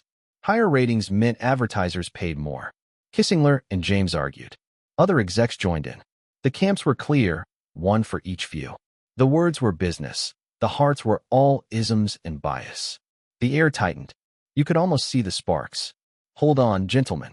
Our whole debate assumes we can change the Chinese singer's choice, Efron said. But can we make him change his mind? Can we? Silence dropped. Right. After all that noise, could they actually sway him? Chu Zhi wasn't some pliable Hollywood star you could push around. President Roger asked, can we influence Mr. Chu Zhi's decision? He was asking Likinsky, the only one who had actually dealt with the man. All eyes turned to the lowest-ranking person present. Likinsky blinked back to himself after a brief daze. To a large extent, no? Mr. Chu is a classic artist type. He's easygoing about anything outside the work. Once it's about the work, he's immovable. Hearing the chief director call Chu Zhi an artist got 2 reactions. James's camp sneered. Hey, Chinese pop singer, an artist? They were almost all people who hadn't watched the first performance. Don't be surprised that execs didn't watch their own network shows. Thinking they all did would be stranger. The rest had seen that first stage. To them, calling Chu Zhi an artist was obvious. If he won't change the song, just eliminate him, James blurted. In their own backyard, how could they let a Chinese singer swagger? He realized immediately he'd said the wrong thing. Right now, the show needed Chu Zhi more than Chu Zhi needed the show. Awkward. What made it worse was that no one picked up his line. Damn it, someone throw him a lifeline. James glanced around. Finally, someone spoke. Roger said, can any of you tell me with certainty that letting Mr. Chu sing a rock arrangement of the Internationale won't cause problems? Of course it won't. You're giving one song too much weight, Kissingler said, producing a report. Arturo Toscanini, founder of the Realist Conducting School, conducted the NBC Symphony in America performing it. That's far back. More recently, Alight Oken led tens of thousands to sing the Internationale in concert. And there were marches where thousands sang it, more than once. We're the land of freedom. We tolerate any idea. Right. What couldn't free America do? With precedents on the table, the execs thought hard. There really wasn't a problem. You could even blast it outside the White House. As long as you didn't cause a disturbance, nobody would care. Mr. Lakinsky, still, please discuss with Mr. Chu Zhi and push for a song change, Roger said, putting a lid on the meeting. Cut to another scene. The little dogtail flowers chatted away. The White Lotus had flown back home. Should we hold separate Orange festivals overseas and domestically? For that proposal, Chu Zhi said no. Plenty of overseas fans watched the Orange Festival, which gave them a base to quietly export culture. For example, at this year's 7th festival, the freebies were the 4 great classical novels, and the hauled core leaned traditional Chinese, like reliefs of the fish pool flying bridge. You didn't need to make it obvious. Layer by layer, year by year, the output added up. The second item, besieged on all sides, shelf date options, April 10th or May 2nd.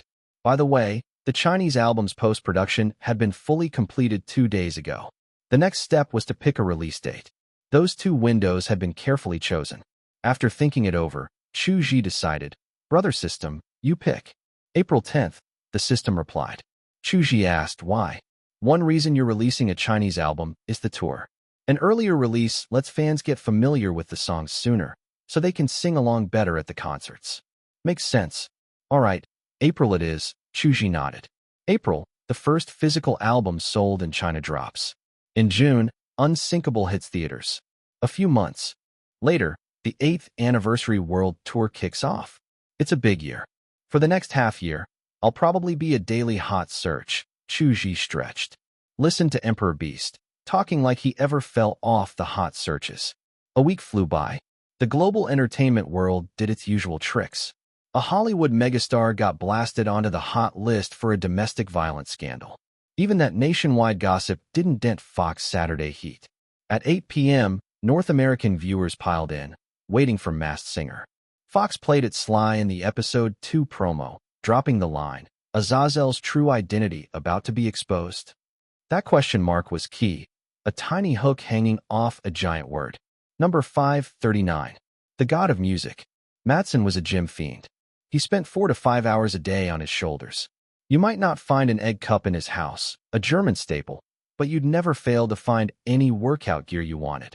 Treadmill, rowing machine, elliptical, high-pull trainer, everything was there. When he didn't have work, he trained from 7 to 9. No surprise, his body looked great. His alarm rang, so he stopped early tonight, opened his laptop, and streamed Fox show on the official site. You could watch online and TV in sync, but the stream would never run ahead of the broadcast, so there was no fast forward. Mattson sighed and endured the boring openers. Nick, the host, bantering with the judges. Too much small talk. Mattson didn't get American humor at all, so he went to make a veggie salad. Once the filler ended, the actual singing competition pulled him back and even slowed his fork. Round 1, footballer Danny versus Himalaya Horman. They're both pros. The technique's solid. The guy with the ball on his head's holding back, so he's not firing on all cylinders. If I were voting, I'd pick the guy with the mountain on his head, Mattson muttered. On screen, Nick boomed, "The votes are in. Himalaya, you win again. Go sing some more, then go wash up and celebrate." Mattson smirked. His eye for winners hadn't dulled. Round 2, Red Lion versus Black-Faced Goat. Nick knew his friend was debuting as the substitute singer. Kara's on. The yodeler she mentioned must be her opponent, Red Lion, right? Mattson guessed. Red Lion would beat her with yodeling, which was why Kara cared so much. He hadn't seen last week's show, just heard there was a singer named Azazel whose voice sounded heaven-sent. YouTube was packed with edits and remixes. He had no idea how good Red Lion really was. They faced off. Red Lion sang rock. So much for that script. No yodeling at all. The woman called Red Lion strong. Kara's tight on the opening. Mattson thought it through, then said to himself, very solemn, "I'd vote Red Lion. Even if Kara's my friend, a competition stage is like the gym. You only speak through strength." He was right again. Red Lion took round 2. Rock riles the crowd more easily than folk, perfect for competition. Plus Kara started nervous. He chuckled. This masked singer is pretty fun. Different personalities, different pleasures. Most viewers loved guessing who sat behind the mask. Madsen's fun was calling who'd win or lose. Yodeling can only show up in round 3 then. He finished the salad, but he was still hungry, so he grabbed a banana. While he was in the kitchen, Nick and the panel finished their chatter.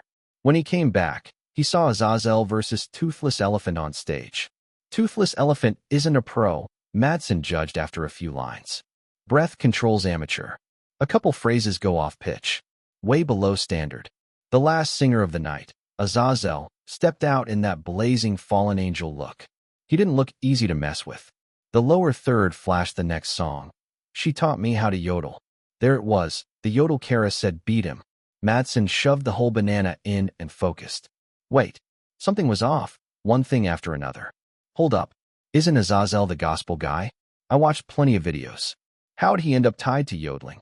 He shelved the question when the singing started. The bouncy melody and springy lyrics made him feel giddy. Such a cheerful song. It just makes you happy as soon as you hear it. Very soon, really soon, the cheerful Madsen heard a familiar style. Musical note yodel-o-d, diddly-o-del-e-d, diddly-o-del-e. Musical note. He flipped through chest and head with reckless glee. More insane than a cyclone charge or a speedster god. The flip rate zipped like lightning. Madsen broke out of the happy haze, stunned. This is yodeling. He compared it to his own technique. His breath transitions were smoother in places, sure, but he couldn't replicate what the singer did on stage. She taught me how to yodel, had 3 full-on yodel breaks. Madsen watched as the singer got wilder each time. The first already sliced cold and sharp, making eyes go wide. The second and third still ramped up. It went beyond understanding. On the final yodel run, he almost squished the banana peel into paste. On yodel-o-d, the E and D syllable shot like sports cars on a highway. And then, bam, an O popped in like a car darting against traffic. You couldn't call it good anymore.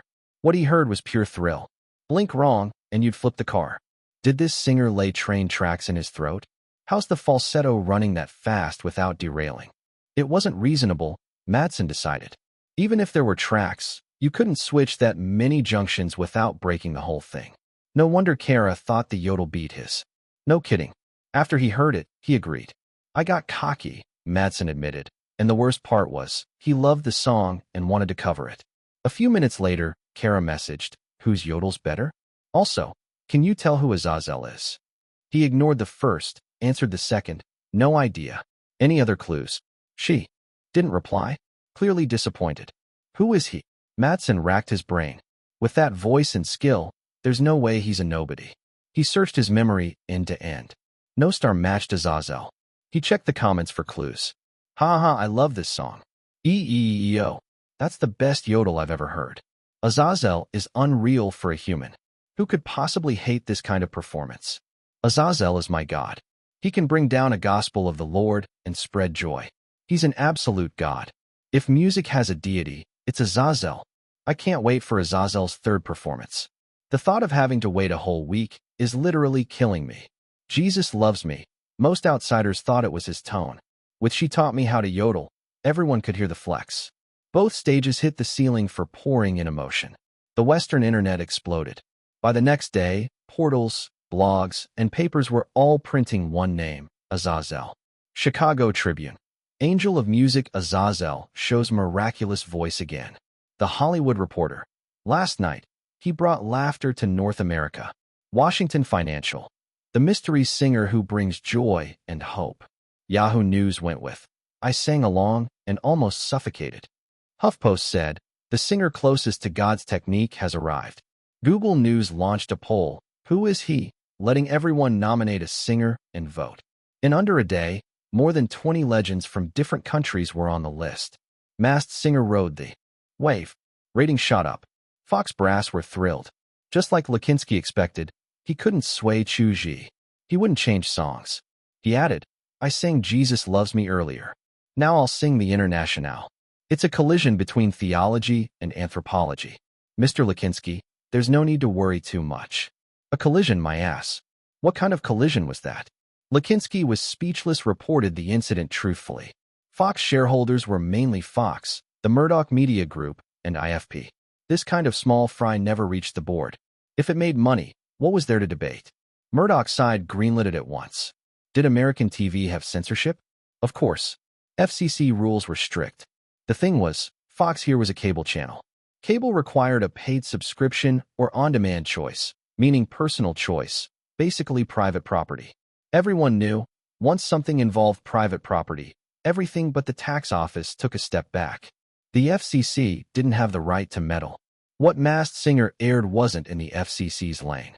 Heat ruled all, though for some, it stung. Himalaya Horman was annoyed. He'd won twice in a row, but discussion barely touched him. It was all about Azazel. So he met his best friend for food and a vent. You watching Masked Singer? Horman asked over the main course. Of course. It's the hottest thing. I really like Azazel. His technique's insane, said Leighton, the seven-man band's lead singer. A thought struck him. He could pretend to worship the guy and crush the rumor that he was a die-hard fan of that Chinese singer. Huh. Genius. Leighton grinned to himself. Anyone else you appreciate? Horman pressed, not satisfied. Leighton hadn't watched, so he answered bluntly. The other singers are pretty ordinary. Azazel's flawless from tone to technique. He's truly powerful. I respect singers like that. Horman. Fuck. Damn Azazel. You'll bite it sooner or later. Eat shit. Emperor Beast wasn't just stirring up storms in the West. He kept at it in Asia too. The Asian Music Association headquarters sat on Justice Road in Central. Park Hoi was South Korean, but he lived in Hong Kong long-term for work. His main job was music consultant for Jade Channel, plus associate professor for piano at the Hong Kong Asian Music Institute. The association presidency was just an add-on. This year's the worst economically in years. Didn't I say that last year, and the year before? Park Hoi muttered. Bad economy meant companies underperformed, which meant sponsorships were hard to pull. They'd planned plenty at the start of the year, like taking the piano program into the mainland, but that all needed serious cash. A month or two passed with no movement. Knock knock. The tapping was a bit urgent. Park Hoi said come in English. He'd lived in Hong Kong over 10 years, spoke Cantonese and Mandarin, but in the association he loved using English. Secretary Fong looked a little unsure. President Park, our association inbox suddenly got a lot of applications. The association had face, so plenty applied already. Reporting this, did something change? What's going on? Park Hoi asked. You'll see when you log in, Secretary Fong said. He felt that even if he explained, the president wouldn't believe him. Of course he knew the password. 3 clicks later, the inbox loaded. Applications to join the Asian Music Association. The following individuals have submitted applications for membership. Park Jinho Vugjino. Hio Man, hold on. Amori Jinjin, Da Sun Yunrun. Hundreds of emails lined up.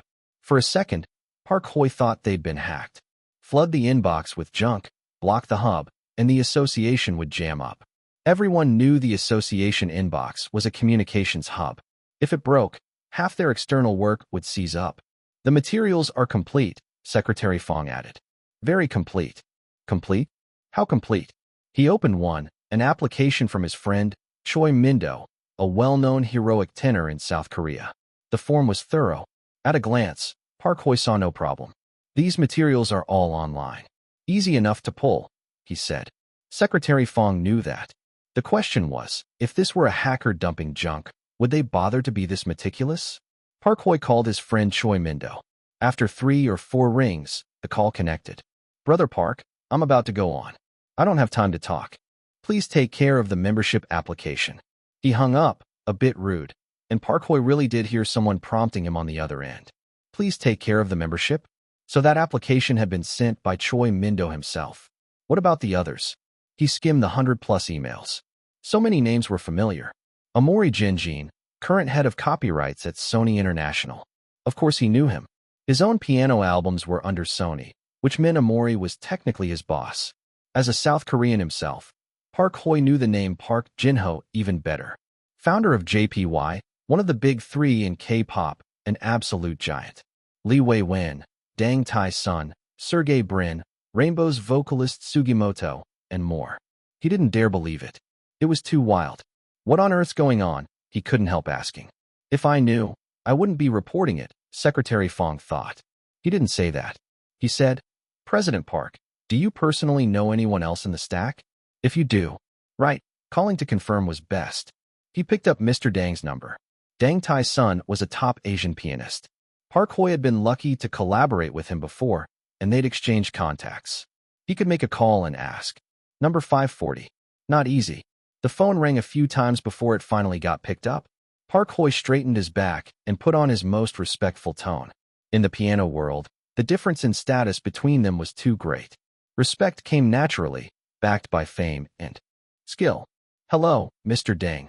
I'm Park Hoi, one of the members of the Excellence Program. I once had the honor of performing with you. Park Hoi introduced himself and quickly apologized. Sorry for bothering you out of the blue, but there's something I'd like to confirm with you. Oh, all right. Please, go ahead, President Park, Deng Taishan replied. Hearing himself addressed as president made Park Hoi's chest tighten with excitement. He suppressed the feeling and asked, Our Asian Music Association received a membership application email. So, was the form filled out incorrectly? Deng Taishan asked. I left that to my assistant, so it's possible he messed it up. If there's any problem, just tell me over the phone and I'll have it corrected. This response caught Park Hoi completely off guard, and the words he'd prepared vanished from his mind. After a few seconds of silence, he finally said, What struck me most when I first heard your performance was that even the softest note carried evenly to every corner of the hall. You're such an extraordinary pianist, Mr. Deng, and our association would be absolutely honored to have you join. Just call me by my name, Deng Taishan said lightly. As long as you're joining, that's enough, he added. It all still felt unreal to Park Hoi. To be clear, Deng Taishan was such a towering figure that Park Hoi had never dared to send him an invitation before. Not out of fear of rejection, but because it would have seemed laughable. Deng Taishan was a council member of the World Piano Teachers Association. By comparison, the Asian Music Association looked like a backwater club. May I ask, was there someone who invited you? Park Hoi asked cautiously, voicing his biggest doubt. Yes, a friend did, Deng Taishan replied. You should know him, the world-renowned artist Chu Zhi. Chu Zhi. Every South Korean in the music world knew that Chinese star. Park Hoi froze for a moment, then automatically said, Then I won't keep you, Mr. Deng. After they hung up, Park Hoi scrolled through the association's inbox. Out of over 100 new applications, the very first had been sent by none other than Chu Zhi himself, around 7 p.m. last night. Then, between 8 and 10 p.m., the applications from all the other big names had rolled in one after another. Now it all made sense. The association must have had some use for Chu Zhi, and at the same time he'd pulled on his vast network. It was a domineering move. Put mildly, it was like upgrading the association. Put bluntly, it was like planning to overthrow the whole leadership. But honestly, Park Hoi didn't mind. Because Chu Zhi's connections were outrageous. Music company executives, star pianists, legendary producers, opera singers, even Asian-level pop groups. If they all joined, the association would leap from a third-tier Asian group to the absolute top tier. Park Hoi felt that even if he had to step down and hand over leadership, it would be worth it. Secretary Fong stayed quiet beside him, but from the fragments he overheard, he guessed it was all true. Over 100 applications, all real. Fantastic. His first thought was that they'd never have to beg and scrape for sponsors again. With these giants backing them, sponsors would be lining up at the door. These applications are real. Handle them carefully, and call a meeting with the vice presidents and the board at 2 this afternoon, Park Hoi instructed. It wasn't difficult work, but it was incredibly time-consuming. Once he saw the president had no further orders, Secretary Fong hurried off to start. 2 hours later, Park Hoi's friend Choi Min called back after finishing his performance. His words confirmed Park Hoi's suspicions. He too had joined because of Chu Zhi's invitation. In the past, Asia didn't have a continental-level authority. China had its Musicians Association, Korea had the Music Copyright Association, Japan had its Composers Association, but all of them were confined within their own countries, Park Hoi mused. With this lineup, who knows, maybe this time it'll really. Over the next 2 days, the Asian Music Association put out 2 announcements. The first welcomed Chu Zhi, Li Wei-wen, Deng Taishan, Park Jin-woong, over 100 new members. The second declared that new leadership elections would be held. To outsiders, this didn't make much of a splash. Domestic fans were just surprised that even Chu Zhi was joining. But to industry insiders, it was an earthquake on the level of the Hanshin disaster. Everyone knew the superstar was about to make a huge move. Europe didn't feel much of the shock. Their headlines were still dominated by yodels and Azazel. Fan forum, 7 men, Leighton. I love she taught me how to yodel, and Jesus loves me. Azazel is the model every singer in the world should learn from. I respect him. Replies. I'm watching Masked Singer right now, and Azazel is the treasure of our Western music world. I'm a 7 Men fan, but Azazel's songs touch my soul in a way nothing else does. I had road rage earlier, went home fuming, wanted to blast rock music to vent. But when I played Azazel's new song, my anger just melted away, and I even felt happy. Perfect. Leighton scrolled through the replies with satisfaction.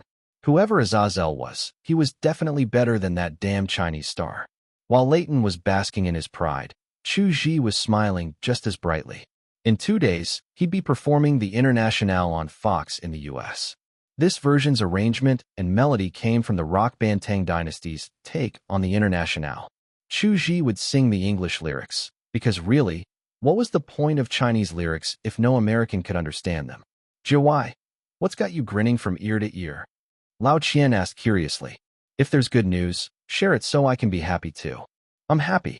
Every day, Chu Zhi replied, then quickly changed the subject. How's the Orange family's fan wish campaign going? The winner, Apu, really is your fan, Lao Qian explained. He only left that message casually on the board and even forgot about it himself. But when we reached out, he agreed right away to help. That's good, Chu Zhi nodded. Every year, they picked one fan's wish to fulfill, but it couldn't go in weird directions. After some discussion, the team came up with a plan. They'd fulfill Apu's wish and publicize it heavily. Then Apu would apologize for ruining the overall atmosphere and donate the money to charity.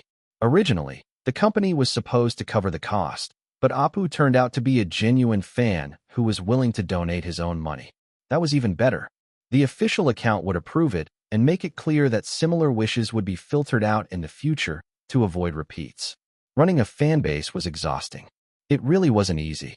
Number 541. Don't know much. The sky tasted a little bitter, like a pot of oolong tea. Drizzle came down in messy sheets, and the staff scattered about looked like a pot of boiling porridge. Brother Chu, wipe off quickly. Can't we postpone the shoot? It's raining. What if you catch a cold? Xiao Zhuzi chattered nonstop while handing him a dry towel, ginger tea, and all sorts of things to ward off the chill. Relax, I won't catch a cold. Chu Zhi rubbed his hair dry, then shook his head. Like a golden retriever. He could understand the brand's urgency.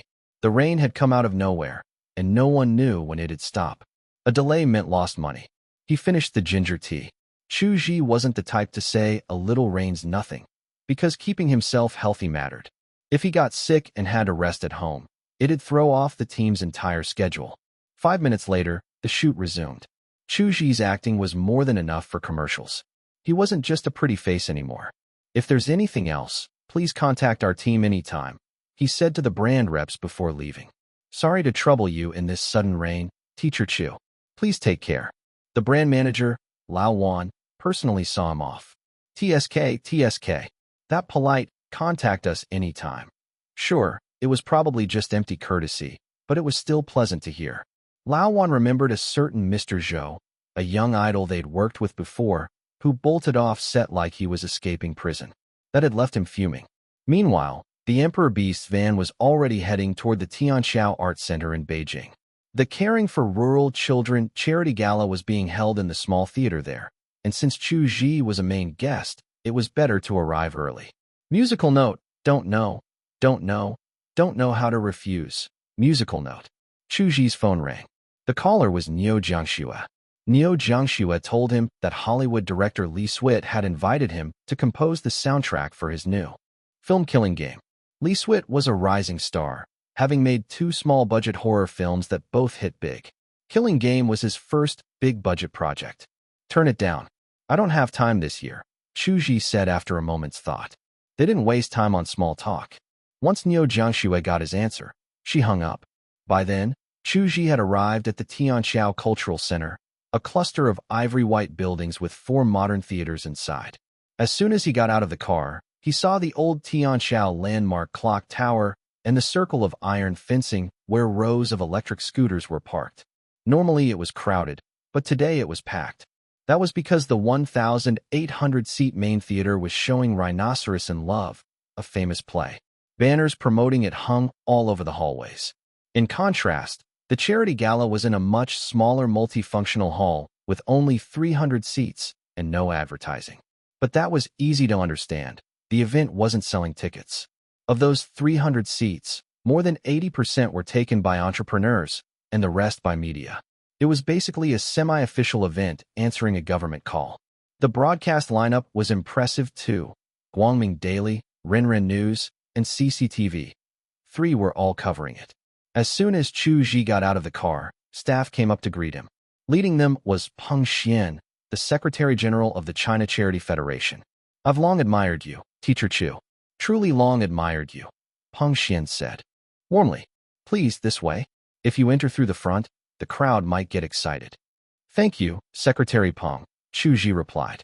Peng Xian led the way through the winding halls until they reached the backstage of the small theater.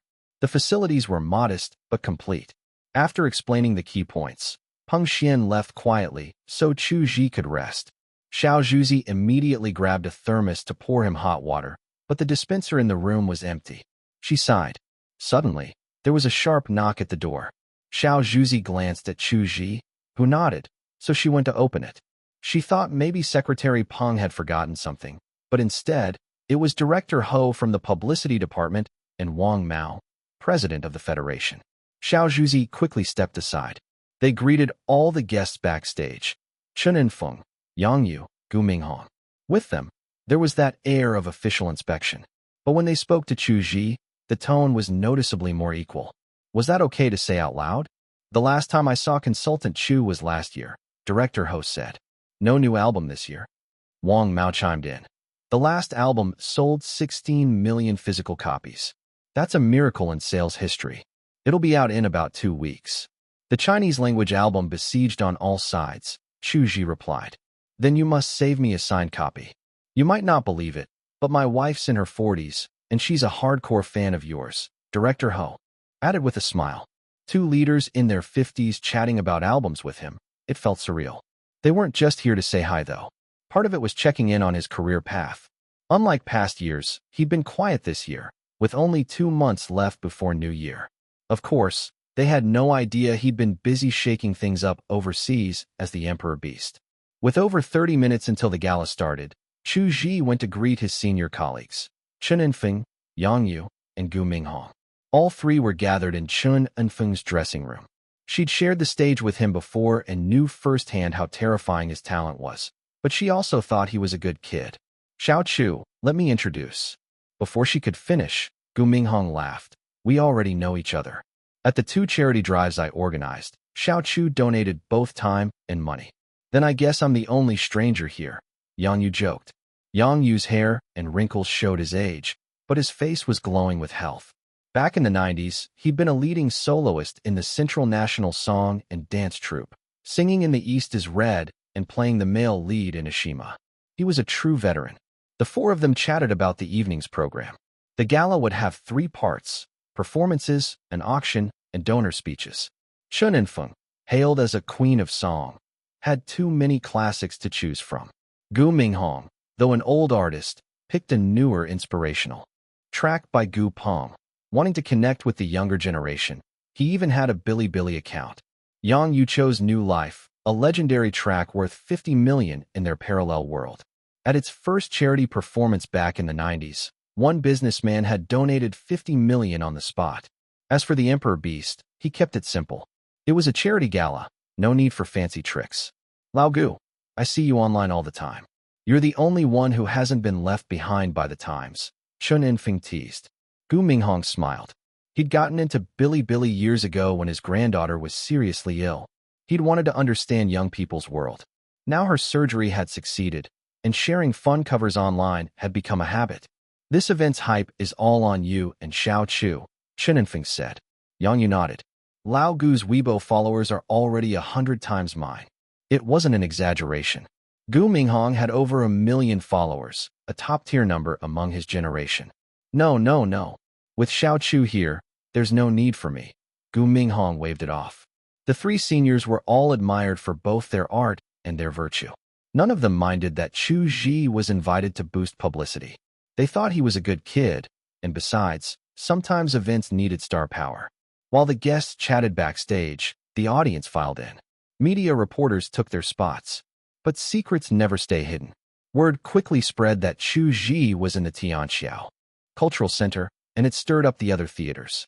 I heard of big stars in the small theater. Bullshit. What kind of star would perform in a small venue? That's lowering themselves. Not really. It's an official charity gala.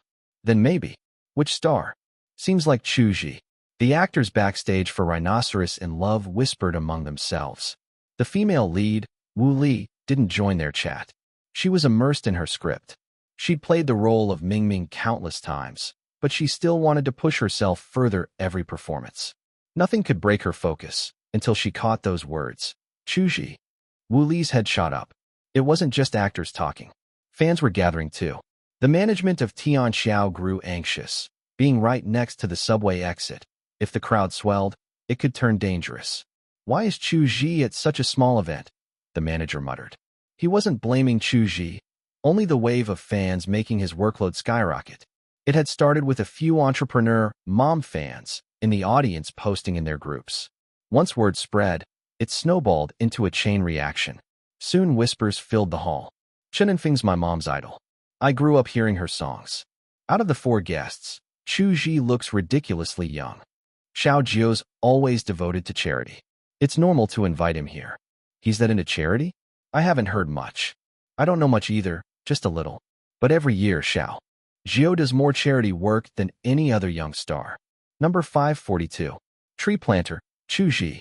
The host for the gala was the morning news anchor Kang Yu. He wasn't a CCTV tier 1 host, but he was definitely tier 2. Welcome, everyone, to the Caring for Rural Children charity gala organized by 4 honored artists, Chen Enfeng, Yang Yu, Chu Zhi, and Gu Minghong, Kang Yu announced. Anchors trained at CCTV are in demand even if they move to other stations. Their fundamentals are rock solid. Kang Yu's voice had that precise broadcaster tone. As he spoke, photos rolled on the big screen behind him, giving everyone a quick look at the children's reality. According to the latest census, there are over 8 million left-behind children under 16 in our country. More than 90% are under the care of their grandparents, and over 300,000 have no guardians at all. Our nation still has nearly 200,000 rural children living in poverty. What did children in poverty mean in concrete terms? The footage showed a simple, brutal truth. In one family, the parents had passed away when the kids were very young. A 13-year-old brother took care of his little sister, who was only in 2nd or 3rd grade. They still had to climb the mountains together to dig bamboo shoots, and what they ate barely kept hunger at bay. After the basics, Kang Yu introduced the guests. There's a saying in the industry. At any charity performance, there's a good chance you'll find teacher Chen Enfeng on stage. Please welcome the queen of charity performances to bring us the next song. The moment he wrapped up, the hall filled with applause. People truly respected a veteran artist who devoted most of her life to charity. Chen Enfeng performed Guanyu Tower. The prelude with chimes, panpipes, and tubular bells surged with power. Then her voice rang out, heavy with history. Musical note, cold stars brush the railing and shine so clear. A silver river chills the day and soaks my sleeves. People leave, towers empty, rise and fall of times. The earth runs red for 10,000 miles. Musical note. That first note was pure history. Chu Zhi admired it. Even with 6 stacked emotion buffs, he couldn't match that sense of weight. The song praised a historic tower in Liaoqing, not a widely known landmark. Borrowing the tower to speak of the ancients, it was a theme song from the 90s adaptation of Water Margin in This Parallel World. It had been covered over 20 times. People born in the 70s and 80s knew it by heart. There wasn't a full audience sing-along, but plenty of voices joined in. Riding the heat of the moment, she also sang half of The Power of China, just the A section and chorus. I've always felt that people's living conditions shouldn't be worlds apart, she said. To be precise, We shouldn't have one side wasting food and luxury while the other can't guarantee 3 meals a day. I started doing charity performances in my 20s because I wanted to narrow the gap between hunger and hunger. Tears trembled in her eyes. She was remembering children who'd gone months barely tasting meat. Her own childhood had survived even harsher times, but that was a different era. My auction item is the best folk singer in popular music trophy from Popular Monthly, Chen Infeng explained. It was a music award set up by the magazine from 1995 to 2007. To be honest, none of the post-90s singers in the scene, including Chu Zhi, had ever seen those awards in person. The trophy was a gramophone design. Back then, readers subscribed to the magazine, pulled out the ballot, checked their picks, and mailed it in. It was simple, but the award's weight was real.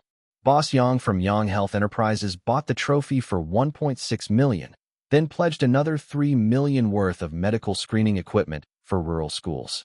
Total donations were pushing $5 million. The number looked great. The hall applauded, and she looked satisfied. Amazing, bringing in several million again for the kids. That's a blessing, Gu Minghong praised, clapping so hard his words came out a bit jumbled. It's a lot more than I expected, she said. Maybe it's because the gala's a higher spec event this time. Specs or not, it's still your presence that rallies people, Chu Zhi said. I hope the funds I raise don't look too shabby, Yang Yu said, a little worried. The stage cleared. For the next guest. Have you all heard of Yang Yu Rescue? It's this logo, Kang Yu said, pointing to the screen. A cute little potato, tiny arms holding a rescue ladder, with the line, Yang Yu Rescue, saving lives. Floods, mudslides, fires, earthquakes, wherever there's need, they show up, Kang Yu continued. For over 10 years, Teacher Yang Yu's been at the front lines. Let's welcome Teacher Yang Yu. As Yang Yu came on stage, the big screen showed footage of him leading volunteers into disaster zones. Some rescue operations needed to be recorded. I read that you've been injured multiple times while rescuing people. Is that true? Kang Yu asked. Disaster relief is a race against time, he said. If you're a minute faster, you might save a life. A lot of times you just can't worry about your own safety. When disaster strikes, all we can do is try to minimize the damage. Like Chen Infeng, he didn't milk the sadness. He didn't mention specifics, just started to sing. The song was New Life, and it carried pure hope. Chu Zhi stood and applauded.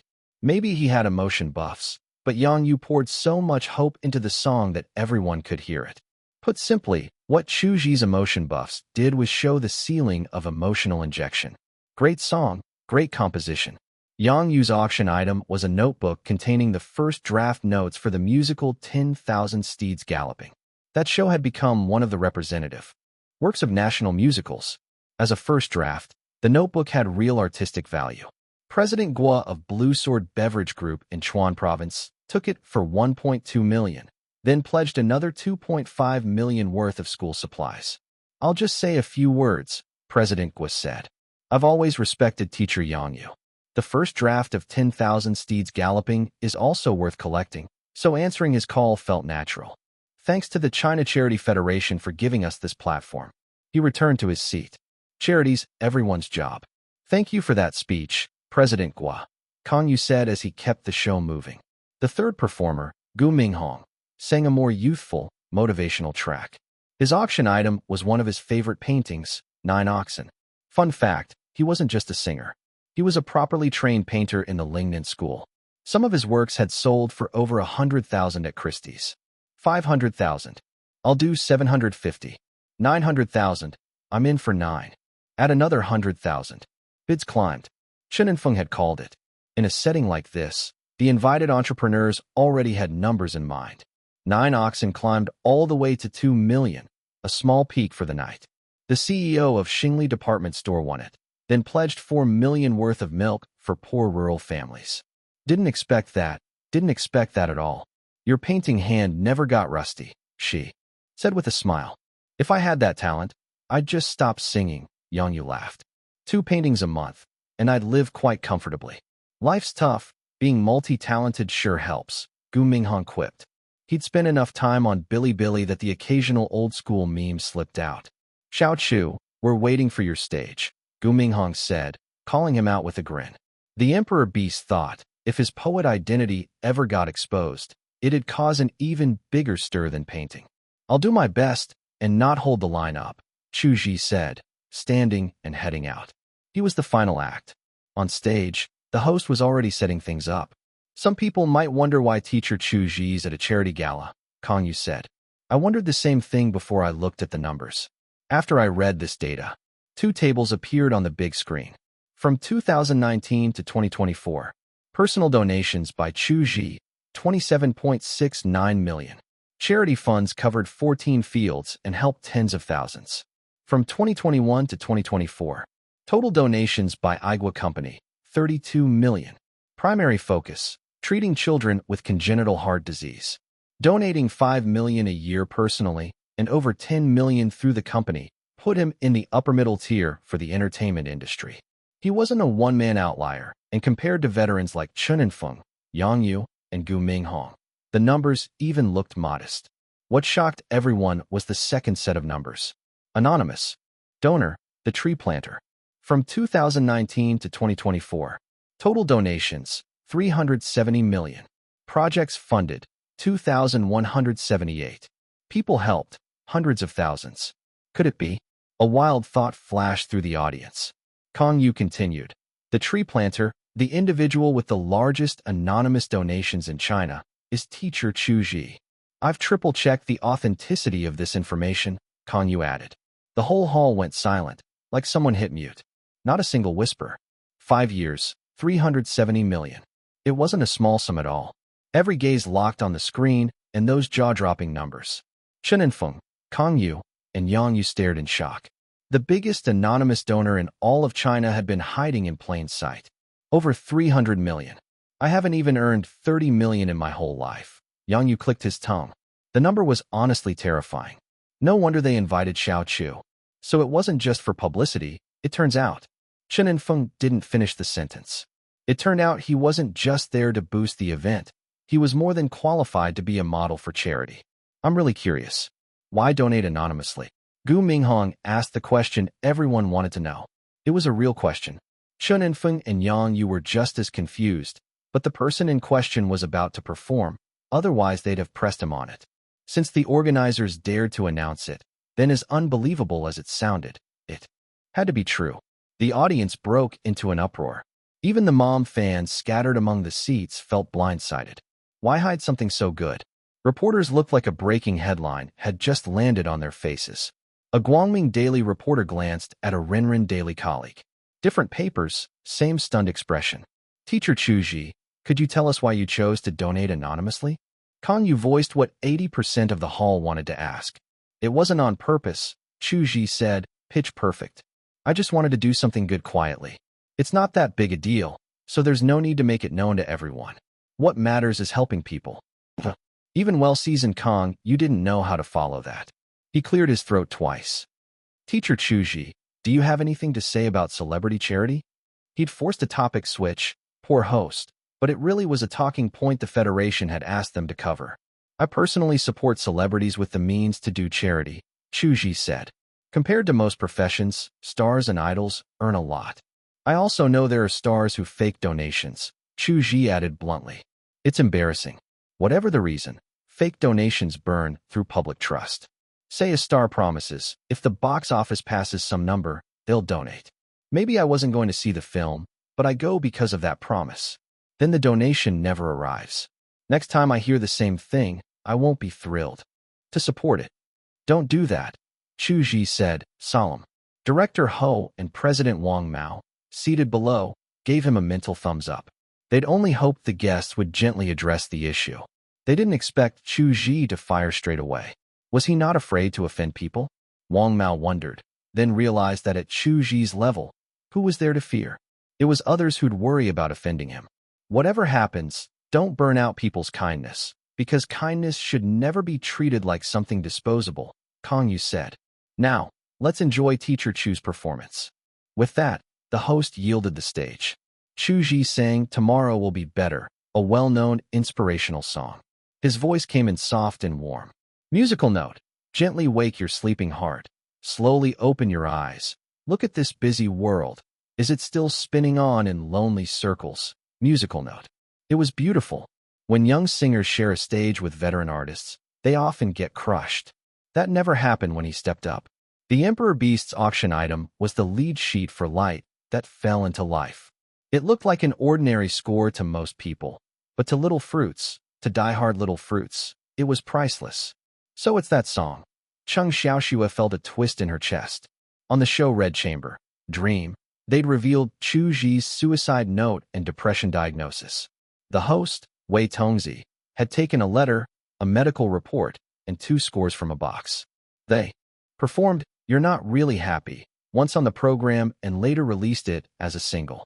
The other song, Light That Fell Into Life, never appeared again. This is a song I wrote a while back, Chu Zhi said, introducing the item. Compared to a trophy, a notebook, or a painting from the 3 teachers, it probably looks a bit half-hearted. No way it was half-hearted. Cheng Shui, sitting in the audience, knew exactly what it meant. Then let's begin the auction, Kang Yu said. On behalf of Haitian Foods, Cheng Shui bid $2 million immediately. She was Haitian's vice chair and executive vice president. That broke the night's top price so far. 2.5 million yen xin of Susang Construction bid. Clearly, Cheng Shui wasn't the only one who recognized the piece. She wasn't the only mom fan either. Ji Hating from Longwang Real Estate joined the bidding, and the price climbed to 6 million in no time. None of the 3 lost their heads. Everyone invited here wasn't a fool. Even for charity, a score couldn't go sky high. If the press ran with an inflated figure, online opinion would turn bad for both the companies and Chu Zhi. The 3 didn't want to lose, but they couldn't push the price higher. The air got stuck. 6.5 million. A man's voice cut in. It was Su Shangbai, executive president of Dubai Confectionery. Yes, Su Shangbai had been invited too. The mom fans folded. If any of them raised the bid, the other 2 would follow. Better to let an outsider win it clean. Dubai Confectionery also pledged 5.5 million worth of clothing, donating school uniforms for students from poor families.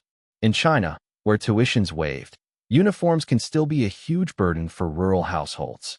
Wearing a sapphire blue suit over a turtleneck that made him look polished, Su Shangbai spoke up. Teacher Chu Zhi's one of my favorite singers, so getting one of his unpublished scores fulfills a wish of mine, Su Shangbai said. And Dubai Confectionery takes social responsibility seriously. Charities are duty. With that, the gala moved toward its finale, but the shock it had created was just getting started. First, the loose ends.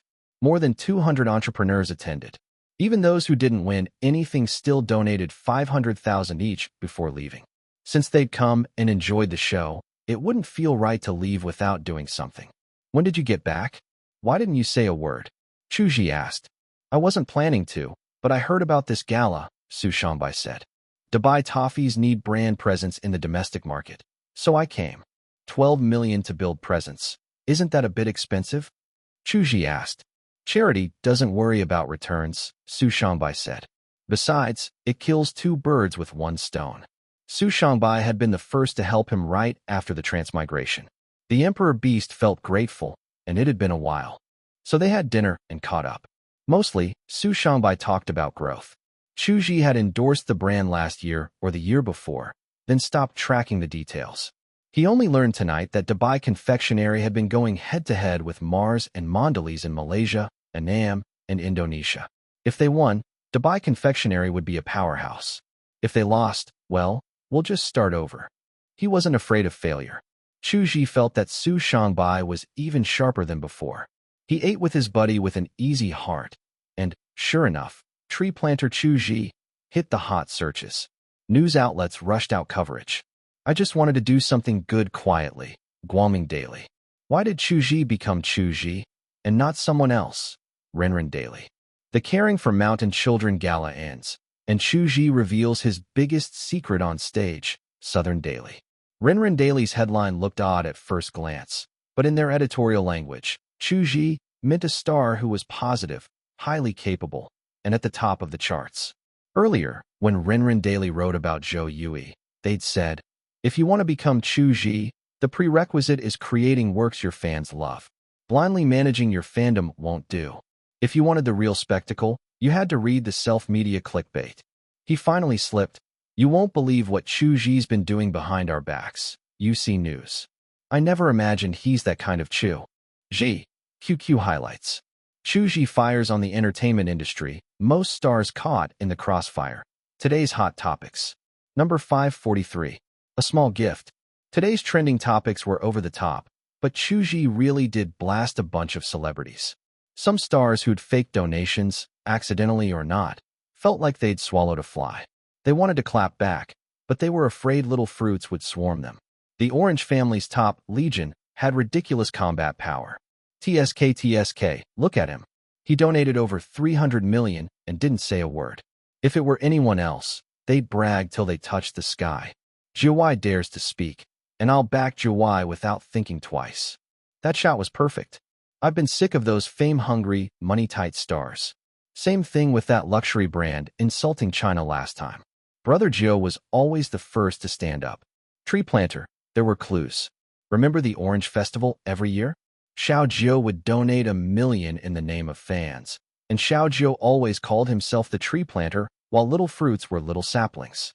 Nobody connected the dots back then. Passers-by started digging up fake donation cases with gusto, so playing dead was the dumbest move.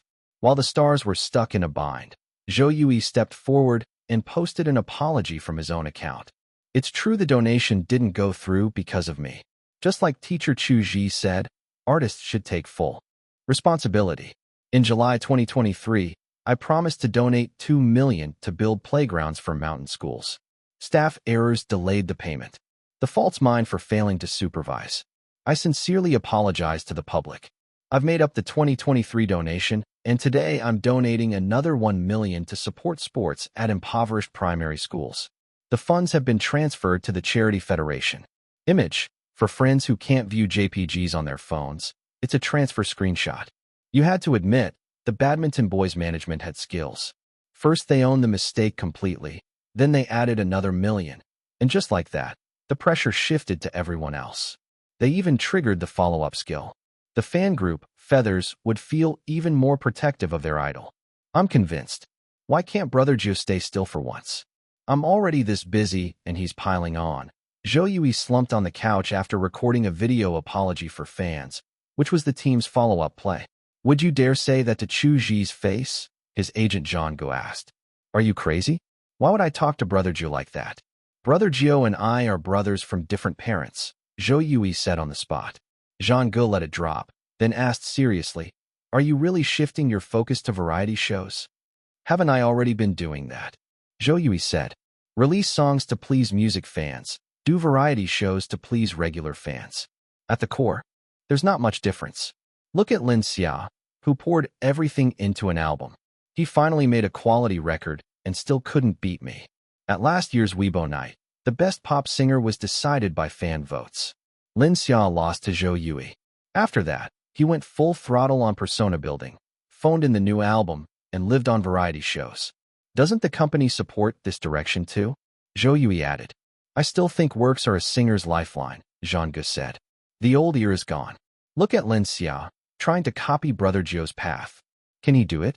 Honestly, we don't have those conditions, Zhou Yui said.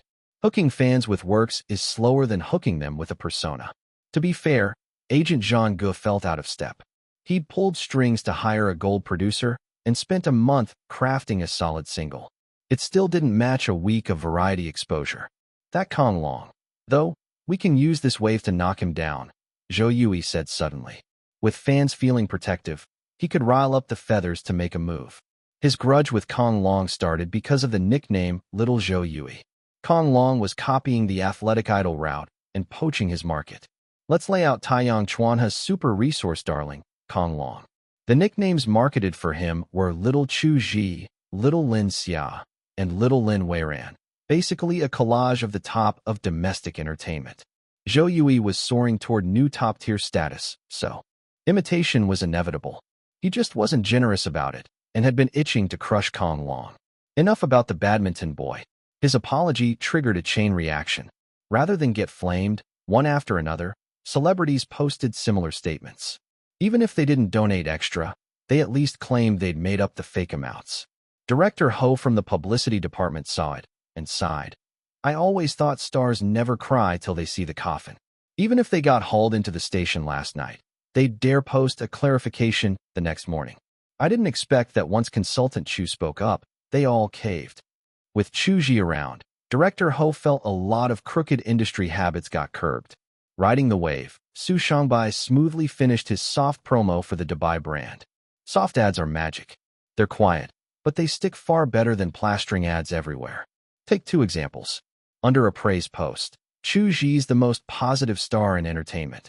No one will argue with an old man saying that, right? A passerby replied, "Between us, Dubai toffees are die-hard little fruits." Their 12 million donation was the highest of the night. I remember Jiwai loves them too. That's mutual devotion. Mutual devotion with Chu Zhi, Dubai toffees. That impression alone made a ton of little fruits hit by. The JD and Tmall flagships topped candy sales for the day. Honestly, even Su Shangbai underestimated little fruits. Firepower. When it came to purchasing, fandoms were king. China's sales beat Vietnam, Thailand, Indonesia, Malaysia, Japan, and South Korea combined. So he changed plans on the fly and decided to stay in China a couple more days. President Wang Mao at the Charity Federation didn't get careless either.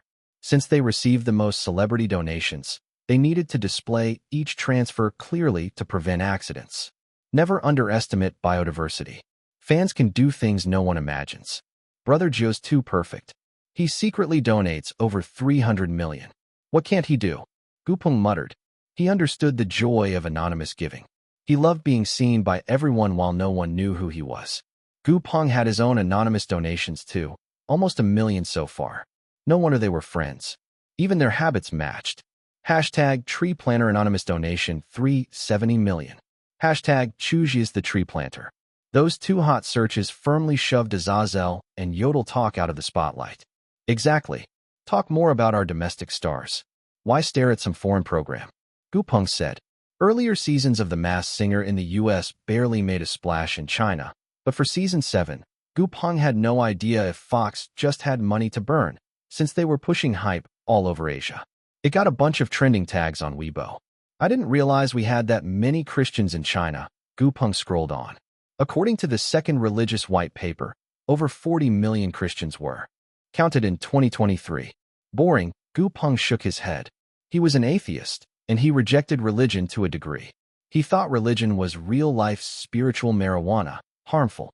By hating the house, he also disliked anything tied to it, including Azazel. Then a fresh hot search popped up, hashtag what kind of idol what kind of fans. The point was simple. Little Fruits were posting their own charity donations. What can you say? Little Fruits could walk sideways online. Because of certain fandom behaviors and stereotypes, when people talk about fandoms, many look down on them. But if you stand Chu Zhi, you don't automatically get called brainless, mostly because his public image with regular folks is great. Meanwhile, the one who kicked off the industry quake kept working.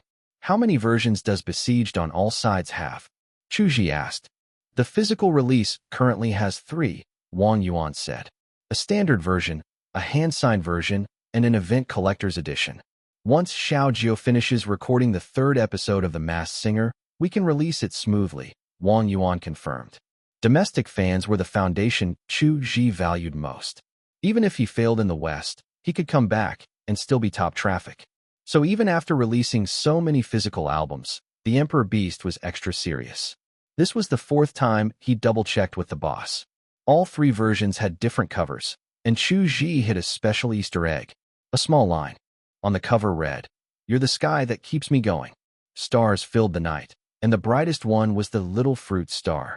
On Earth, fans sometimes gift a star to idols, which basically means buying a naming certificate. In reality, that's not official. Stars are too numerous, so they're indexed by numbers. The International Astronomical Union doesn't recognize those purchased names. What Chu Zhi bought was an asteroid's naming right. That goes through an international review, and the name's recognized worldwide, unique and unchangeable. When someone in our country wins the highest science and technology award, the National Astronomical Observatories gift them an asteroid. The romance of star gifting has long existed at the national level. Chu Zhi spent real money to buy an asteroid name. Anyone on Earth could look it up. From now on, in the vast night sky, Little Fruits would have a home. It was Chu Zhi's small gift to his fans. Wang Yuan hesitated a few seconds, then asked, "Everything for the concert set. But, Xiaojiu, do we invite Xiao AI's family?" Xiao AI was a painful memory for Chu Zhi. In a flash, that week, Wan's face rose in the Emperor Beast's mind. "No, don't disturb Xiao AI's family," Chu Zhi said. "I only lost a lovely fan. They lost a family member. Their grief's heavier. Inviting them would hurt more than help." Wang Yuan agreed.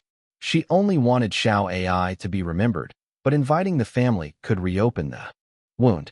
Then she heard Chu Zhi's plan. They'd keep one seat empty in the front row during the concert, as if Xiao AI had come to listen. They wouldn't publicize it at all. Number 544. Red Wings on a Blue Stage. Becoming America's hottest singer off just 2 songs is straight out of a Greek myth, Lakinsky said while planning the post-unmasking promos. Under the U.S. rules, Season 3 wouldn't add replacement singers anymore. The remaining 5, Red Lion, Azazel, the rugby player, Himalaya, and the Black Goat, would each perform. The lowest vote-getter would unmask and be eliminated. Then the show would pick its top 4. "What's even crazier is that I made this myth with my own hands," Lakinsky muttered, shameless and smug. As the show's director, he rounded up his bragging to, "I created a variety show miracle." From the way Lakinsky arranged things, it was obvious he expected Chu Zhi to be eliminated in round 3 for insisting on singing the Internationale. The 4 celebrity judges didn't matter, the 300 audience members didn't matter. Voting shows are easy to rig, and America wasn't an exception. No matter how well he sang, they'd cut him, and Fox would squeeze every last drop of traffic first. After running the gauntlet outside, where reporters and paparazzi snapped like mad dogs, the 5 masked singers finally sat in their dressing rooms. "I'm using the honey badger voice for the first time. Hope it works," Chu Zhi thought. Xiao Zhi wasn't in the room. An artist's personal assistant was too obvious to tell, and the paparazzi were circling. The program kept all 5 assistants in their vans to reduce leaks. He poured himself hot water. Without Xiao Zhi around, it really was less convenient. He was relaxed, but the other 4 masked singers looked like they were heading into battle. They weren't aiming to be champion. They were all aiming for second place. Red Lion Goran thought, "Azazel's a legend. If even he shows up, I can't beat him. But the others, who can match me?" Himalaya Horman thought, 5-way battle. But hell, even the 4 of us tied together can't beat that Birdman. What a crappy design. I'm here for second. Black Goat Kara thought, "I brought a secret weapon. I'll lock in second easily." The rugby player, Danny, had self-awareness after 2 straight losses. He was a diamond tier player who'd wandered into a king lobby. If he didn't feed, that was already a win. No need to show off. The celebrity judges got the memo from the network. Don't vote for Azazel. They exchanged glances and understood. Korean-American star Duncan didn't get it. His eyes almost popped out. If he drove ratings, why axe him at top 5? Jennifer, the chocolate-toned beauty, shook her head too. She didn't get it. Austin, the old white guy, and Hartman, the pretty vase, were just as confused. Burying the show's biggest hook with a backstage fix felt dumb. Still, they'd do it. They were paid, and none of them could arm wrestle a giant like Fox. While the judges traded looks, the lobby echoed with noise. "Please line up and enter in order," staff called. They couldn't confiscate phones. In America, that'd be worse than murder. To stop leaks, they used another method, heavy penalties. Every audience member signed an NDA before entry. "The penalty's too high," Rain said as he signed. "Sir, are you male?" a staffer asked, staring at the long hair and black stockings. "The list doesn't include MTF, so I can only choose my biological sex," Rain said. "I'm very sorry." The staffer apologized fast. With identities across the spectrum, they couldn't risk seeming discriminatory. "No need to apologize," Rain waved, then found his seat by ticket number. He wanted to smoke, but the studio was no smoking.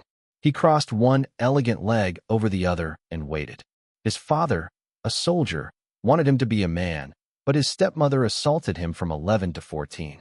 He grew to hate his male traits and feared women, so his gender identity shifted female, and he liked men. He still wanted to make his father happy, so a few days ago, at the man's 60th birthday, he wore a suit for the first time in years. "I got you a ticket to hear Azazel. He's God's messenger. He'll give you your answer." He'll help you correct your mistake. He remembered his father's saying, stern and sincere. A mistake? Rain looked at his stick-thin arms. From the results, maybe it was a mistake. His body felt shattered. Lord, if you really exist, why does gender in the mind contradict the body? Is this a test? Then you're crueler than Satan, he said in his heart. He wasn't a believer, and he wasn't exactly an atheist either. He had no faith at all. Once everyone signed, the host, Nick, stepped into the center. The lights missed their cue, so he stood in the dark. With his chameleon-level stage instincts, the audience didn't even notice him at first. We meet again, ladies and gentlemen. Welcome to my party, Nick said. Quick reminder, even though it's my party, I don't know who the masked singers really are. We've got a guest together. First, our celebrity panel.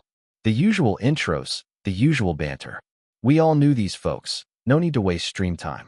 For those who care about the real goods, Hartman wore a pale yellow deep V gown. No necklace blocked the view, white and dazzling. The cameraman must have found extra drumsticks in his lunch, because he kept cutting back.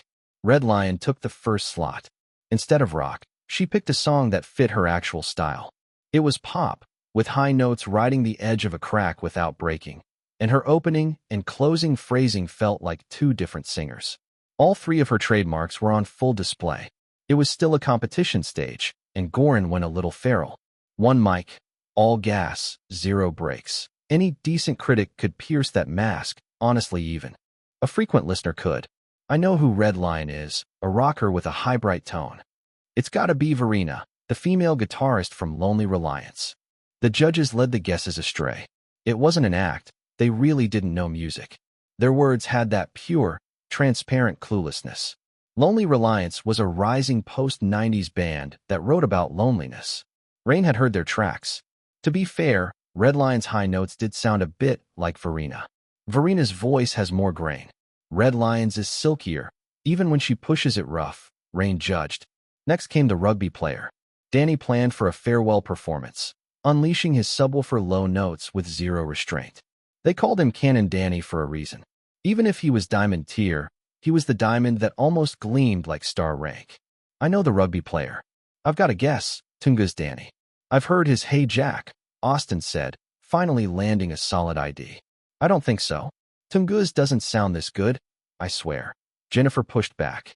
Third and fourth were Himalaya Horman and Black Goat Kara, who accidentally picked the same song. So, on this stage, that was rare. So, was a signature by one of the 20th century's greats, Clapton. Both tweaked the original.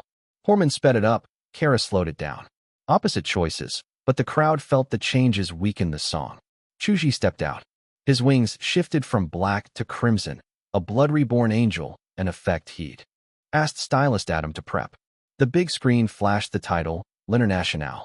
A wave of gasps rolled across the seats. Duncan, Hartman, Austin, and Jennifer finally understood why Fox would cut a ratings machine at top 5. Was it that Internationale? F.A. Cool. Horman blurted, turning a curse into a compliment. He's actually singing the Internationale on Fox, Redline Goran said, wiping her glasses twice. Black Goat Kara's head filled with question marks. Guests and singers were stunned, so the audience was even more so. 80% had come for Azazel, and more than half of them were believers. What was this, luring them in for a red baptism? Spreading the gospel, spreading joy, then the Internationale? Rain almost laughed. He hadn't expected that turn. He'd had zero interest in any messenger from God, but now he was hooked. He wanted to see what an angel with a sickle and a hammer looked like. The crowd's reaction was exactly what Chu Zhi expected. Trumpet and guitar kicked the intro. The rhythm throbbed like a heartbeat. Musical note. Arise, you hungry, you who freeze in chains. Arise, all who suffer across the world. Our boiling blood cries out for truth, for struggle. Smash the rotten world to pieces. Rise up, rise up. Don't say we've got nothing. We'll be the masters of the earth. Musical note. He opened up 60% honey badger voice, supported by a full chest tone. The fighting spirit landed clean. Where there's oppression, there's resistance. The 4 judges sat there, quietly listening to the Internationale, and even they felt the pull. Musical note. This is the final struggle. Unite, and tomorrow, the Internationale will be the human world. Musical note. My God, Nick thought. Is this the legendary singer's divine weapon? What does America produce best? Capitalists, obviously. Half the 300 had been chewed on by bosses. As they listened, fists clenched. Overtime forever, firing without cause, jobs without meaning, grinding like machines.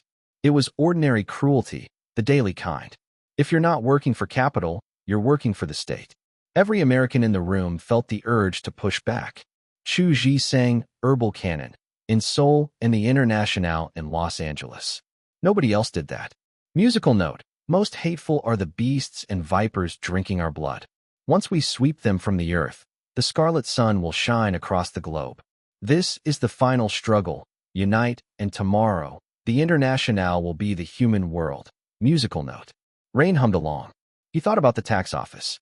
His boyfriend had owed $12. They never sent a notice, then auctioned the house without him knowing. Market value, $290,000. Auction price, $150,000. After subtracting the debt, they wired back $149,988. Musical note. Once we sweep them from the earth, the scarlet sun will shine across the globe. Musical note. Rain decided the tax office was the beast and viper. His father wanted him to receive God's baptism. Rain felt only the red sickle and hammer. Musical note. The Internationale will be the human world. Musical note. Chu Zhi ended it clean, one line like a blade. 2 bowls of dumplings just for a dip of vinegar. Worth it. Clap, clap, clap. Rain and a few others stood first, then the applause spread. Even if you ignored the resistance and the history, the stage itself was excellent. Backstage, Himalaya Horman clapped loudly. Inside, he thought, who is this guy? So hip-hop. Hell, even more hip-hop than me. Hip-hop lives on rebellion and release. What's more rebellious than Azazel doing this here and now? The sets were over. Nick came up to land the plane. We just heard 5 fantastic performances. Which one stuck with you most? Azazel's Internationale knocked me out. Now, singers, center stage. All 5 lined up. Height-wise, the Emperor Beast didn't have the edge, but nobody could ignore him, not with those red wings and that set. Mr. Azazel, why did you choose to sing the Internationale? Nick asked. Because I like it, he said. Nick blinked. The logic was perfect, but not the answer he wanted. Now, vote for the singer you love, Nick said. Red Lion, rugby player, Himalaya, Black Goat, Azazel. Each audience member used a phone from the show. It wasn't a 300 split. You could vote for anyone you truly liked, or not vote. 2 minutes passed. Backstage, the real numbers put him first, even with the Internationale. On stage, they announced something else. I'll announce the 2 lowest, Nick said. 4th place goes to the rugby player. You were great, only 3% behind 3rd, razor thin. I love the rugby player's voice. Those lows shook my soul, Hartman said. He's gotta be Danny, and his bass hits like a cannon, Austin added. You always praise the one who loses. In 5th place, the singer who'll unmask and leave us is Azazel, Nick said. God, no way. The judges faked shock. The audience felt the real thing. A lot of people had him first, then the results said dead last. The drop was so hard that silence popped in the air. Because he sang the Internationale, even with the shock, nobody leaned over to admit who they'd voted for. It made the backstage fix harder to catch. The other 4 weren't newbies either. They knew the show's little tricks. I don't want Azazel eliminated. I loved his Jesus Loves Me, and my mom loved it too, Jennifer said. Who could dislike Jesus Loves Me? Duncan said. And She Taught Me How to Yodel made me happy. Both are in my library. They were playing nice, but the praise sounded pretty genuine. Rugby player, you're 4th. Congrats on another chance. Please head backstage, Nick said. If they hadn't suppressed the count, Ken and Danny would have been last today, 3 straight losses, and still not out. That's what luck looks like. Horman, Kara, and Goran headed back, but stalled in the hall. They wanted to see Azazel's true face. Who didn't? He'd set the whole country buzzing. The singers wanted to know, the panel wanted to know, and the 300 wanted to know most of all. Who was this shape-shifting legend? Eyes locked on Azazel. The room almost held its breath. Next, we reveal Azazel, Nick said. Chu Zhi lifted the hood. His refined face hit the camera.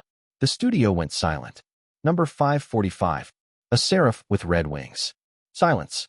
The whole studio went quiet like Fengdu Ghost City at 4 in the morning. Everyone on set, even the camera crew, stared slack-jawed.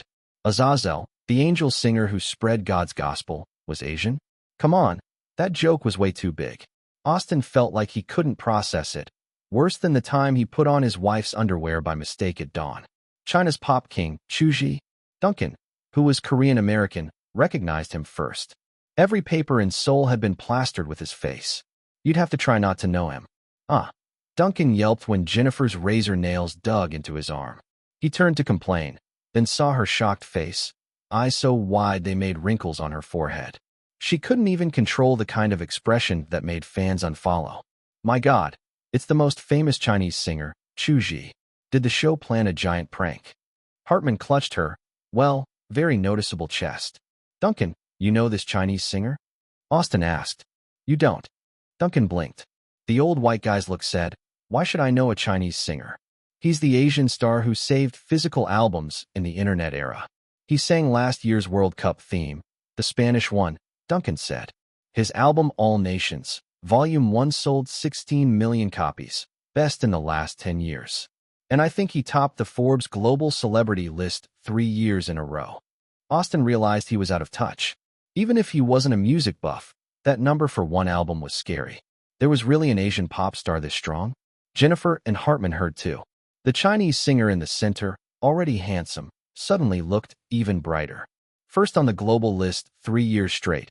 How much money had he made? So it was him all along. I should have guessed. That young tone with skills you can't even describe. Only that terrifying Chinese guy could pull it off, Duncan muttered. Chaos rippled through the room. Where was the host to steady the ship?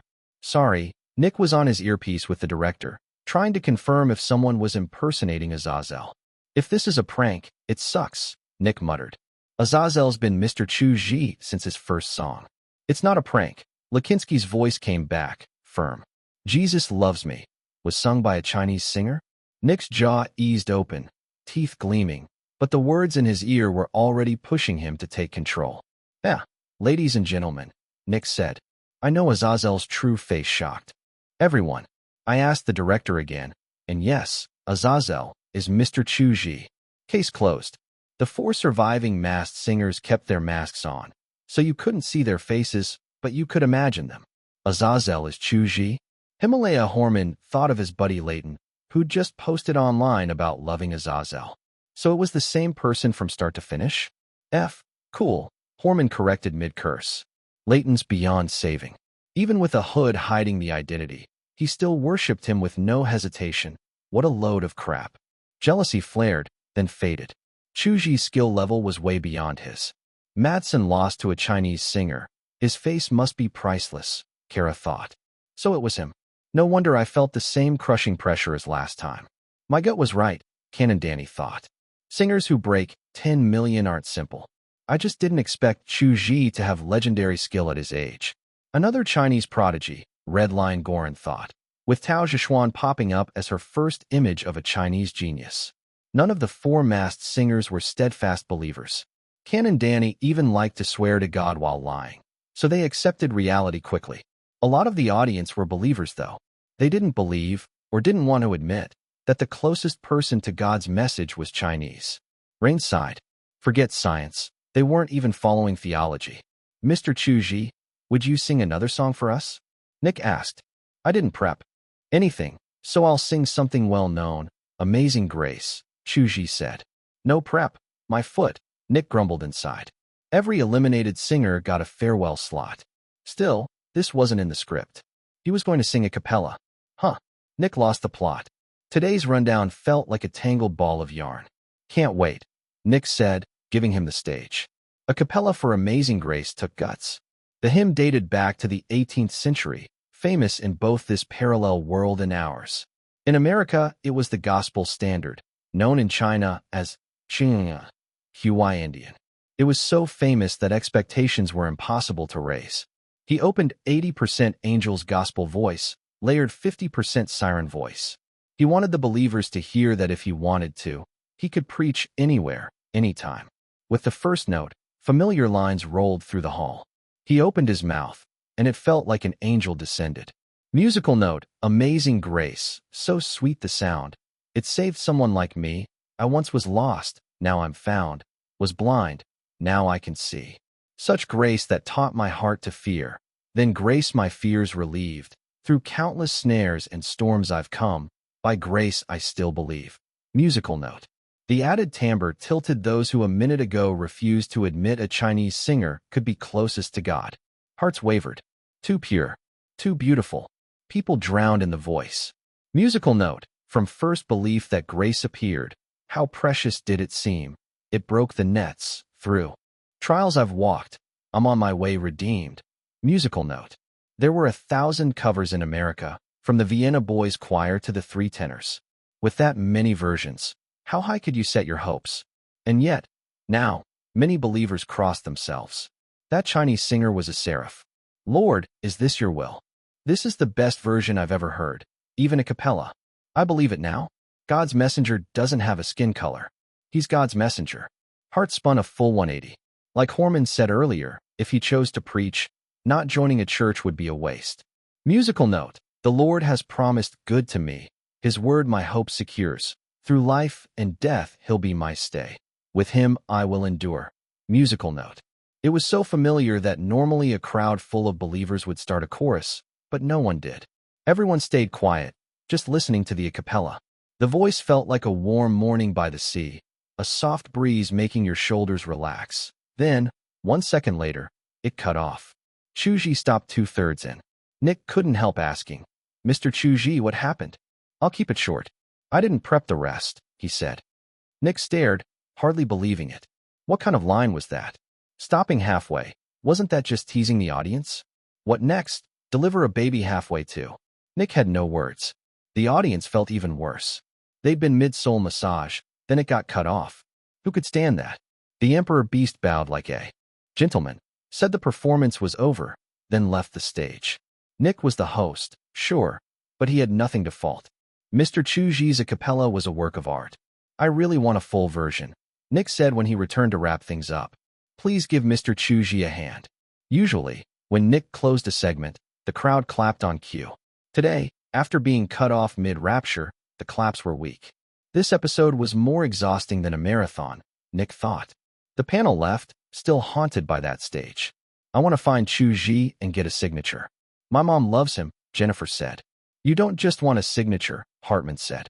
"You want dinner, then a movie, then a private room. If he's open to more than friendship, I won't object," Jennifer said. Duncan wanted to sprint to Instagram and post that Azazel was Chu Zhi, but he had to hold the secret in for a week. It itched. Austin walked and scrolled, reading everything he could about Chu Zhi. The more he learned, the more shocked he got. Monster. The panel left first. Then the audience filed out. Rain, frail as always, drifted with the last. He found believers funny. On one hand, they embraced Jesus loves me and amazing grace as God's gospel. On the other, they rejected the Internationale, flipping back and forth. The Internationale and Christianity weren't exactly related, not even close. He could sing gospel with a voice that felt divine, then sing the Internationale with a force that sounded like he was about to topple the White House. Rain felt the Chinese singer was a lot like him, a fusion of two extremes. He decided to buy Chu Zhi's albums. "I can't imagine my grandpa's face when he watches episode 3. My grandma fell for both of Azazel's songs. No Christian can hear Jesus loves me and not respect Azazel. If he hadn't sung the Internationale, he'd be God's messenger, full stop." But his amazing grace was intoxicating. People kept chatting in clusters as they left. Fox wrapped the final episode too. The Emperor Beast slipped away, turned down Lakinski's dinner invitation. The guy even tried one last time to invite him to the Hudson Club. Once was enough for a serious refusal. Twice felt like pestering. Those hours flying to LA weren't wasted. Chu Zhi said as he stepped into the elevator, heading for the level 2 garage. From the Magic City to Los Angeles took more than 10 hours. If it wasn't important, he hated the back and forth. After episode 3, he'd be Hollywood's hot commodity. The goal was met. Missing the King of Masked Singer title was just a small thing. Yeah, set big goals and small goals. Besides, he wasn't going to keep filming anyway. He had to dive into Besieged on all sides promo. He didn't know how many physicals China's market could move. The mainland record for the last decade was 470,000. Not great. Don't sneer. The whole physical business had been rough, especially culture and entertainment. Even in print, 200,000 copies could make a bestseller now. Even with that climate, Niu Jiangxue and the team still set a goal of 1 million, a new record by a mile. They believed in him that much. He felt a bit of pressure. He didn't want to let anyone down. Back in the van, Ma Weihao hadn't come to LA this time, so no massage to unwind. Have endorsement deals dropped lately? He asked Lao Qian. About 10% fewer than last year, but the per deal fees up, so overall revenue didn't fall, Lao Qian said. Plus, we've licensed more for Indonesia and Malaysia. The structure's healthier. Don't worry, I trust the team. I only asked because the schedule feels loose, he said. Loose? Lao Qian popped open the calendar. From 8 in the morning to 10 at night, there wasn't a single hour free. He even handled emails on the way to the airport. Looser than before. Feels like I've got nothing to do. Lunch is longer too, he nodded. Zhiwai, please take care of your health, Lao Qian said. He flashed an all-good gesture. With his system bro watching over him, he wasn't worried. After some small talk, he dug into emails and saw Fox promo plan. Variety contracts came with a cooperation clause for publicity. No mystery about the headlines. Azazel unmasks. His true face will be revealed. Legend Azazel, the one no one expected. Fox started the push Monday. North America exploded. Viewers and press were stunned. How could a champion get eliminated like that? A blunt critic, Uncle Tom's Thumb, fired first, famous for rating with thumbs. Uncle Tom's Thumb, Azazel's technique, 5 thumbs up. Emotion in the songs, 5 thumbs up. The other 4, Red Lion, Himalaya, Rugby Player, Black Goat, didn't even hit 3. I don't get how the strongest got cut. If it's just a publicity move, then they're treating us like idiots. Plenty couldn't accept it, and even more just wanted the reveal. Anticipation for episode 3 hit a peak. Tuesday, Fox site got buried under comments. Wednesday, director Lakinski shut down his Twitter replies. Thursday, hashtag Masked Singer and hashtag Azazel hit YouTube and Twitter's trending lists. Friday, Fox site crashed again. The heat lasted through Saturday. Mr. Stark, please sit over here. If possible, Mr. Kent, don't wander. Mr. Steve, you're out of the hospital? God bless you, that's great. Let's listen quietly to the gospel. Mr. Bruce, are you stepping out to smoke? It's bad for your health, cut back. New York Pastor Ned had gathered over 400 believers in a hall to watch episode 3 together and receive the gospel. Pastor Ned, God didn't forbid smoking, Bruce argued. If I don't smoke, my life's got no meaning. Dear Bruce, life's meaning isn't smoking, it's living, Ned said. And we've got to live so we can hear the Lord's will. Number 546. All eyes on him. People can find meaning just by living. Bruce agreed, then switched tracks. But I heard Mr. Azazel gets eliminated this episode. Pastor Ned stayed silent. He just looked at Bruce with a kind gaze that made him squirm. Mr. Azazel can't be eliminated. Even my grandma with dementia knows that. Bruce corrected himself immediately. I believe Fox won't go against the wishes of North American believers, Pastor Ned said, satisfied.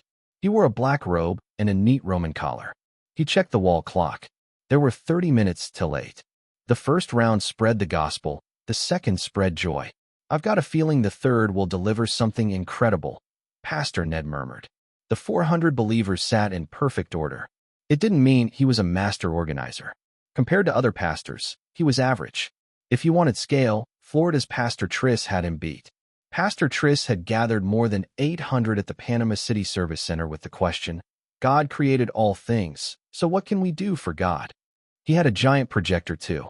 He planned to use Azazel as an example. Basically, if you believe sincerely, you'll draw near to the Lord and reach heaven. One listened to Azazel, and you'd swear he was close to God. No question. Who even remembered how Pastor Triss and Pastor Ned had jumped around denouncing the show when The Masked Singer first aired? Now they were enjoying the sweet smell. Their mouths preached doctrine, their hearts did business. Why were the pastors so eager? Was it to spread God's voice? Maybe a little. The rest was about proof, as in, look, this beautiful gospel comes from sincere faith, so trust me, follow me, and believe. They leaned on Azazel to pump up their own authority. who knew how many sleights of hand went on behind the scenes. Old Anglos at their traditional craft. Time, almost 8. Place, a church in El Monte, Los Angeles County. People lots. Rain, you finally decided to step out, Gibran said, happily. Gibran, I'll say it again. Step out doesn't describe me, Rain corrected. You broke up with Aiden a year ago, and you're still hung up on him, Gibran said. I'm not hung up, Rain said. Lord, your room hasn't changed in 6 months. Isn't that nostalgia? Gibran said. Don't fool yourself. He locked you up for months and made you suffer. Stop hurting yourself. I don't miss him anymore. And yes, he hurt me, but there were moments worth keeping, Rain said. I left the room the same because I want to remember a little longer. Hearing that about the ex made Gibran's temper flare. He wanted to shake Rain awake. But Rain looked awful. Even Foundation couldn't hide it, so the anger drained away. Rain's mother died when he was young. Later, his stepmother abused him. He tried to get help, but his father never really listened. To be exact, Rain never dared tell him the whole truth. He only said, the stepmother treated him badly, afraid his father wouldn't believe the rest. He couldn't stay at home, so he ran away in high school. In the real world, his first boyfriend was that same ex. There was domestic violence, and the ex gave him AIDS. When Rain finally tried to break up, the ex imprisoned him. He almost starved. Why treasure memories with someone that cruel? Gibran figured it out. Rain's first half of life was so bitter that even honey on a blade still tasted like honey. That blood-mixed sweetness was one of the few weapons he had against the pain of living. Gibran took a slow breath. Rain, I'm happy you came to church. May the Lord bless you. We'll listen to the angel on earth, Azazel, and I'm sure you'll feel healing. Angel on earth, Azazel? Rain thought of hearing the Internationale at the live show. Honestly, it had felt healing. My friend, you may not believe me, but I've been a believer for over 10 years. I've never heard a voice this close to God's. Even the Vienna Boys Choir falls short, Gibran added when he saw Rain's look. A man's voice cut in. Before the episode even aired, I heard the Lord's will. He told me Azazel is a righteous man, and his voice brings joy and happiness. Pastor Bronson. Gibran stood up quickly to greet him. Mr. Gibran, you're looking well, Pastor Bronson said. Yes, this was the church that stood out from the start, the evangelical pastor who chose to support the Paradise Lost Fallen. Angel, Pastor Bronson. After the show took off, Pastor Bronson was the biggest winner. He'd been in Chicago. Now he'd come to Los Angeles and found a foothold. God forgave my mistakes, so I feel very calm, Gibran said. Pastor Bronson, this is my friend Rain. It's her first time here. Ms. Rain, welcome to the Lord's embrace, Pastor Bronson said with a warm smile. The more believers gathered, the more influence he had, and the happier he got. Ding dong. The clock struck 8 o'clock. Millions across North America tuned into Fox. By rough count, 1 in 5 believers in the U.S. watched The Masked Singer. 20% was a scary number. Episode 3's ratings were even hotter than Episode 2's. Pastors and missionaries had fanned the flames. Plenty of casuals watched too. They didn't follow variety shows, but they'd learned the name Azazel. Once they heard he'd unmask, they all showed up. A small detail, as Fox broadcast started, Rain's father called. Rain stared at the phone for a while, hung up, and looked at the big screen. Episode 3 ran in order: Red Lion, Rugby Player, Himalaya, Black Goat, Azazel. Live beat TV by miles. Rain had a basis for comparison. The Rugby Player's Hey Jack had been fire in person, but on the screen it felt weaker. No crowd, no heat. When Black Goat's set ended, whispers buzzed around Rain. The Rugby Player should go. He's got to be Danny. Worst tonight is Himalaya. He mangled so classic. I hate that arrangement. Guys, am I the only one who hates Black Goat? She's the one who should be out. Up to that point, not a single person said Azazel deserved elimination. Even with Fox promos, his aura as a frontrunner was carved in stone. Azazel walked on. The audience leaned forward. Rain saw a bunch of believers focus up all at once. Number 547. The mask comes off, the world burns. Song, The Internationale. Performer, Azazel. The moment Azazel's name card popped up in the corner of the screen, everyone watching froze in disbelief. Rain paid close attention to the people around him. His buddy Gibran, who usually had a face full of wrinkles, now had his mouth hanging open in an O shape and his eyes bulging wide like another O. His whole face looked like one of those stress balls made of crystal slime, stretched and distorted by shock, so much so that even the wrinkles smoothed out. And Gibran wasn't even the most dramatic. Plenty of the gathered believers were clutching their chests, staring at Azazel on the screen like their hearts were about to leap out. For the first time in their lives, they desperately prayed that this was just clickbait, that the song title wasn't real. But their prayers were in vain. From the speakers came the unmistakable opening of the Internationale. Musical note: Arise, ye prisoners of starvation, arise, ye wretched of the earth. For justice thunders condemnation, a better world's in birth. Musical note: the song didn't just silence millions across North America, it ignited the fighting spirit in many. With the sound of the honey badger woven into the performance, the air was thick with raw defiance. Even someone like Rain, who'd always accepted life's unfairness with quiet resignation, felt waves of emotions surge inside him. For hot-headed crowds who already thought fate had cheated them, the effect was explosive. Let's go? We're marching on the White House. No, we're liberating the White House. The one shouting was Chien, leader of the redneck militia, Mine Gun, who'd just organized a march of thousands the week before. That last protest was against the state raising health insurance premiums. Cops had clashed with them, people got hurt, and in the end nothing changed. Chien was frustrated then, but after just a few minutes of the Internationale, he felt powerful again, like he could take on the world. The term redneck had started as an insult, meaning white trash or violent hick, but thanks to years of political spin, it had shifted into something neutral or even proud. Members of groups like his even wore red bandanas to show their identity. We've got to fight for what we deserve. Chien's eyes burned with resolve. He didn't care about communism. He only believed in the guns in his hands and the actions he led himself. And it wasn't just Mine Gun that was set on fire. Organization after organization felt the same spark. Take Nevada Rose for example. Any seasoned driver in American New Nevada was one of the rare states where prostitution was legal. The Roses were the sex workers there, and their group was demanding the government step in to regulate oil prices. Rising fuel costs meant fewer truckers stopping by, which was devastating for their trade. Red light districts were collapsing. The honey badger's roar had become the voice of rebellion, and even Chu Zhi, the self-proclaimed emperor beast, hadn't expected it to work this well. Back in the church, Azazel was eliminated after singing the Internationale. Before, no one believed a singer who'd crushed the stage in earlier rounds could possibly be knocked out. Now, they understood why. It was simple. Even though the audience were devout, they were still Americans. In a cold war of ideologies, singing the Internationale on American soil was an automatic death sentence. But if Azazel was eliminated, would he reveal his face? That thought had every viewer leaning in closer. Countless music critics racked their brains, desperate to guess who he really was.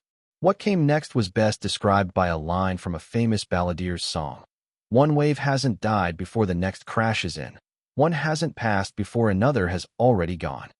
In front of everyone's eyes, the mask came off, and under it was a refined, striking face, an Asian face. Azazel was Chinese. The impact was even greater than hearing the Internationale. Exclamation marks alone couldn't express the shock that thundered through the church. Oh Lord, are you not protecting America anymore? What did I just see tonight? He looks like a Chinese singer. That can't be right. Someone closest to the Lord couldn't possibly be Chinese. Pastor Bronson, what's going on?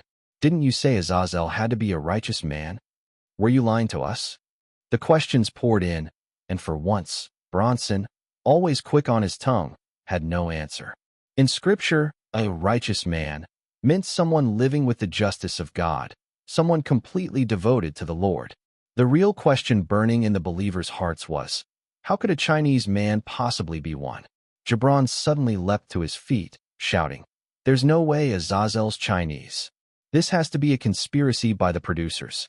They planted a Chinese singer to impersonate him. I've got proof.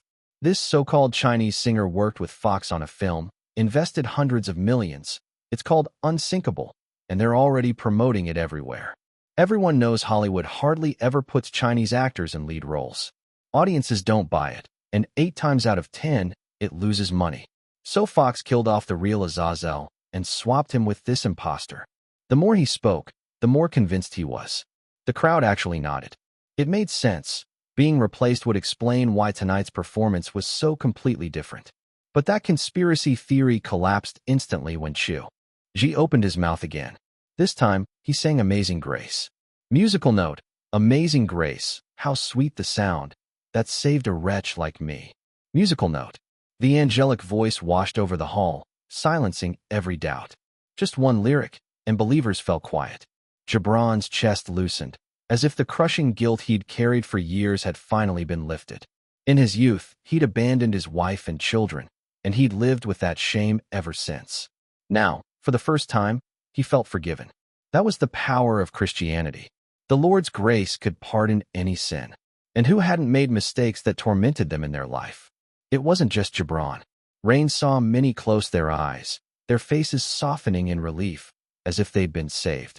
Rain wasn't a believer, so he stayed detached, but even he had to admit Chu Zhi's voice was nothing short of a spiritual cleansing. Then, suddenly, it stopped.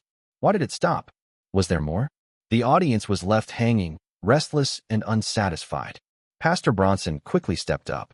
With his usual eloquence, he declared, "I believe Mr. Chu Zhi is a faithful believer. Yes, he's Chinese, and yes, he sang the Internationale, but one's political stance and one's faith are two different things. The Lord wouldn't reject a communist Chinese man any more than he'd reject any sinner among us. I still believe Mr. Chu Zhi is a righteous man." The logic was smooth, the delivery firm. The crowd nodded, convinced. Chu Zhi sang the Internationale because of his nationality, but that didn't change the fact that his voice was closest to God. His amazing grace wasn't fake. He'd written Jesus Loves Me, and countless churches had adopted it. He'd brought joy with his yodeling song. All of it was true. I must apologize to Mr. Chu Zhi. Gibran lowered his head. That conspiracy theory I spouted just now was ridiculous. To make up for it, I'll buy 2 of his albums tomorrow. I've heard over 20 versions of Amazing Grace, even from pop divas, but none compare to this man's a cappella. Can Mr. Chu Zhi please release a full version of Amazing Grace? Voices rose one after another, almost all apologizing. They apologized to Chu Zhi and to Bronson, too, since many had doubted him earlier. Rain watched it all, his mind turning. Doesn't Scripture say, "The wicked will not go unpunished, but the offspring of the righteous will be delivered"? Would God really forgive them this easily? He imagined a pastor telling his stepmother, "The Lord will forgive your sins." He'd kick that pastor on the spot. Forgive her? Why the hell should she be forgiven? When the masked singer ended, Bronson launched into his sermon, weaving Chu Zhi's performance into his preaching. By the time Rain and Gibran left the church, it was already 10 at night. Rain pulled out his phone, seeing a string of missed calls, all from his father. When he called back, his father immediately began scolding him. Rain was used to it. That had been their way of communicating since childhood. No matter what Rain said, his father always opened with a barrage of accusations. "Our family's been faithful for 3 generations, and your stepmother Mari-san is a believer too. If you'd just become a servant of the Lord with us, you wouldn't be like this now, neither man nor woman." He'd heard this insult countless times before, but tonight, the words lit a fire inside him. He wanted to shout the truth, that it was Mari-san who'd ruined his life, but he swallowed it back down. Telling his father now would only lead to disbelief, arguments, and chaos in the family. All reasons stacked into one conclusion: it's not worth it. But the anger didn't fade. He hung up, his mood ruined. "Rain, watch out." Gibran tugged his arm. Up ahead, a group was marching in the streets even this late at night. Pedestrians quickly stepped aside. "What's this?"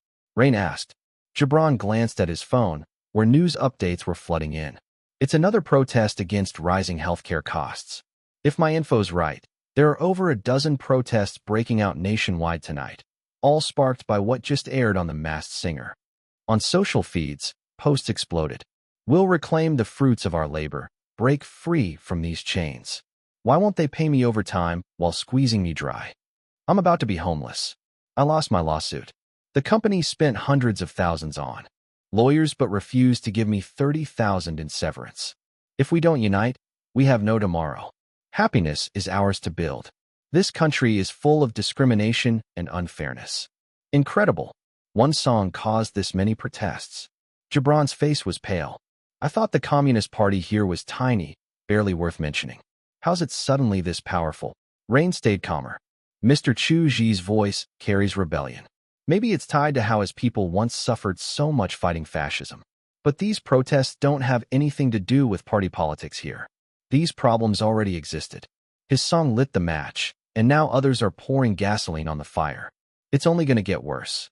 You're saying someone's using Mr. Chu Zhi's song for their own schemes? Gibran asked, shocked. Will Mr. Chu Zhi be all right? What if they ban him from America? Or pull all his music? Half of Amazing Grace had already turned Gibran into a fan, so his voice trembled with worry. Mostly, he was scared he'd never hear that song again when he needed it most. No one knows where this is heading. But it's not some scheme. It's real injustice that was already here. Mr. Chu Zhi just gave it a voice. Rain lit a cigarette. But if there's ever a march for gender minorities, I'll be there. That very night, protests multiplied faster than even Fox's top brass had feared. News alerts hit phones across the country. 30 injured in Highland Park, Illinois as yearning for equality, protest turns violent tonight. Massive demonstrations erupt in California. Government cavalry clashed with protesters. These are real people all hurt. Kaisingel, head of Fox's publicity department, felt a pang of pity, but only for a few minutes. Soon he was drafting the next campaign plan, binding every protest headline with the International broadcast. As a true capitalist, pity was fine, but profit always came first. In America, Chu Zhi had shaken the world. The top 3 headlines nationwide were: protests erupt across multiple states. Angel Azazel sings the International. Azazel revealed as Chu Zhi. 1 + 1 + 1 didn't equal 3. It was bigger than 3. Every grad student knew that. Chu Zhi had become a national obsession. What the hell? Leighton, lead singer of a 7-member group, had been so drained from 6 fan meetings earlier that day, he'd gone to bed early. He woke up to find the world flipped upside down. Azazel's that Chinese guy? Leighton shut off his phone and buried his head back in the pillow, hoping a reboot would fix things. But when he turned it back on, the news hadn't changed. He even logged into BMI to check for himself. America's 4 big copyright agencies, ASCAP, BMI, SESAC, and Sound Exchange, had already switched the data from locked to public overnight. Jesus Loves Me and She Taught Me How to Yodel were both listed under. Composer, Chu Zhi. Lyricist, Chu Zhi. Performer, Chu Zhi. Language, English. Record label, Igwa Entertainment, China. Details showed the genre, mixing, arrangements, and more. In China, lyrics were prioritized. In the West, the composition mattered more. None of it mattered to Leighton. What mattered was, he prayed things wouldn't spiral further out of control. But when he opened Twitter, the comments under his latest posts hit like knives. Mr. Leighton, you must really love Mr. Chu Zhi. When the whole world didn't know who Azazel was, you publicly showed support. That's the mark of a true fan. Unbelievable. Leighton, you like this Chinese singer so much. You're acting like a crazed fanboy. His arms went limp, phone slipping. Things had already gone the worst possible way. He collapsed back into bed, muttering, I'm done. Why the hell is that Chinese guy everywhere? Even under my blanket, all I see is him. He wasn't the only one suffering. Madsen had gone to bed early with no schedule. When he woke and saw the truth about Azazel, he downed 3 glasses of water and 2 salads just to steady himself. He dug deeper into Chu Zhi's background and discovered something unnerving. Before his second appearance on The Masked Singer, there was no record of him ever performing yodeling, no training, nothing. Yet he'd sung a yodel so flawless, Madsen couldn't even dream of matching it. It felt impossible. He gulped down another glass of water, miserable enough to skip his morning workout. Headlines blared everywhere. Azazel revealed. Chu Zhi, Chicago Tribune. Witnessed the birth of the world's most famous Chinese star, Los Angeles Times. Angel or temptation? Chu Zhi's voice sparks protests nationwide. New York Times. Is he really the closest man to God? Wall Street Journal. Newspapers filled with his name, not just in entertainment sections, but in society news. Religious outlets praised him the loudest. In the 18th century, John Newton wrote the hymn Amazing Grace. He transformed from a violent sailor and slave trader into a pastor and leader of the abolition movement. Newton was a figure the political and religious history of England couldn't exist without. For over 3 centuries, countless artists sang Amazing Grace. But on April 12, 2025, a new, perfect version was born. Amazing Grace, how sweet the sound, that saved a wretch like me. It was as if thousands of believers sang through Chu Zhi's throat. Christian Times, The Christian Post, Gospel Herald, Catholic National Chronicle, and others echoed the same praise. With one original song, Jesus Loves Me, and half a cover of Amazing Grace, Chu Zhi had carved an unforgettable place in the hearts of believers worldwide. Number 548. The Gospel That Shook the World. Churches really are loaded, Niu Jiangxue muttered after hanging up the phone. She lowered her head and glanced at the table of numbers, all small. Piles of money. She'd just ended a call with the First Presbyterian Church of Georgia. They offered $5 million to purchase the 3-year rights for the full version of Amazing Grace. Brother Chu's vocal cord insurance needs to go up. That's real wealth right there. The thought struck her suddenly. The insurance industry had long diversified in the entertainment world, covering legs, hands, chests, even fingernails. Back when they were filming Unsinkable, Fox investors even took out a policy for Chu Zhi's face. If he got hurt during filming, he could have claimed tens of millions. Niu Jiangxue told her assistant to schedule talks with the insurance company. She'd barely rested for a few minutes when another call came in, this time from the Lutheran Church of California. The Lutherans were richer than the Presbyterians and offered even more. 4 county churches bought the rights to Jesus Loves Me, 7 for Amazing Grace. Just those 2 songs alone are generating about $13 million a year. The company's income streams kept multiplying. Niu Jiangxue couldn't help admiring Chu Zhi. That was what being a real badass meant. Amazing Grace had been around for over 2 centuries as the most famous hymn in the West, and his cover was still pulling in money. That's not just badass. That's bold Demon King levels. Bullshit hitting the ground hard. It wasn't strange that county churches had so much cash. Donations from believers poured in constantly. And some even left their estates to the church. Big American churches had way more money than people thought. They didn't pay taxes, and they didn't need to disclose their assets. Sometimes they had so much money they turned to investing, and where there's investment, there are losses. So scandals about church corruption popped up often, nothing new. The weight on Niu Jiangxue's shoulders grew heavier. Too many things were happening today, and there was still a meeting later. It was easy to predict that both the one gazed upon by gods and all nations, Volume 1, would see another spike. Deciding how many albums to reprint fell on her. Stretching, brave Niu headed to the break room for a cup of black coffee. After running around all morning, her body was worn out. Others were already there. She sipped her coffee and asked, Lao Qian, is the ancient town event all set? We've already worked with Shitong, Wuzhen, Zhouzhuang, and Pingyao more than twice. Nothing's changing, Lao Qian replied, implying it was fine. Ever since Shitong's Hanfu Festival handed out Chu Ci Ode to the Orange Tree and Chu Ci 9 songs as commemorative gifts, other ancient towns with enough resources had copied the idea. So, while the 2 new Chinese-style albums didn't seem to have official physical editions, about 20,000 copies still got printed each year. Lao Qian took a sip of warm water. He used to love soda, but these days he always muttered, "Cola kills sperm." Technically true, but only if certain things directly touched. Head Niu, Jiu's Twitter followers went up 5 or 6 million overnight. Do those even count as real fans? Lao Qian asked. Guess so. Niu Jiangxue thought for a bit. When she saw the grin on his face, she realized what he meant. Lao Qian, you got married and now you're talking in circles. Just say it straight. Lao Qian chuckled.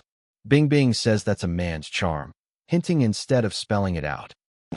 Niu Jiangxue was speechless.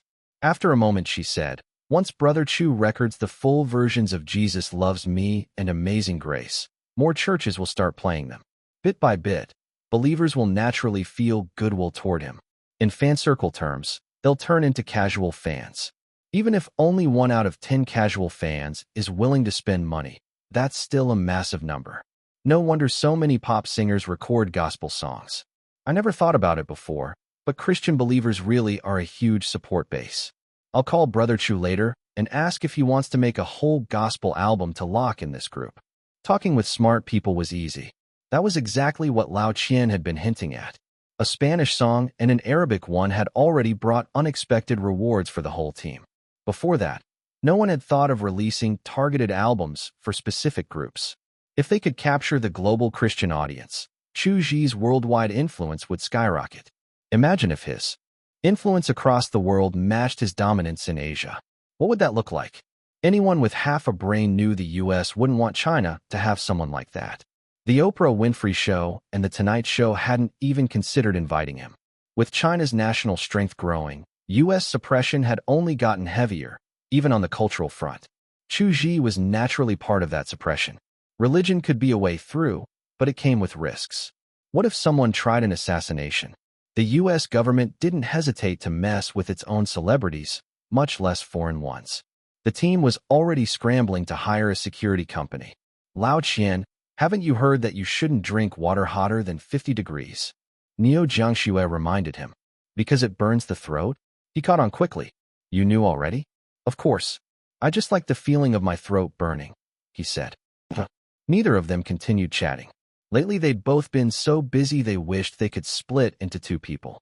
Meanwhile, Igwa Entertainment's higher-ups were discussing follow-ups for The Masked Singer USA. The show had made a huge splash in North America. Not leveraging it properly would have been a crime against their boss. The US airing was at 8 p.m., which was 8 a.m. back home. News traveled fast. Azazel was Chu Zhi. He sang the Internationale in Los Angeles. Chu Zhi sparked protests across multiple U.S. states. The uproar was like an EF5 tornado hitting. EF5 was the highest tornado level, strong enough to rip out houses and trees. The U.S. knew that best, since they got one nearly every year. The aftermath was always catastrophic. The news was shocking enough. Even Gu Peng, the king of alts, who'd been wondering why Fox seemed brainless, suddenly understood. They dumped money into promotions in China when the US version couldn't even be imported officially, with only scattered clips online. It had seemed like burning cash for nothing. Now that Azazel's mask was off, everyone got it. Even Gu Peng, usually full of witty lines, could only type one word: 6. Both hardcore fans and outsiders were dumbfounded, more stunned than if they woke up and found out apartments in China no longer had shared public spaces. Oh shit. I thought Elbu was already unbeatable, but Chu Zhi's going face-to-face and blasting away. He's spreading communism's songs in America. That's insane. Also, did Jiawai make it back alive? Chu Zhi's story shows us one thing. Yeah, his face is gorgeous, but what really put him on top is his insane skill. If not for the third stage's song choice not fitting US vibes, he probably would have taken the crown outright. There were a dozen protests in the US last night. A bunch of media outlets are calling Little Jiu the voice of Satan, but I think his singing's just the trigger, not the cause. Anyone else? I'll ask for Brother Jiu. Anyone else? Bandwagoners jumped in too, granting light and love. I told you Azazel wasn't an ordinary singer. None of you believed me. Look at my prediction. His voice triggered protests across America. He's basically dodgy, bringing chaos to the nation. JMA replied. Delete your old posts before bragging. Your last one said, Azazel's obviously a U.S. political correctness plant. Who even hypes this trash? Granting light and love replied. That was my brother posting. You don't get it. Chinese netizens were floored. Chu Zhi had gone big in North America.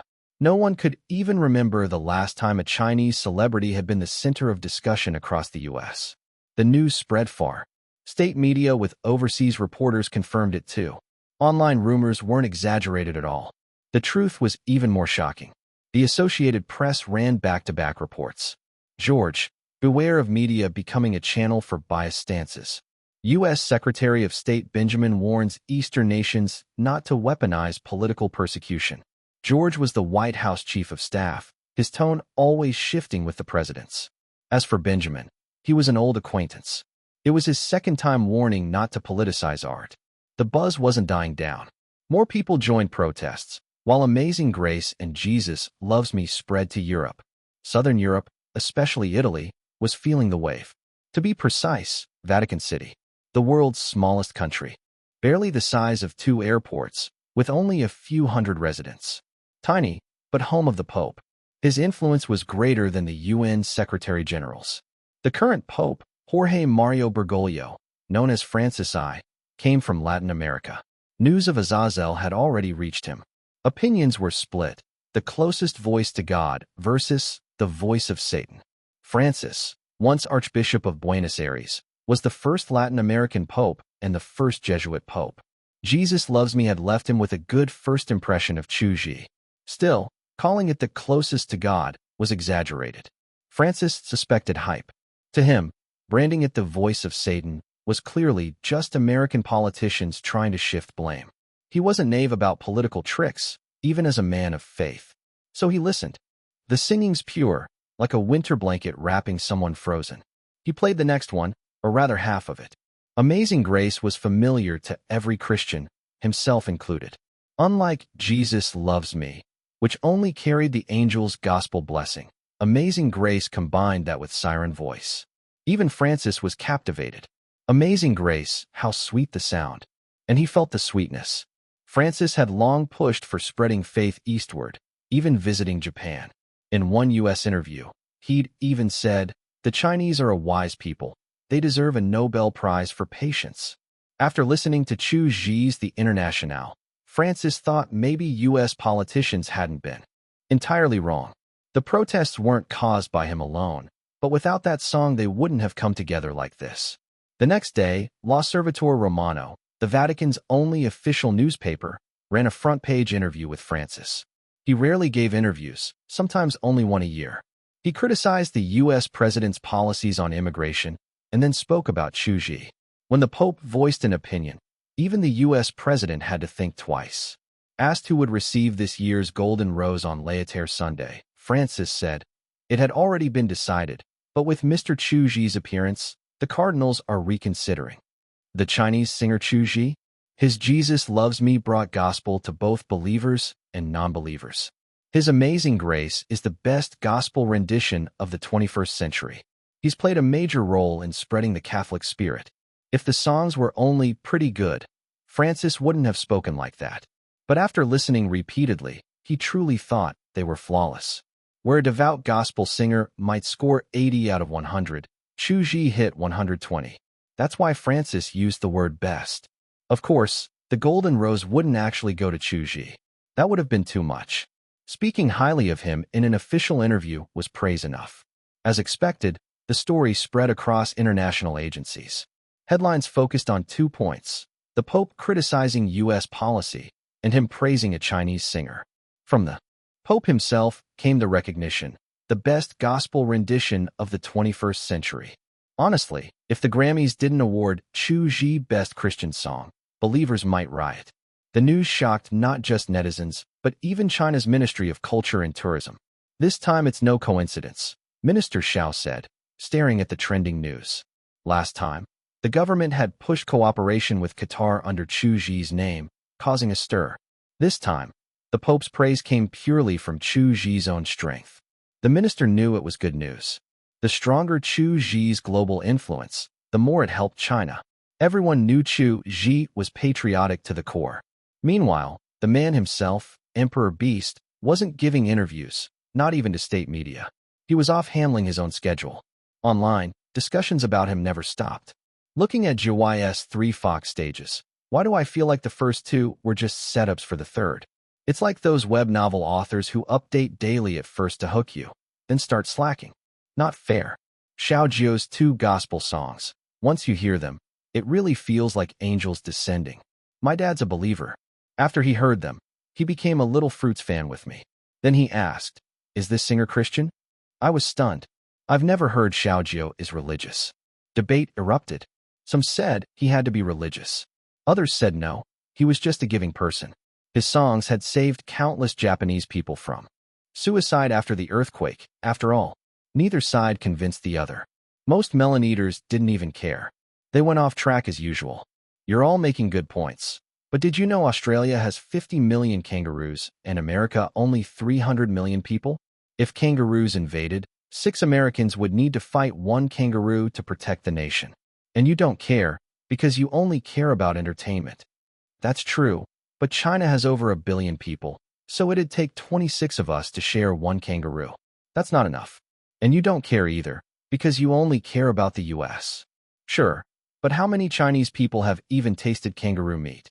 Chu Zhi's global reputation was only one benefit. The real benefits were even greater. All Nations, Volume 1, and the one gazed upon by gods had sold 350,000 more albums in just 2 days. The government was even considering giving him more responsibility. Before, he'd only dominated Asia. Now, his global influence couldn't be ignored. But he already held a deputy minister-level honorary post. Any hire would take serious discussion. Meanwhile, in Annam, Minister Pan, head of propaganda and culture, saw his family targeted by arson. Many were dead or injured. We must punish the perpetrators severely. Pan cried on camera, tears streaming. It would have been a big story. But with Chu Zhi taking over global headlines, hardly anyone noticed.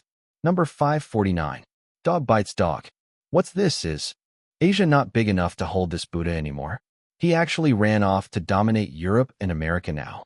Amori Jinjin from Japan muttered to himself. Then he thought about it again. Maybe Asia really wasn't big enough to contain Chu Sang anymore. Setting Chu Zhi aside, was there anyone else who could even compare to him? Wait, why should he set Chu Zhi aside? Amori Jinjin pondered. Maybe in his heart, Chu Zhi wasn't a normal human anymore. He was like the anime project Amori had worked on before, Hypnosis Mic, a world where rappers fought with microphones. In that setting, singers could overwhelm armies with just their voices. Amori honestly felt Chu Zhi probably had some kind of superhuman ability ordinary people didn't. A side note, both Earth folks and people in parallel worlds shouldn't ever Google that anime. Once you accept that setting, it's addictive. Mike Army's comeback album only sold 300,000 physical copies. This era really is a nightmare for physical records, Amori sighed. The album's quality was good, and digital sales weren't bad either. He scrolled through Sony Records' market research report. It didn't just cover their own releases, but the entire industry. Sony had such a massive research department. There's no way they'd only stare at their own tiny patch of land. All Nations, Volume 1 sold 210,000 this week, bringing the total to over 17 million. Amori couldn't figure it out. In this hellish market where physical albums were dying everywhere, why was Chu Zhi the only one thriving? At this pace, give it another 4 or 5 years, All Nations, Volume 1 could cross the 20 million mark. 20 million. Even in the golden age of physical albums, only a handful had ever reached that number. Regret? Amori had plenty. If anyone asked how much, his answer would be extremely. He should have been more decisive.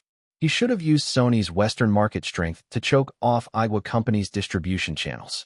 If Igwa couldn't spread its network, then All Nations, Volume 1 would have been released under Sony. Just imagine how much more money they'd be making right now. Sony could still pressure Igwa Company anytime they wanted. After all, Sony was one of the big 5 music giants. But Chu Zhi's wings had fully grown. Religion was something even Sony Records didn't want to touch. This whole thing has something to do with me too, Amori suddenly realized. Not long after, Shuken Bunshin's official site published an interview titled, The Angel on Earth, Chu Zhi, and his closest work partner Amori Jinjin, on what makes him different from other artists. Reporter, Minister Amori, what's the most striking impression Chu Sen left on you? Amori Jinjin, discipline. Chu San's self-discipline is the most shocking I've ever seen among artists. It's like getting hit head-on by a heavy Isuzu truck. It feels like he wants to seize every single second of time. In his hands. Reporter, you're the head of Sony International's copyright department. You've handled countless records. The American magazine Global Rhythm wrote, among singers under 40, there's no one in the world who can match his, Chu Zhi's, performance skills. Do you agree? Amori Jinjin, I subscribe to Global Rhythm. I read that issue yesterday. The review was written by the chief editor, Mr. Madden Connor. Personally, I don't agree with him. Chu San's singing shouldn't be limited to under 40. Music director Matsuki San, during EP recordings, privately called him a singing demon. I'll name a few songs. Opera 1, Opera 2, Left Hand Points to the Moon, Dedication, She Taught Me How to Yodel. Globally, there are very few artists who can perform these flawlessly in terms of technique. So I believe Chu San is at the very forefront of singers worldwide. Reporter, Chu Zhi is an outstanding artist, but he's not even 30 yet, and the world's full of great talents. Don't you think your evaluation is too high? Amori Jinjin. Mozart composed trios, minuets, and piano pieces at 6 years old. At 15, he was already famous across Europe and appointed court musician in Salzburg. The Marriage of Figaro, a world-famous opera, was written at age 30. In his short 35-year life, Mozart composed hundreds of works: operas, symphonies, concertos, sonatas, solo pieces. Ordinary geniuses find inspiration in life, but a Mozart-level genius is life's inspiration itself. There's no doubt Chu Zhi is a Mozart-type genius. The claim that Chu Zhi was one of the best pop singers in the world came from Japan, then spread with his fame across the globe. Fans and casual listeners alike mostly agreed. Chu Zhi's reputation wasn't built on hype, but on real, solid achievements. Amori's interview. Charitably speaking, it was riding the wave. Less charitably, it was blatant clout chasing. For the average Japanese ragdoll fan or casual reader, the interview just inspired pride and awe. But for one man, it was a devastating blow. Yes, you've guessed it, the king of face fans, Koguchi Yoshihiro. Why do you have to say that? Why did Amori-san say that? Koguchi Yoshihiro glared at the phrase, closest work partner. The words felt like needles in his eyes. Shameless bastard.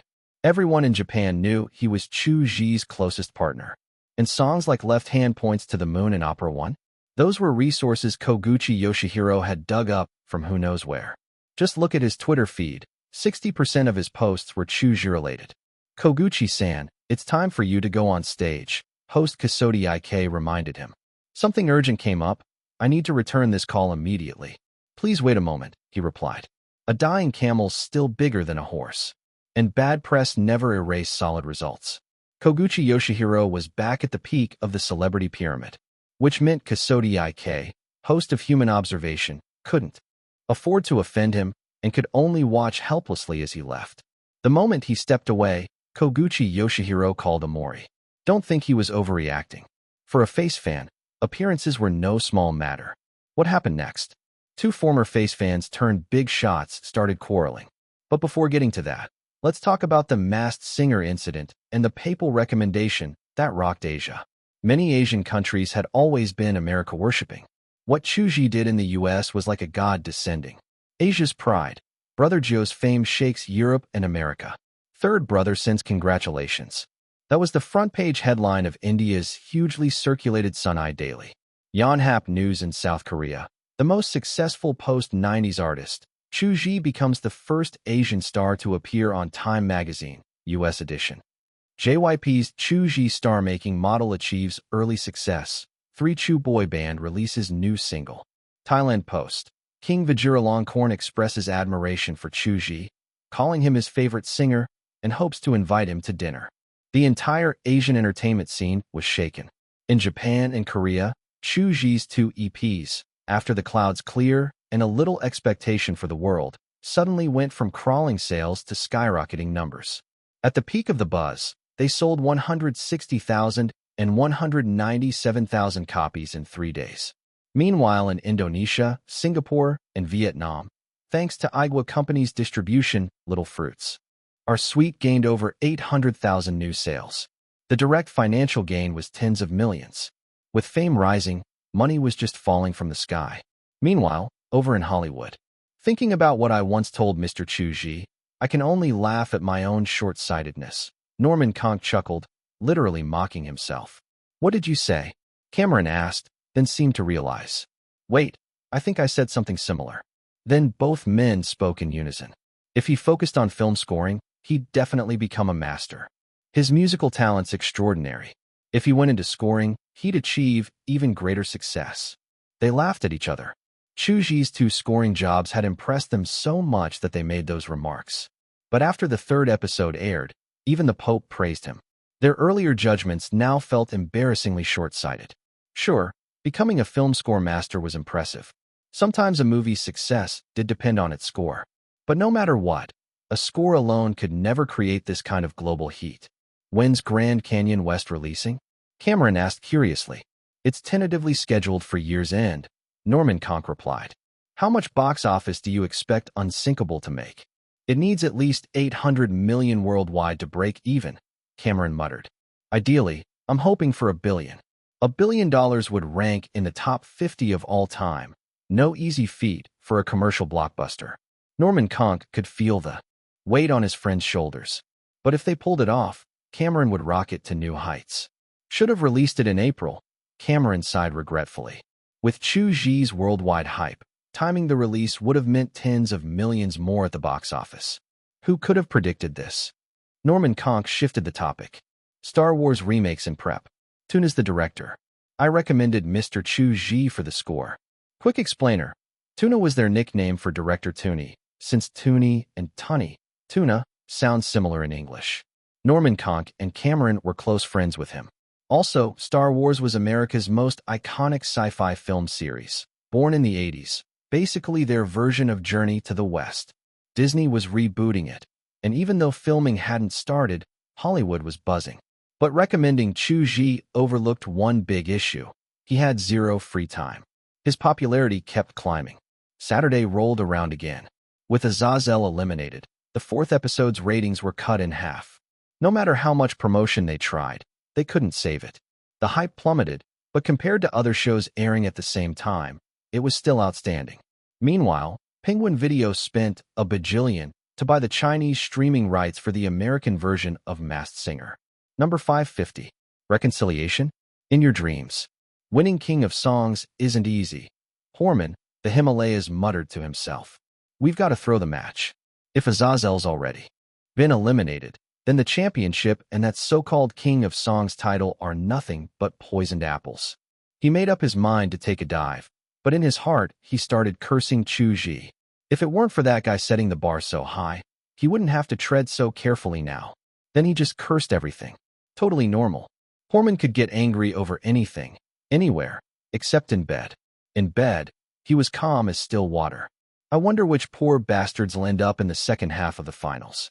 That thought made him smile. The fourth episode of Masked Singer had aired. Danny, the football player who lost 3 times in a row, was finally eliminated. The top 3, Black Goat Kara, Red Lion Golan, and Himalaya Horman, would face off next week to see who'd take the crown. Horman wasn't the only one planning to take a dive. Kara and Golan had the same idea. Kara had already hit her goal as a substitute, just wanting to sing 2 extra songs. Golan originally wanted to win the King of Songs title to slap critics in the face, but now even she changed his mind. So next week's semifinals would be all about seeing which of the Red Lion, the Himalayas, or the Black Goat could throw the match more convincingly. Chu Zhi's secret identity, Azazel, might have stepped off the stage, but his legend still dominated. It didn't just affect the contestants. Even the producers led by Lakinsky were in a bind. Several invited guests for the second half had already turned them down. The American version of Masked Singer had a fixed schedule, 5 episodes to crown the first half champion. Then 6 new Masked Singers competed in another 5 episodes for the second half champion, followed by the grand finals where the 2 champions faced off for King of Songs. Mr. Everin, Zabegnu's agent, just declined, Lakinsky reported. Everin, the VP and Fox head of entertainment content, frowned deeply. What if we offer a higher price? Everin asked. Zabegnu was a Polish singer in the same school as Horman. If Horman's style was cursing everything, Zabegnu's was looking down on everything. To him, all those so-called seniors were trash. He acted like heaven was number 1, earth was number 2, and he was number 3. That arrogant attitude stirred up tons of controversy, but also drew tons of attention. It's not about pay. It's a flat refusal with no room for negotiation, Lakinsky said. Doesn't Zabegnu brag on Twitter every day about being the hardest-hitting vocalist alive? What? Now he's got no balls. Everin swore, then asked, Mr. Lakinsky, shouldn't you challenge his pride? Lakinsky hesitated. Sir, I didn't expect Zabegnu to lose all his fighting spirit in front of Chu Zhi. You should check his Twitter bio. Twitter bio? Everin opened Twitter, clicked into Zabegnu's page, and saw. I don't need anyone's recognition. I know I'm world-class on stage. But Chu Zhi isn't of this world. That last line was added just recently, Lakinsky explained. Not only did Zabegnu lose his will to fight, I think he's become Chu Zhi's fan. Everin was stunned, then spat out one word. Pathetic. Professional singers didn't want to touch the second half because Chu Zhi had already left behind 3 untouchable performances. Nobody felt confident enough to surpass them. And Masked Singer couldn't just invite football legends, comedians, or random celebrities forever. The production team's situation was like the sky over Los Angeles that day, covered in dark clouds, ready to burst into a storm. Meanwhile, back in Shanghai, the skies were bright, but Igwa Corporation was bracing for its own storm. Inside the company's conference room, the executives sat stiff and serious. No one even touched their now-cold tea. The atmosphere was heavy. "Brother Chu, United Brands wants to settle out of court," Niu Jiangxue said. "They made their money, and now that they know they can't win, they want peace? Where was that since earlier?" Lao Qian sneered. Fei Gu said, "I think we should at least hear their offer. If it's sincere enough, there's no need to make an enemy." He didn't add the rest, but everyone knew. United Brands was one of the global top 10 fruit companies, backed by Wall Street capital. Making enemies with them wasn't wise. "What's the point of worrying about enemies now that they've already ripped us off?" Wang Yuan retorted. And really, could United Brands even compare to Adidas, which Chu Zhi had crushed across Asia? To Wang Yuan, Fei Gu was just overthinking. They're offering to compensate Brother Chu with $3 million, and on top of that, a 3-year endorsement deal worth $60 million US, Niu Jiangxue said after a pause. "What a neat little calculation," Chu Zhi said flatly. Here was the truth. United Brands had registered Little Fruits as an orange brand, then pushed misleading slogans like "Head to Orange Home," "Eat Little Fruits," "Be Little Fruits," and "Little Fruits only eats Little Fruits." They even hired an actor whose side profile resembled Chu Zhi's to star in ads, making consumers think the brand was tied to him. It was blatant infringement and counterfeiting. How they had the guts, no one knew. By the time Igwa investigated, Little Fruits oranges had already moved 3.17 million tons across Asia through United Brands' massive channels. And they weren't cheap either. At 18 yuan a gene, far more expensive than ordinary oranges. Who knew how much dirty profit they'd raked in? "I could hear that scheme all the way from Shanghai," Fei Gu muttered. $3 million to settle this? Plus a $60 million endorsement? Given Brother Chu's worth now, $20 million a year is already low. They just want to take advantage. More likely, they just got a taste for it after counterfeiting once, Lao Qian said. Typical United Brands. Same shameless tricks as back when they were United Fruit. 3 million tons sounded huge, but considering Chu Zhi's fanbase across Asia, there was still so much untapped potential. "I bought 2 gene to try. Honestly, the taste was mid. If they weren't slapping Xiao Zhiu's name on it, no one would waste money on this crap," Wang Yuan added. Even Xiao Zhuzi said it tasted bad. Everyone immediately understood. If even someone from the dark cooking world called it bad, then it was really bad. "We've dealt with counterfeits before, but this one from United Brands hits the hardest," Wang Yuan said. "I think we should fight this properly, no matter how much time it takes." She even handed over a copy of customer reviews from Taobao United Brands flagship store selling Little Fruits oranges. Anonymous buyer. Bought. Diameter 70 to 75 millimeters. Net weight 4.5 gene. Little Fruits eating Little Fruits. Am I just eating myself? Supporting a Geo. Bought. 3 gene. Do you believe in Starlight? Bought. Diameter 80 to 85 millimeters. Net weight 8.5 gene support. Even though I don't like oranges. Over 90% of reviews directly or indirectly said they bought it because of Chu Zhi. Heard it was GYS oranges. Had to grab 2 gene. Needed vitamin C anyway, so I stocked up. Repeat buyer. Taste is SOSO, but Little Fruits only eats Little Fruits. Chu Zhi stared at those reviews. His face stayed calm, but the longer he read, the angrier he got. A dragon has its reverse scale. Even the Emperor Beast did. Well, maybe not. Exactly, calling fans his reverse scale was a bit much. But look, he nurtured his fans with care, and some random nobody swooped in to reap the harvest. How could the Emperor Beast not be pissed? "We're rejecting the settlement. Some things can't be solved with money," Chu Zhi said coldly. "And what's this 1 million settlement? Who exactly are they trying to insult?" "I agree. No settlement this time," Niu Jiangxue added. "But United Brands' legal team won't be easy." She was confident, though. United Brands was clearly in the wrong, and besides, this was China's home turf. Still, lawsuits could drag on forever. The discussion shifted to whether they should release an official statement right away. With Brother Chu's influence, won't a statement just boost their publicity? Sure, but I've got a way to make that publicity crush them instead. The more people talk, the heavier the weight on them. Chichio's PR team sounds pretty confident this time. But United Brands has multiple brands in China and knows the PR game well. Are we overestimating them? Zhu's influence here isn't a joke. After heated debate, they decided to post a clarification across all platforms at 4 p.m. sharp. Eat a big orange. United Brands' Little Fruits oranges have absolutely nothing to do with me. Don't be misled by certain brands' shady advertising.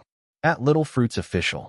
On Instagram, Weibo, Douyin, Bilibili, Twitter, Facebook, and YouTube, Chu Zhi and Igwa's official accounts both issued clarifications. Igwa's wording was even sharper, directly accusing United Brands of false advertising, infringement, and counterfeiting. Hashtag Little Fruits counterfeit hashtag.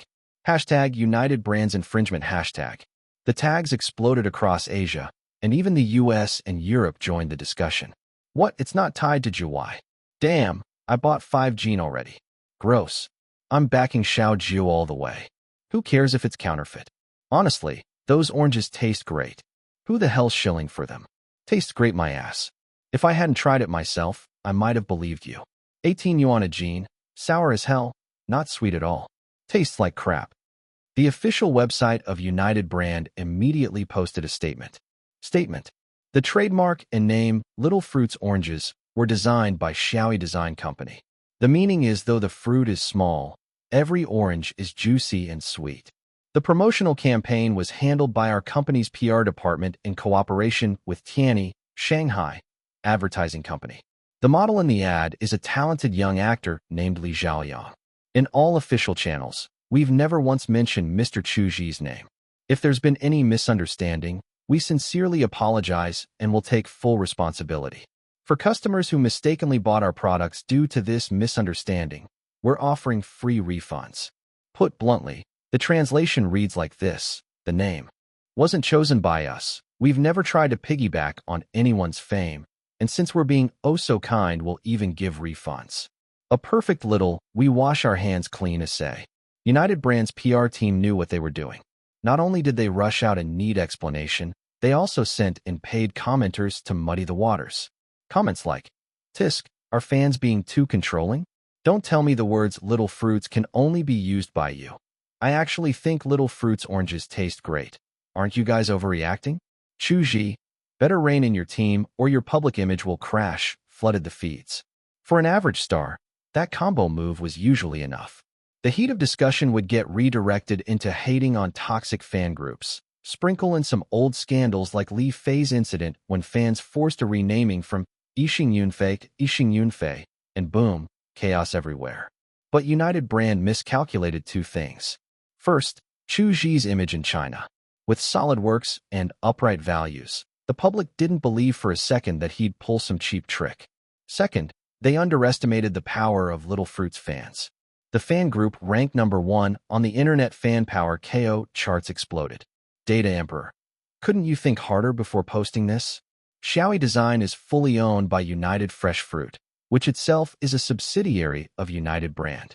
In other words, it's just your own company. And that actor Li Zhaoyang? He literally got plastic surgery in Annam to look like Brother Gio. Out of all the talents at Tianyi, you just happened to pick him? Sure, let's call that a coincidence. Li Jiufu. Never mentioned Chu Zhi? Do you think the internet has no memory? 3 months ago, your official account literally posted, "Mr. Chu Zhi's favorite is Little Fruits." Your CEO Zhang even said, "My favorite star is Chu Zhi because he loves Little Fruits." And your flagship store is plastered with Zhu's photos. Internet spokesperson, the shamelessness is unreal. Just check your JD flagship store's refund rules.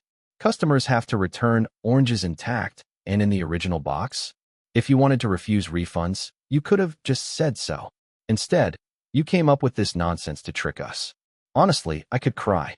Gravedigger, found something fun. That Fong Dake watermelon campaign was also yours. Fong Dake himself had nothing to do with it, but you went ahead anyway. That scandal blew up for a bit, then got buried. So, at United Brand, turns out you're repeat offenders.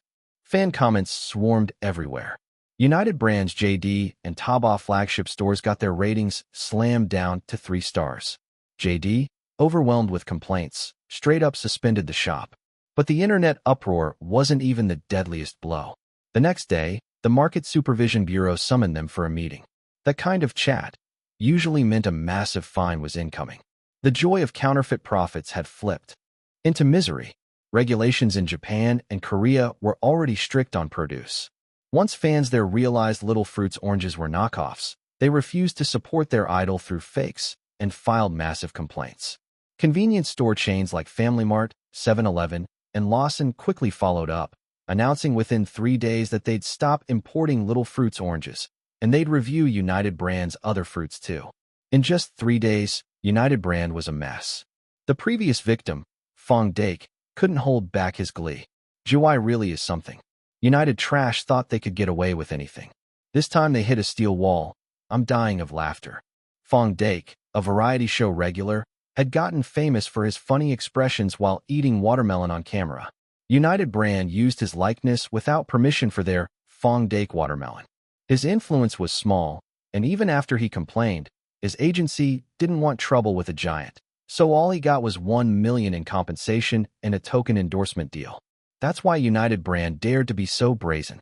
They'd pulled the same stunt so many times without issue. But they'd run into Chu Zhi this time, and things went off the rails. Executives scrambled to contact Igwa, offering an $80 million endorsement over 3 years plus $5 million in damages. It was a lot of money, even generous. But Chu Zhi didn't accept. He hung up on Nyo-Nyo's call and muttered, "You touched my leaks. And think money can fix it? Your whole company's going down." United Brand wasn't Adidas. Selling fruit meant most consumers didn't care about brand names. But with so many complaints and distributors pulling out, they were paying dearly. April 19th rolled around, a rather special day. At Wudu's Shansu District Police Bureau, assignments were being handed out. That afternoon, Chu Zhi's Besieged on All Sides album signing was scheduled at Wanda Plaza's atrium. After review, higher-ups decided to assign 20 traffic police, 30 regular officers, plus 50 security guards hired by the organizers. 100 people in total to maintain order. Isn't this a bit much? Xiaowei asked cautiously. It's not even a concert, just a signing. Do we really need over 100 people? Sounds like a waste of police resources. Captain Wang shot back. Xiaowei, you don't chase stars, do you? Or are you still on 2G internet? I'm not much into it, but I do know Chu Zhi's really famous, Xiaowei replied. Still, usually 20 security staff is enough for a signing. This is 5 times that. Lao Huang, dark-skinned, chimed in. Captain Wang, you a Little Fruits fan too? I'm in my 40s. The only star I chase is the red one on our flag, Captain Wang said. But my son's a hardcore Chu Zhi fan. When he heard I'd be on duty at the signing, he begged me 100 times to get him an autograph. Then he answered Xiaowei's question. If it were Chu Zhi's concert, we'd need thousands of staff. That's way beyond what our district could handle. The entire city bureau would have to mobilize. He doesn't show up often, so whenever he does, things go insane. Just how insane? Xiaowei wasn't being difficult. Normally, signings had a few hundred spots. Even if you tripled that for attendees, you'd get around 1,000, maybe 2,000 tops. 100 staff still seemed like overkill. Number 551. First signing, first storm. The poetry collection Xinhui, touring, had editions in French, English, Japanese, and Chinese. It had even been nominated for both the Goncourt and Booker Prizes, but it never won. Even though critics and professors in Europe and America hailed it as the Homeric epic of postmodern poetry and the Oriental Divine Comedy, and even though it had sold over 1 million copies worldwide in just over a year, it was still a failed ascension. Hard to handle. So what? In the end, I can only release Herbert's collection. Chu Zhi already had 5 or 6 poetry collections published, translated into more than a dozen languages, and sold overseas. His literary path was impressive, but he still needed to put in more work if he wanted to reach the rank of a true poetry master. Zbigniew Herbert, a Polish poet, was someone few people knew. You couldn't find much about him online either, but in Europe, his reputation was god-tier. He was one of the most outstanding neoclassical poets. His fictional character, Mr. Kajado, had significance in Europe that was comparable to the influence of Lu Xun's Ah Q in China. If I can finish this one, the Booker and Goncourt should be within reach. Chu Zhi added the new poetry collection to his daily schedule. He'd been planning this since the first year he crossed into this parallel world. Now it had been almost 6 years. As expected, literary awards weren't easy to win. Even with quality works, you needed time for influence to build. Nap for a bit. I've got things this afternoon. The Emperor Beast adjusted the airplane seat back. In a blink, the plane landed at Jiangbei Airport in Wudu. No words. Why isn't anyone taking the order? Li Cixi frowned at the rideshare app on his phone. Let me try. Zhao Shu also pulled out his phone. No one's accepting orders. How's you trying gonna help? You think your app's got more face? Li Cixi scoffed. The next second, Zhao Shu cheered. Someone took it. Li Cixi's head filled with question marks. But Zhao Shu didn't get to celebrate long before a call came in from an unfamiliar Wudu number. It was the driver. Okay, I understand. I'll cancel, thanks. He hung up quickly. What happened? Li Cixi asked right away. The driver asked me to cancel. He won't go to Shanxiu Wanda Plaza. Li Cixi cut him off. Why not? If he refuses passengers, we can file a complaint with the platform. Let me finish. He said Shanxiu Wanda's been jammed since noon. His friend's been stuck on Sherman Bridge for 40 minutes. Jiahua Bridge is also blocked. He said if we're in a rush, it's better to take the light rail. Wudu's traffic is this bad? It's not even rush hour. Worse than the traffic capital. Li Cixi complained, but he had no choice.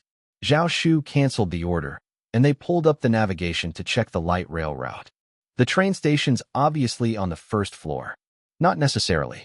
Don't forget where we are. It could be ground floor, basement, or even the second floor. Better ask the information desk. They were in Terminal 3. From their conversation, it was clear they were here for the signing event. They boarded the light rail toward their destination. It's a pity Brother Guan's still in Seoul. Otherwise, we could have had a proper get-together, Zhao Shu said wistfully. He can't leave. There's too much going on with the Mutual Aid Association, Li Cixi replied. True. Because of Brother Guan and Zhou Wai, exchange students at Korean entertainment companies had it much easier. My roommate's Korean. He got bullied by his seniors, but I never went through that, Zhao Shu said. He was signed with Tianyu under Mango TV and had been sent to SM Entertainment. Li Cixi nodded. Exactly. Any trainee in Japan or Korea owes Zhou Wai. And Brother Guan's been giving up huge chunks of time every week to help. That's a big deal too. The names felt both familiar and strange. Guan He and Li Cixi were once trainees who got bullied in South Korea and emailed Chu Zhi for help. He'd used that chance to found the Japan-Korea Mutual Aid Association. Their exchange stints had long since ended. Li Cixi had been back in China for 2 years, but his career was rough. So rough that he didn't even need a mask at the airport. Nobody recognized him. Like the saying went, being a flop was the best camouflage. Luckily, his family was wealthy. Even if he failed as a star, he wouldn't starve. Guan He, on the other hand, made a surprising choice. He joined JYP and debuted as part of a boy group. Now he was doing well, serving as the main dancer of XYX. We won't be late, right? No way. The signing's at 3. It's only 11 now. Just hold steady, don't panic. The light rail didn't jam. After an hour and a half, they reached the closest station to Shanxiu Jingwei Avenue. To get an autograph, they'd skipped lunch. When they arrived a little after 1, they thought they were early. But what greeted them was surreal. Forget getting near the plaza. Police and security had cordoned off areas even 500 meters away to maintain order.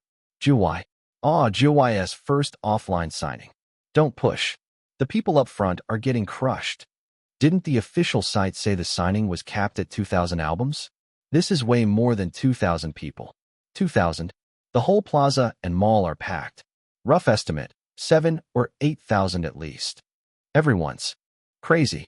Wouldn't it be better to stay home, scroll short videos, and eat KFC? It's Thursday, for crying out loud. With this many people, can we even get autographs? Fans chatted everywhere. Zhao Shu got nervous. He'd taken leave from Seoul just for this, and now his face scrunched up in worry. Hold it together. If we have to, we'll pay for a spot. Li Cixi quickly thought of using money. Let's queue first, Zhao Shu said, noticing more little fruits joining the line. Zhou Wai's popularity is insane. It's not that I can't see the end of the line. It's that I can't even see the plaza, Li Cixi muttered. The snaking line curled like a giant colorful ribbon. Wonder if the new album's got Chinese-style songs. Feels like I haven't had enough, he said. No one knew yet what the tracks would be like. They wouldn't release online until 2 days later. Zhao Shu's stomach grumbled, but he didn't regret skipping lunch. Being 30 minutes later would have pushed them back dozens of spots. After 60 long minutes, at 2:30, countless fans were queued up behind them. Good news spread. Brother Joe decided to start the signing 30 minutes early because there were way more fans than expected. That thoughtful move lit up fans' faces with smiles. Please line up in order. We're disciplined little fruits. Keep the line orderly. If it gets chaotic, the signing might be canceled. Volunteers in orange vests waved signs and even helped fans throw away trash or run errands. It was all thanks to Mama Fan Wang Yuan's organization. The signing began smoothly. But at Chongqing's train stations and airport, more little fruits were still on their way to Shanxiu. Traffic and order pressure was building. Why so many? Just like fans at the scene said, this was Chu Zhi's first offline signing. Plus, Besieged on All Sides was his first official physical album. For Little Fruits, it meant everything. Feels like a concert. The traffic cops just called. From Shishao Road to Gaomiao Village, it's all fans.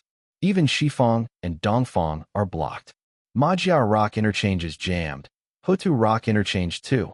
Officer Xiao Wei said, dumbfounded. Luckily this route isn't a major hub, Lao Huang sighed in relief. But how's he gonna finish signing for over 10,000 people? Finish? Unless he gives up his hand, Captain Wang snorted. Even if he only writes 5 characters per fan, 5,000 people means 25,000 characters. Any more, and his hand won't hold up. There was no way fans would settle for just 5 characters. At least half the line wouldn't get autographs. Xiao Wei could already feel the headache when it came time to dismiss the crowd. Captain Wang muttered to himself. Forget about getting an autograph for his kid at home. It was hard enough just to explain to the higher-ups why the star even showed up. Support had already been called in. They'd need at least a few dozen more officers, which meant the total would barely reach 150. If it weren't for the little fruits lining up in such good order, the crowd would have doubled at least. And that wasn't even an exaggeration. Everyone on Earth should know this. When Pop King Michael held concerts, it took 3,000 officers to keep order. An hour later, past 4 in the afternoon, heavy clouds piled across the sky. Finally, it was Zhao Shu and Li Cixi's turn. Zhao Shu bought 3 copies of Besieged on All Sides, while Li Cixi bought 5. But the signing rule was clear. No matter how many you bought, you only got 1 autograph. Both of them knew this, so the extra purchases were just for support.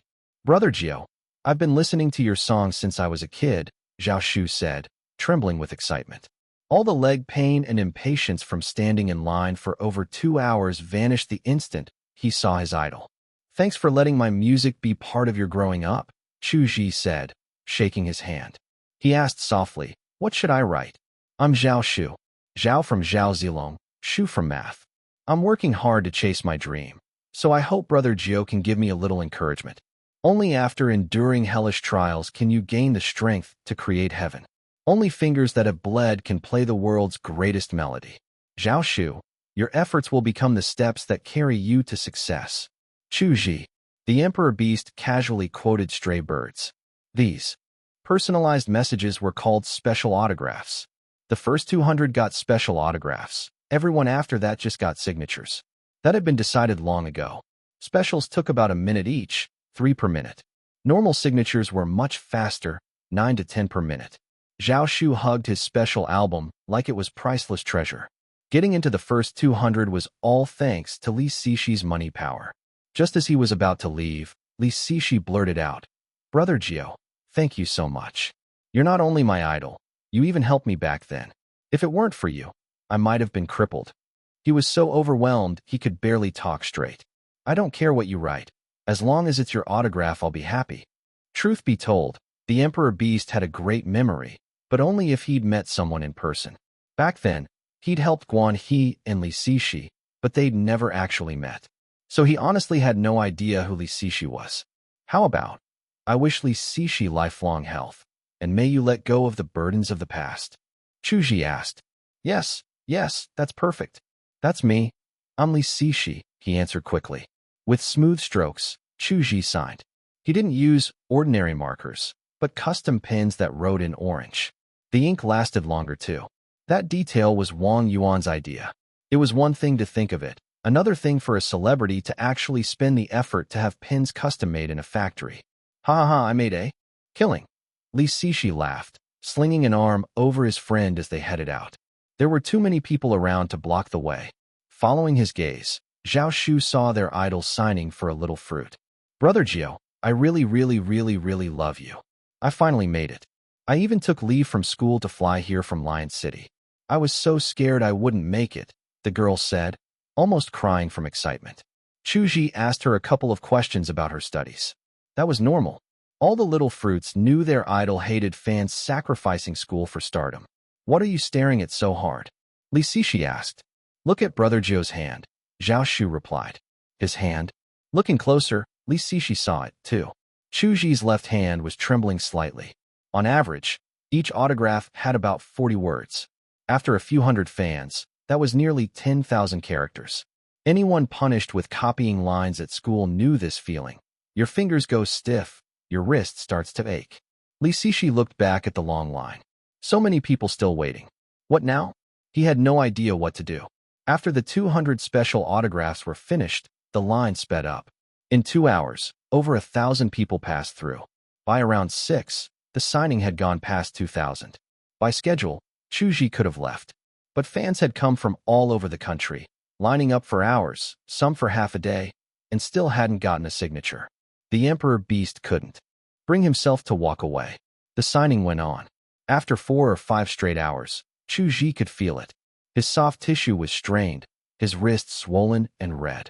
System bro, give me pain insensitivity mode. Got it. With the silent exchange done, he felt no pain and kept signing. No doubt about it. His intentions were for the fans, but his actions were pure fan abuse. Xiao Jiao, stop already. It's 7. It's dark. Your hand's swollen. Enough, Wang Yuan pleaded. Even the staff member beside her, handing over the albums, had been swapped out. There are still so many little fruits. I'll sign a few more, he said.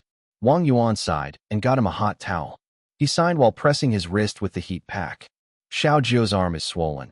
He signed almost 3,000 already. Does that mean the event's ending? No, please don't. Not sure, let's see. The limit was 2,000, right? He's way past that.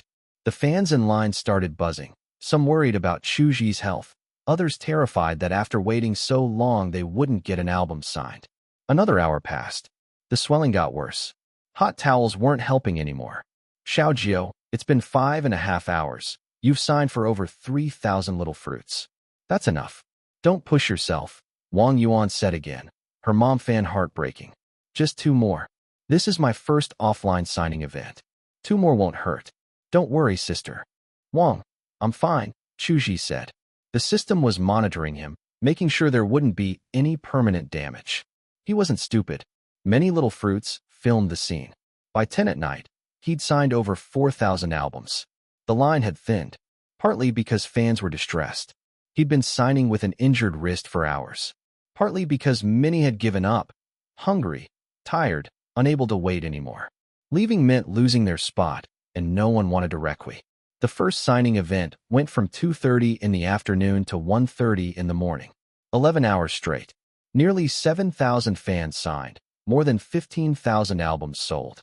Chu Zhi's wrist, locked in the same position, was so swollen it looked frightening. The pain insensitivity mode meant he wasn't hurting and there'd be no lasting damage. But to those watching, it looked terrifying. Wang Yuan and many fans cried. Photos spread online, and the fandom exploded. But let's put that aside for now and look at what came after. Sister Wang, could you buy something nice for the officers? They've been working overtime keeping order, Chu Zhi said. No need for the security company staff, since Igwa Company will pay their overtime. But for the police, we should do something. I've already handled it, Wang Yuan said. On behalf of the company, each officer will get a 200 yuan Walmart gift card. Private individuals couldn't donate directly to the police unless it was a disaster or a fallen officer. But companies could donate supplies, like vehicles, or in this case, gift cards. She'd already discussed it with Neo Jiangxue, and Igwa Company had donated training equipment plus over 100 Walmart cards. 200's just right. As expected of you, Sister Wang, Chu Zhi nodded. Gift cards were basically cash with no restrictions. It was better than handing over money directly. Now, let's get you to the hospital. Xiaojiu, you need to worry about yourself too, Wang Yuan said. I'm really fine. I'll rest with some heat packs when I get home. She didn't answer, just stared at him. Half a minute later, Chu Zhi gave in. Fine, let's go check. Dragged to the hospital, he finally let the doctor examine him. Only after hearing the diagnosis and seeing Chu Zhi treated did Wang Yuan finally relax. Number 552. Staying true to the beginning. 200 yuan gift card, not bad at all. This star's actually pretty thoughtful. Xiao Wei had been in a foul mood. Working overtime until 1 or 2 in the morning sucked, but once Captain Wang handed out those gift cards, the dissatisfaction faded. It was basically the same as getting 200 yuan in overtime pay. Not bad at all. Chu Zhi's always generous.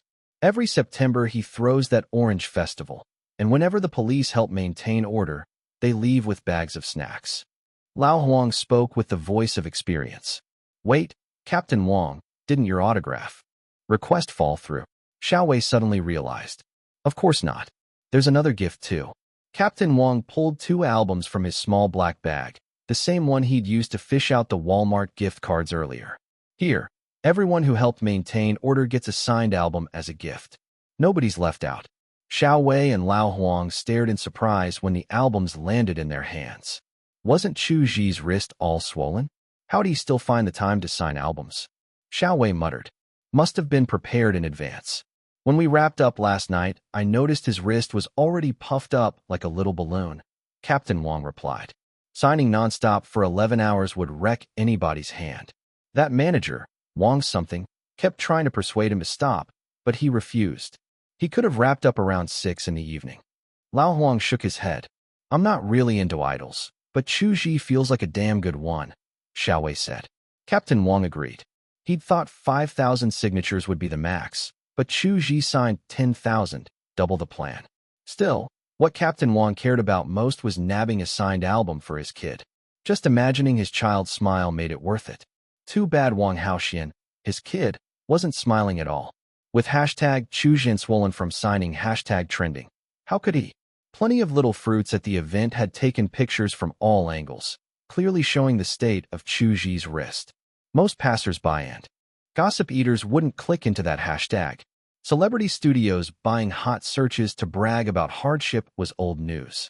But with the sheer number of little fruits posting, the topic shot straight into the top 3 of entertainment trends. Hashtag Chu Zhi swollen from signing hashtag.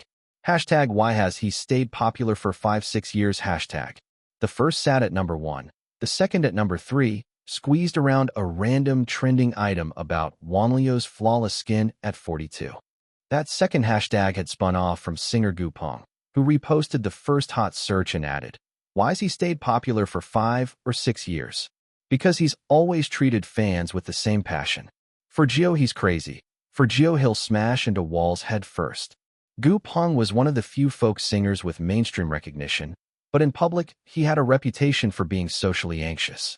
His excited post made him look like a rabid fan, and the contrast sent it flying on a hot search. The truth? Gu Peng forgot to switch accounts and accidentally posted from his main. Moonlit Shadows. Xiao Jiu really is the definition of spoiling fans with no bottom line. Is the injury serious? Southern Star song. The limit was 2,000 signings. That was hit around 6, but Brother Gio didn't want fans disappointed, so he kept going. The ideal me. I was there. He started half an hour early. I got stuck in traffic and arrived late. By then there were definitely more than 2,000 people. Honestly, I lined up thinking I wouldn't get an autograph, but he kept going past midnight without stopping. I got my signature and felt happy, but also guilty. MHM bounce Baba. I'm speechless at the management team. Don't they understand GYS popularity? Set up an online reservation system. Once the quota's full, little fruits won't go. Otherwise, with GYS personality, he'll keep signing no matter what, even if it wrecks his health. I heard he was taken straight to the hospital after the event. The fanbase split into 3 groups. Most were heartbroken over their idol. Some blamed the management team. and a small minority scolded fans at the event for not leaving once they saw Chu Zhi struggling, calling it moral blackmail. The next morning, Chichio saw how bad it was getting and didn't wait. Aigwa's official Weibo posted a health update, relaying the doctor's diagnosis from the night before. It didn't cool the hype, but at least it stopped the fans from fighting each other. Once they knew their idol was okay, everyone relaxed. Why did the heat keep climbing? Because this was a soft knife. It wasn't like that time his son slashed at Japanese ragdoll fans with a cleaver. This one made people ache the more they thought about it, especially since Little Fruits were masters of imagining the worst. ZS-123, crying. I'm a doctor, so I can judge from the pictures. Looks like soft tissue injury leading to joint inflammation. Not too serious. With some anti-swelling meds. And rest, he'll be fine in a few days. What breaks me is that Xiaojio's handwriting never faltered once. Brother Joe's thermal pants posted their signed album, and it looked the same as the early ones. Do you know how much that hurts? Even holding a cup of milk tea would feel like needles. And he still signed perfectly. The pain must have been insane. Fans flooded the comments. Ugh, I had something like that once, copying papers all night. My wrist hurt, even holding a drink. Hugging my poor Xiaojio. Next time limit the numbers. His health matters most. By the way, that fan's username, Thermal Pants, is pretty funny. Little Fruits had a knack for stabbing themselves in the heart, or more accurately, empathizing to the point of pain. Joint inflammation is already brutal. The Emperor Beast on top of it. Impossible without rest. Yet he forced himself to keep going. It stunned people into silence. Even Zhang Ning, now a mom fan, thanks to Journey Among the Stars, was shaken. How can someone like Chu Zhi, with his status, still hold offline signings? And how does he let himself get hurt like this? Hong, who couldn't wrap his head around it. He'd watched his old buddy, once unknown and unsupported, become China's face abroad. What status? Fans are fans. Don't say stuff like that. Zhang Ning shot him a glare. If I were him, I'd never wear myself out like this. One stomp of his foot shakes the whole Asian entertainment circle. Hong, who argued? He never lost his original heart. No matter how popular he gets, he treats fans the same. That's why he's still standing tall in this industry. Zhang Ning poked her husband. Not everyone's like you. Forgetting people once you're successful. I'm not some ungrateful bastard. Hong, who muttered. But still, he's technically got an honorary leadership post now. He should take care of himself. Xiaojio's still the same as when he started. Zhang Ning's tone was firm.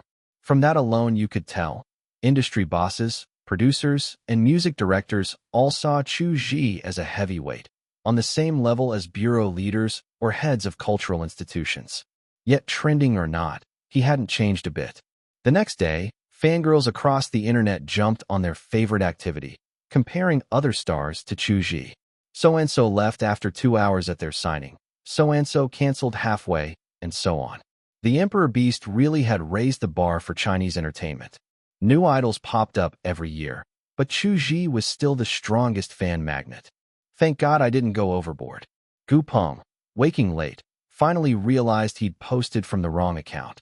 His head buzzed with regret. At least he hadn't said anything outrageous. He sighed and thought, guess I should plan more signing events myself. By the way, where do I even buy his new album? Offline, only a handful of libraries and record shops sold albums. Most fans bought them. Online, Besieged on All Sides had only been on sale for 2 days, and the numbers were already insane. On JD's flagship store, it sold 150,000 copies. On Taobao flagship store, 240,000 copies. Dangdang and Amazon together added another 100,000. The highest single-channel sales came from Pinduoduo. Original price was 86 yuan, but with the 100 billion subsidy deal, it was going for just 77. That tiny 9 yuan difference ended up pushing 310,000 copies. Add in all the other channels and scattered platforms, and in just 2 days, Besieged on All Sides had racked up 940,000 sales. Almost a million. The whole industry was stunned. And stunned really was the perfect word here. Let's break it down with a few comparisons. Lin Xiao's retirement album sold 431,000. Zhou Yu, the hottest rising star who blew a fortune on promotion, only managed 247,000. For the entire year of 2024, across China, Hong Kong, Taiwan, and Macau, only 5 albums even managed to break 150,000 sales. Ever since the Broadcasting Bureau set the Diamond record, Honor, in 3 years, only 28 albums had earned that certification. Now Chu Zhi's 2-day blast was sitting right under 1 million. It didn't even feel like the same world. Think about it. Zhou Yu nearly killed himself promoting his album and still only sold a quarter of what Chu Zhi pulled in 2 days. What was even the point? On the 3rd day, sales dipped a little, but it still held steady around 270,000. Across all platforms. Even a single day like that was enough to crush Zhou Yu. It was like he was fighting with a sword, while Chu Zhi was holding a desert eagle. Absolutely ridiculous. And ridiculous was exactly what every singer across the 3 regions was thinking. Other agencies would throw a celebration if one of their singers sold 50,000 albums. Meanwhile, Igwa's people were calm as ever, treating the near-million milestone like it was just another Tuesday. They'd seen storms before. "Brother Chu, don't you want to enjoy this a bit?"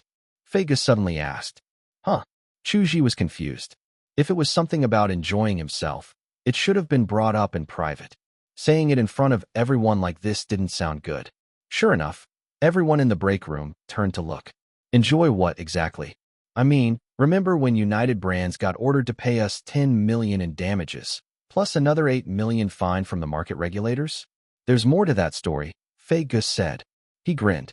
I've gathered details on some other lawsuits against United Brands. Everyone deflated. Oh, that's what he meant by enjoy. Still, no one tuned out. United Brands was the enemy of the whole company. That woke Chu Zhi right up. The Emperor Beast leaned forward. Tell me everything. First off, President Mei of Huaning New Materials sued United Brands for false advertising. Shanxing's an industrial city, and Huaning ranks in the top 100. President Mei bought 5 tons of oranges, and now he's demanding a refund and compensation. Wait, Chu Zhi cut in. 5 tons. You sure you didn't mix up the units?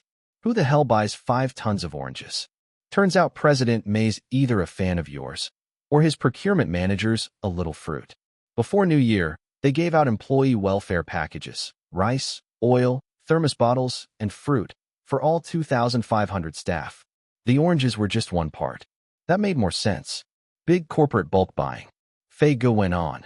Brother Chu, your fan base really covers everything. Huaning's just one example. Plenty of other companies are doing bulk orders too. I even heard Li Guishuan ordered about 100 gene to give out as welfare. Fanbase covers everything? What kind of phrase was that? Fei Ji's use of idioms was starting to sound like Zhang Ge, that scatterbrained agent from the badminton. Li Guishuan was the head of Igwa's Japan branch. He was based in Tokyo most of the time. Even though the branch wasn't that big, with about 20 people, handing out 5 gene per person added up. Pretty sure Mr. O gave each of his employees a 20,000 yen welfare budget this year. Lao Qian tossed in, not that anyone asked. Still, it wasn't far-fetched. If hundreds of companies across Asia hadn't been bulk buying, it would have been impossible to move over 3 million tons in half a year. Shanxing's annual citrus production was only around that much. And honestly, Igwa's leadership had been slow to react to United Brands' infringement. Niu Jiangxue and the entire decision-making team couldn't escape blame. But given the situation, it was understandable. Igwa had always been short on manpower, and with their strong public goodwill online, they'd never even set up a dedicated anti-black department. By my count, over 100 Chinese companies bought little fruit oranges as staff welfare. Over 40 of them are now suing United Brands for damages. Fei Ge held up 3 fingers. At least this much. At least 30 million. Whatever United Brands swallowed, they'd have to cough back up. On top of that, the little fruit oranges trademark had already been canceled by the trademark office. And Fei Ge hadn't even counted overseas companies yet. Firms from Vietnam, Japan, South Korea, and Indonesia had also been buying in, riding on Chu Zhi's reputation. When you hit someone, you make it hurt. Adidas had learned that the hard way. Years later, their sales in Asia still hadn't recovered. The market doesn't wait. If you step out, someone else will immediately fill the gap. By the time you want back in, it's already too late. United Brands' strength lay in its channels. After leaving the United Fruits era behind, they didn't produce their own stuff anymore. They made money by leveraging distribution and slashing logistics costs. But now that their main consumer-facing channels across Asia had been wrecked, even if it wasn't fatal, it was a serious wound. Since we're already on this topic, let me add something. Wang Yuan happened to walk in, just in time to hear. This fiasco has an upside too. Xiaojiu's commercial pull has been proven beyond doubt, especially in the food sector, he said. Brands like Pagoda and Freshippo have already sent us offers to collaborate. How much are they paying for Brother Chu's endorsement? Fei Guo asked. Pagoda's being sneaky. Instead of paying, they want to co-invest in a new brand with us. Basically, they provide the distribution channels, and we provide the star power. Pagoda had distribution? Of course they did. They were China's #1 fruit retailer. Think about it. If you're going to buy fruit anyway, wouldn't you go for the one tied to Chu Zhi? All right, back to work. Niu Jiangxue walked in too. By now, most of the decision-makers were here. She shooed the other staff out, turning the break room into a makeshift meeting space. Since Brother Chu's here, let's quickly discuss the idea of setting up a joint company. Wang Yuan listed out the offers from 4 different capital groups. Freshippo, backed by Alibaba, had the most generous terms. What do you guys think? Chu Zhi asked. He was tempted. Who wouldn't be? Money was money. But he wasn't exactly itching for it either. Niu Jiangxue spoke first. She thought it wasn't urgent. Right now, the company's priority was breaking into the European and American markets. Splitting their focus would hurt more than it helped. I agree with Niu too, Lao Qian said. His reasoning was simpler. As long as Chu Zhi's popularity held, business opportunities would always be there. Building fame was the company's #1 task. With the leadership aligned, Chu Zhi shelved the idea for now. Side businesses could wait. It was just a quick impromptu meeting anyway. Once the topic was settled, everyone headed out of the break room. Lao Qian called Niu Jiangxue and Niu Tu, meaning the head of the herd. It wasn't wrong. She was the one steering the whole agency. Like with the Golden Melody Awards in Taiwan, Aigua had maintained its stance, refusing nominations, refusing awards. Still in her early 30s, she'd been ranked by the Hurun Report as one of the 20 most powerful people in China's entertainment industry, sitting at #7. #1 was the head of China Film, while #6 went to the CEO of Penguin Music, whose clout had skyrocketed with the rise of digital albums. #5, 53. 2 words, treasure. On her way home, Niu Jiangxue's phone buzzed. The caller ID showed a Paris number. She answered cautiously. A man's voice came through. Miss Nat, sorry to bother you. Nat was her English name. She stayed cautious. I'm George Robdrick. I'd like to discuss something with you. It'll only take a few minutes. That name sounded awfully familiar. She thought about it, and then it clicked. He was the former music director of Polydor, now executive vice president of the Grammy Committee. He'd worked with Frozen Man, Presley, Akindabel, and produced more classic records than she could count on both hands. In short, a heavyweight in the international music scene. Right, it was May. Of course, the Grammys were beginning to form their judging panel. Every November, they announced nominations online, and the awards ceremony came in January the following year. Her guess was only half right, though. Even though the year was barely halfway through, most of the Grammy Awards were already decided. Take 2, for example, Best Gospel Song and Best Contemporary Christian Music Song. Then there were the big ones, Album of the Year, Song of the Year, Best Pop Solo Performance, Best Pop Vocal Album. No matter how much politics went on behind the scenes, they had to throw out at least a couple of proper awards. The thought made her laugh. Last year, Chu Zhi's All Nations, Volume 1, which sold 16 million copies, didn't win a real award. Instead, he got some ridiculous Music Care Person of the Year side prize. Now that his name had blown up in the US, they suddenly realized they couldn't keep him off the board. The committee's real message was clear. As long as Chu Zhi didn't openly reject the awards, everything was negotiable. And why was it possible to decide awards before voting even began? The same reason it happened at the Oscars. Look at who sat on the committee. George's voice softened. This is just my personal opinion, but Mr. Chu doesn't need the Grammys recognition at all. On the contrary, because of his influence among Christians worldwide, the Grammys need his recognition. The conditions they've offered aren't enough. Miss Nat, you and Mr. Chu should think it over. The words made sense, but hearing them from George felt strange. Wasn't he the Grammy vice president? Wasn't he basically tearing down his own platform? Her guard went up immediately. She could tell he had another agenda. That was why she was only half right. George's call wasn't just about the Grammys. But enough about him. Something bigger was happening. I'm too badass, Chu Zhi muttered to himself. Why? Because he'd just received an invitation from the State Council to join their counselor's office. The counselor's office was one of the 5 vice-ministerial-level institutions directly under the State Council. To put it simply, its weight was right up there with the National Bureau of Statistics, the National Healthcare Security Administration, the International Development Cooperation Agency, and the Government Offices Administration. Members fell into 2 categories: non-party experts and prominent party scholars.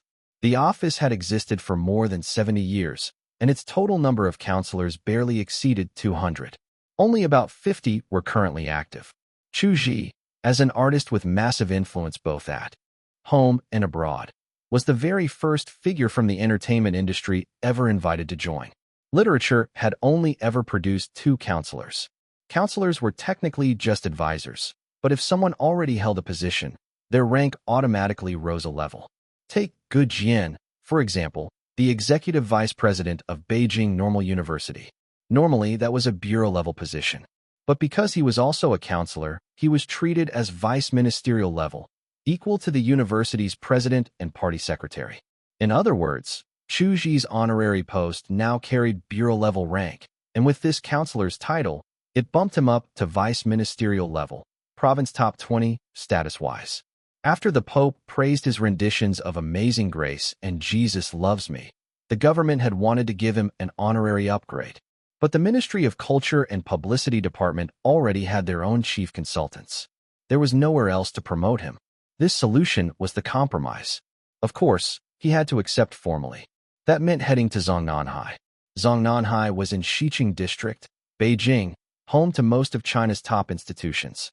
Chu Zhi had known the name since he was little, thanks to a movie called The Bodyguard from Zongnanhai. Careful, don't get cocky, he mumbled. I've got to stay steady. If I don't, I'll ruin myself in the end. You're still young, you've got years to fight. Remember the path you set, leader of Gen Z, pillar of Chinese music, Asian star, Asian king, international artist, global superstar, cultural icon. It's not about an era with you in it. It's about the era of Chu Zhi. Look at you, 5 or 6 years after crossing over, only now reaching global superstar. And even that came thanks to the Pope. You're still far from being a true icon. What are you getting cocky for? You're embarrassing every transmigrator out there. After giving himself a good mental slap, he calmed down. The road ahead was long. He received his counselor ID and certificate, met a handful of high-ranking officials, then went to the office at number 11 Dongdaiji, Qianmen. Inside were over a dozen counselors, mostly heavyweight scholars. Professors sure specialized in big data mining, virtual economy, and cross-disciplinary management. He was an academician of the Third World Academy of Sciences and the International Eurasian Academy of Sciences, and he also headed 2 research institutes at the Chinese Academy of Sciences. Compared to them, Chu Zhi stuck out like a sore thumb. Most counselors were over 50, already established in their fields, and entertainment was the least of their concerns. Finance was way more complicated. Still, it wasn't that they were out of touch. When he introduced himself, they all recognized him. One professor even asked him to sign an autograph for his grandson. The counselor's office was a quiet place. After greeting the director and making his rounds, he slipped out. The youngest counselor in China's history. The government made the right call. Professor Li sighed. Kids chase stars like crazy these days. He wasn't just anyone. He was the former dean of Tsinghua University's School of Economics and Management, poached by the central bank to join the Monetary Policy Committee, and a recipient of the Sun Yefeng Prize in Economics. Professor sure smiled. Our generation's efforts were so the next could follow their hearts. The fact that more young people idolize entertainers just shows our nation's strength has grown. As long as it's the right idols, Professor Li added. He remembered his recent trip to Venezuela, where he'd attended a global financial meeting called Save Bolivar. Venezuela had rich oil reserves, but crushing poverty. Its currency, the bolivar, had collapsed. Citizens were desperate. Many young girls turned to beauty pageants as their only way out. Families spent everything on plastic surgery. Some girls as young as 4 or 5 skipped school to study modeling.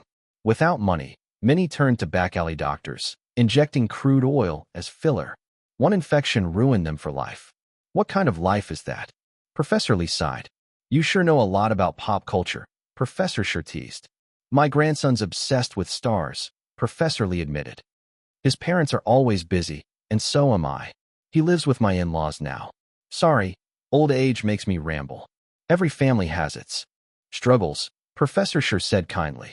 But having someone like Chu Zhi in the entertainment circle is a blessing. Thanks to repeated features in People's Daily, Chu Zhi's image among these scholars was positive. At 7 p.m., Professor Lee left early for once and went home to his apartment inside the fourth ring. Both his son and daughter-in-law worked at the North Vehicle Research Institute under China North Industries Group. His son was a researcher, his daughter-in-law a deputy researcher, both busier than him. Funny thing was, he was a humanities giant, but his son had chosen science. Becoming a senior researcher, there was no small feat. I've got a gift for you, Xiao Yi, he told his 15-year-old grandson when he walked in. You'll love it, but I bet you can't guess what it is. Skateboard. Li Yi frowned. He'd been eyeing a Uekita practice board for months, priced over $6,000. But his grandpa hadn't carried anything in with him. Nope, better than a skateboard. Yeah, right. He literally dreamed of skateboards. What gift could top that? Tada. Professor Lee pulled out a notebook like a kid showing off. Li Yi accepted it with a blank face. A used notebook? He flipped through, just some scribbles. Was this about to turn into a study lesson? He wasn't into learning. If not for wanting to collect orange home stars, he wouldn't have worked so hard for his exams last year. Books weren't nearly as fun as skateboards. Turn to the last page. The rest is nothing, his grandpa said. He flipped it, still confused, then froze. Wishing Li Yi success in his studies. Chu Zhi. Brother Joe's autograph? He blurted out. Professor Lee blinked. This scribble's his? I can barely read it. Of course it is. Look, Jiu's name has such artistic flair. It's beautiful. How could you not tell? Li Yi's face lit up. This was a personalized autograph. Better than a skateboard? Professor Lee grinned. No question. I could save up for a skateboard, but this? You can't buy it with money. Where'd you get it? Ran into him today. He was registering at the office. When I found out he was your idol, I asked him to sign. Registering? Li Yi's eyes popped. If not for the autograph in his hand, he'd think his grandpa was joking. Chu Zhi's a newly appointed counselor for the State Council. Professor Lee explained. He joined the office today as an advisor for the entertainment industry. Li Yi knew exactly who his grandpa was, but now Brother Jiu was also a counselor? And under 30? That was insane. Wait. He hesitated. Grandpa, am I even allowed to know this? Why not? The counselor's office has an official website. The list of counselors is public. The State Council even puts out announcements for new appointments. Nothing secret here. Relieved, he still wondered why no one had talked about it. The only counselor from the entertainment industry? That was definitely headline-worthy. You're thinking about posting the news, aren't you? Professor Lee asked, seeing right through him. No. He shook his head fast. Good. If it were worth promoting, Chu Zhi's company would have done it already. If they've stayed quiet, there's a reason. That made sense. Still, Li Yi thought Brother Jiu was the coolest. Probably the most amazing post-90s artist in the world. Is he handsome in person? Handsomer than in photos. He pulled out his phone. His lock screen was Chu Zhi, though his home screen was a photo of a classmate. He couldn't show that. Better looking in person. This photo's got bad lighting. His skin's much better in real life. Handsome young man. That's the best way to put it. Li Yi's jaw dropped. So that explained why fans always said Brother Jiu didn't photograph well. Turned out it was true. Time slipped by quietly. The official site of the State Council of Cultural Affairs actually published the news that Chu Zhi had joined the advisory office. But nobody really paid attention. Ordinary people liked gossip about politics, not official announcements. Since the netizens weren't interested, no self-media outlet bothered to report it. Instead, one piece of news about Chu Zhi exploded across the entire internet. It was about the monthly sales tally for Besieged on all sides. On Taobao, 770,000 copies. JD, 680,000.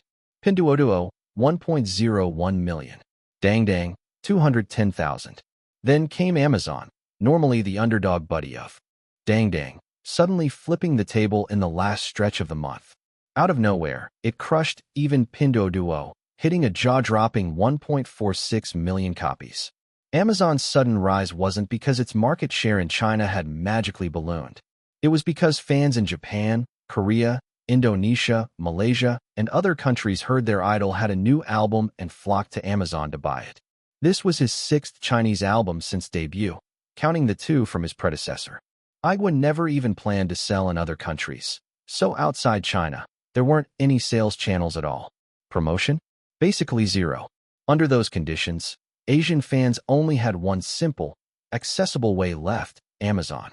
So of that 1.46 million, at least 80% came from foreign little fruits. 77 plus 68 plus 101 plus 21 plus 146. A math problem so difficult, it obviously required artificial intelligence. Time to open the calculator. The answer, 4.13 million. Add in smaller channels like NetEase Cloud Music or little mini programs like Sound Library. That piled on another 500,000 plus. Which meant, in the end, Besieged on all sides sold 4.68 million copies in a single month. Forget just the Chinese music scene. Even people inside Aigwa were dizzy, like motion-sick tourists in Shanxing after 2 hours in a taxi, completely woozy. Niu Jiangxue had only wanted to build a foundation, aiming for 1 million sales just to shake up the industry. Fei Gu was a little more grounded. He figured that boss, with more than double Lin Xiao's fanbase, might sell 800,000 or 900,000, enough to double Lin Xiao's record. Lao Qian's head was in the clouds. He was sure they'd break 2 million easy. Others like Qi Qiu, Wang Yuan, and Su Kaixian all guessed around 1 million or so. Now, they were all shell-shocked. Someone even joked, if All Nations, Volume 1, which sold 16 million copies its first month, had been released physically in China, wouldn't it have broken 20 million? Too bad, What If doesn't count. They really should have held a victory banquet. Too bad the man of the hour had already flown abroad, leaving Aigwa's celebration a little hollow. Still, Niu approved a budget of 110,000 yuan, about 3,000 per person, so even the most ordinary staff felt the joy. And to top it off, April's paycheck came with a bonus worth 2 extra months' salary. Now that was what you call generosity. The Emperor Beast never bought into wolf pack culture. His management philosophy had always been, pay enough for the job, and if you want the horse to run, you better feed it grass. Of course, he liked to sprinkle in some small tricks too. Like this time. Even though Chu Zhi couldn't attend the banquet, he still posted a commendation letter on the company forum. Together, we've created a record in the history of Chinese music. In the letter, he just casually mentioned that the 2-month bonus was his decision. If people work hard, they deserve to know their efforts were seen. The bonus alone was several million.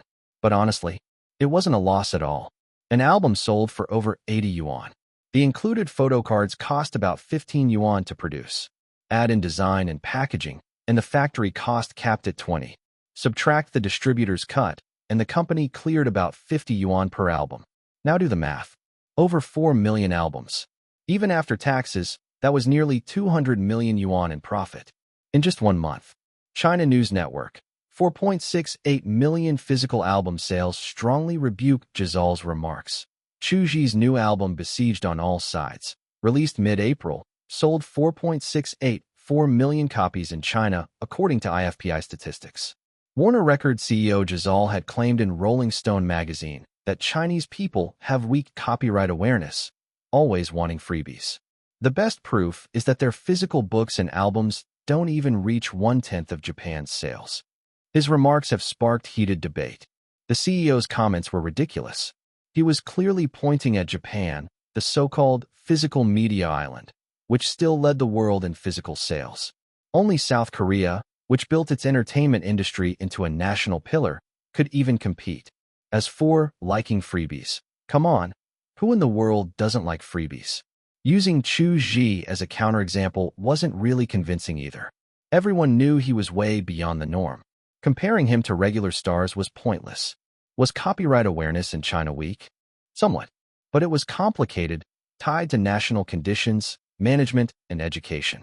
And the younger generations, post-90s, 95s, aughts, were improving fast. Progress didn't come from nowhere.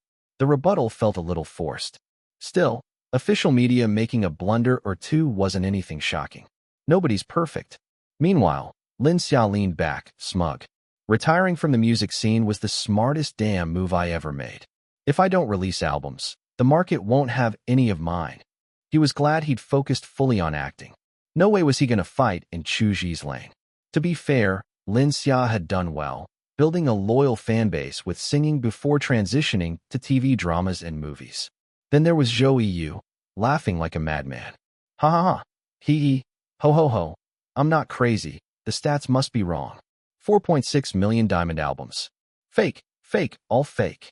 He'd once been proud of his few 100,000 in sales, thinking he was saving physical albums. Now it just felt like a joke. EU, calm down. Nobody in the country can compare to Chu Zhi. All we need is to make sure you're second place. That's good enough, his agent Zhang Ge said. Zhou Yu froze. Right. One rung below wasn't bad at all. Lin Xia and Zhou Yu's reactions alone showed how hard Chu Zhi's success had rocked the industry. Plenty of singers were questioning their life choices. Music journals were churning out headlines. 4.6 million sales, are physical albums reviving in China? Music Research Daily. Chu Zhi creates another miracle, Entertainment Weekly. Can his myth be replicated? NetEase Music Live. And critics had their say too. This has to be fake. How could China produce an album that sells over 4 million copies? I don't believe it, said Gu Duofu, a well-known domestic music critic. Funny thing was, he'd always been a Chu Zhi stan online. He fully acknowledged his talent and popularity. He could even believe Chu Zhi's digital albums were #1 in the world. But physical sales? That was history's will moving forward. Who could turn it back? Even in the golden age of physical albums more than a decade ago, breaking 4 million in a month was nearly impossible. Gu Duofu knew the market better than anyone. He studied it for a living. Nowadays, casual listeners never bought physical albums. Only hardcore fans did. For 4.6 million sales, that meant 30 to 40 million fans? Impossible. He hadn't even bought one himself. The more he understood, the more shocking it was. He double-checked through all his industry connections. The IFPI data was correct. The diamond certification was real. No loopholes. It went against market laws. And yet Chu Zhi had done it. Gu Duofu muttered to himself, "It's unscientific. I need to figure out why." After pulling an all-nighter, his groundbreaking conclusion was, Chu Zhi's myth can't be replicated. A whole night's work, and he'd reached what everyone already knew. Meanwhile, another internet-famous critic, Zuyang Feixing, dropped a viral article. Is Besieged on All Sides any good? Jazz, rap, rock, folk, soul. I've never seen an album with so many styles. Besieged on All Sides really does come at you from all directions. There's no single theme. It feels more like a compilation album from a record label. But the intro says these were just Chinese songs Chu Zhi wrote as he pleased. Jealous of his god-tier talent yet? Especially the rock tracks Sunflower and Blue Lotus. Both are strong contenders for Song of the Year. The End of War's Sorrow with its gothic arrangement?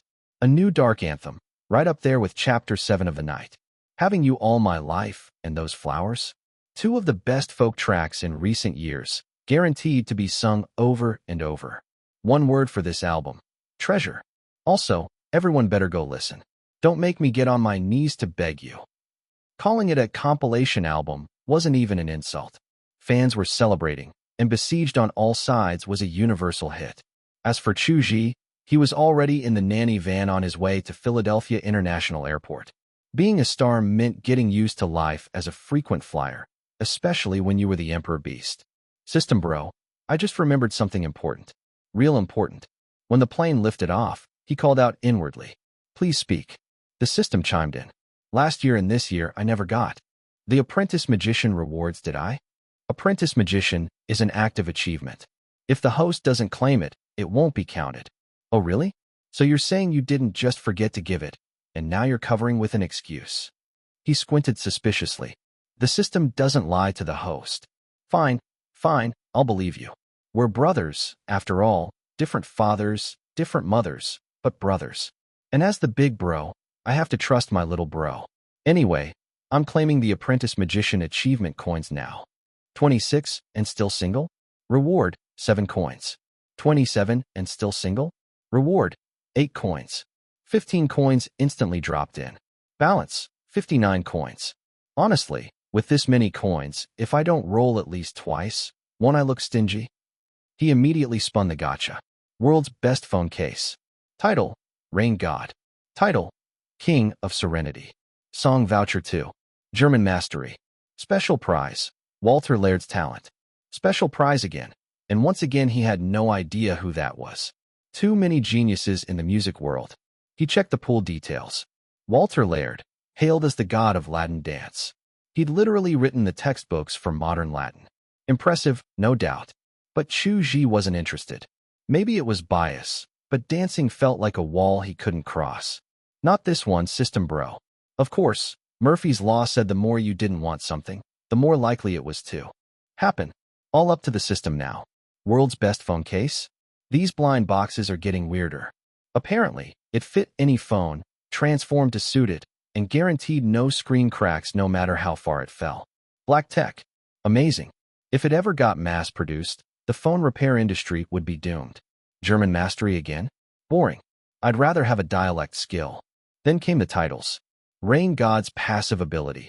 Anywhere he went, 90% chance of heavy rain. 90%. That's basically a weather weapon. And this is just miracle grade? Shouldn't it be at least epic? The second title was even crazier. King of Serenity. He only knew the Ning Wang from the esports scene because his stylist Uncle Chun once taught him League of Legends. But this title used the Ning for Serenity. Once activated, any song he sang would bring peace of mind. Wait, doesn't that overlap with Angel's Gospel? He asked the system. Different emphasis. King of Serenity can calm even those raging with anger, even violent intent. So basically, if you broadcast it, both sides of a battle could put down their weapons.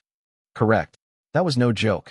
This wasn't just an epic skill, it was borderline supernatural. Add Angel's Gospel on top. What?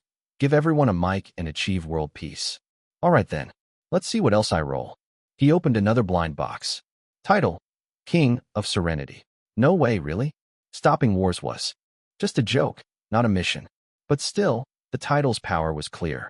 The skill didn't cancel the highs of rock or the energy of rap. It was only triggered when anger or grief pushed someone past the threshold, when every outside sound became unbearable noise. King of Serenity flipped that into calm and safety. Amazing skill. Useless for now, though. He closed his eyes to rest. After all, once he landed in China, he still had to show up at the unsinkable premiere. Number 554. Top 100. On June 11th, Unsinkable premiered simultaneously in 36 countries worldwide. The timing couldn't have been better.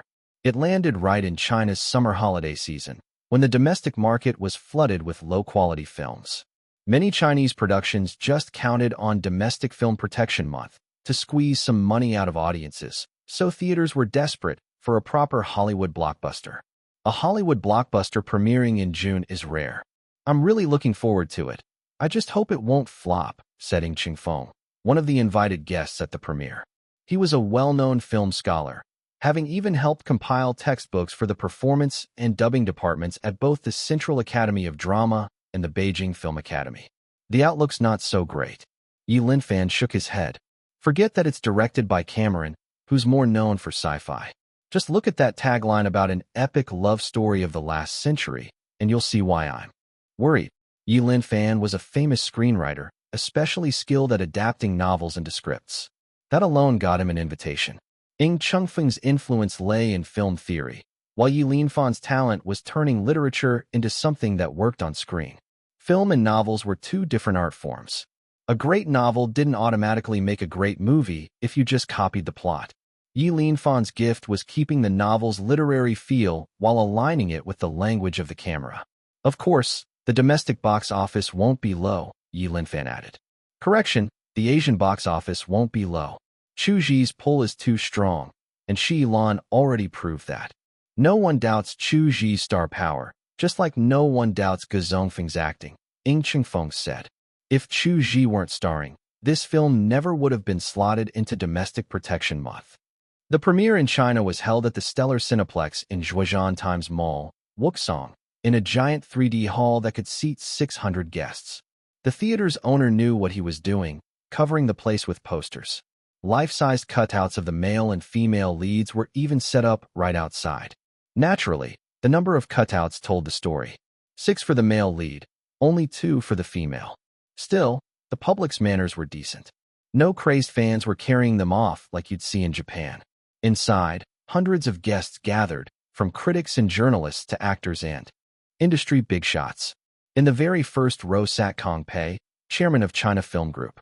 Everyone knew there was only one way for foreign films to hit Chinese theaters, through China Film. Unsinkable was no exception.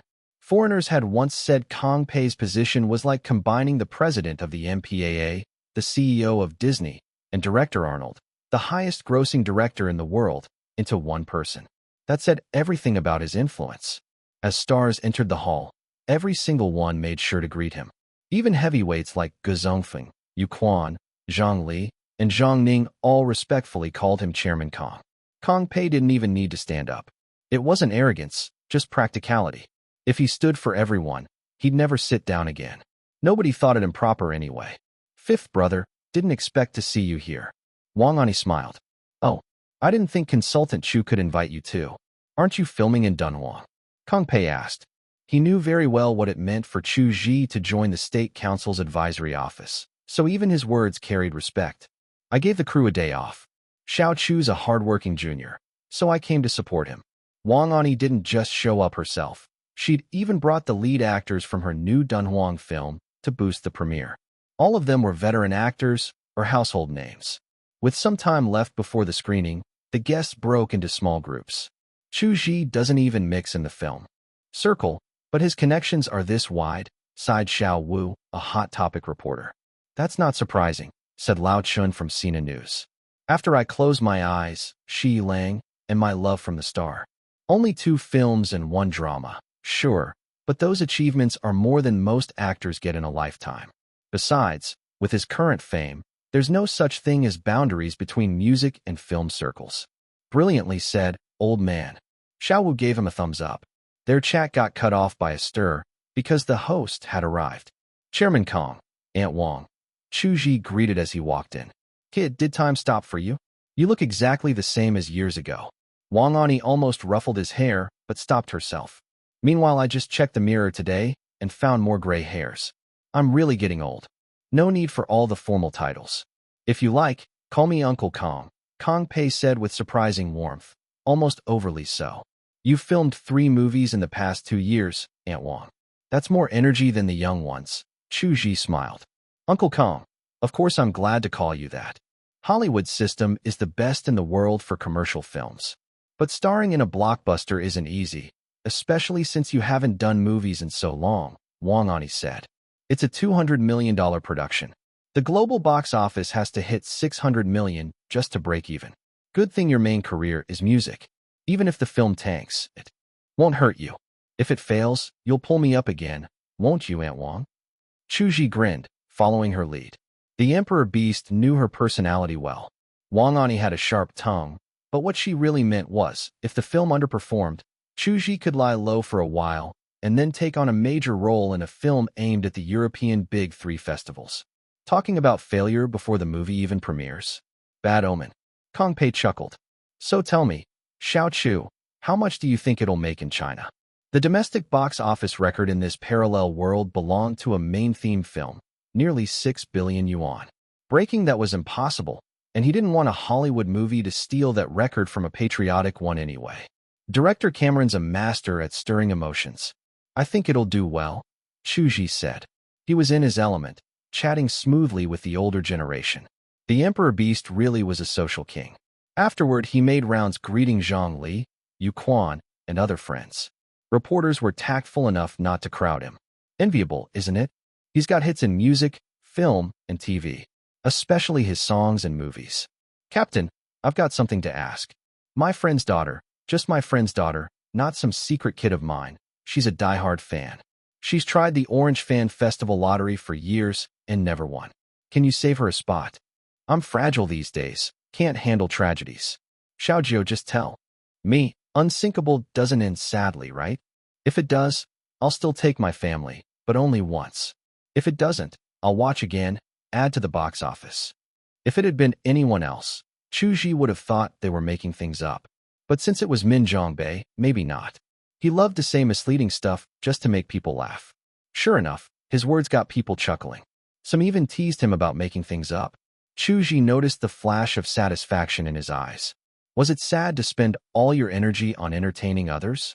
Chu Zhi didn't think so. It was like his own love for performing. Doing what mattered most in life, over and over, was happiness enough. The fan festival spots can't be saved. They're random draws, all of them. But since it's you, Brother Min, how about this? I'll keep a concert ticket for you next time, Chu Zhi said. Min Zhongbei gave him a big thumbs up. Captain, you really do grant every wish. Sister Ning, don't worry, Chu Zhi told Zhang Ning, who'd said she was fragile. Unsinkable has a beautiful ending. The leads love each other. They go through some hardships, but in the end the heroine gets her happy life. Then I'm relieved. Zhang Ning nodded. You Quan, bringing your family for one watch isn't enough. With our friendship, isn't this worth 3, 4, 5 viewings? At 4:50 p.m., Chu Zhi stepped onto the stage. Against the massive screen, he looked almost small. The director wasn't there, and producer Qin Fei wasn't famous enough to give a speech. So the task fell to him. Honestly, there's not much to say. Thanks for making time to come to the premiere. I hope the film won't disappoint you, he said, then stepped down. It was so brief the guests didn't even react right away, and the applause came a beat late. But that was Chu Zhi. Even at company meetings, he only spoke in short, simple bursts. Why drag it out? Everyone was there for the movie, not his speech. Better to just roll the film. The lights dimmed. The dragon logo appeared. The story began with divers salvaging the wreck of the Titanic. Meanwhile, the internet was buzzing with news about him. Not about the movie, but about something else. A few weeks ago, Dubon had launched a top 100 Chinese albums of the decade, 2015 to 2025 campaign. Backed by the China Record Corporation, the China Audio-Video Publishing House, and the Chinese Musicians Association, it was fully official. The final winners would even be recognized by the Copyright Bureau as top 100 excellent works. 100 albums sounded like a lot, but stretched over 10 years, it meant only 10 per year. Competition was fierce. Voting had 2 types, encouragement votes and professional votes. Every account got 3 encouragement votes. Professional votes came from 100 critics and producers invited by Dubon. If an album didn't earn enough professional votes, no matter how high the encouragement votes, couldn't make the list. The rule was meant to block traffic idols with weak albums but massive fan bases. Naturally, it infuriated fandoms, who attacked the campaign non-stop. Even many little fruits were unhappy, because 25,117 possibilities and little fruits are sweet both failed to make the list due to lack of professional votes. To be fair, little fruits are sweet was strong enough in quality. The unspoken reason was probably that it had several foreign language tracks. It was a good thing Chu Zhi had 3 albums make it into the top 100. He was one of only 2 singers to achieve that, the other being Zheng Hua, who'd retired just 2 years ago yet still proved his staying power. Chu Zhi ode to the orange tree. Singer, Chu Zhi. Producer, Chu Zhi. Support votes, 1,917,650. Expert votes, 92. Music critics comment. What's there to say? This was the album that opened the era of new Chinese-style music. Tracks like Far Away, Chrysanthemum Terrace, A Dream of Swords got countless people hooked on repeat. Songs like Back to the Tang Dynasty, Compendium of Materia Medica, New Drunken Concubine pushed the genre's boundaries. Chu Zhi's place in the music world was cemented with this album. Fan review excerpt. All 12 tracks are my favorites. This album's divine, no doubt about it. Dubon's top 100 list didn't rank albums, which was a smart design, but if fans insisted on sorting by votes, Chu Zhi took both first and second place. Big names, like Lin Xia, Li Fei, Sui Wu, and Lin Weiran, whether once top-tier idols or still riding the wave, couldn't get a single album in. Every one of them fell short of the 55 expert votes needed. Wu Shi, who used to hate Chu Zhi but later considered him a kindred spirit, he was the first singer Chu Zhi eliminated years ago on I Am a Singer, had a rock album make the cut. Then there were the 2 most famous soul artists in China, Yang Guiyun and Jiang Xingyue. Both had albums enter the list. Jiang went even further, landing one soul album and one folk album. Zhang Xingyue was one of the three melons, alongside Chu Zhi, known as a musical prodigy after their performance in Retracing the Long March. Balancing both soul and folk, she was a powerhouse. Talking about folk meant mentioning the little prince of folk, Gu Peng, who'd been exposed just last month for using a smurf account. He didn't get a single album on the list. Netizens called it Dubon's biggest regret, but honestly, his career spanned over a dozen albums, all consistently good, which split the votes too much. Still, Gu Peng didn't let it bother him. The guy was chill. His life motto was, if I get it, great. If I don't, well, sour grapes. In the end, only a handful of post-90s artists made the top 100 anyway. He was technically a post-80s baby, but since he was born in 1987, he liked to round up and claim he was post-90s. Chu Zhi 9 songs. Singer, Chu Zhi. Producer, Chu Zhi. Support. Votes, 2,274,351. Expert votes, 97. Music critics comment. A lot of platforms sum this up as hashtag the milestone of new Chinese-style music hashtag. It's both accurate and not. Accurate because no album could ever surpass this milestone. It's set in stone, overlooking every album that came after. Fan review excerpt. This was the album with the highest support votes and expert votes of all top 100 albums. Everyone expected 9 songs to dominate, but no one thought Besieged on All Sides would also sneak in. Albums like 25117 Possibilities and Little Fruits Are Sweet had only 50 and 51 expert votes, yet Besieged on All Sides had a whopping 93, even higher than Ode to the Orange Tree. It baffled casual listeners. It was one thing for 9 songs to outshine Ode to the Orange Tree, but how could Besieged on All Sides beat the very album that started it all? A certain producer finally addressed the doubts on Weibo. Jia. If you've got questions about Besieged on All Sides, then you didn't really listen to it. Check the listener comments on any platform. The tone was blunt. Many people had assumed Besieged on All Sides was just a fan service album like Little Fruits Are Sweet because of its massive sales, so they never gave it a chance. But once they did, they couldn't go back. Comment sections. Sunflower. Used to love rock, but as I got older it felt too noisy. Switched to folk and jazz, but this song dragged me right back.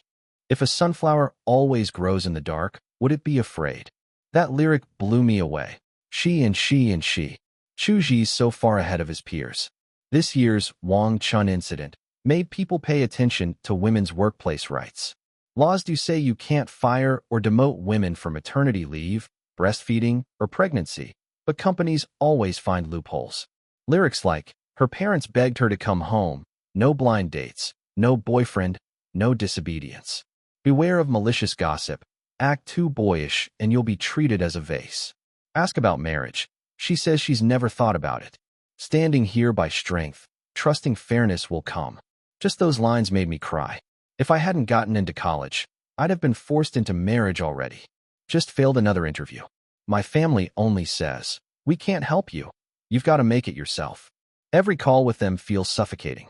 This song gave me a reason to hold on.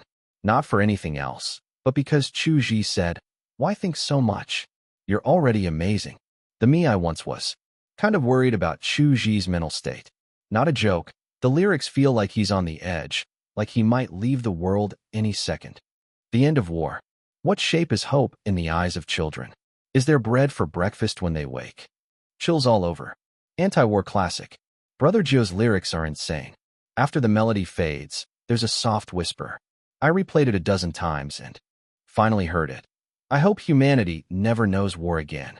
I hope Little Fruits always stay healthy. That hit me hard. 3 on a trip. The vibe, the R&B rhythm, better than old Yang's songs. Life like summer flowers. Double fandom surprise. I was just reading Huainan's poetry collection, and this song With You My Whole Life echoes Huainan's Stray Birds. Chu Zhi really does love reading. There were 13 songs in total.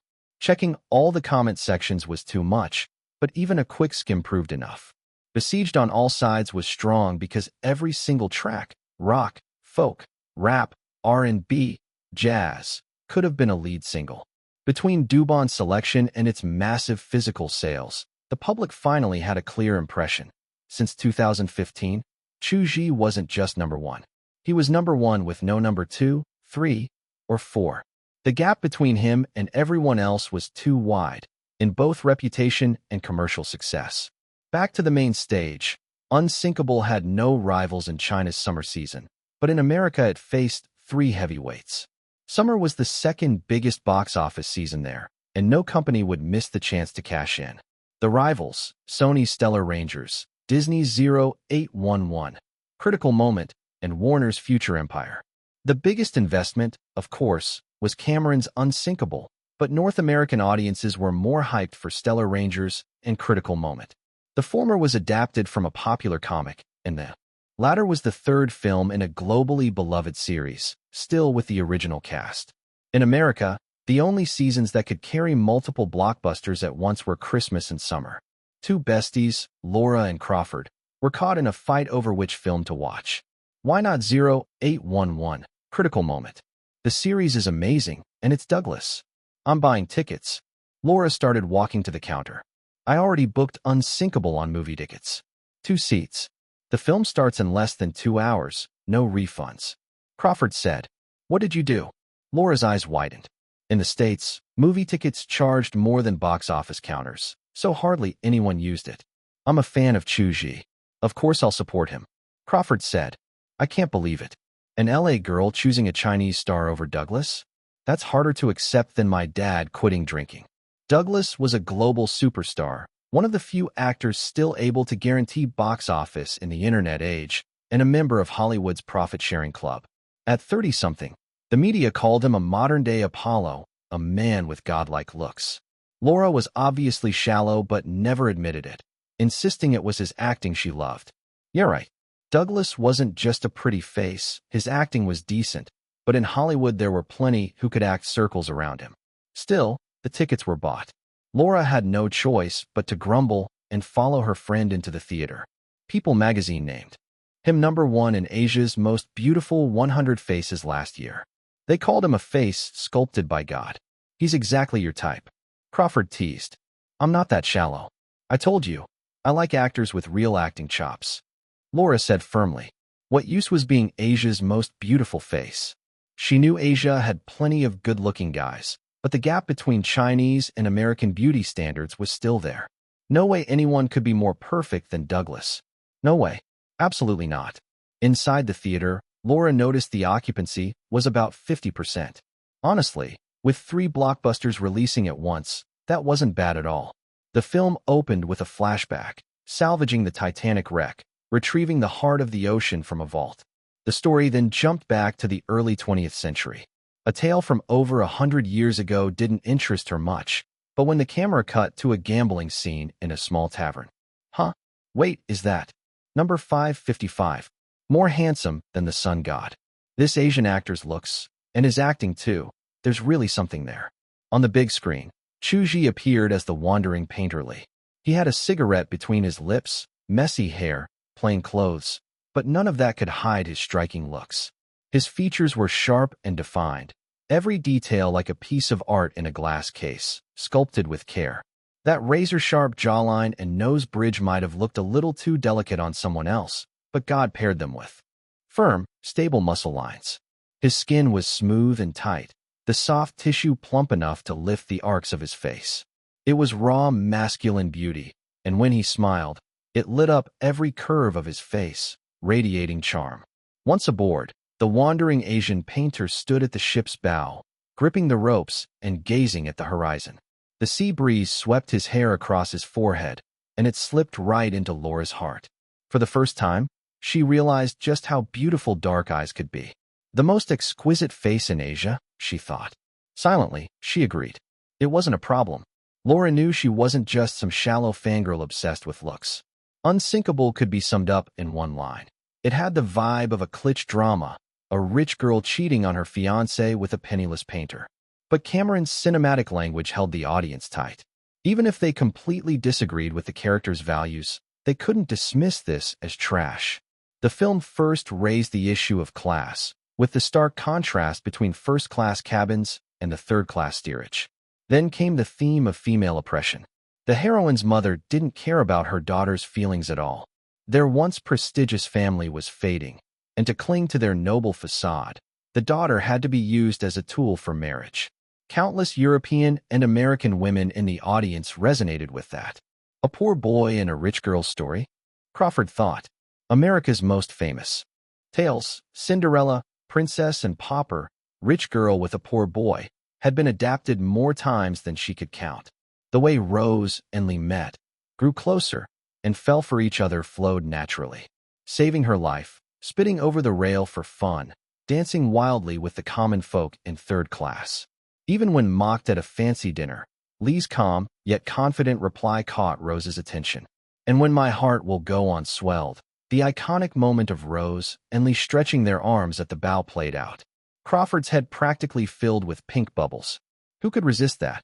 Using a face like his to test audiences, way too unfair. Even though I'm already Chu Zhi's fan, he really should act in more films. Crawford's road to becoming one of Little Fruits was short, so let's take the long way to explain. Her grandmother was a devout Christian.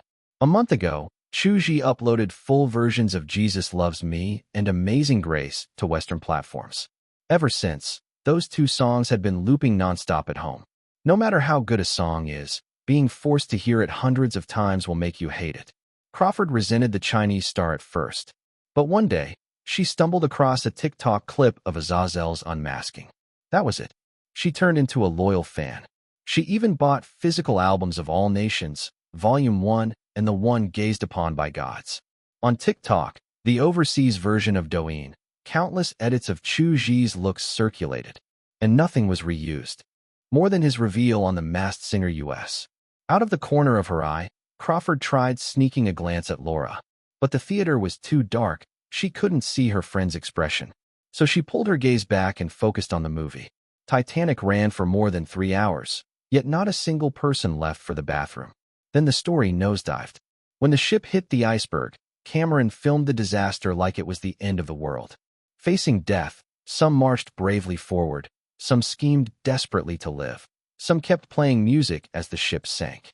In front of catastrophe, the so-called gem of early 20th century industry was as fragile as paper. The hull split, water poured in. I figure life's a gift, I don't intend on wasting it. You never know what's coming next, so you've got to learn to accept it. You'll get out alive. You've got to live, raise lots of kids, watch them grow. You'll pass away warm in your bed.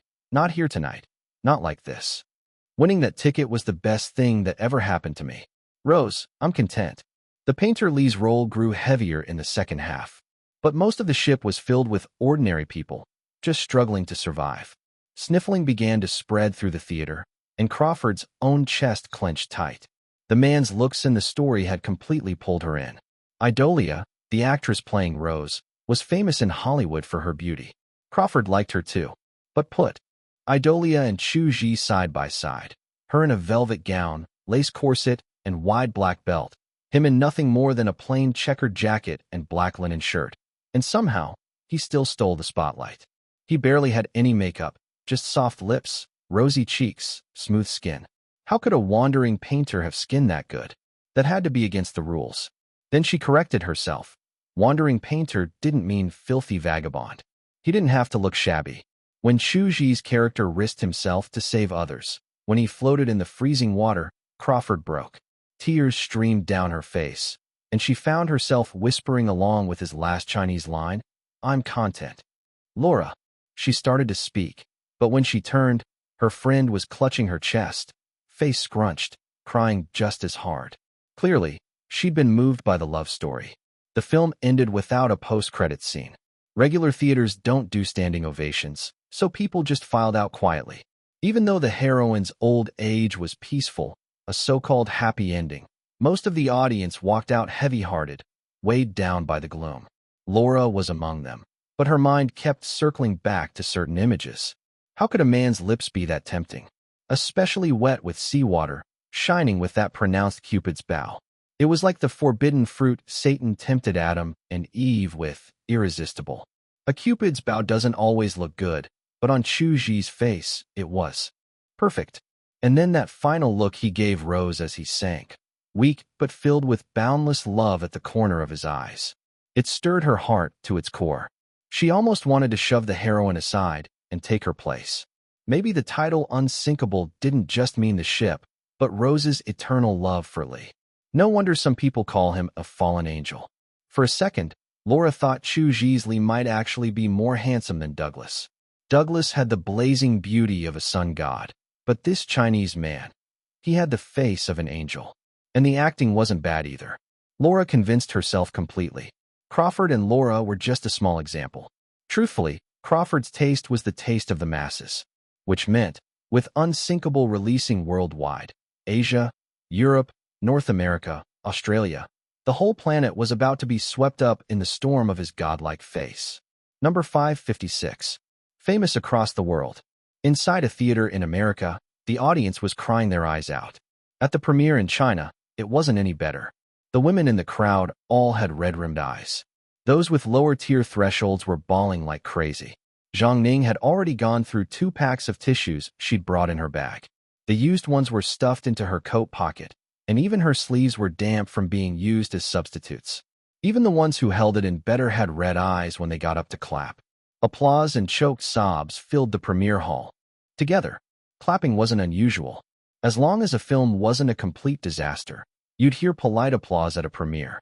But the real sign of success was the sobbing, along with heated discussions. An imperfect love is the perfect love. Lee's death is what made it a classic romance film. If he'd lived, things might not have worked out with Rose. They'd still have to face the wall of class. I'm satisfied with the movie. Honestly, I was worried at first. There've been a lot of Western news pieces smearing cruise ship workers. But Titanic showed things fairly. Of course it's fair. Look at who starred in it and who funded it. Global box office won't be low. Maybe it'll break $1 billion. Critics like Yi Linfan and Ng Ching-fong were impressed, especially with the 3D effects. The immersion made everyone hold their breath for the leads. When the film ended, it was exactly 7 p.m. By custom, the organizers had arranged a banquet. So the 600 guests left the theater and went straight to Beilingshuan Hotel's banquet hall. Chu Zhi sat with familiar faces like Wang Enhe, Min Zhongbei, and Zhang Ning. Xiaojiu's gotten bad, lying to me like that. That's what you call a good ending. Zhang Ning's fragile heart couldn't handle the blow. I thought it was a good ending. Rose lived the life Lee wanted for her, riding horses, traveling the world, living fully. Chu Zhi explained, "You make sense, but it still hurt me on the way. So, it's not perfect." Zhang Ning's nose and eyes were red. "Then it must be my fault," Chu Zhi said right away. "If you're free tonight, Ningjia, supper's on me." She nodded, satisfied, and let it go. Overall, she liked the movie, though the last hour really broke her heart. The entertainment industry kept everyone busy, so reunions were rare. Even though they wanted to chat more with Chu Zhi, Wang and Yi spoke up, and the rest fell silent. "Cameron broke past the limits of bokeh and made a great film," Wang and Yi said loftily. "The way he handled the sinking scenes with thousands of people puts him in the ranks of world-class directors." Bokeh had been Cameron's earlier hit. It only had a $30 million budget, but raked in $470 million in North America, a massive success. Cameron had made several profitable films in a row, but until now, he'd always been one step short of world-class. Then again, a $30 million sci-fi in Hollywood was bound to look like a small production. Bokeh hadn't shown any big crowd direction, so it wasn't strange people doubted his ability. While watching, I thought this unknown director really had something. Afterward, I wanted to watch it again, said Su Qiao, best actor at Locarno International Film Festival. Chu Zhi hadn't known him before. He was only here because he'd been cast as the male lead in director Wang's new film.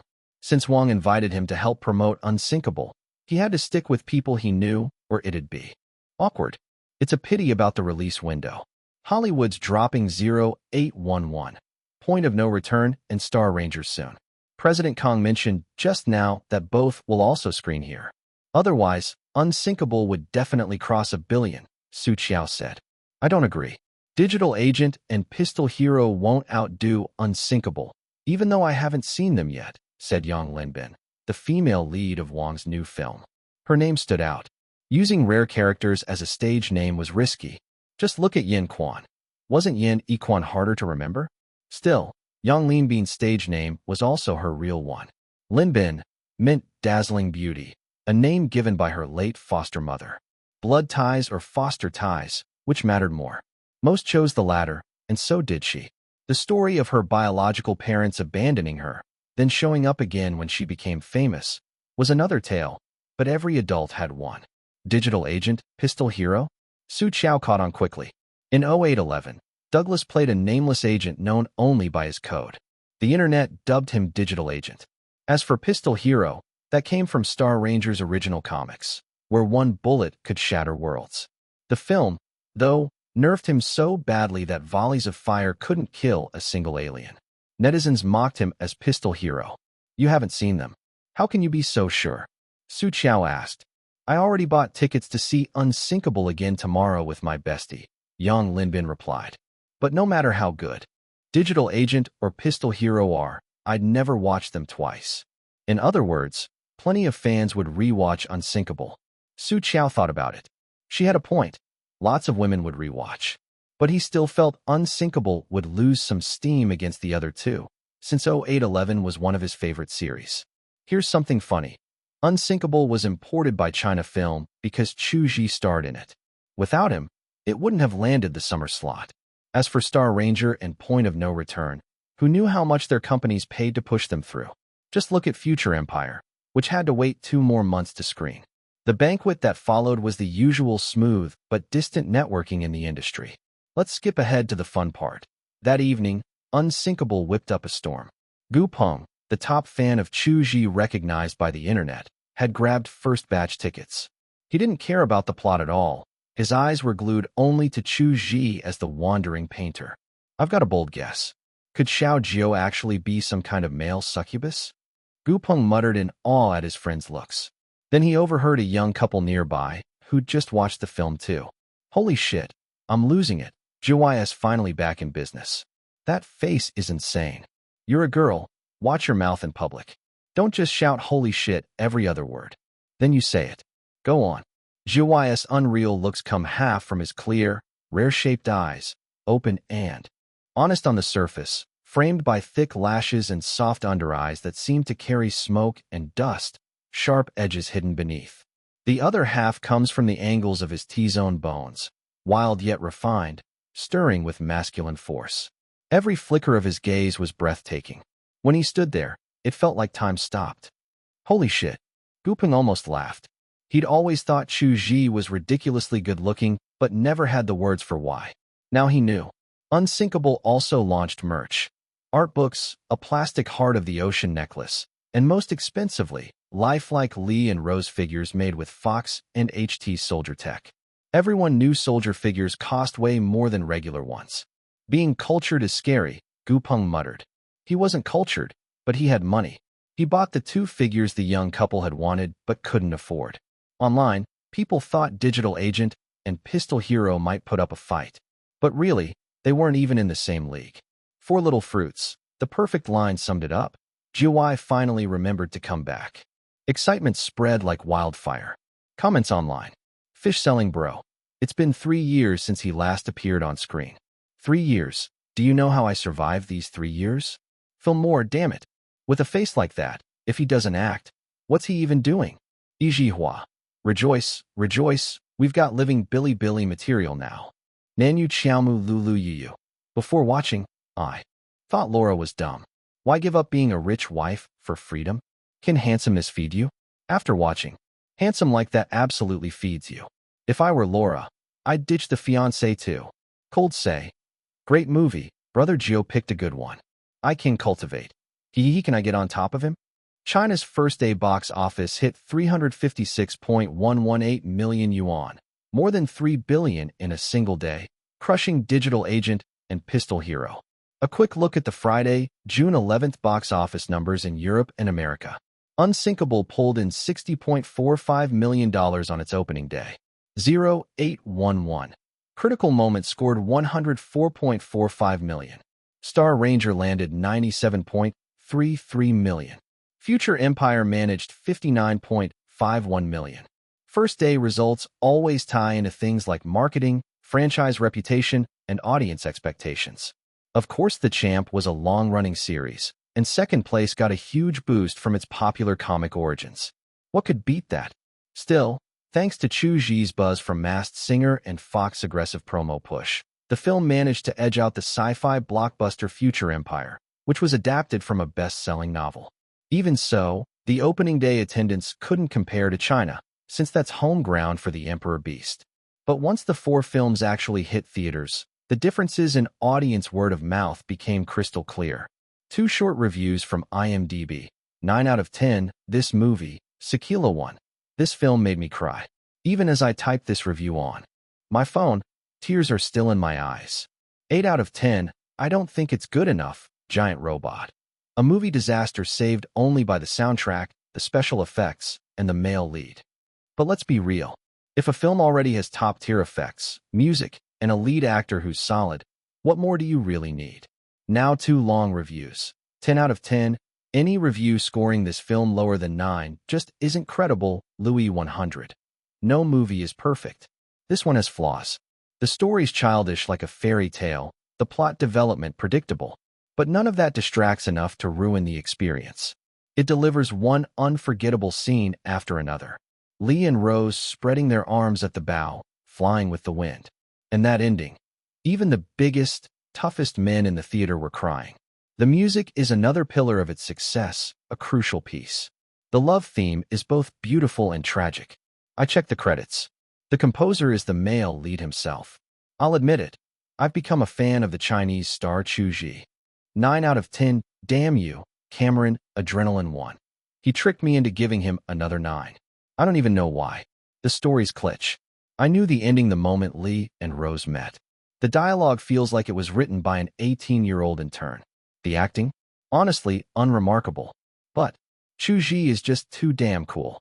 Among the top 4 films in North America, their IMDb debut scores, in order of box office, were 7.9, 7.5, 9.0, and 8.2. The audience reception was way stronger for Unsinkable, so naturally the next step was for the box office to catch up. Take Laura, for example, dragged by her bestie to see the movie against her will. When it ended, she did 3 things in a row, followed Chu Zhi on social media, bought his album, and started recommending the movie to friends like a walking billboard. So of course, on Saturday the 12th, the second day after release, the reversal happened. Not only did Unsinkable overtake its rivals, it even grew compared to opening day, raking in $108.53 million to take the day's top spot. The other 3 movies followed the usual curve, sliding downwards. Even though 0811, Critical Moment, and Future Empire only dipped slightly, it was enough to hand over the crown. The numbers speak loudest. In just 2 days, Chu Zhi's Facebook and Twitter followings shot up by over 13 million. Ridiculous. The last time growth like this happened was when Beckham opened his official account. Fox, who'd been terrified the movie would flop, finally breathed a sigh of relief. Casting an Asian lead in Hollywood is always risky, but now it seems looks matter more than skin color or nationality. Cameron still had a few tricks up his sleeve. Every international director who makes a name for themselves has a signature skill. Director Wong Ani, for example, is a master of color. In Xi Lang, her camera turned Chu Zhi into a beautiful crystal vase, gorgeous but fragile. Cameron's strength lies in perfect use of practical props. That's why he spent millions building a 1:1 ship model, and it's why Chu Zhi himself became another prop, used to the fullest. So why did Cameron insist on casting Chu Zhi despite all the doubts? His looks and his presence. Lee, the male lead, saves Rose because he offers her what she doesn't have. She's wealthy but suffocated, trapped. Lee, a wandering artist who sold everything for a ticket, has nothing, but he has freedom.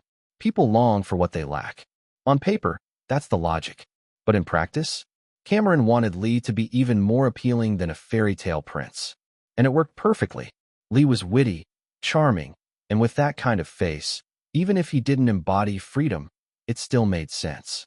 The heat around Unsinkable and Chu Zhi soared sky high, unstoppable. Chu Zhi's wandering painter Lee might not conquer every Western man, but he absolutely captured the hearts of countless women, and even many men admired him too. Top-tier beauty always wins, no matter the place. Just look at P-Site and O-Site, the global platforms. Who tops the charts? the ones recognized as beautiful by both East and West. He's the king of the world, the king of every female audience member. Hollywood sentinel, singer or actor. He's Chu Zhi, the man who unified women's standards of beauty worldwide. Chicago Tribune.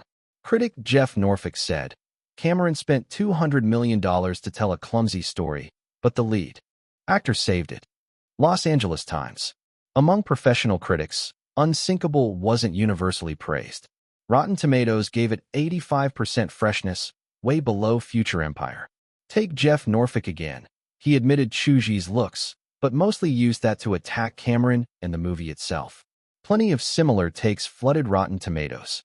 Many insisted Chu Zhi's face and music saved the movie, then hyped his composing talent like it was unmatched on Earth. But another major magazine spun it differently. 30% of Chu Zhi's success comes from a face that makes men jealous. Rolling Stone. The dig was obvious. When Chu Zhi released All Nations, Volume 1, he'd outsold Rolling Stone record star artist. They still hadn't let it go, hinting that much of his 15 million plus sales came from his looks. But so what? If it works, it works. They could be as salty as they liked, but the title of best physical sales in the past decade still sat on his head. With music dragged into the mix, fashion wasn't far behind. Entertainment and fashion always go hand in hand. So People, GQ, Playgirl, and others all lined up features. Douglas had topped lists of 100 most beautiful faces in the world multiple times. GQ had also once ranked him Asia's most beautiful. Between World and Asia, Douglas clearly had the broader female appeal. To test it, People magazine sent reporters onto Fifth Avenue in New York with photo books of Douglas, Chu Zhi, and Zimmerman, asking strangers to rank them by looks alone. People belongs to Time Warner and is one of the world's best-known magazines. Famous for its annual Most Beautiful lists, it's become almost a symbol of American pop culture's global reach. Zimmerman was no slouch either. A Hollywood heartthrob often called the last cowboy of the 21st century, with rugged masculinity and wild charm. Comparing him directly with Chu Zhi was a bold move. 6 reporters asked 200 random pedestrians, and the results shocked People magazine. Number 557, 9,000 years old. For the survey, both the men's and women's groups each had 100 participants, ages ranging from 19 to 45. People magazine believed Douglas and Zimmerman would easily dominate, but the results were surprising. Among the men surveyed, 43.3% said Chu Zhi was more handsome. About 30% of men on Fifth Avenue thought he looked better than Zimmerman, which put them neck and neck, with Douglas only slightly ahead. In the women's group, Chu Zhi, Douglas, and Zimmerman won by a landslide. Out of 100 women, 85 chose Chu Zhi, 7 chose Douglas, 5 chose Zimmerman, and 3 either said they liked all of them and couldn't choose or didn't like any. I know this actor, his name's Chu Zhi. I just watched Unsinkable. He's not just handsome, he's beautiful. His face is a work of art. I think his features are the most perfect among Asians. He's got the mystery of East Asia in him. Every time I see him, my heart melts. If I ever had the chance to date an East Asian guy, I wouldn't say no, but only if he was as good-looking as Chu. Of course I'd pick Chu Zhi. Just imagine, waking up every day and seeing that face. I'm jealous of Idolia, jealous of every person who's ever kissed this man. I desperately hope he has a child, so those genes won't go to waste. If not, 100 years later, all that beauty would just vanish. Among the 85 women who chose him, there were Asians, Latinas, Black women, European women, even Native Hawaiians. Maybe People magazine arranged it for racial fairness, because Native Hawaiians and other Pacific Islanders make up less than 0.5% of America's population. Chu Zhi's handsome, sure, but this ratio's way too exaggerated. Gudas, the team leader for this survey and the magazine's 4th editor-in-chief, found the results hard to believe. Most magazines have only 3 editors-in-chief. People is such a big publication that it has 5. 2 Hollywood heartthrobs, Zimmerman and Douglas, being completely overshadowed in women's eyes. Douglas is Dior's global menswear ambassador, while Zimmerman has his own brand and is the face of Brioni. Both are celebrated in the fashion world. Losing to an Asian guy was something Gudas refused to accept. It's probably because of Unsinkable. The halo from playing Lee must have boosted him. Gudas quickly did another test, finding 50 women who hadn't seen Unsinkable yet. Even though the film had stirred up a storm in North America, finding people who hadn't seen it wasn't hard. Out of 50 women, 37 still picked Chu Zhi. The Lee filter did exist, but even without it, most women still thought he looked better than Douglas and Zimmerman. Once looks hit a certain level, it's hard to compare objectively. It all comes down to personal taste. It's like trying to rank Leonardo DiCaprio, Tom Cruise, Brad Pitt, and Keanu Reeves. Still, both surveys showed the same thing.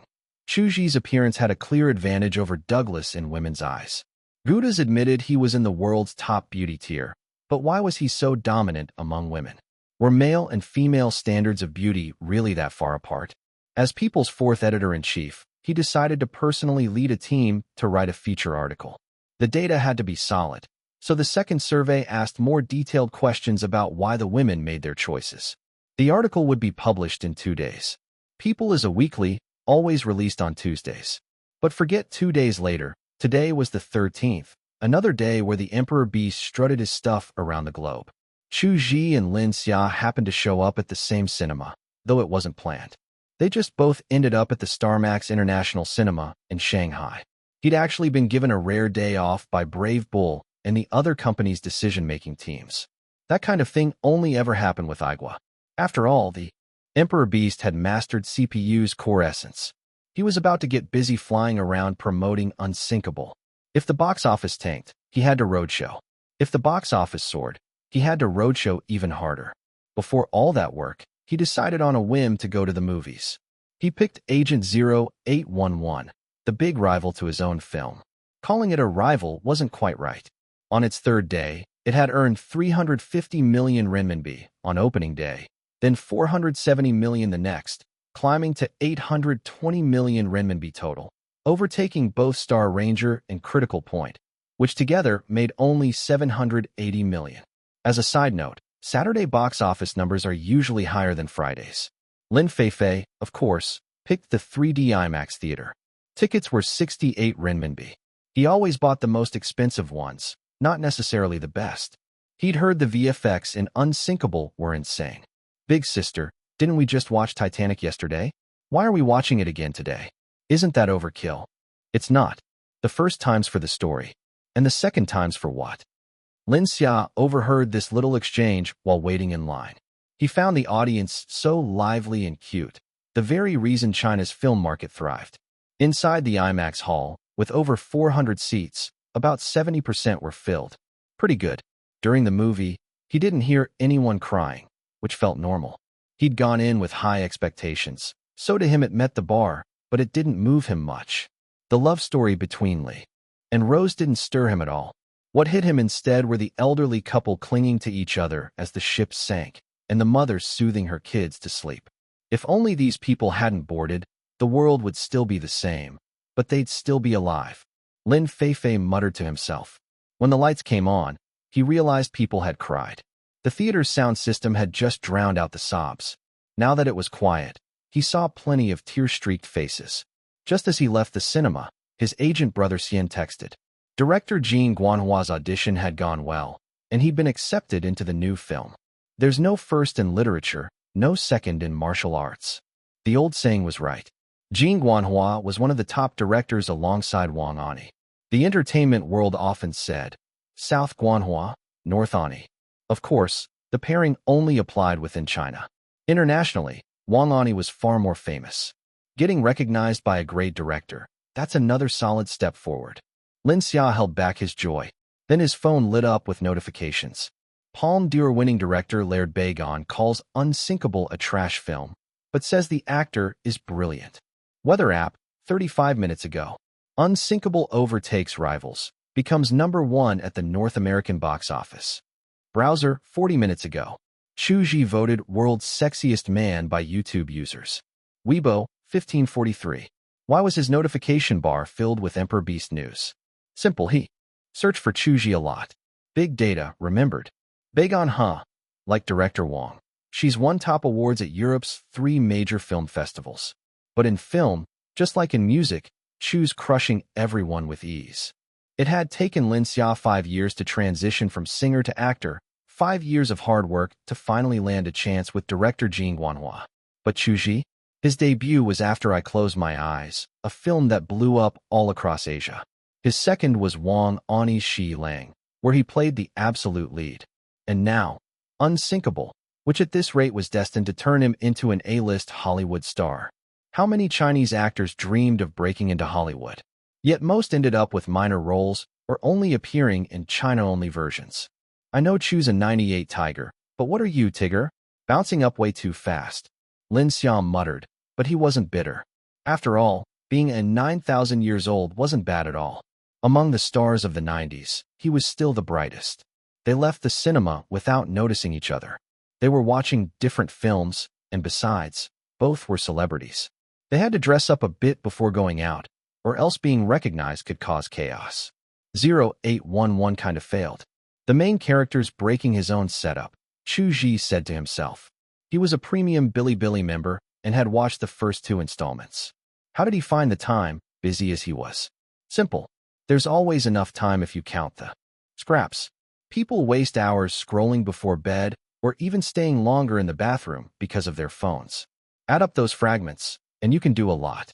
0811 was supposed to be a super high-profile agent, but that doesn't mean he's brainless. The guy acts without thinking of the consequences. All for spectacle, but the motivations don't add up. Flying a passenger jet into a fighter jet? He could have just turned back and swapped for another fighter. Instead, they sacrificed a whole cabin full of lives. Seriously, if you could do that, why not crash a plane into the New York Trade Center? Personally, Chu Zhi only gave Critical Point an 8 out of 10. As long as you ignored the logic, it was a fine popcorn flick. That's why Critical Point and Empire of Tomorrow had steady box office declines, while Star Ranger plummeted. Negative reviews kept piling up. Unsinkable was the opposite. Reviews were glowing. Many Western viewers even called it the best love story in film history. Box office numbers. Day 3, $92.7 million. North America. 3,157.9 million renminbi. China. Day 4, $35.5 million. North America. 2,156.4 million renminbi. China. Day 5, $32.4 million. North America. 2,468.1 million renminbi. China. Why did it look like North America's numbers dropped sharply after day 3? Simple. Weekend sales couldn't compare to weekdays. That's why premieres there are always on Fridays. By the next Friday, it had bounced back. So it wasn't really a drop. Even. So, in just 5 days the global box office broke $1 billion. Turns out women know best what women want to watch. Yang Linbin was right. Su Qiao thought Unsinkable wouldn't reach $1 billion under so much competition, but it did it in 5 days. In those 5 days, about $320 million in North America, 1.5 billion renminbi in China, and $110 million combined from the UK, Japan, and South Korea. Top contributing countries were North America, China, the UK, South Korea, Japan, Brazil, Mexico, India. Everyone in the film industry was floored. At this rate, it was heading straight for a top 5 spot on the all-time box office charts. Who'd have thought? James Cameron, who'd never had a big-budget project, and Chu Zhi, an Asian lead whose film even faced funding cuts during production, pulling off such a massive success. Tell me, what's the perfect combo? You tell me what's the perfect combo. The Fox Studios president was going crazy with joy. Number 558. The Abyss of Despair. Fox made the biggest profit, but the second biggest winner was Chu Zhi, since Aiwa Company held a massive share of the investment as well. On the other side, Niu Jiangxue and the others were bracing for disaster. Brother Fei and Nyonyo both flew to Los Angeles, and to be precise, they'd been watching the project like hawks ever since the promotion for Unsinkable began. Otherwise, Fox would have completely swallowed up Aiwa's share. Don't think it's unbelievable for them to pocket over $1 billion of global box office all for themselves. When it comes to profit, they'd even hang themselves from a streetlight if that's what it took.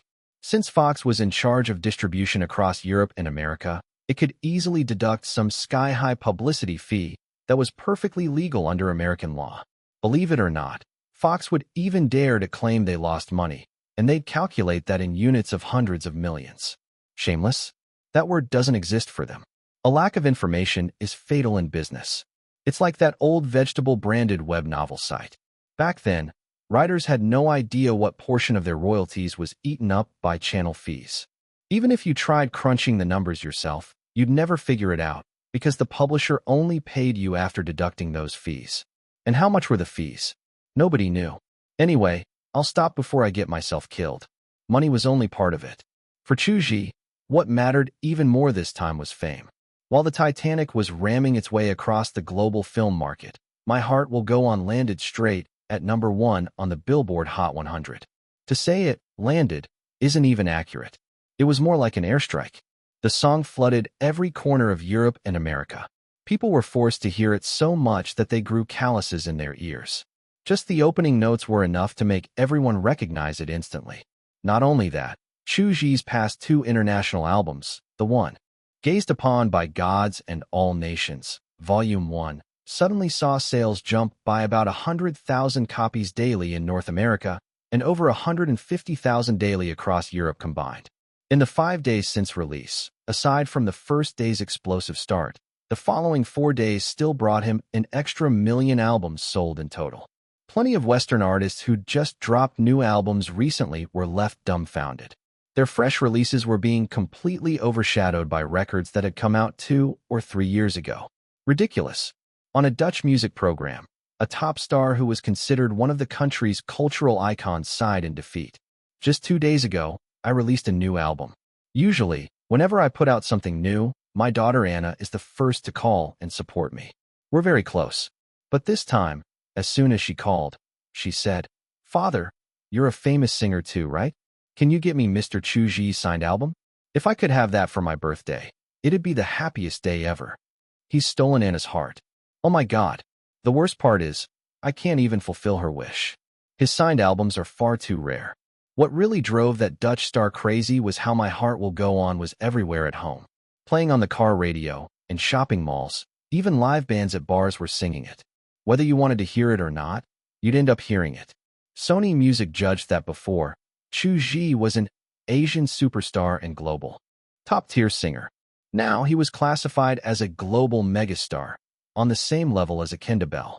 Never in history, whether on Earth or in a parallel world, had an Asian singer reached such heights. For Chu Zhi, this was an elevator straight up in his career. Funnily enough, he was literally riding an elevator at that moment. He'd just arrived at Cairo airport and was heading down to the parking lot. Xiao Zhuzi, just look at it in the car. Chu Zhi saw his assistant so absorbed in her phone that she almost tripped. Ah, right. Zhuzi quickly put her phone away. She'd been reading too seriously.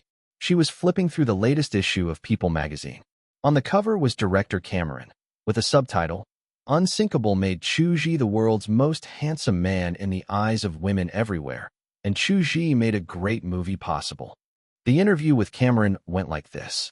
Reporter, when the funding broke down and the actor playing Carl even quit, were you under huge pressure, Mr. Cameron? Cameron, outside factors can't change my judgment. I believed Unsinkable would succeed, so it had to succeed. Reporter, what are your hopes for the box office and awards? Cameron, box office over $1.5 billion worldwide. As for awards, I'm confident the Academy will love it. Reporter, during filming, was coordinating hundreds of extras the toughest challenge? Cameron, depends on perspective. The props team struggled most with the flooding scenes when Lee and Rose were escaping. If a take failed, resetting the waterlogged props was a nightmare.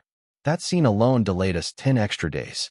But from the director's standpoint, the real challenge was the ship sinking into the sea. We prepared extensively. Mr. Helmer and the props team built models. We brought in professional divers for guidance. At 4 miles deep, we used special spotlights and cameras while divers simulated every single camera movement. Not one frame could go wrong. Reporter, so who contributed the most to Unsinkable's success? Cameron, do I really need to say it? The biggest contributor to any film is the director. It's like a knightly order. If they win, it's because the Grandmaster led well. After that, second place goes to Mr. Chu Zhi, and third to the entire crew. Reporter, it makes sense for the director to be number 1. But why is Mr. Chu Zhi second? Cameron, the first time I saw him was in 11th Son. I was struck by how one person could embody both feminine and masculine beauty at the same time. Maybe the answer lies in ancient Greek sculptures.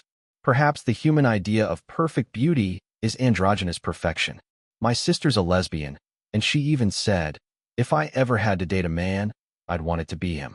In women's clothing, he'd look even more like a woman than me, even without a full bust. That's when I knew every woman in the world would go crazy for him. I had to cast him in Unsinkable, and I even rewrote the script for him. People also wanted Chu Zhi as a cover star, but he just didn't have the time. And that wasn't an excuse. He really didn't. He was juggling press tours across the Arab world, Spanish-speaking countries, and all of Asia. He barely had time to push ticket sales, let alone do interviews. So the magazine settled for Cameron. And Cameron himself wasn't the same as before either, so the editors didn't exaggerate his words. Whether he was bragging or not, he'd earned the right. Using Cameron's words as a lead-in, the magazine released a survey about Chu Zhi's looks. On Fifth Avenue in New York, they asked strangers the question, why choose him? An African-American woman who wished to stay anonymous said, why him? Because only his face can hold beauty, boyish charm, childish innocence, nobility, and sexiness all at once. The nominees, Douglas and Zimmerman, only have 2 or 3 of those traits at most. For Western male stars, it's almost impossible to mix boyishness with sex appeal. A German woman who gave her name said, why ask why? Isn't the answer obvious at first glance? I can't explain it, but this Chinese star just looks better. Who is he? This Chinese star? I like him. His looks combine the best features of both Asian and European faces. I don't mean he looks mixed, he clearly isn't. It's just that his features naturally carry the strengths of both. You're already putting him next to Douglas and Zimmerman. That itself proves how highly you rate him. Between those 3, I honestly can't choose. But if you put a gun to my head and forced me, I'd choose Chu Zhi. They even listed the exact vote percentages in the end, making it clear that Chu Zhi's good looks were backed by data. 2 people weren't thrilled. One of them was Zimmerman. What the hell is wrong with this magazine? As one of Hollywood's most famous weeklies, People was something Zimmerman subscribed to himself. Reading that survey left him full of question marks. Why did they have to drag his name into it? His agent from Sony tried to soothe him. Mr. Zimmerman, it's recognition. Everyone knows you and Douglas are the top Hollywood heartthrobs. They only compared you with him because you're that good-looking. Zimmerman snapped. Just last issue, they were praising me as not just a pretty face, but a star with both looks and acting chops. Now they put me in some beauty poll, and I'm not even first. Then he turned to his agent. What about you? Between me and that Chinese star, who looks better? Oh. The People feature pushed Chu Zhi's fame to yet another level. But every coin has 2 sides. Outshining 2 Hollywood A-listers meant he'd caught the eye of a notorious nationalist organization. After that incident where the Pope praised him, Chu Zhi had gained immense popularity among Catholics worldwide. That alone already made certain extremists unhappy. Now with old grudges and new ones piling together, they were ready to act. No way could they allow China to produce such an influential superstar. If necessary, assassination wasn't off the table. The second person upset was none other than this guy. I really hate that Chinese man. But even sexual minorities can't deny his looks. Fuck, I actually contributed to his box office. I need to punish myself. I won't eat a single bite tonight. God, what a shitty idea. Just from that whining tone, it wasn't hard to tell who it was. Of course, it was Horman Hulk, the Latino rapper who broke the black monopoly in rap, hailed by Rolling Stone as a once-in-a-decade rap genius and champion of Season 7 of America's Masked Singer. Horman had planned to hold back a little during the competition, but he hadn't expected Red Lion and Old Cadillac, the later stage contenders, to be such paper jars. Even while going easy, he still crushed them. And that explained why Masked Singer ended up collapsing so badly that season. You just wait. I'll drag you down into the abyss of despair. Horman jabbed a finger at his bookshelf. To be exact, he was pointing at the unsinkable action figure, the 1/6 scale model of Lee. There were 3 versions of the figure, each with a different outfit: tuxedo, trench coat, or vest and shirt. High-quality collectible figures were expensive to begin with. A single outfit for Lee cost $200, and the base figure itself was $881. Horman had bought the full set. To vent his anger, he tossed the model into a fish tank full of water. And yes, that fish tank had a name: the Abyss of Despair. Number 559. Ranked where in the world? The Big Ship Division wasn't an independent department at all. It was a temporary team formed by Fox staff and Igwa staff working together, though most were from 21st Century Fox. The department only existed to manage profits from the Titanic project. If a small company bent the rules for a hot moneymaker, that was normal. But when a Hollywood giant did the same, it looked strange. After all, a studio only became an industry titan by developing in every direction. But the Titanic's merch sales were insane. I really don't get it. How can models of an unsinkable ship outsell superhero movie merch? The department head couldn't wrap his head around it.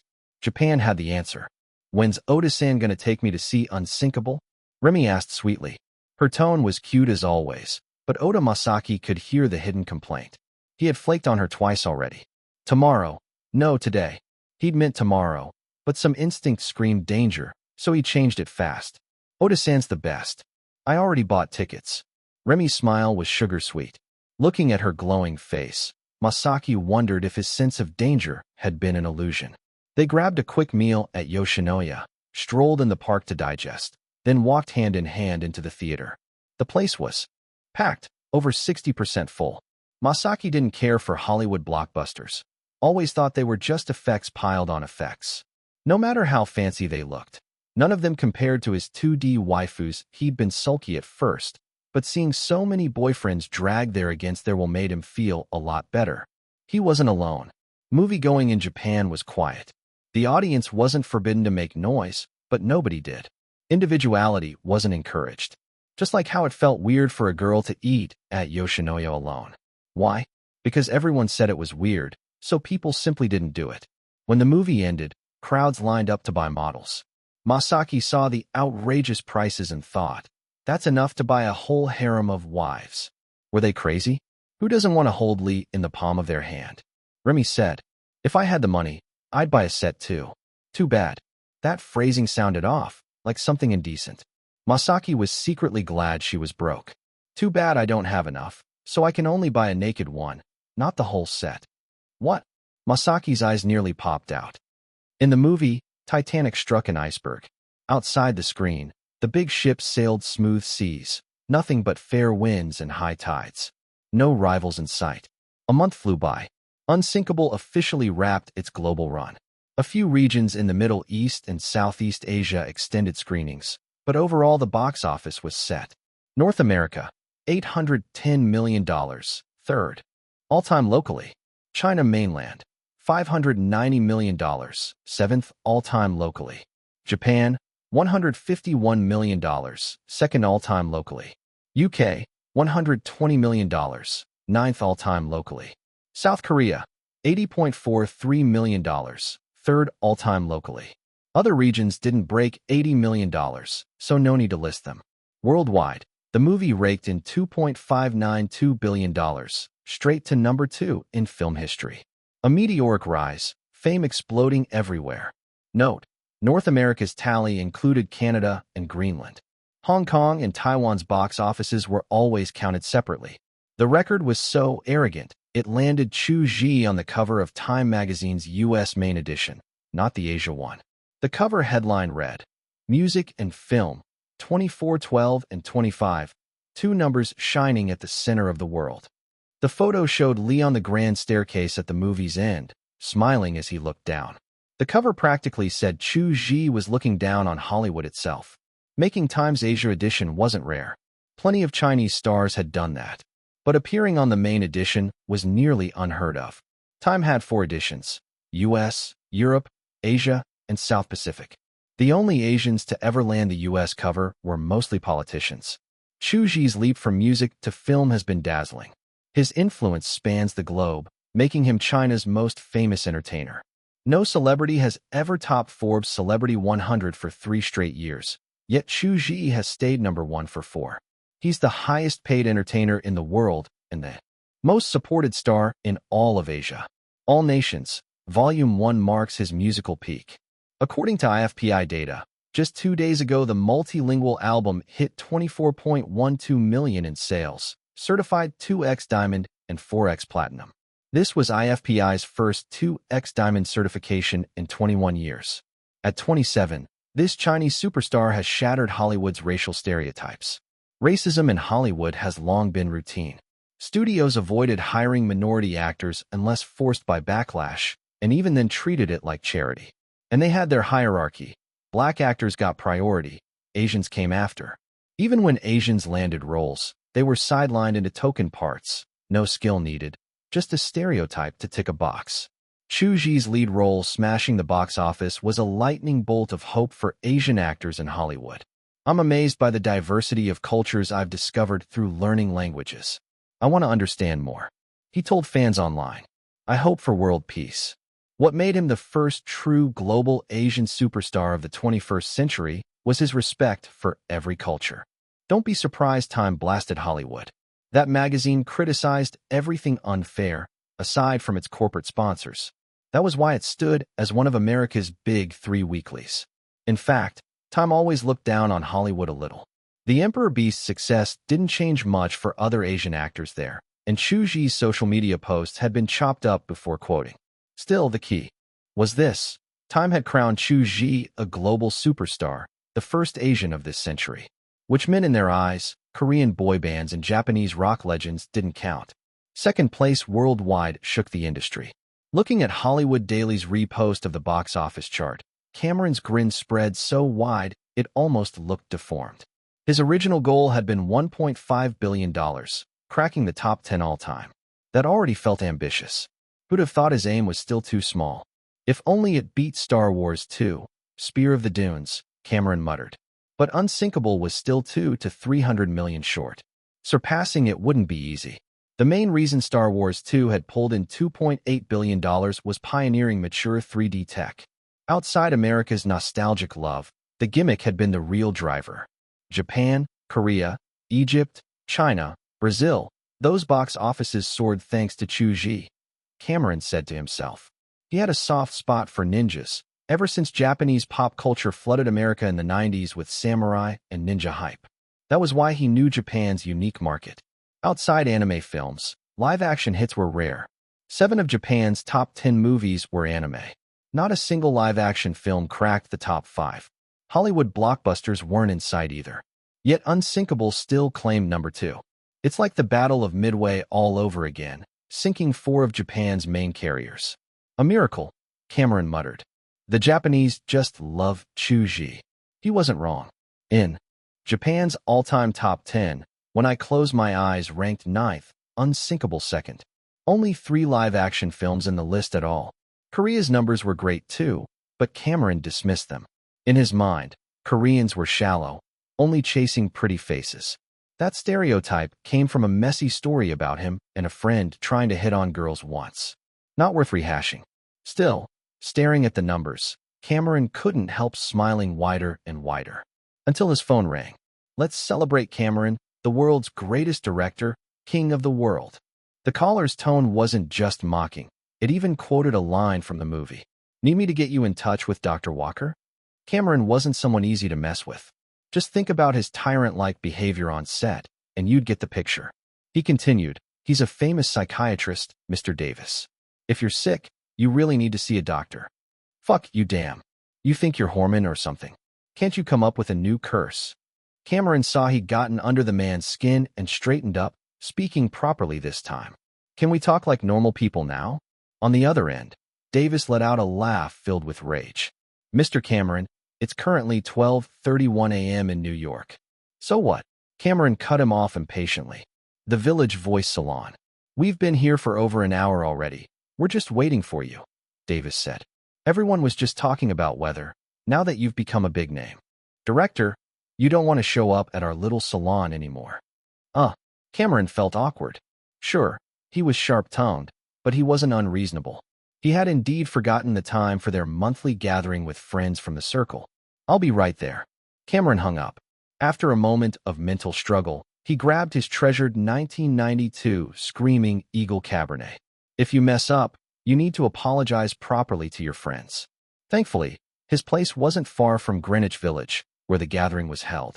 He could get there in under half an hour by car. The members included a celebrated writer who'd won the National Book Award, a gold medal screenwriter, and a playwright whose shows always sold out. The Village Voice Salon was the pinnacle of America's cultural and entertainment circle. New York had plenty of rich neighborhoods, but Greenwich Village was the true cultural heart. Back in the 70s and 80s, over half of Europe and America's renowned writers lived there. Jazz, the Beat Generation, avant-garde thought, all of it had been born here. The salon's name, Village Voice, was a tribute to the now-defunct Literary Review magazine. Half an hour later, Cameron arrived. When he walked in, everyone in the room looked him over with scrutinizing eyes, saying nothing. "The hell you looking at?" Never seen a director whose looks could rival Chu Zhi in his youth. Cameron grumbled inwardly. Still, even for a man who'd seen a lot, the stares made him uneasy. Cough, cough. "I thought our little salon was missing a bottle of wine, so that's why I was late," he said, setting a small case on the table. He opened it, revealing a pristine bottle of red wine. Screaming Eagle Cabernet? From '92, no less. "That's a rare one. I guess being late makes sense now," Roberts said. Roberts had been a perennial Nobel Prize nominee, never winning despite 3 consecutive nominations. Still, he'd won the National Book Award twice and was a household name in North America. The whole group loved wine. Some grabbed corkscrews, others brought out decanters. Cameron's peace offering clearly hit the right note. As the wine rested, the room filled with chatter. One playwright complained about his script. He wanted to write a story about the New York slums and had gone to Queens several times for research. But no matter what, the main character's thoughts felt too polished for someone from the slums. Someone suggested letting actual slum residents read it over. A gold medal screenwriter butted heads with a director over a project. The director kept making random changes to the script, leading to heated fights on set. If the guy hadn't been into karate, the writer said he'd have already punched him.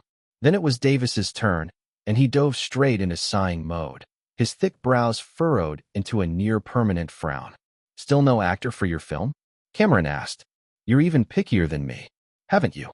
Auditioned basically every male lead in Hollywood. I want someone completely different from anyone else in the world, but he still has to have a human quality. He's supposed to be humanity's savior," Davis said, exasperated. "No one's right. Different from the whole world? What? You looking for aliens?" One playwright joked. "Aliens wouldn't work," Cameron cut in. "They don't have a human aura. I think Davis needs someone from another world." Warner Brothers had been financing Davis's new film, and he'd already been searching half a year for the male lead. Everyone at the salon was sick of hearing about it. If Davis hadn't directed 3 films that each grossed over $1 billion worldwide, Warner would have dumped him ages ago. But when someone makes you money, Hollywood puts up with a lot. "So now that you're the great $4 billion director, Cameron, got any good recommendations?" Davis jabbed back. The $4 billion director label came from Cameron's cumulative box office earnings, which had just passed $4 billion thanks to Unsinkable. Of course, Davis still meant to point out that his total was higher. "Someone completely different from the world, huh?" Cameron really did have someone in mind. He asked, "And you want him to be humanity's savior? Like, what kind of savior exactly?" "In my film, humans live inside a virtual world, and the savior is the one who can lead them out of it," Davis explained. "Real and virtual." Cameron suddenly thought of something. "What about Chu Zhi, that Chinese star?" Davis started to dismiss the idea. "He's too good-looking, it wouldn't." But as he pictured Chu Zhi in the role, his thoughts shifted. He'd watched Unsinkable, of course. Chu Zhi really did feel almost unreal, otherworldly. The more Davis thought about it, the more it started to make sense. He fell silent, mulling it over. The salon moved on. Another director, Hart, was struggling with his script for a new art film. Old Hat wants to hit the big 3 European festivals. Roberts, give him a hand. Any good books lately worth adapting? Cameron was in high spirits after Unsinkable's success and talked more than usual. "Sorry, Hart," Roberts said. "The only works that excite me lately are the Chinese poet Huainan's unreleased new piece, Mr. Cogito, and the upcoming English edition of Guatemalan Love by South American author Asturias. Neither would adapt well." "Chinese poet Huainan?" Hart asked. "I've only read his Do Not Go Gentle into That Good Night. Is his work really that impressive?" "Absolutely," Roberts replied firmly. "Though he often writes about death and life, His way of thinking feels like he has multiple personalities. Each of his collections explores something entirely different. Last year's Shinui was so bold the bookstores hyped it as a modern Faust. And honestly, I think Huainan might truly reach Goethe's level someday. I'm looking forward to Mr. Cogito too, the playwright said. Just the one released poem hooked me. I've even memorized it. At home, I'm always safe. Whenever Mr. Cogito steps outside at dawn, as he crosses the threshold, he meets the abyss. Not Pascal's abyss. Not Dostoevsky's abyss. This is an abyss crafted just for Mr. Cogito. With both a major writer and a respected playwright singing Huainan's praises, even those outside the poetry scene grasped his importance. China again, Hart muttered. First it's Chu Zhi, now it's Huainan. That country's overflowing with geniuses. Cameron agreed. In a way, Chu Zhi's a genius in both looks and music. It really felt like Chinese names kept popping up everywhere. I've decided. I'm definitely inviting Chu Zhi to audition for the 22nd Century Killing Network, Davis suddenly blurted out, startling everyone. Number 560. Reboot, the festival that saved the world. 22nd Century Killer Network? What kind of trash title is that? That was Chu Zhi's first reaction. Neo Jiangxue explained. Warner Brothers invested $140 million in this S-tier project. The director, Davis, is Mexico's national treasure, also known as Hollywood's king of blockbusters. If the box office blows up, it's guaranteed to turn into a long-running series. She added, even if the future's uncertain, just looking at the investment and director lineup, this film has a really high chance of success. The team behind it wasn't bad, but the name sounded way too much like a B-movie. Chu Zhi skimmed the synopsis. A hacker named Neo discovers the world he thinks is real is actually controlled by an AI system called the Matrix. The company wants me to take this? The outline screamed bad movie, but he only asked after thinking it over. If the male lead of Unsinkable had been a Westerner, the film could have run another month in Europe and the US. Neo Jiangxue didn't answer directly. Instead, she brought up another point. Capitalists only care about profit. Unsinkable still has potential to squeeze out, but Fox didn't extend its global keys. That either means they're eyeing bigger returns, or a huge player stepped in. So if I score another hit, my reputation and position in Europe and the US will lock in even stronger? He finished her thought. Brave Neo nodded. That's exactly what she meant. He had an appointment coming up, so Chu Zhi just accepted the script.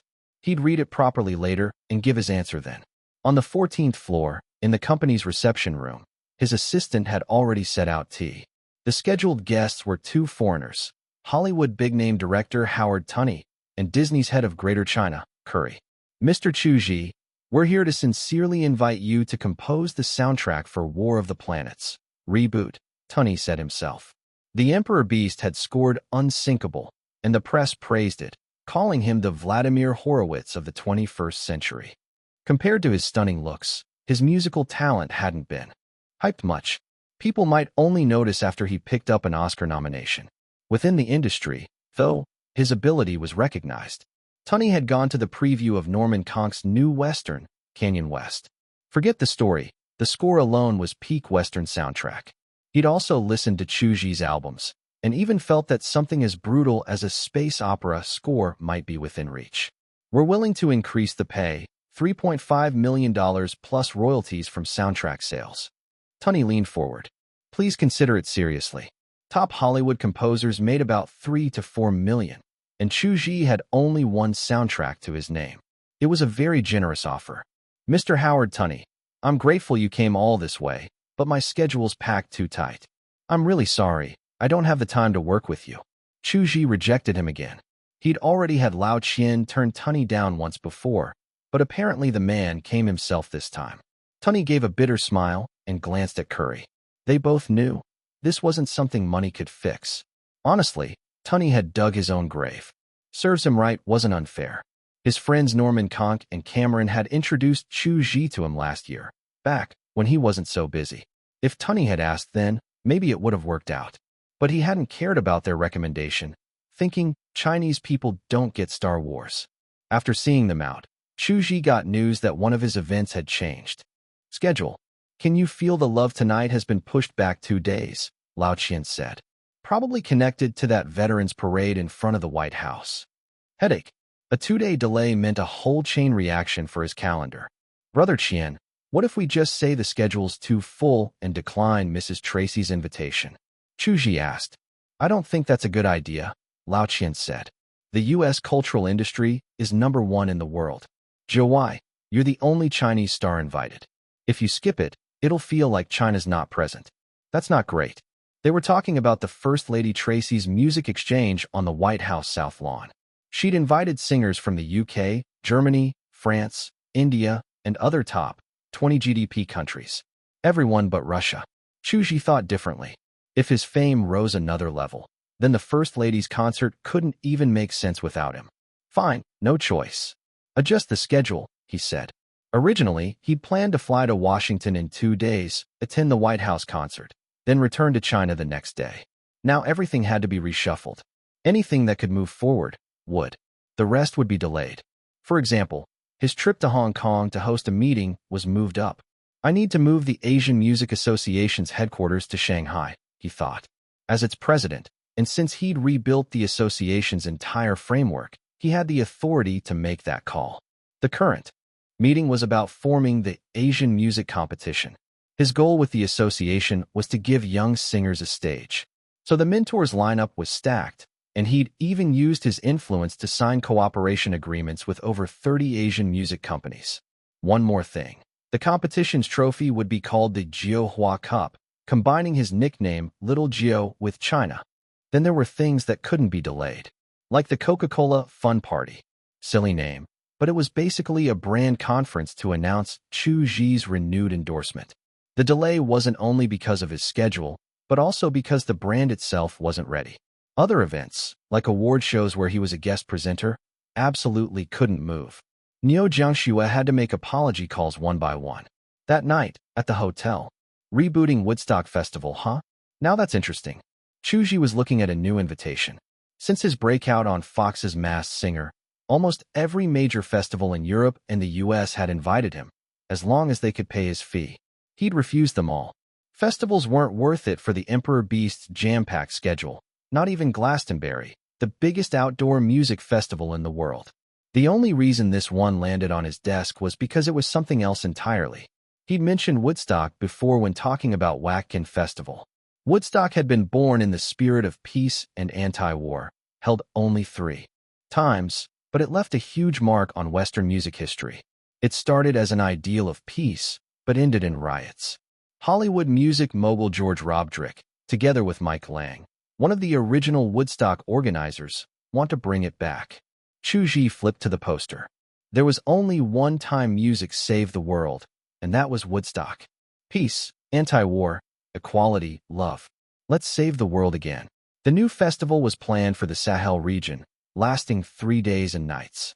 The goal was peace in the Sahel, peace in Africa, peace in the world. Question mark. Question mark. Question mark. He had to add 3 question marks to match his confusion. If he remembered right, the Sahel was anything but safe. He searched. Yep, not just unsafe, downright deadly. The Sahel stretched over 3,000 kilometers between the Sahara Desert and Sudanese grasslands, across Senegal, Mauritania, Mali, Nigeria, Chad, and other countries. Stability? None. Since World War I ended, the region hadn't seen a single peaceful year. They think singers and fans are bulletproof. Chu Zhi was speechless. Mike Lang, a former hippie, was an idealist. Maybe he didn't care about his own life. But George? He should have known better. Still, with the UN Refugee Agency, the World Food Program, and funding from South African Media Group, maybe it wasn't completely impossible. So that's who's behind it. Then maybe it really could happen. Chu Zhi thought. South African Media was Africa's top company, once Tencent's biggest shareholder.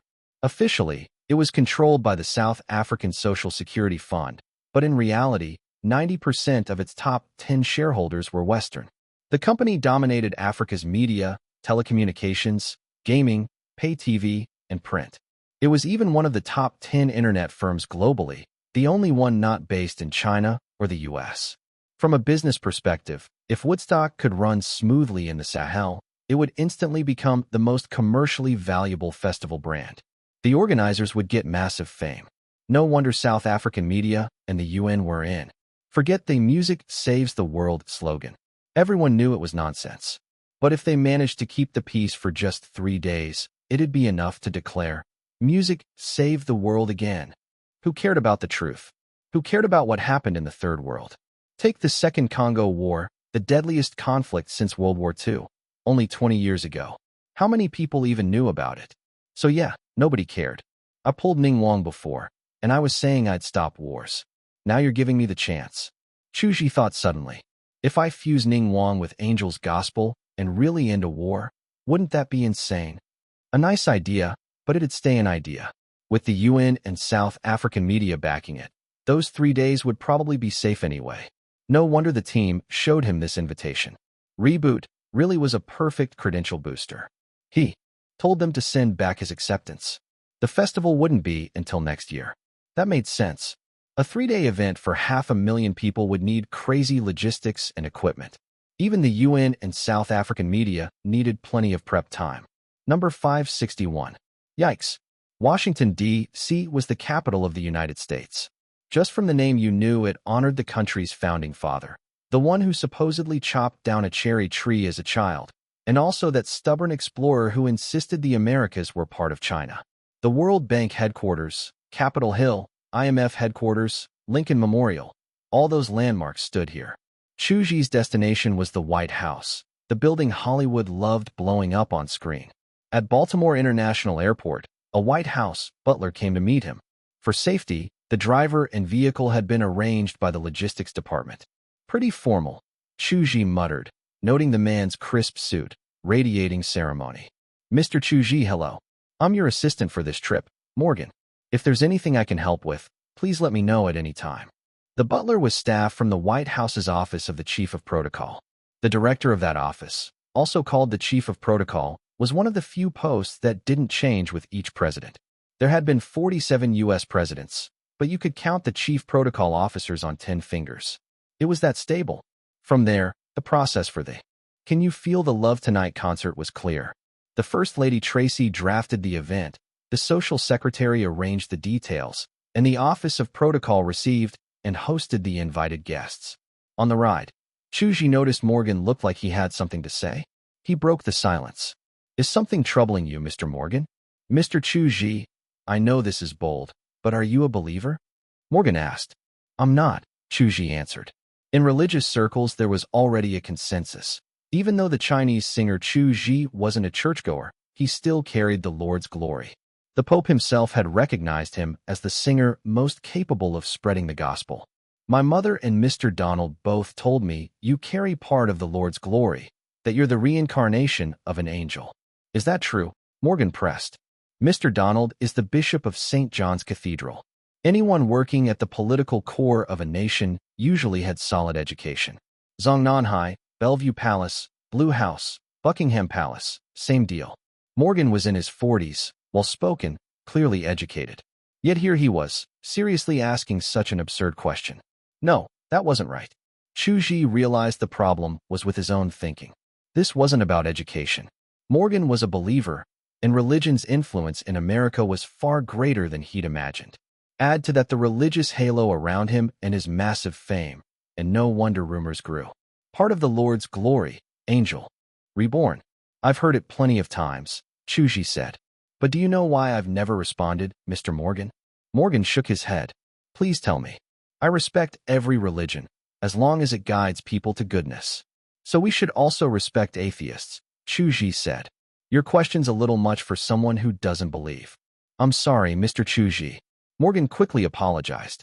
They entered the White House, the heart of American power. Neoclassical style, reshaped and expanded countless times, formed its current look. The White House had over 100 guest rooms. In special times, even staff could live inside. After settling him in a guest room, Morgan said, If you need anything, just let me know. Only after confirming everything was fine did he leave. Even though Chu Zhi had denied being an angel reborn, Morgan still believed it. First, he'd heard Amazing Grace and Jesus Loves Me in full and felt like God's hand brushed his soul. Second, his mother, the bishop, and priests all said so. Third, The Chinese singer's appearance itself screamed angelic. If I were a director, I'd cast him as the savior, Morgan thought. If there's really a messiah, he should look like this. It was his first time staying in the White House. Chu Zhi glanced around. The decorative fireplace and walls painted deep red caught his eyes immediately. Still, he preferred the style of the Daitai State guest house back home. Or maybe it was just that the Emperor Beast didn't feel safe here. The paintings are pricey, but aside from that, it's not too different from a luxury hotel, Chu Zhi thought. He wanted to explore, but when he looked out the window and saw the Secret Service guards, he gave up. The strict security only made the place feel suffocating. No wonder. Nearly 3,000 agents guarded the White House, with inner and outer rings, plus Andrews Air Force Base and Washington Army Base north and south as shields. More and more guests arrived, singers from all over the world, since Tracy's concert was about to start. Officially, it was framed as unearthing and showcasing love and music, so the First Lady invited outstanding young singers worldwide. In reality, the President, Steele, had run on the slogan, "Make America Great Again," return to the 80s, become the beacon of world culture. To Chu Zhi, it felt like a vanity project. After resting 2 hours, Morgan came to inform him it was time. On the way over, Chu Zhi ran into a familiar face. The singer invited from Japan was Koguchi Yoshihiro. Made sense. Higuchi Hanato was already too old. Every singer here was under 45. "Mr. Chu, your performance in Unsinkable was incredible," Koguchi said warmly. "I went to the cinema 3 times and watched it 4 times. So what? One time was sneaky." Chu Zhi didn't ask. Instead, he turned the topic to Koguchi's recent work. South Korea's representative was Won Hyung, a solo singer who'd debuted around the same time as Jeezy boy group. In a market dominated by idol groups, carving out a solo career proved real strength. When he saw Chu Zhi, he politely came over. Even though he was 4 years older, he kept calling him Senior. "Senior Chu Zhi, you're my role model. Not long ago, I tried singing a bit of opera 2 live, and that's when I realized how insane your vocals really are. You're like a monster. I don't know if I'll ever get the chance, but I'd love to collaborate with you." There were plenty of world-class singers present, but Chu Zhi still shone the brightest. The aftershocks of his Titanic-like success were still there. Just listen to the whispers around him. "Is that Chu Zhi? He looks exactly like in the movie, maybe even better looking. No wonder my niece likes him. Hope he sings a gospel this year. I've been his fan for 10 years. I liked him from way back." The South Lawn was filled with 2,000 people. Teachers, LGBTQ+ advocates, activists, America's middle class. 70% of the chatter was about Chu Zhi. The atmosphere was harmonious. Tracy, as host, showed her charm, chatting and laughing with the singers like an approachable leader. Reporters from the New York Times, Los Angeles Times, Washington Post, and Chicago Daily News were all present. The coverage would be huge. When it was time, Tracy stepped onto the temporary stage, and all eyes turned to her. Bang! The gunshot shattered. The harmony. The crowd froze for a heartbeat, then chaos exploded. Screams tore through the night as people scattered. An assassin. Secret Service agents in plain clothes moved instantly. In the sea of panic, they locked onto the shooter, Robert, a vice professor from New York Institute of Technology, one of the invited audience. In less than 10 seconds, 2 agents disarmed Robert and pinned him to the grass. Was the danger over? Reporters were ecstatic, cameras rolling like vultures spotting carrion. The Secret Service team leader and several members shielded the President and First Lady. 100 more agents swarmed in to lock down the scene. President Steele's face was dark, anger brimming in his eyes. Sure, guns were legal in America, but bringing one into the White House was unthinkable. If the target was him, it would have been disastrous. Even if not, even if a guest singer was assassinated, what face would America have left? This had to be a conspiracy. Security was too strict. Someone inside must have colluded. And whoever it was, they weren't low-level. The thought weighed heavily on Steele. This Chinese man blasphemes the Lord. He mustn't live, he can't live. Robert struggled, shouting, "Let me go, he's a heretic. You should be arresting him. I was obeying God's will." His words dripped with hatred toward Chu Zhi, sharp as blades. The target was him. Yikes. Did I just get shot?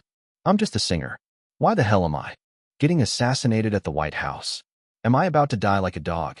It didn't even hurt that much. If he hadn't looked down and seen blood spreading across his abdomen, he might not have realized he'd been hit. At the moment of the shot, it only felt like a pebble striking him. That's why his brain spun with so many thoughts. His head buzzed as he vaguely heard someone calling for the White House medical unit. 30 seconds later, the Emperor Beast finally felt the searing burn in his abdomen, followed by crushing pain. System bro, activate sick leave man, simulate pain loss syndrome. Bro, my oddity, the heavenly salamander, should work here, right? Those were his last thoughts before consciousness slipped away. Number 562. Too big to cover up. The oddity shop doesn't have a heavenly salamander. It only offers the substitute salamander and the bird of paradise. Host, you drew the former. Oddity, substitute salamander. Function, think of it as a stand-in doll. Same craftsmanship. P.S. La la la. I just won't die. I just won't die. Even though Chu Zhi had already lost consciousness, the system still had to finish explaining. It was the system's last bit of stubbornness. Activating substitute salamander as requested, slowly diverting lethal damage. That alone proved the Emperor Beast was cautious to the bone. When he drew the substitute salamander and checked its function, he'd already thought ahead. A few years ago, he didn't believe he'd ever be assassinated while singing, but what if an accident happened? A car crash, a stage collapse, something unexpected? Back then, he told the system to make sure the effect wasn't too mystical. If he got heavily injured, it shouldn't heal him in an instant like some fantasy trope. He lived in the modern world. Things had to fit modern science. Otherwise, he'd risk getting hauled off to a lab for dissection. The system agreed. That's why the gunshot wound tearing through his abdomen now looked so ordinary. The South Lawn was surrounded by Secret Service agents with guns drawn, layer upon layer. Saying even a fly couldn't get through was an exaggeration, but no human could possibly sneak in. Once the chaos settled slightly, I'm so sorry everyone had to go through this. First Lady Tracy offered the obligatory words. President Steele had already left the South Lawn and returned to the Oval Office in the West Wing. He ordered a full investigation into how Robert had bypassed dual checks, both manual and mechanical, and smuggled a 9mm Glock inside. Mr. Dipoto, you'll handle this. I expect a result that satisfies me. Yes, sir. He assigned his chief of staff to oversee the case. Steele took this deadly seriously because he suspected there was someone pulling strings, and to be honest, he was shaken. A bullet in the body kills, and America had no shortage of assassinated presidents. High-ranking officials rushed to the scene. The most nervous in order, the Homeland Security Secretary, Koguchi Yoshihiro, and Tracy. The Secret Service answered to Homeland Security, meaning the White House's safety was the Secretary's responsibility. With such a massive breach, who wouldn't be terrified? Koguchi Yoshihiro was simple. He just worried about Chu Zhi. If the Secret Service hadn't pulled him aside, he might have rushed over and spat in the shooter's face. To him, a world treasure like Chu Zhi was irreplaceable. Kill one, and there'd never be another. He glared at the restrained shooter every few seconds, seething. The White House medical unit began emergency treatment. In China's terms, they were palace physicians. Their skills were top tier. How's Mr. Chu Zhi? Tracy asked. He needs surgery. We can't say more yet, the medical director replied.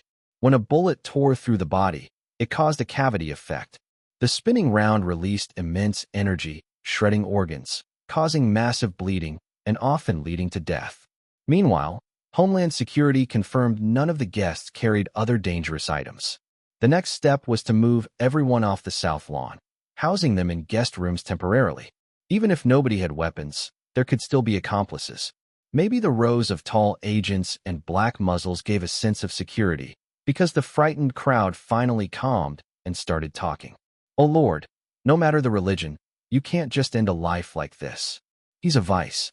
Professor, yet he acted like a barbarian, said a social activist fighting to abolish the death penalty in all states. Human beings have always ostracized outsiders. From the medieval witch hunts onward, it's been the same. Mr. Chu Zhi, with his looks and voice, stands as an anomaly among humans, said a scholar of religion. Calling him an anomaly is wrong. That word ties to ugly, crazy, outcast. Chu Zhi's voice carries divinity, it brings joy. I think this professor was part of a cult. They brainwash in the name of religion. Chu Zhi's voice, though, it's the antidote to brainwashing, a sociologist argued. The two experts clashed, but hardly anyone paid much mind to the actual victim's condition. Still, the heated discussion was normal. To them, Chu Zhi's assassination was bound to shake society. Guests were led to their rooms one by one. Something's off. If you go through all that trouble to smuggle a gun into the White House, and President Steele's just over 100 meters away, why not target him? Why shoot a Chinese singer instead? Is this guy stupid? Akinda muttered. There were plenty of chances to target a singer. Doing it here felt like disrespecting the president. Akinda Bell, hailed as the new king of pop in America, was one of the invited singers. He wasn't happy, though. He disliked Tracy and Steele, that show-off couple. I remember Chu Zhi's fans are insane. The internet's probably gone nuts, Akinda said, pulling out his phone, only to find no signal. After a pause, he understood. No wonder everyone's phones had been collected earlier. There were 2,000 people here. No way could they cover this up. The phone blackout was just to buy time while they untangled the mess. Free speech in America thrived on party struggles. Many attacks on those in power got published because a rival faction backed them. But in a real crisis, like now, with 3 major newspaper reporters stuck inside, unable to even file a story, nobody screamed about human rights. Half an hour later, the chief of staff came back with news. Robert joined a group called the Temple of Divine Light. It's basically a cult, headquartered in East St. Louis, Illinois. We've contacted the state government to start arrests. According to Robert, his motive was that Asians blasphemed the Lord. He believed people of color didn't deserve God's glory. His social media shows he's a populist, active in many movements. The Glock was smuggled in by Italo, an assistant chef at the White House, who's also part of the Temple of Divine Light. The report didn't satisfy Steele. If that was true, then a chef's aide could sneak a gun inside. The White House would be the world's biggest joke. If it wasn't true, and the chief of staff still got duped, then he'd lost control of the White House. Neither option was acceptable.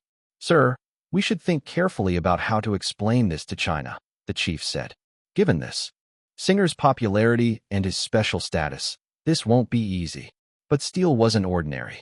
He steadied himself quickly and called in his news secretary, IT advisor, policy advisor, and strategy consultant. With 2,000 eyewitnesses and Chu Zhi's global fame, the news couldn't be hidden. Better to release it on their own terms. While reporters from the New York Times and others wrote drafts in guest rooms, they realized one thing. The Chinese star Chu Zhi had been shot and might not survive. To the average American, he was just a celebrity. But top reporters knew better. Sir, it's safe now. You may leave, an agent said politely. Is the victim alive? Asked a New York Times reporter with green eyes. He's in the hospital, the agent said after a pause, stressing the word injured. Not dead. Perfect. The green-eyed reporter knew the size of this story. Whether Chu Zhi lived or died mattered less than the fact it happened. Time was money. He followed the agent out, frustrated at the slow pace. Same with the others, itching to run. Outside the White House, the first to know was Ambassador Dong. Stunned, he confirmed the news twice with the press office. Even he could hardly believe it. The White House was America's safest place.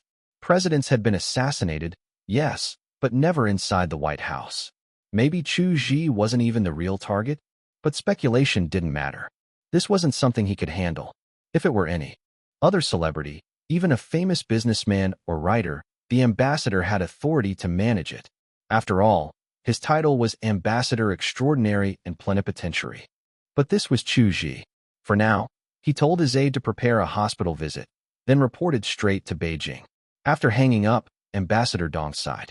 For a cult and populists to hate him enough to organize an assassination, it only proves one thing. Counselor Chu's fame has grown so great, many Americans fear him.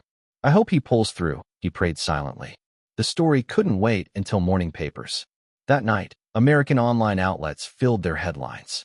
USA Today, Chu Zhi shot, what it means for global Catholicism. HuffPost, truth behind Professor Roberts' attempted assassination of Chu Zhi. Yahoo News, Chu Zhi shot, fate unknown as populism rises. CNN, tragedy at the White House, Chu Zhi in a coma after gunshot. The New York Times, firsthand seen the moment Chu Zhi was shot. Global agencies jumped in too. Reuters, AFP, Kyoto, Middle East News, Press Trust. Everyone reacted the same way. Wait, that Chu Zhi? In Asia especially, newsrooms reposted and sent for more coverage. Surprisingly, Xinhua stayed quiet. But in the internet age, information was impossible to damn. Independent outlets spread it everywhere. Observer News. Hashtag Chu Zhi shot. Hashtag Chu Fan unknown. The singer was shot at the White House. Life or death uncertain. We America USA. Chu Zhi went to the White House for a concert today, and he was shot. Terrifying. Hashtag Chu Zhi shot. It was all over the trending lists. Because of the 12-hour time difference, America's night was China's daytime. Little fruits and melon eaters were just waking up or still awake from the night before. And what they saw was a thunderclap of a headline. Fake news, right? Brother Gio never provoked anyone. No major outlets confirmed it yet, but it's all over foreign sites. God, I hope it's fake. I'll trade my bestie's 10 years of single life if it means Xiao Jio's safe. Which hospital? I'm booking a flight to DC. Fate unknown. Fuck. Some passerby cursed too. What stupid fake news? Chu Zhi's just a singer. Getting assassinated at the White House, like he's some world leader? Let me check foreign sites myself. Minutes later, he came back. Holy shit, looks like it's true. I know it's not the right time, but how badass is Chu Zhi? He got attacked at the White House. By around 9 a.m., still no state media reposted. But the Foreign Ministry's website homepage finally updated. Chu Zhi was shot while performing at the White House. Today, after verification with the embassy, State Council Counselor and Chief Culture and Tourism Advisor Chu Zhi was shot by an assailant at the White House South Lawn around 6 p.m. on the 21st. He was severely injured and taken to Langone Medical Center. That night, the ambassador visited the hospital. For updates, his condition remains critical. Preliminary investigation shows it was attempted murder. According to Homeland Security, at 6:34 p.m. on the 21st, Robert E. Pei, male, 48, used a Glock to fire at Chu Zhi, male, 27, counselor and advisor, causing. Other posts on the homepage were about top leaders meeting foreign counterparts or signing declarations. This official statement nailed it down. In China and across the globe, the news of Chu Zhi's shooting caused an uproar. Number 563. The whole world trembles. Ari-chan. Something terrible happened. Bang bang bang. Heavy knocks pounded the door early in the morning, drawing curses from the otakus who'd stayed up late. Get up. It's bad. The one knocking was Hajiwara Nojiko, a junior employee in Sony Music's audio and visual protection department. After 2 or 3 minutes, the door of a one-room apartment opened. Ari stood there in black cat pajamas, hair like a messy bush, looking like she'd just crawled out of bed. What's wrong, Nojiko-chan? I finally have a day off today, she mumbled sleepily. No time to rest.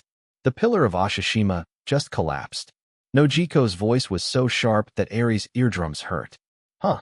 Ari blinked. Ashishima? What kind of island was that? Japan's called the land of 1,000 islands. Online, Cat Island, Ghost Island, Blue Island, those were famous. But Ashishima?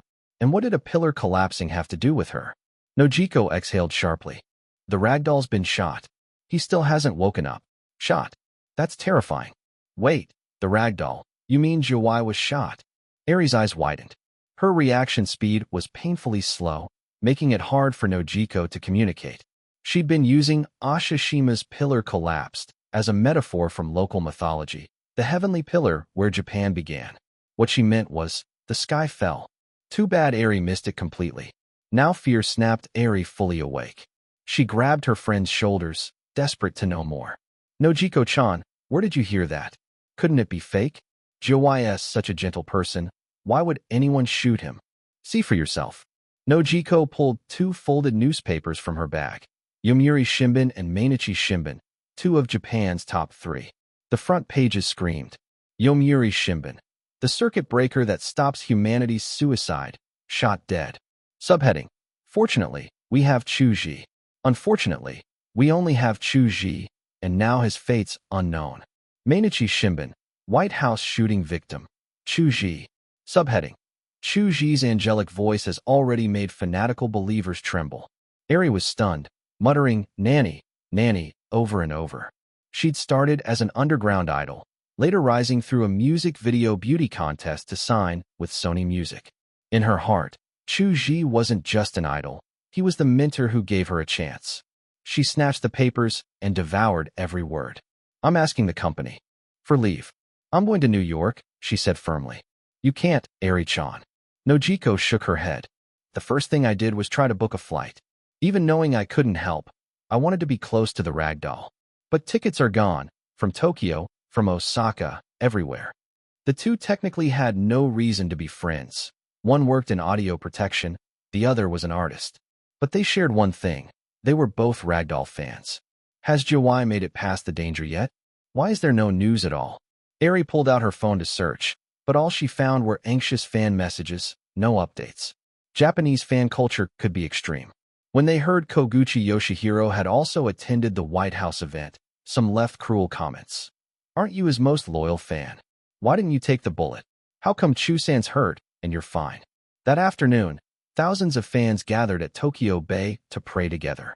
They even invited descendants of famous onmyoji who wore blue exorcist robes and dragged a small wooden boat into the water. The boat was heavy, filled with peach branches and court dolls placed there by fans on shore. Dressed in white robes with red skirts embroidered with cranes, the fans held a prayer ritual usually performed for girls on Doll's Day, now repurposed to bless their idol. They hoped the boat could carry their wishes across the sea. Similar ceremonies appeared along rivers like the Edagawa, Shinano, and Tone. Japan's obsession with ritual is legendary. They'd rather stick to outdated traditions than change for efficiency. Like traffic police still using the old four-man formation for horse carts at busy intersections, even though it slowed cars. So for fans to break the fixed schedule of prayers and create these sudden rituals was unheard of. Naturally, critics sneered.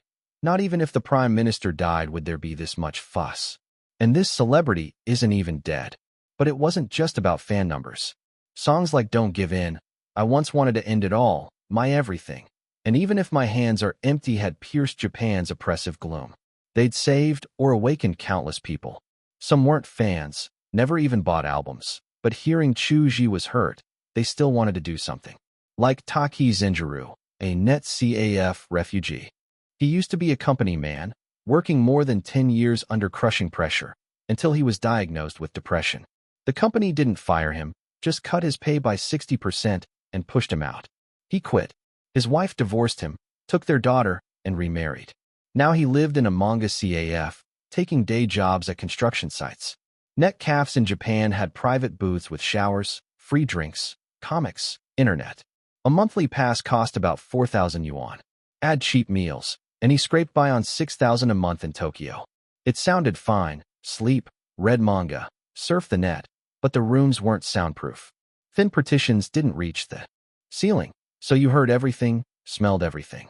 With only 3 square meters, even lying down straight was impossible. Living there long-term crushed the spirit. Critics dubbed them net CAF refugees. Zenjiro rarely left, except for odd jobs. Only the CAF gave him a sense of safety. But that day, when he saw the news that Chu Zhi was still critical, he felt a shock. He carefully wrote down the details from a Yahoo forum post. Prayers for Chu-san at Shinkoiwa Park. I'll take the Asakusa line to Asakusabashi, then the JB Chusobu line to Shinkoiwa. The park's close by. He couldn't use apps well, so he planned it on the computer, then left. He clutched a bouquet of red garlands, heading to the park. Even at night, the place was crowded. Most were middle-aged, holding flowers. Zenjiro bent painfully at the waist to place his bouquet on the grass. He whispered, "Chu-san, I don't know you, but thank you for saving me. Please hold on." Just as he turned to leave, he heard singing. Musical note, "I want to give you a gift. In those unbearable lonely nights, it's the starlight far away that still shines bright." Musical note. It was "Even If Our Hands Are Empty." He followed the sound. A man in his late 50s sang through tears. His daughter had died a year ago, leaving him hollow. Chu Zhi's song had brought him back. Musical note, though we keep losing, though it makes no sense, though we're rejected, though dreams won't come true. Musical note. Off key, nowhere near the original. But more and more people joined in. Zenjiro sang too. Musical note, we still fight, we still believe, we still lift our heads, We keep moving forward. Musical note. The voices filled Shinkowa Park. In Japan, things stayed within control. South Korea, though, went wild. Student fans and apostle fans, usually at odds, united to petition the Blue House. They demanded the president pressure Washington. Whether or not Chu Zhi survived, the shooter had to face the death penalty. DC didn't have it, but they insisted he couldn't be left unpunished. It was typical Korean fervor. Even stranger, they flooded the White House website itself. Luckily for him, America was a mess itself right now, way too swamped to care about these so-called little things. Over 400 people have already been sent to the hospital from grief. I hope Chu Zhi recovers soon. Appa, Sarangi, a South Korean streamer sobbed. Her eyes were red, though no one knew if it was makeup or if she'd really cried that hard. It's way more than just a few hundred. My sister fainted too. She didn't go to the hospital, just rested at home. He's an amazing artist. Even though I don't chase stars, that's my honest opinion. I really don't get it. A Chinese guy got hurt. Why are people acting like their parents just died? That comment's way too cruel. To you, he's just some foreign celebrity, so I get your attitude. But to a lot of people, Chu Zhi's the light of the world. When the light in the dark looks like it might go out, of course people cry. I don't care about foreigners. What I want to say is that Chu Zhi's influence here is terrifying. Every time I turn on the TV or go online, it's all him. Has the world run out of other news? Influence? That word reeks of malice. Bullet comments filled the whole screen, endless lines of text. Just like the chat said, in South Korea right now, whether you liked Chu Zhi or not didn't matter. Every screen, every broadcast, was about the assassination attempt, way more overwhelming than in Japan. That tied back to how South Korea had built its cultural industry into a national pillar. Chu Zhi Appa's the greatest star in the world. I don't know why anyone would do something like this. The streamer cried harder and harder as she spoke, then fainted right there in front of tens of thousands of fans. Same as in Japan, tickets to New York flights were completely gone. Fans who could afford it were all rushing there. The flood of people was so huge, both JFK Airport and LaGuardia started feeling the pressure. For LaGuardia, it was bearable, but JFK was one of the world's top 10 airports. That level of chaos could be imagined. Even after midnight, the frenzy over the assassination didn't cool down at all. Time, 3 a.m. Place, overseas. People, enough to trigger anyone's crowd phobia. Among international students and business people, Chinese were always the largest group, so 38th Street in New York was jam-packed, a third of the crowd made up of Chinese. I'm Smith, live at the scene for the Chicago Tribune. Behind me, you can see the Langone Medical Center overflowing with people, all waiting anxiously for news about the victim's condition. There are tons of traffic police here trying to keep order, but it's not helping at all. It's way too packed. Langone Medical Center was NYU's affiliated hospital, located right on 38th Street. American streets were usually numbered, with big names like Fifth Avenue just standing out because there were already 1 through 4. After that, the streets switched to names. The Chicago Tribune reporter wasn't paying attention to the chaos, so his mic got knocked right out of his hand. Bending down to pick it up was impossible in this crush. Smith was trapped in the crowd, the scene intense enough to warn off anyone with a weak heart. To describe it simply, rin rin rin rin rin rin rin rin, tijo rin rin. Rin rin rin rin rin rin. Terrifying. When you look at the block of text as a whole, it forms a picture. You see a solid mass of the character, run, person, with the word, jijura, reporter, trapped right in the middle. It's a way of saying, the reporter was completely surrounded and swallowed up by the crowd. Fans had surged all at once because word spread that the surgeon who'd operated on Chu Zhi had just stepped out. Everyone wanted news immediately, so the crowd exploded. The world can't go on without Jiawai, just like the West can't lose. Jerusalem, please let it be good news. I came all the way from Canada just to hear good news. Ugh, getting shot must have hurt so much. People kept telling me the world was ending. I never believed them. But the moment Brother Joe got shot, I knew this was it. This is the end of the world. The director of Langone Medical Center had one good piece of news and one bad one, but he didn't know which to deliver first. So he said them together. The surgery was a success, but the patient hasn't regained consciousness. Because the bullet hit his lung, oxygen supply to the brain was cut off. Some necrosis has occurred. He could wake up the very next second or never again. If New York hadn't deployed enough staff to control the crowd, tonight would have ended in a deadly stampede. When grief cuts that deep, people lose awareness of everything around them. And little fruits were drowning in grief. The next day arrived. Reporter Joseph had become the hottest journalist in the world. That day's New York Times front page carried a photo he'd taken. Chu Zhi lying in a pool of blood, eyes dim, lips pale. The shots that had gone online last night were just blurry captures of him collapsing. Joseph wasn't stupid. He'd kept the perfect shot in reserve. If he wanted to win a Pulitzer, publishing it on the Times front page was the way. Getting shot should have been nothing but tragic, but Chu Zhi's looks were too striking, and Joseph's composition was too flawless. The photo's balance, the lighting, everything screamed art. It brought to mind John Everett Millais, the pre-Raphaelite painter, and his masterpiece Ophelia, often called the most beautiful drowning in art history. Chu Zhi lying in blood looked even more haunting than the oil painting. The crimson soaking his white shirt gleaming like crystal under sunlight, blindingly vivid. One art critic once said of Ophelia, "When I look at this painting, my heart trembles. The beauty makes me forget she's on the brink of death. Then I remember her tragic fate, and sympathy overwhelms me."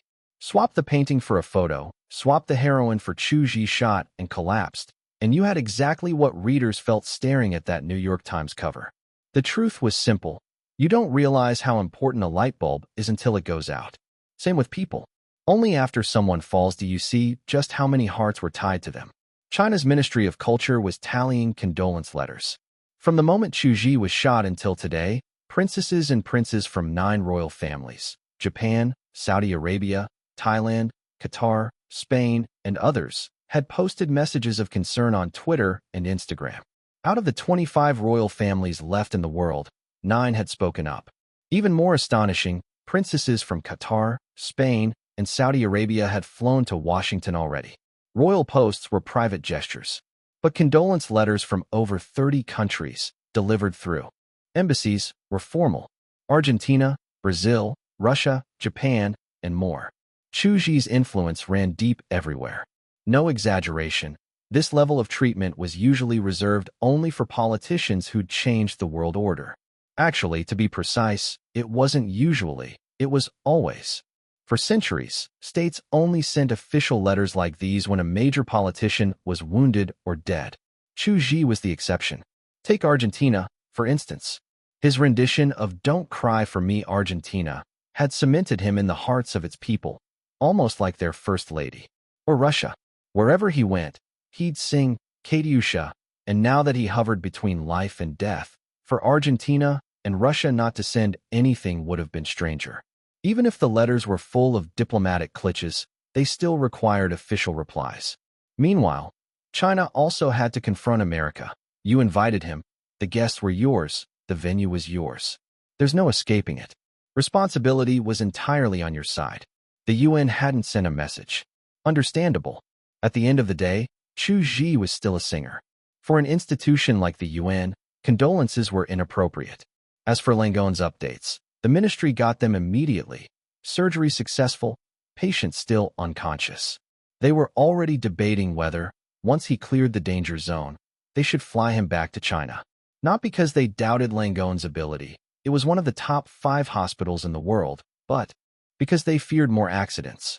In China, at least, he'd be safe. Number 564.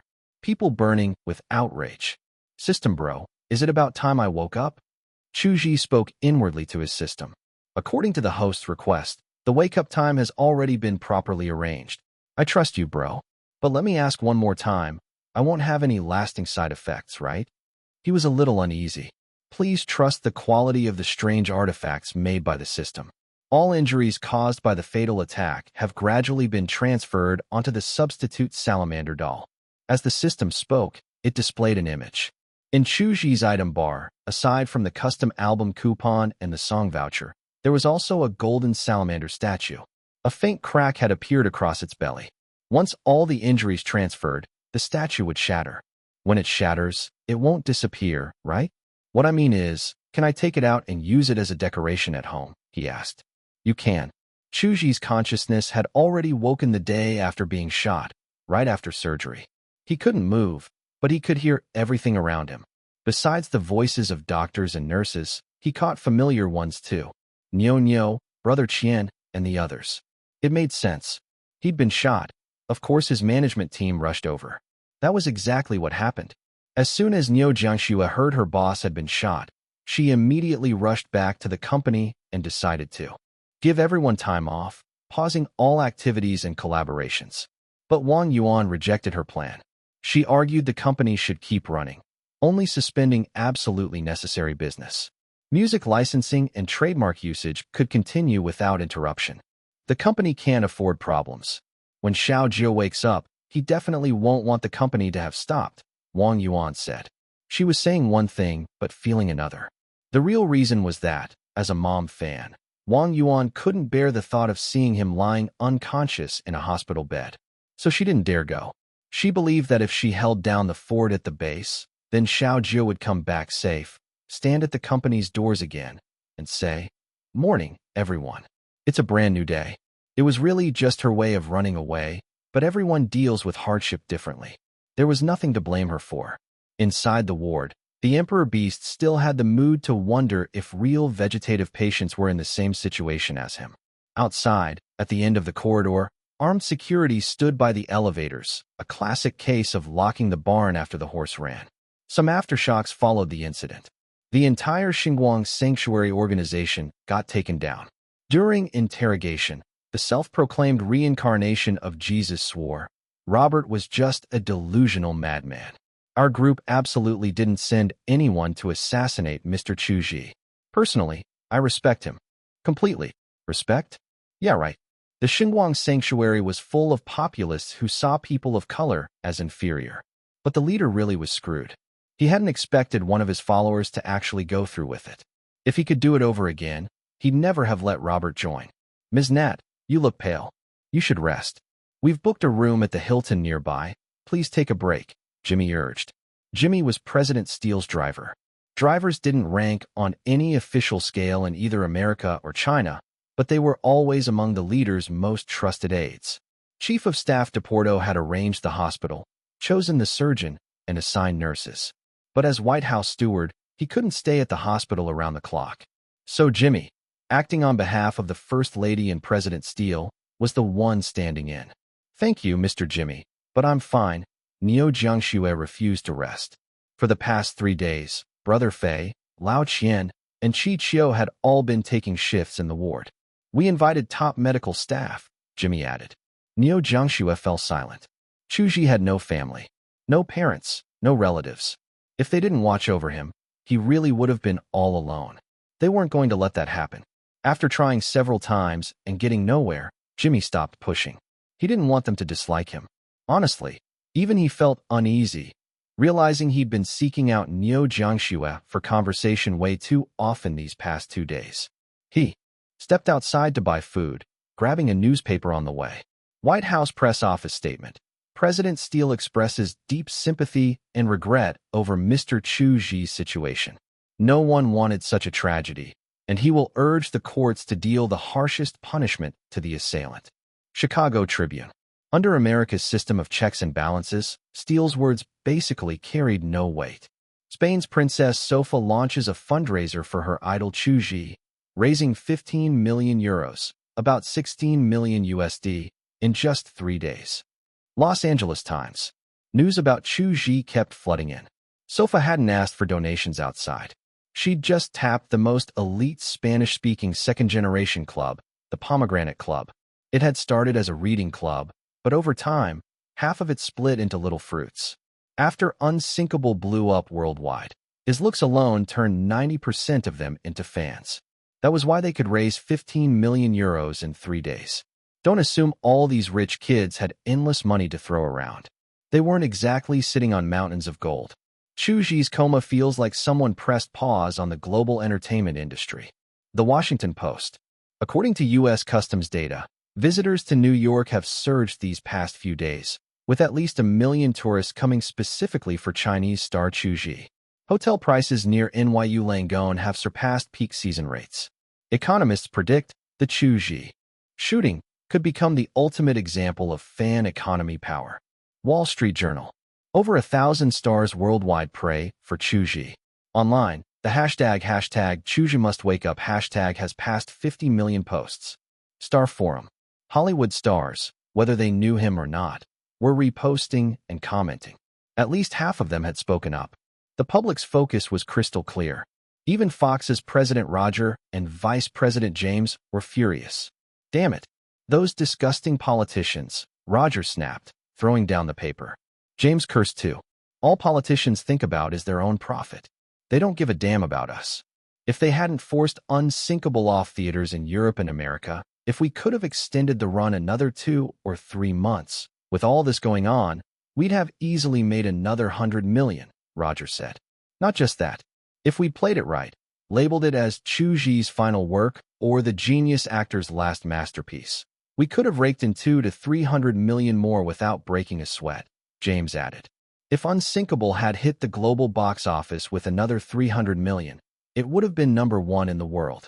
And the revenue difference between first and second place is at least 30%, Roger groaned, clutching his chest at the thought of all that lost money. Both men were over 50, but their lungs were still strong enough to keep cursing those politicians, specifically the ones on the President's Committee on the Arts and Humanities. Day 1, Day 2, Day 6. Chu Zhi still hadn't woken up. The first 3 days, little fruits held on to hope. But as time dragged on, that hope thinned and panic spread. It was like walking under a sunbeam, only for that sun to suddenly die out, leaving nothing but darkness. That darkness weighed on the whole world. Asia felt it harder. China felt it hardest of all. Xiao Gang, let's go. I promised you. As long as you did well on your exams, Mom and Dad would take you on a trip. Tomorrow we're heading to Boao, Lao Qing said. He never imagined his underperforming son would get into one of the city's top high schools. Ecstatic, he even took time off work to keep his promise. But his son didn't look excited like he'd expected. The boy just lifted his head and muttered in, "Oh," leaving Lao Qing awkward. Not happy? Lao Qing asked. I am happy. Chung Gang forced a smile. It wasn't even fake, exactly. A family trip was good news, but somehow his spirits just wouldn't lift. Lao Chung wanted to press, but his stern father image made him swallow it down and instead say, "Pack your own clothes. You're old enough now, don't make your mom worry about everything." Got it, Chung Gang answered impatiently. He couldn't understand why his dad kept nagging when anyone could see he was in a bad mood. Lao Chung wanted to say, "If something's bothering you, talk to me." But what came out instead was, "You're already annoyed from just a few words? Think you've grown wings now." He left the room, paused a moment at the door, sighed, and went back to the bedroom. "Wife, why is Xiao Gang so down? Did something happen?" Lao Qing asked. But Hui, his wife, didn't hear a word. She was too focused on her phone. Lao Qing raised his voice and asked again. Hui heard him, put her phone down, and gave her husband a side-eye. Xiao Gang's been upset for days. The subtext was clear. "You're only noticing now? You know Chu Zhi got shot, right?" she asked. "Of course I know, it's everywhere." At first, I thought it was some political leader. Lao Chung was a fishing nut, never cared about songs or movies. Chu Zhi's Xiao Gang's idol. His idol's lying unconscious in the hospital. How could he possibly be happy? Hui said. All this just for some celebrity. Lao Chung got mad. That guy makes billions a year. Why the hell should we worry about him? Does he even deserve that? Why are you so worked up? Hui shot back. Listen before you run off half-cocked. Tell me, do you know why Xiao Gang got into number 7 high school? You really think it was just a lucky break? Number 7 high in Rong City was an elite school. With Xiao Gang's usual grades, it was practically impossible. Saying it was just an exceptional performance was too vague. You know what people online are saying? This is the typical absent father education style.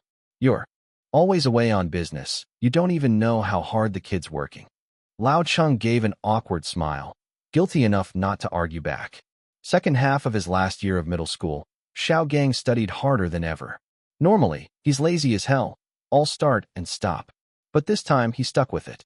Why? Because of Chu Zhi. Huh. Lao Chung couldn't wrap his head around it. He was about to blurt out something stupid when his wife's glare shut him up. I looked into it. I even infiltrated one of the fan groups. This celebrity constantly encourages his fans to study and live well. He leads by example, step by step chasing his own goals, Hui explained. Especially the group I joined. It didn't even feel like a fan group. It was like a study group. The atmosphere was great. They talked about studying and exams for hours. Question mark. Lao Chung. There were graduates from top universities in there too. Anytime someone asked about academics, group members would explain in detail. Question mark. Lao Chung. And because they were all Chu Zhi's fans, they pushed each other forward. In that kind of environment, Xiao Gang worked his ass off for a whole semester. Add in his exceptional exam performance. That's how he made it into number 7. Question mark. Lao Chung felt like he was listening to a fantasy story. If it weren't for how serious his wife sounded, he'd think she was joking. This is getting ridiculous, Lao Chung muttered. What kind of star spends their time? Making sure fans study? That's weirder than me coming back from fishing empty-handed. You're empty-handed all the time, Hui said. The comparison felt way off. Defamation, pure defamation. When have I ever come home empty? Lao Chung stared like he'd been wronged by heaven itself. You didn't catch anything just last week. I didn't catch fish, but I caught 2 crabs. That's not empty-handed, he argued. And this Wednesday? No fish, no crabs, nothing. Remember that half bucket of water I brought home? I scooped that from the lake. Still a harvest. Not empty-handed. He quickly changed the subject with her own catchphrase. Let's talk about something serious. Since I went undercover in the fan group, I found out a lot, Hui said. Chu Zhi's actually a deputy minister-level cadre.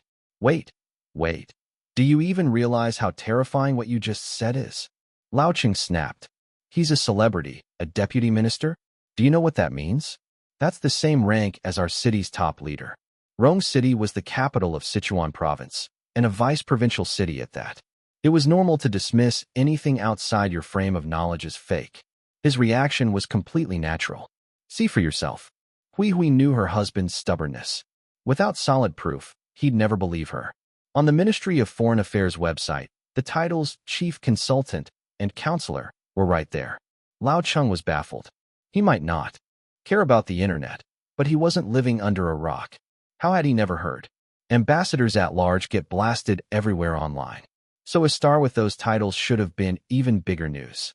His injury overshadowed everything. That's why people barely paid attention to the titles, Hui said. Back to the point. It's exactly because Chu Zhi cares about his fans' lives and studies, because he's one of the rare positive idols in the industry, that the state recognizes him. For our Xiao Gang, Chu Zhi's like a road sign. Only by looking at him does he know where to go, how far he's gone. Now that road sign might break. How could he be happy? Having a celebrity as a road sign sounded laughable, but Lao Cheng's retorts died when his wife shoved her phone at him. On the screen was a fan comment left by someone with the ID, shoes wet from a tailwind. I got to know Jiwai when my dad missed yet another parent-teacher meeting. I didn't want to go home, so I wandered the streets. On the roadside, I heard, I once lost myself in the vastness of the world, drowned in its dreamlike words. I couldn't tell truth from lie, didn't struggle, didn't fear mockery. It was the wind rises. My parents are always busy. They work hard for our family, so I can't blame them. Dad fishes in his free time, mom chases dramas. It feels natural they've no time for me. Parents can't just abandon hobbies after all. But I've always had so much I wanted to say to them. I spent countless nights sleepless, but thankfully, Jiwai's songs kept me company.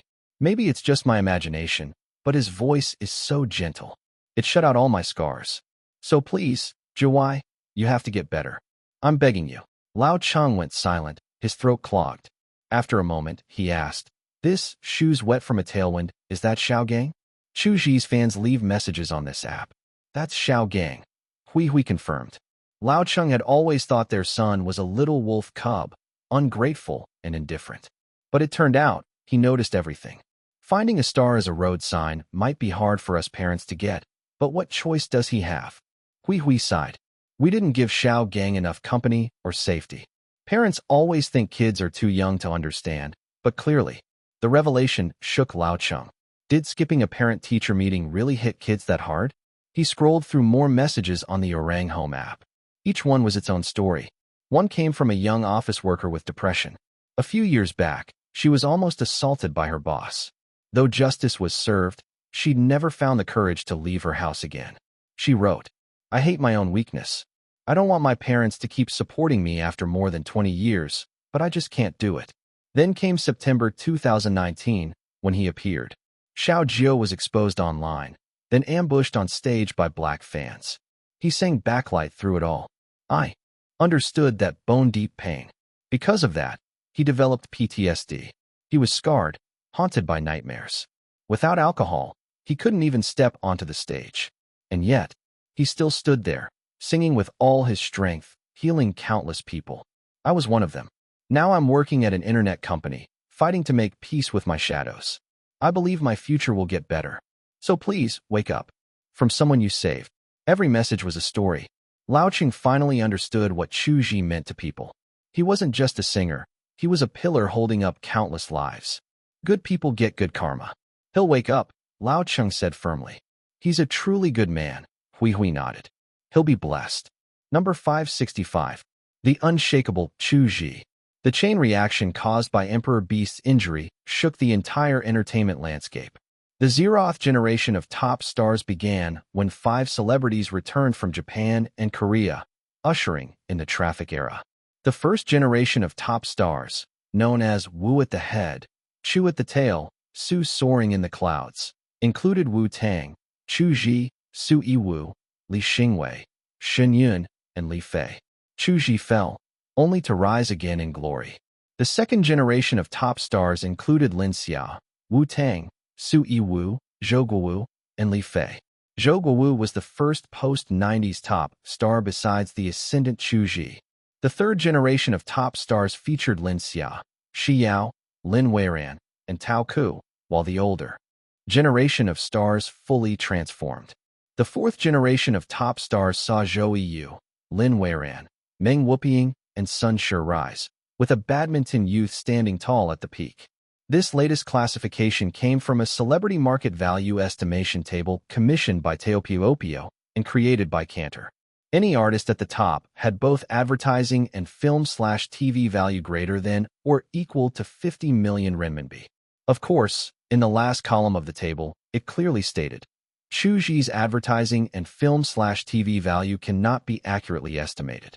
Rough calculations place it above $100 million. Cantor was an internationally renowned market research firm. Originally, this survey was meant for internal use at Teopiopio, but because a certain Little Fruits was too heartbroken and wanted to take 2 days off, which got rejected, the file ended up being leaked by mistake. This made it clear how each generation of top stars rose differently, and honestly, that was reasonable. The entertainment world was always changing. No platform could dictate who the next top star would be. Just look at Weibo, powerful as it was. Every year it handed out the annual Most Influential Star award, but who actually cared? Only the fans of the winners acknowledged it, no one else. The entertainment industry changed fast. Even someone as popular as Sui Wu, who once had legions of mom fans that bought him estates abroad and even noble titles, had fallen far from his peak.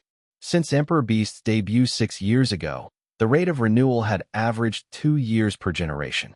The unshakable Chu Zhi remained, while the top stars flowed like water. The unshakable Chu Zhi had been in a coma for 7 days. Roman Observer.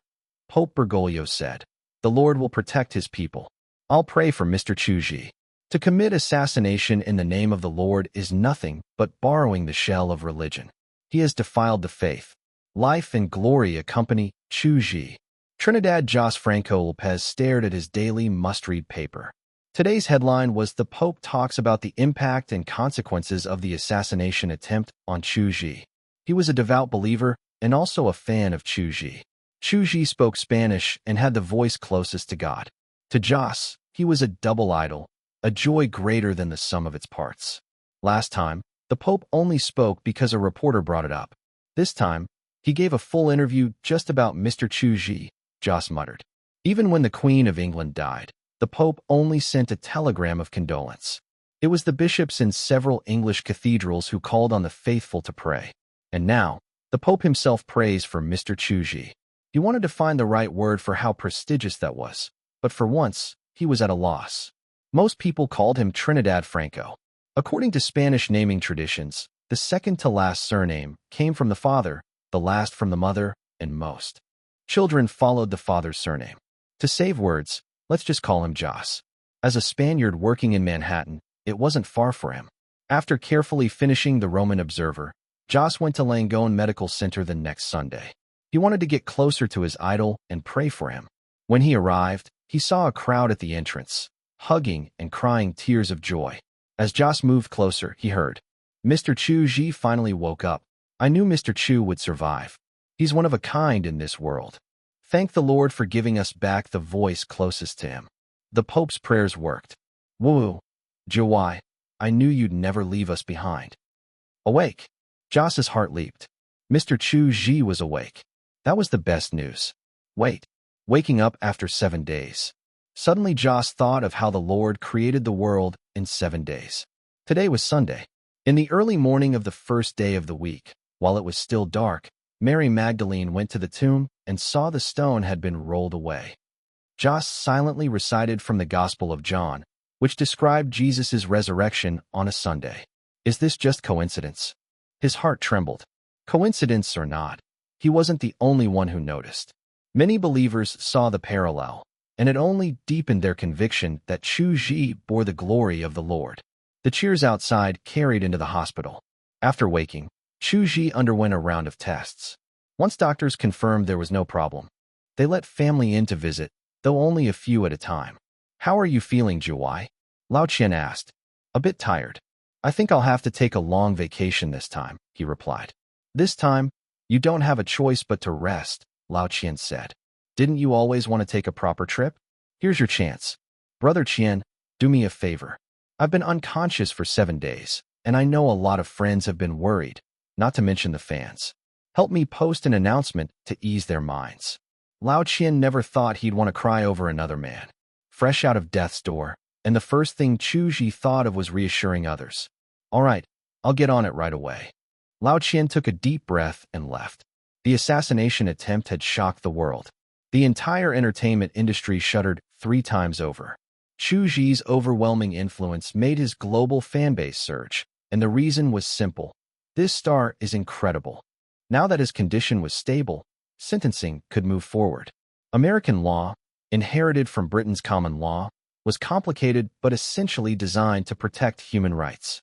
Before conviction, suspects could usually post bail to avoid detention. Robert was indeed a fanatical believer, but he was also a university associate professor who understood American law well. He even hired a bail bondsman. In America, there were agents for everything. A bail bondsman basically vouched that the accused wouldn't run or reoffend. But the New York Supreme Court rejected the bail request, not because the bail bondsman was incompetent, but because the court stated, the risk of reoffending is enormous. After the shooting, Robert was interrogated under federal control. He had no idea just how huge the uproar had become. 10 days after the shooting, his trial began. Anyone familiar with America knew that from arrest to trial usually dragged on for months. For it to happen this fast meant the overwhelming global pressure had forced their hand. Even steel, whose Tao heart was said to be unshakable, was tormented by repeated protests. With evidence and witnesses ironclad, and Robert himself pleading guilty, he was convicted of attempted murder, endangering public safety, and endangering national security. Together, the sentences added up to 32 years. Endangering national security and endangering public safety were like 2 bricks. Authorities could throw them at anyone they disliked. When Robert heard his crimes and sentence, his brows furrowed. Not because 32 years was too long. On the contrary, it was too short. Attempted murder meant that inferior race was still alive. That was what he couldn't accept.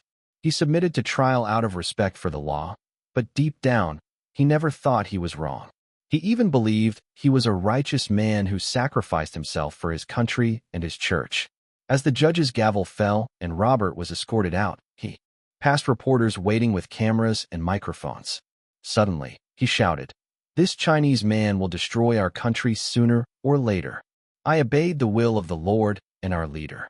My attempt to assassinate him was a glorious act, more righteous than the Aileen operation. He's not a follower of the Lord. His voice is corrupting our souls. He must die?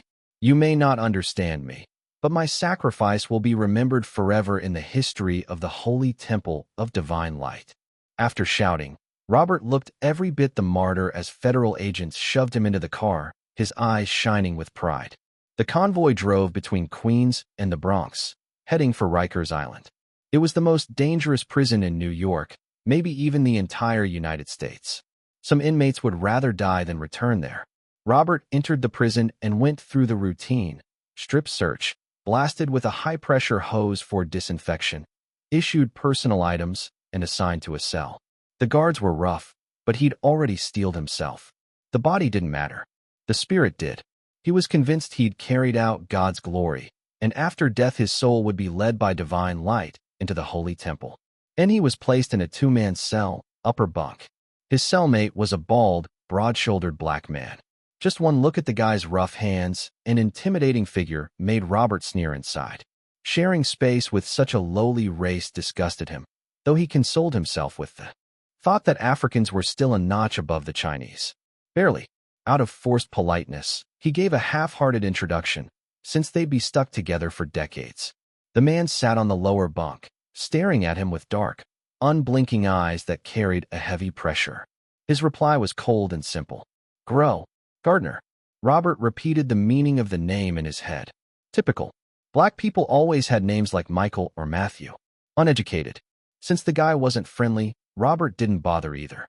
He lay down, thinking that right now, church members must be cheering his righteous act. Surely they were. The leader would be reading his letter aloud to the congregation. Lights out at Rikers was at 8 p.m. Afterward, the place went pitch black except for a faint glow near the corridor. The sound of leather boots echoed from the hallway as guards patrolled. Any noise brought them running with batons. Robert was drifting toward sleep when he heard movement below. Suddenly his blanket was yanked up, smothering his face with the coarse fabric. A heavy blow crashed down through the covers.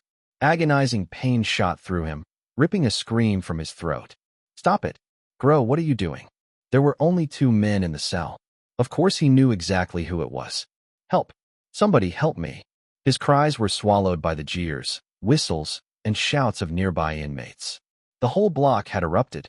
Minutes dragged by. He thought surely the guards would come storming in. But it wasn't until he nearly passed out from the beating that he finally heard footsteps. At once, the fist stopped. A guard banged his stun baton against the iron door with a clang. "Why are you yelling? 0474. 8741. What's all the shouting for?" Robert scrambled to complain. "Officer, please move me to another cell. That bastard attacked me in the dark." The guard turned to Grow. "Is that true, 0474? From below came a calm reply. "No, sir. I didn't do anything. I think 8741 just isn't used to the place." The guard nodded, surprisingly gentle. 8741's our prison librarian and a Christian. We all know he doesn't use violence. Get along, both of you. And if you shout again, you're going to solitary." Without waiting for Robert's answer, the guard walked away. "What? He's a Christian?" Robert froze. Didn't anyone realize he'd just done something monumental for the faith? "Why? Why are you doing this?" "I'm also a believer." Grow cut him off coldly. "The man who attacked Chu Zhi has no right to call himself that." Their voices were low, but Robert's fury blazed. How could anyone question his faith? And what was this about Chu Zhi? Why should that man be respected? "You've been deceived by a Chinese." His voice is Satan's voice.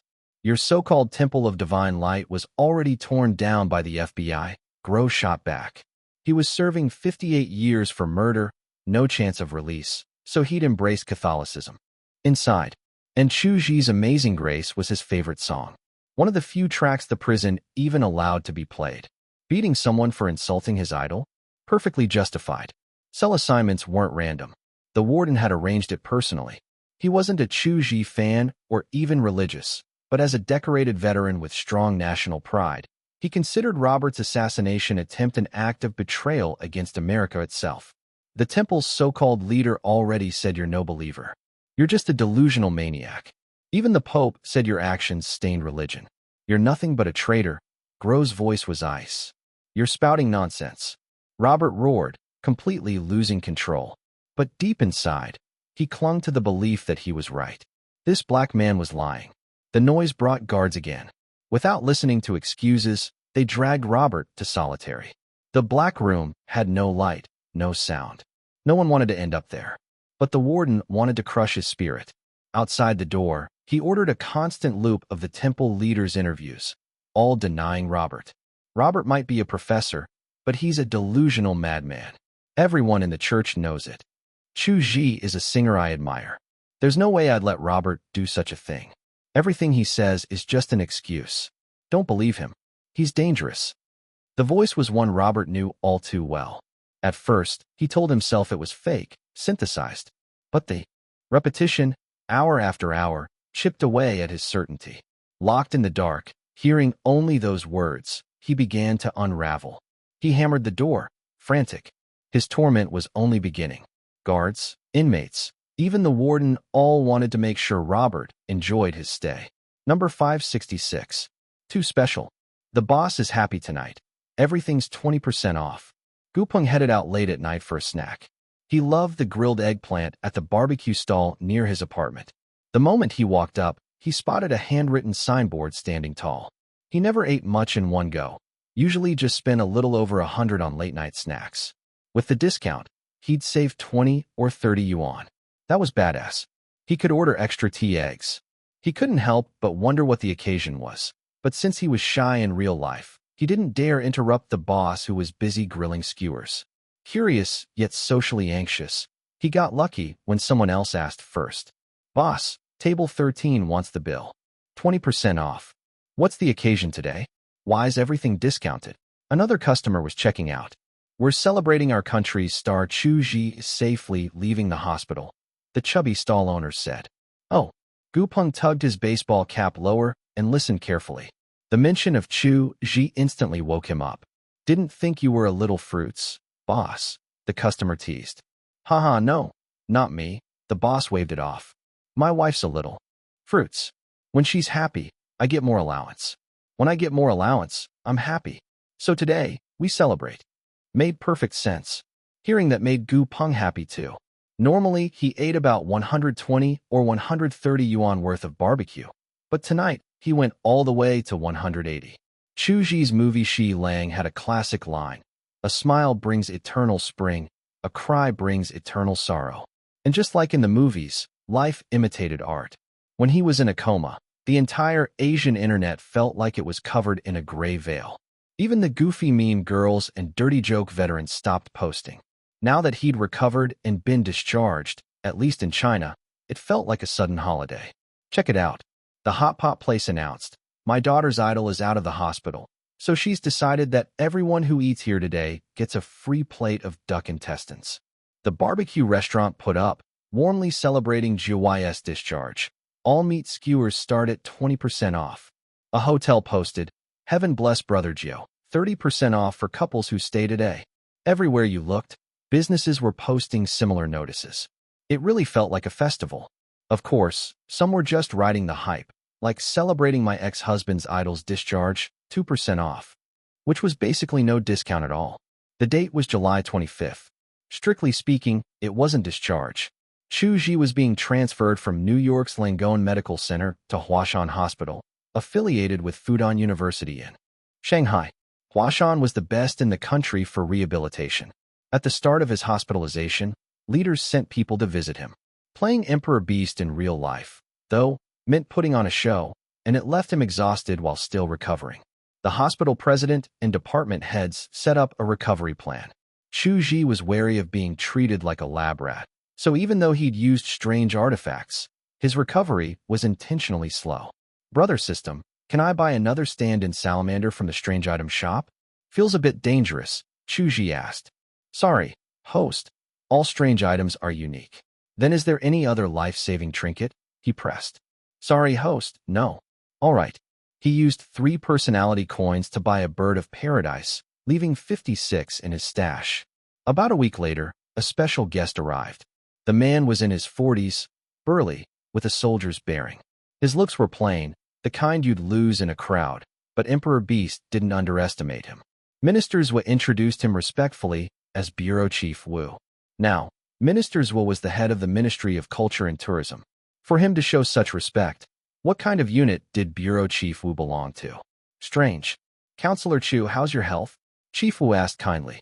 The doctors and nurses here are great. I think with another month or two, I'll be ready to leave, Chu Zhi said. Compared to a week ago, you look much better, Minister Zhua noted. It's best to listen to the doctors about discharge. Health comes first, Chief Wu said plainly. There's something I'd like to discuss with you. Please, go ahead, Chu Zhi replied. World culture is the sum of all cultures. Ideally, every culture would flourish, but there are too few voices, and those who hold the mic often don't want to hear others. With your global popularity, you have the ability to express and represent, but that also makes you vulnerable. The assassination was a wake-up call. We know Igua hired bodyguards for you, but their capabilities are limited. In an emergency, they might not be able to stop an attack in time. Please rest assured, Counselor Chu. We're professionals in security. We won't interfere with your normal schedule, Chief Wu said firmly. Igua had hired kung fu bodyguards. The name was cheesy, but they were top 10 in the world. The White House incident wasn't their fault, since they weren't even allowed in. If it's not too much trouble, I'd really appreciate it, Chu Zhi replied. The sharp look in Chief Wu's eyes made Emperor Beast instantly aware of his weight. Chief Wu introduced Su Xiang and Huang Yinghua. The first had guarded a national leader during a trip to Cambodia. The second was a Zongnanhai security officer. Both had second-class merits. No exaggeration, Chu Zhi's first thought was, do I really deserve this? Brother Huang, Brother Su, I'll be in your care from now on, he said. They exchanged greetings. Clearly, Chu Zhi's opinion didn't matter. Since the State Council had sent them, it meant in the eyes of the leadership, he did deserve it. The guards carried firearm permits, their salaries paid by the state. Chu Zhi only needed to provide meals. He was still healing, so after the formal talk, Chief Wu and Minister Zhua excused themselves. If your health isn't good enough, you can skip the cultural summary meeting. Your body comes first, ministers were reminded before leaving. They were sent out by Xiao Zuji at the door. Walking away from the hospital, both men were deep in thought. A vice-ministerial post at not even 30, even if just honorary, was unheard of in peacetime. Coupled with Zongnanhai guards, it was surreal. Unbelievable, isn't it? Unbelievable. They locked eyes, both knowing exactly what the other meant. Counselor Chu's case is a 1-in-a-million exception, Ministers was said. At first I thought it was nonsense to give a young star such a rank. But one incident changed my mind. Go on, Chief Wu said, fully attentive.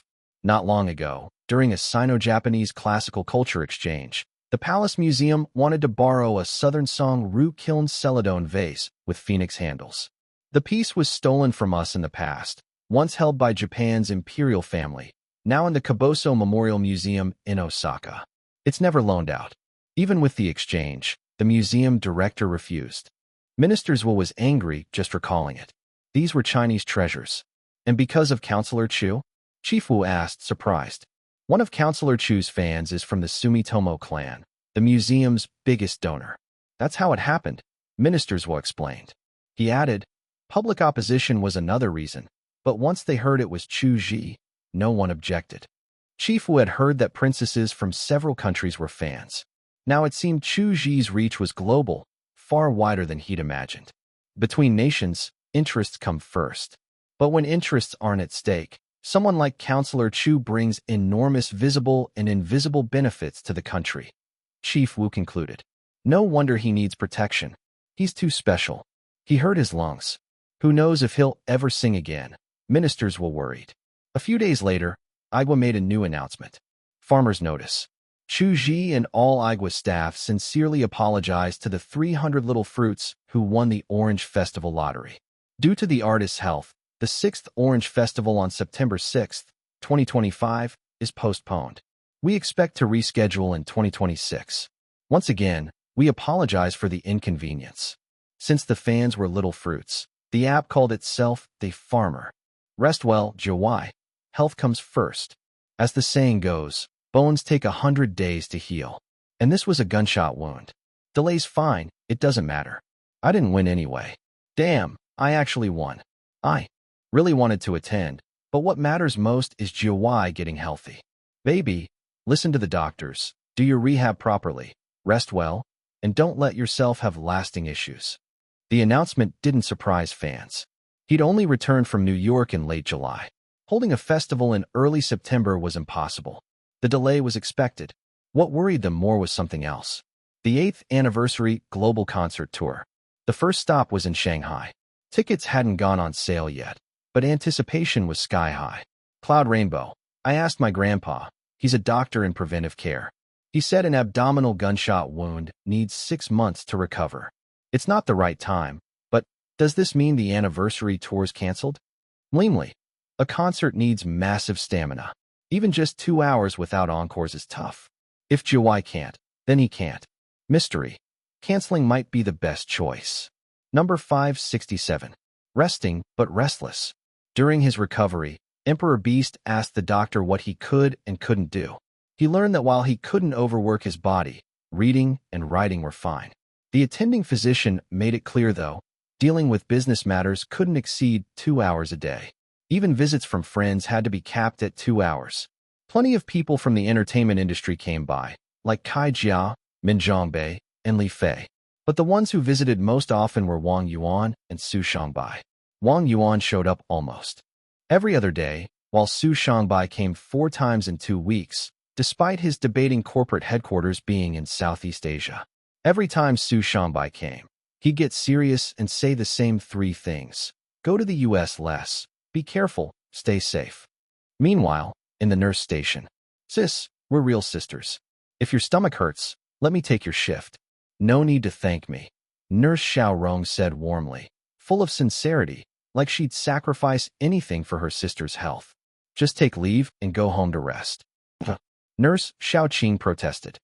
It's just a little pain. I'll be fine if I endure it. Let's stick to the schedule. But wait, you're on the night shift today, right? Want me to cover for you instead? Isn't it Valentine's Day? You should head out early and spend time with your boyfriend. Let me, the single dog, bear all the suffering. Xiaoqing said righteously. Xiaorong muttered. He's working overtime tonight, so no need. In the station, the 2 nurses politely argued, their grins stretching nearly to their ears as they tried to give each other the shift. What a heartwarming scene. Today, they were assigned to Huashan Hospital's VIP ward. Xiaoqing carried breakfast from the private cafeteria to room 03A. At the door stood a burly guard, face stern, like half a steel tower rooted to the ground. Xiaoqing knocked. A man's voice came through the door. Come in. The single VIP room cost 1,200 yuan a night without a companion bed, basically equal to a 4-star hotel suite. Sister nurse, what's for breakfast today? Chu Zhi asked. Perch and veggie congee, plus the small plate of pickled mustard greens you specifically requested, Xiaoqing answered. That sister made her heart tremble. After all, she was a casual fan herself, the kind who just supported whoever was handsome and famous. And in front of her was a battle-scarred heartthrob. Otherwise, why do you think she and Xiaorong fought to take this shift? Brother Jiao, are you feeling anything unusual today? She asked. My lower back feels a little sore, he said. Sore? Xiaoqing immediately replied. I'll call the doctor right away. I think it's just that the bed's too soft. I'm used to sleeping on a hard bed, he explained. I'll still report it to Dr. Wang, she insisted. Then I'll trouble you, sister nurse, he said politely. Every morning around 9, the doctors came for rounds. His attending physician was Director Wang from the Department of Rehabilitation Medicine. At about 9:30, Chu Zhi spent 2 hours on work matters. A team member would report company updates. Princess Sofia of Spain raised 16 million euros in donations. The money was transferred through the Ministry of Foreign Affairs and is now in Igwa's account. How should we handle it? Niu Jiangxue asked. He frowned. I'm not exactly short on cash. I've got tens of billions. Why raise donations for? Me. She spread her hands. She didn't know either. The Spanish embassy had forwarded it through official channels, so there wasn't even room to refuse. Sophia and a lot of rich kids in Spain are your fans. They wanted to help somehow, she explained. What does the team think we should do with it, he asked. We all agree we should accept it differently. Like starting a charity foundation, Niu Jiangxue said. Lao Qian suggested something really good. 15 million euros is no small sum. We could use it to set up a song award in Spain. She smiled. We could call it the Chu Zhi Princess Award. Trust brave Niu to butcher names. Chu Zhi understood it was meant as Chu Zhi Princess Sophia Award, but hearing it like that, the name sounded like something else entirely. What do you think, Brother Chu? She asked. Everything's fine except the name, he said. Then how about Princess Chu Zhi Award? Or Spanish Princess Chu Zhi Music Award, she suggested again, repeating it with satisfaction. Everyone knew Nyo was hopeless at naming things. She even named her Samoyed Friday, which reminded people of Robinson Crusoe.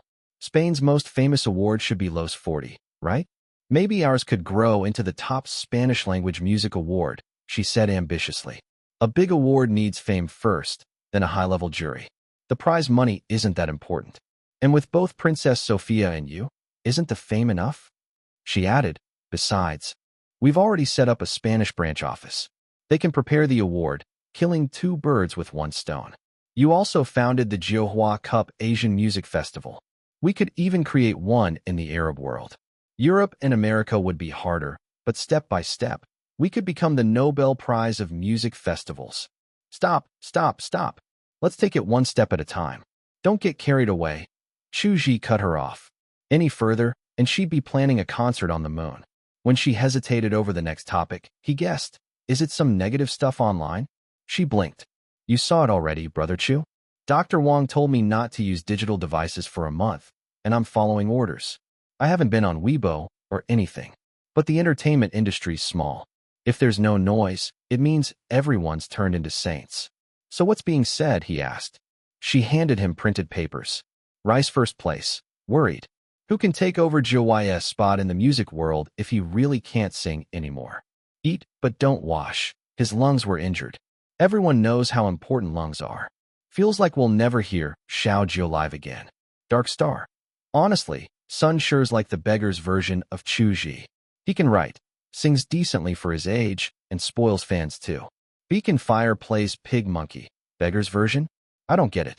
Is that a compliment or an insult? Just goes to show how badass Jiuhua is. Even his beggar's version is impressive. Still, what, eh? Shame. Dame. What's there to pity? Brother Joe's already a legendary singer. Even if he retires now, his name will be etched in world music history. The anti-black team traced it. It's companies like Chuan Hai and Guangming behind it, she said. He had no grudge with them, but Meng Wuping from Chuan Hai Media and Sun Sure from Guangming Music had been pushed as the new top streamers. Since the industry had a ceiling, stars got reshuffled constantly. Because Chu Zhi's public reputation was too good, they didn't dare attack him directly. Instead, they spread rumors like he was about to retire. Don't mind it, Brother Chu.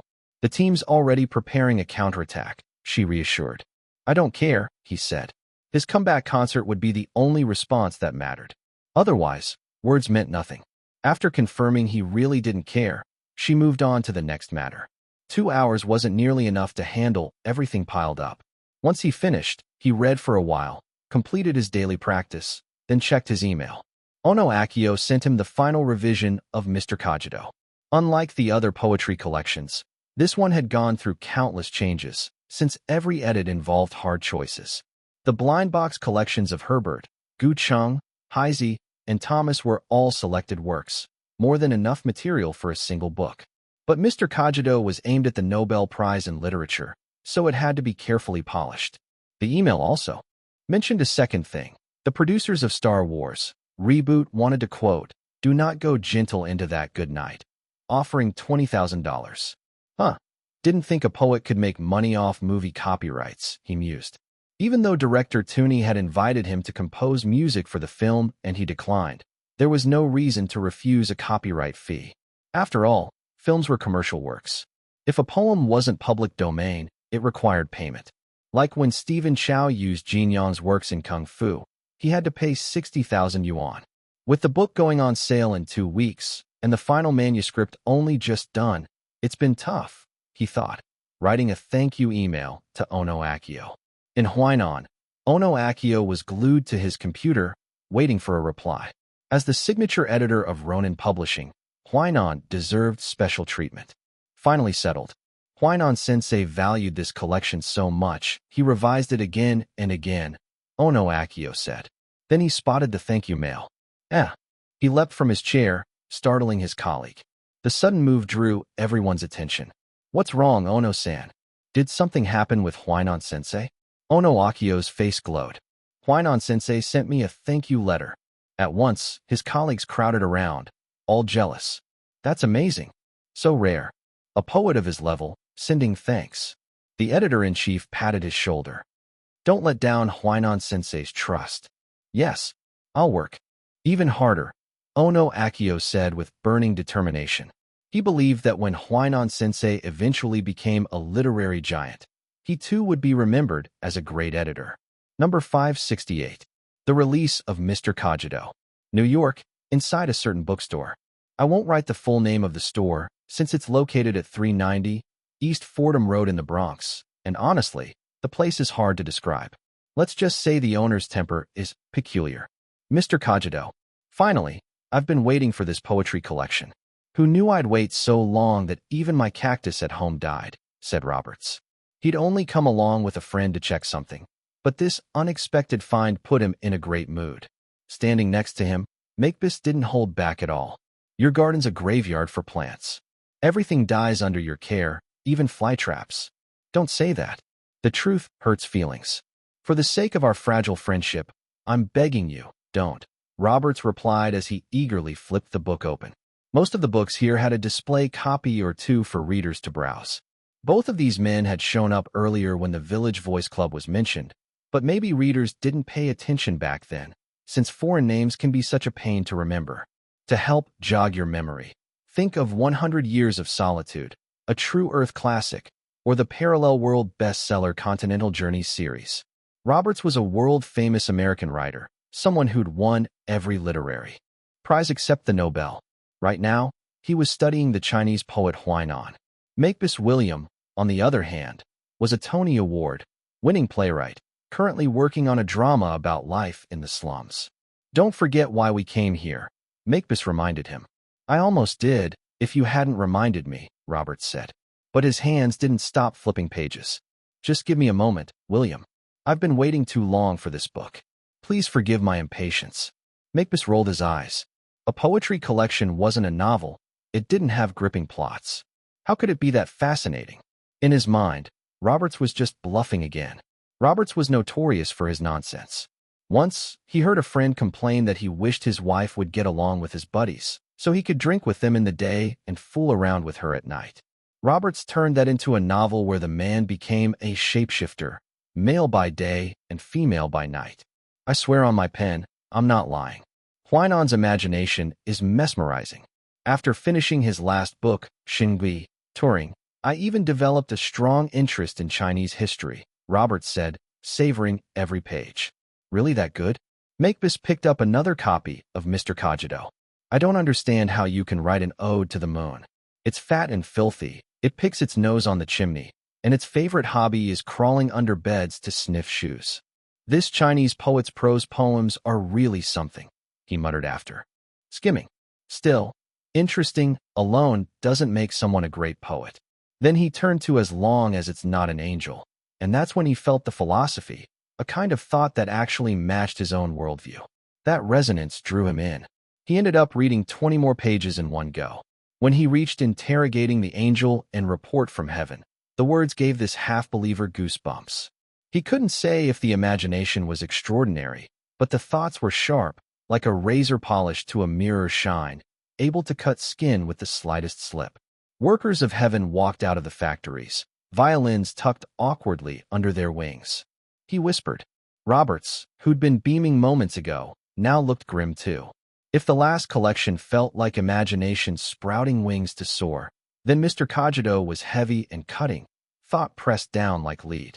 Go on then. Only this way can you join the ranks of the dead. Your predecessors include Gilgamesh, Hector, Roland. They once guarded cities reduced to ash and the endless borders of empires. Go, be loyal. His voice trembled. Such tragic grandeur. Did the author suffer some catastrophe? Why did his tone shift so much? Roberts had been standing there for half an hour, completely absorbed in the mind of Mr. I Think. For context, Mr. Cogito comes from Descartes' famous line Cogito ergo sum. I think, therefore I am.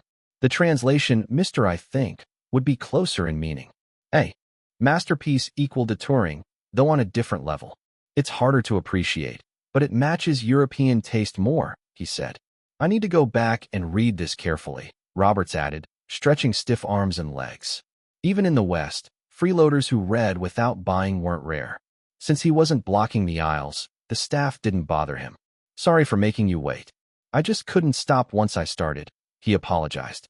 Makepeace looked as if his pet cat had fallen into a cesspit, climbed out, and run wild around the house. That was the level of his exasperation. Hearing you apologize is unbelievable, he grumbled.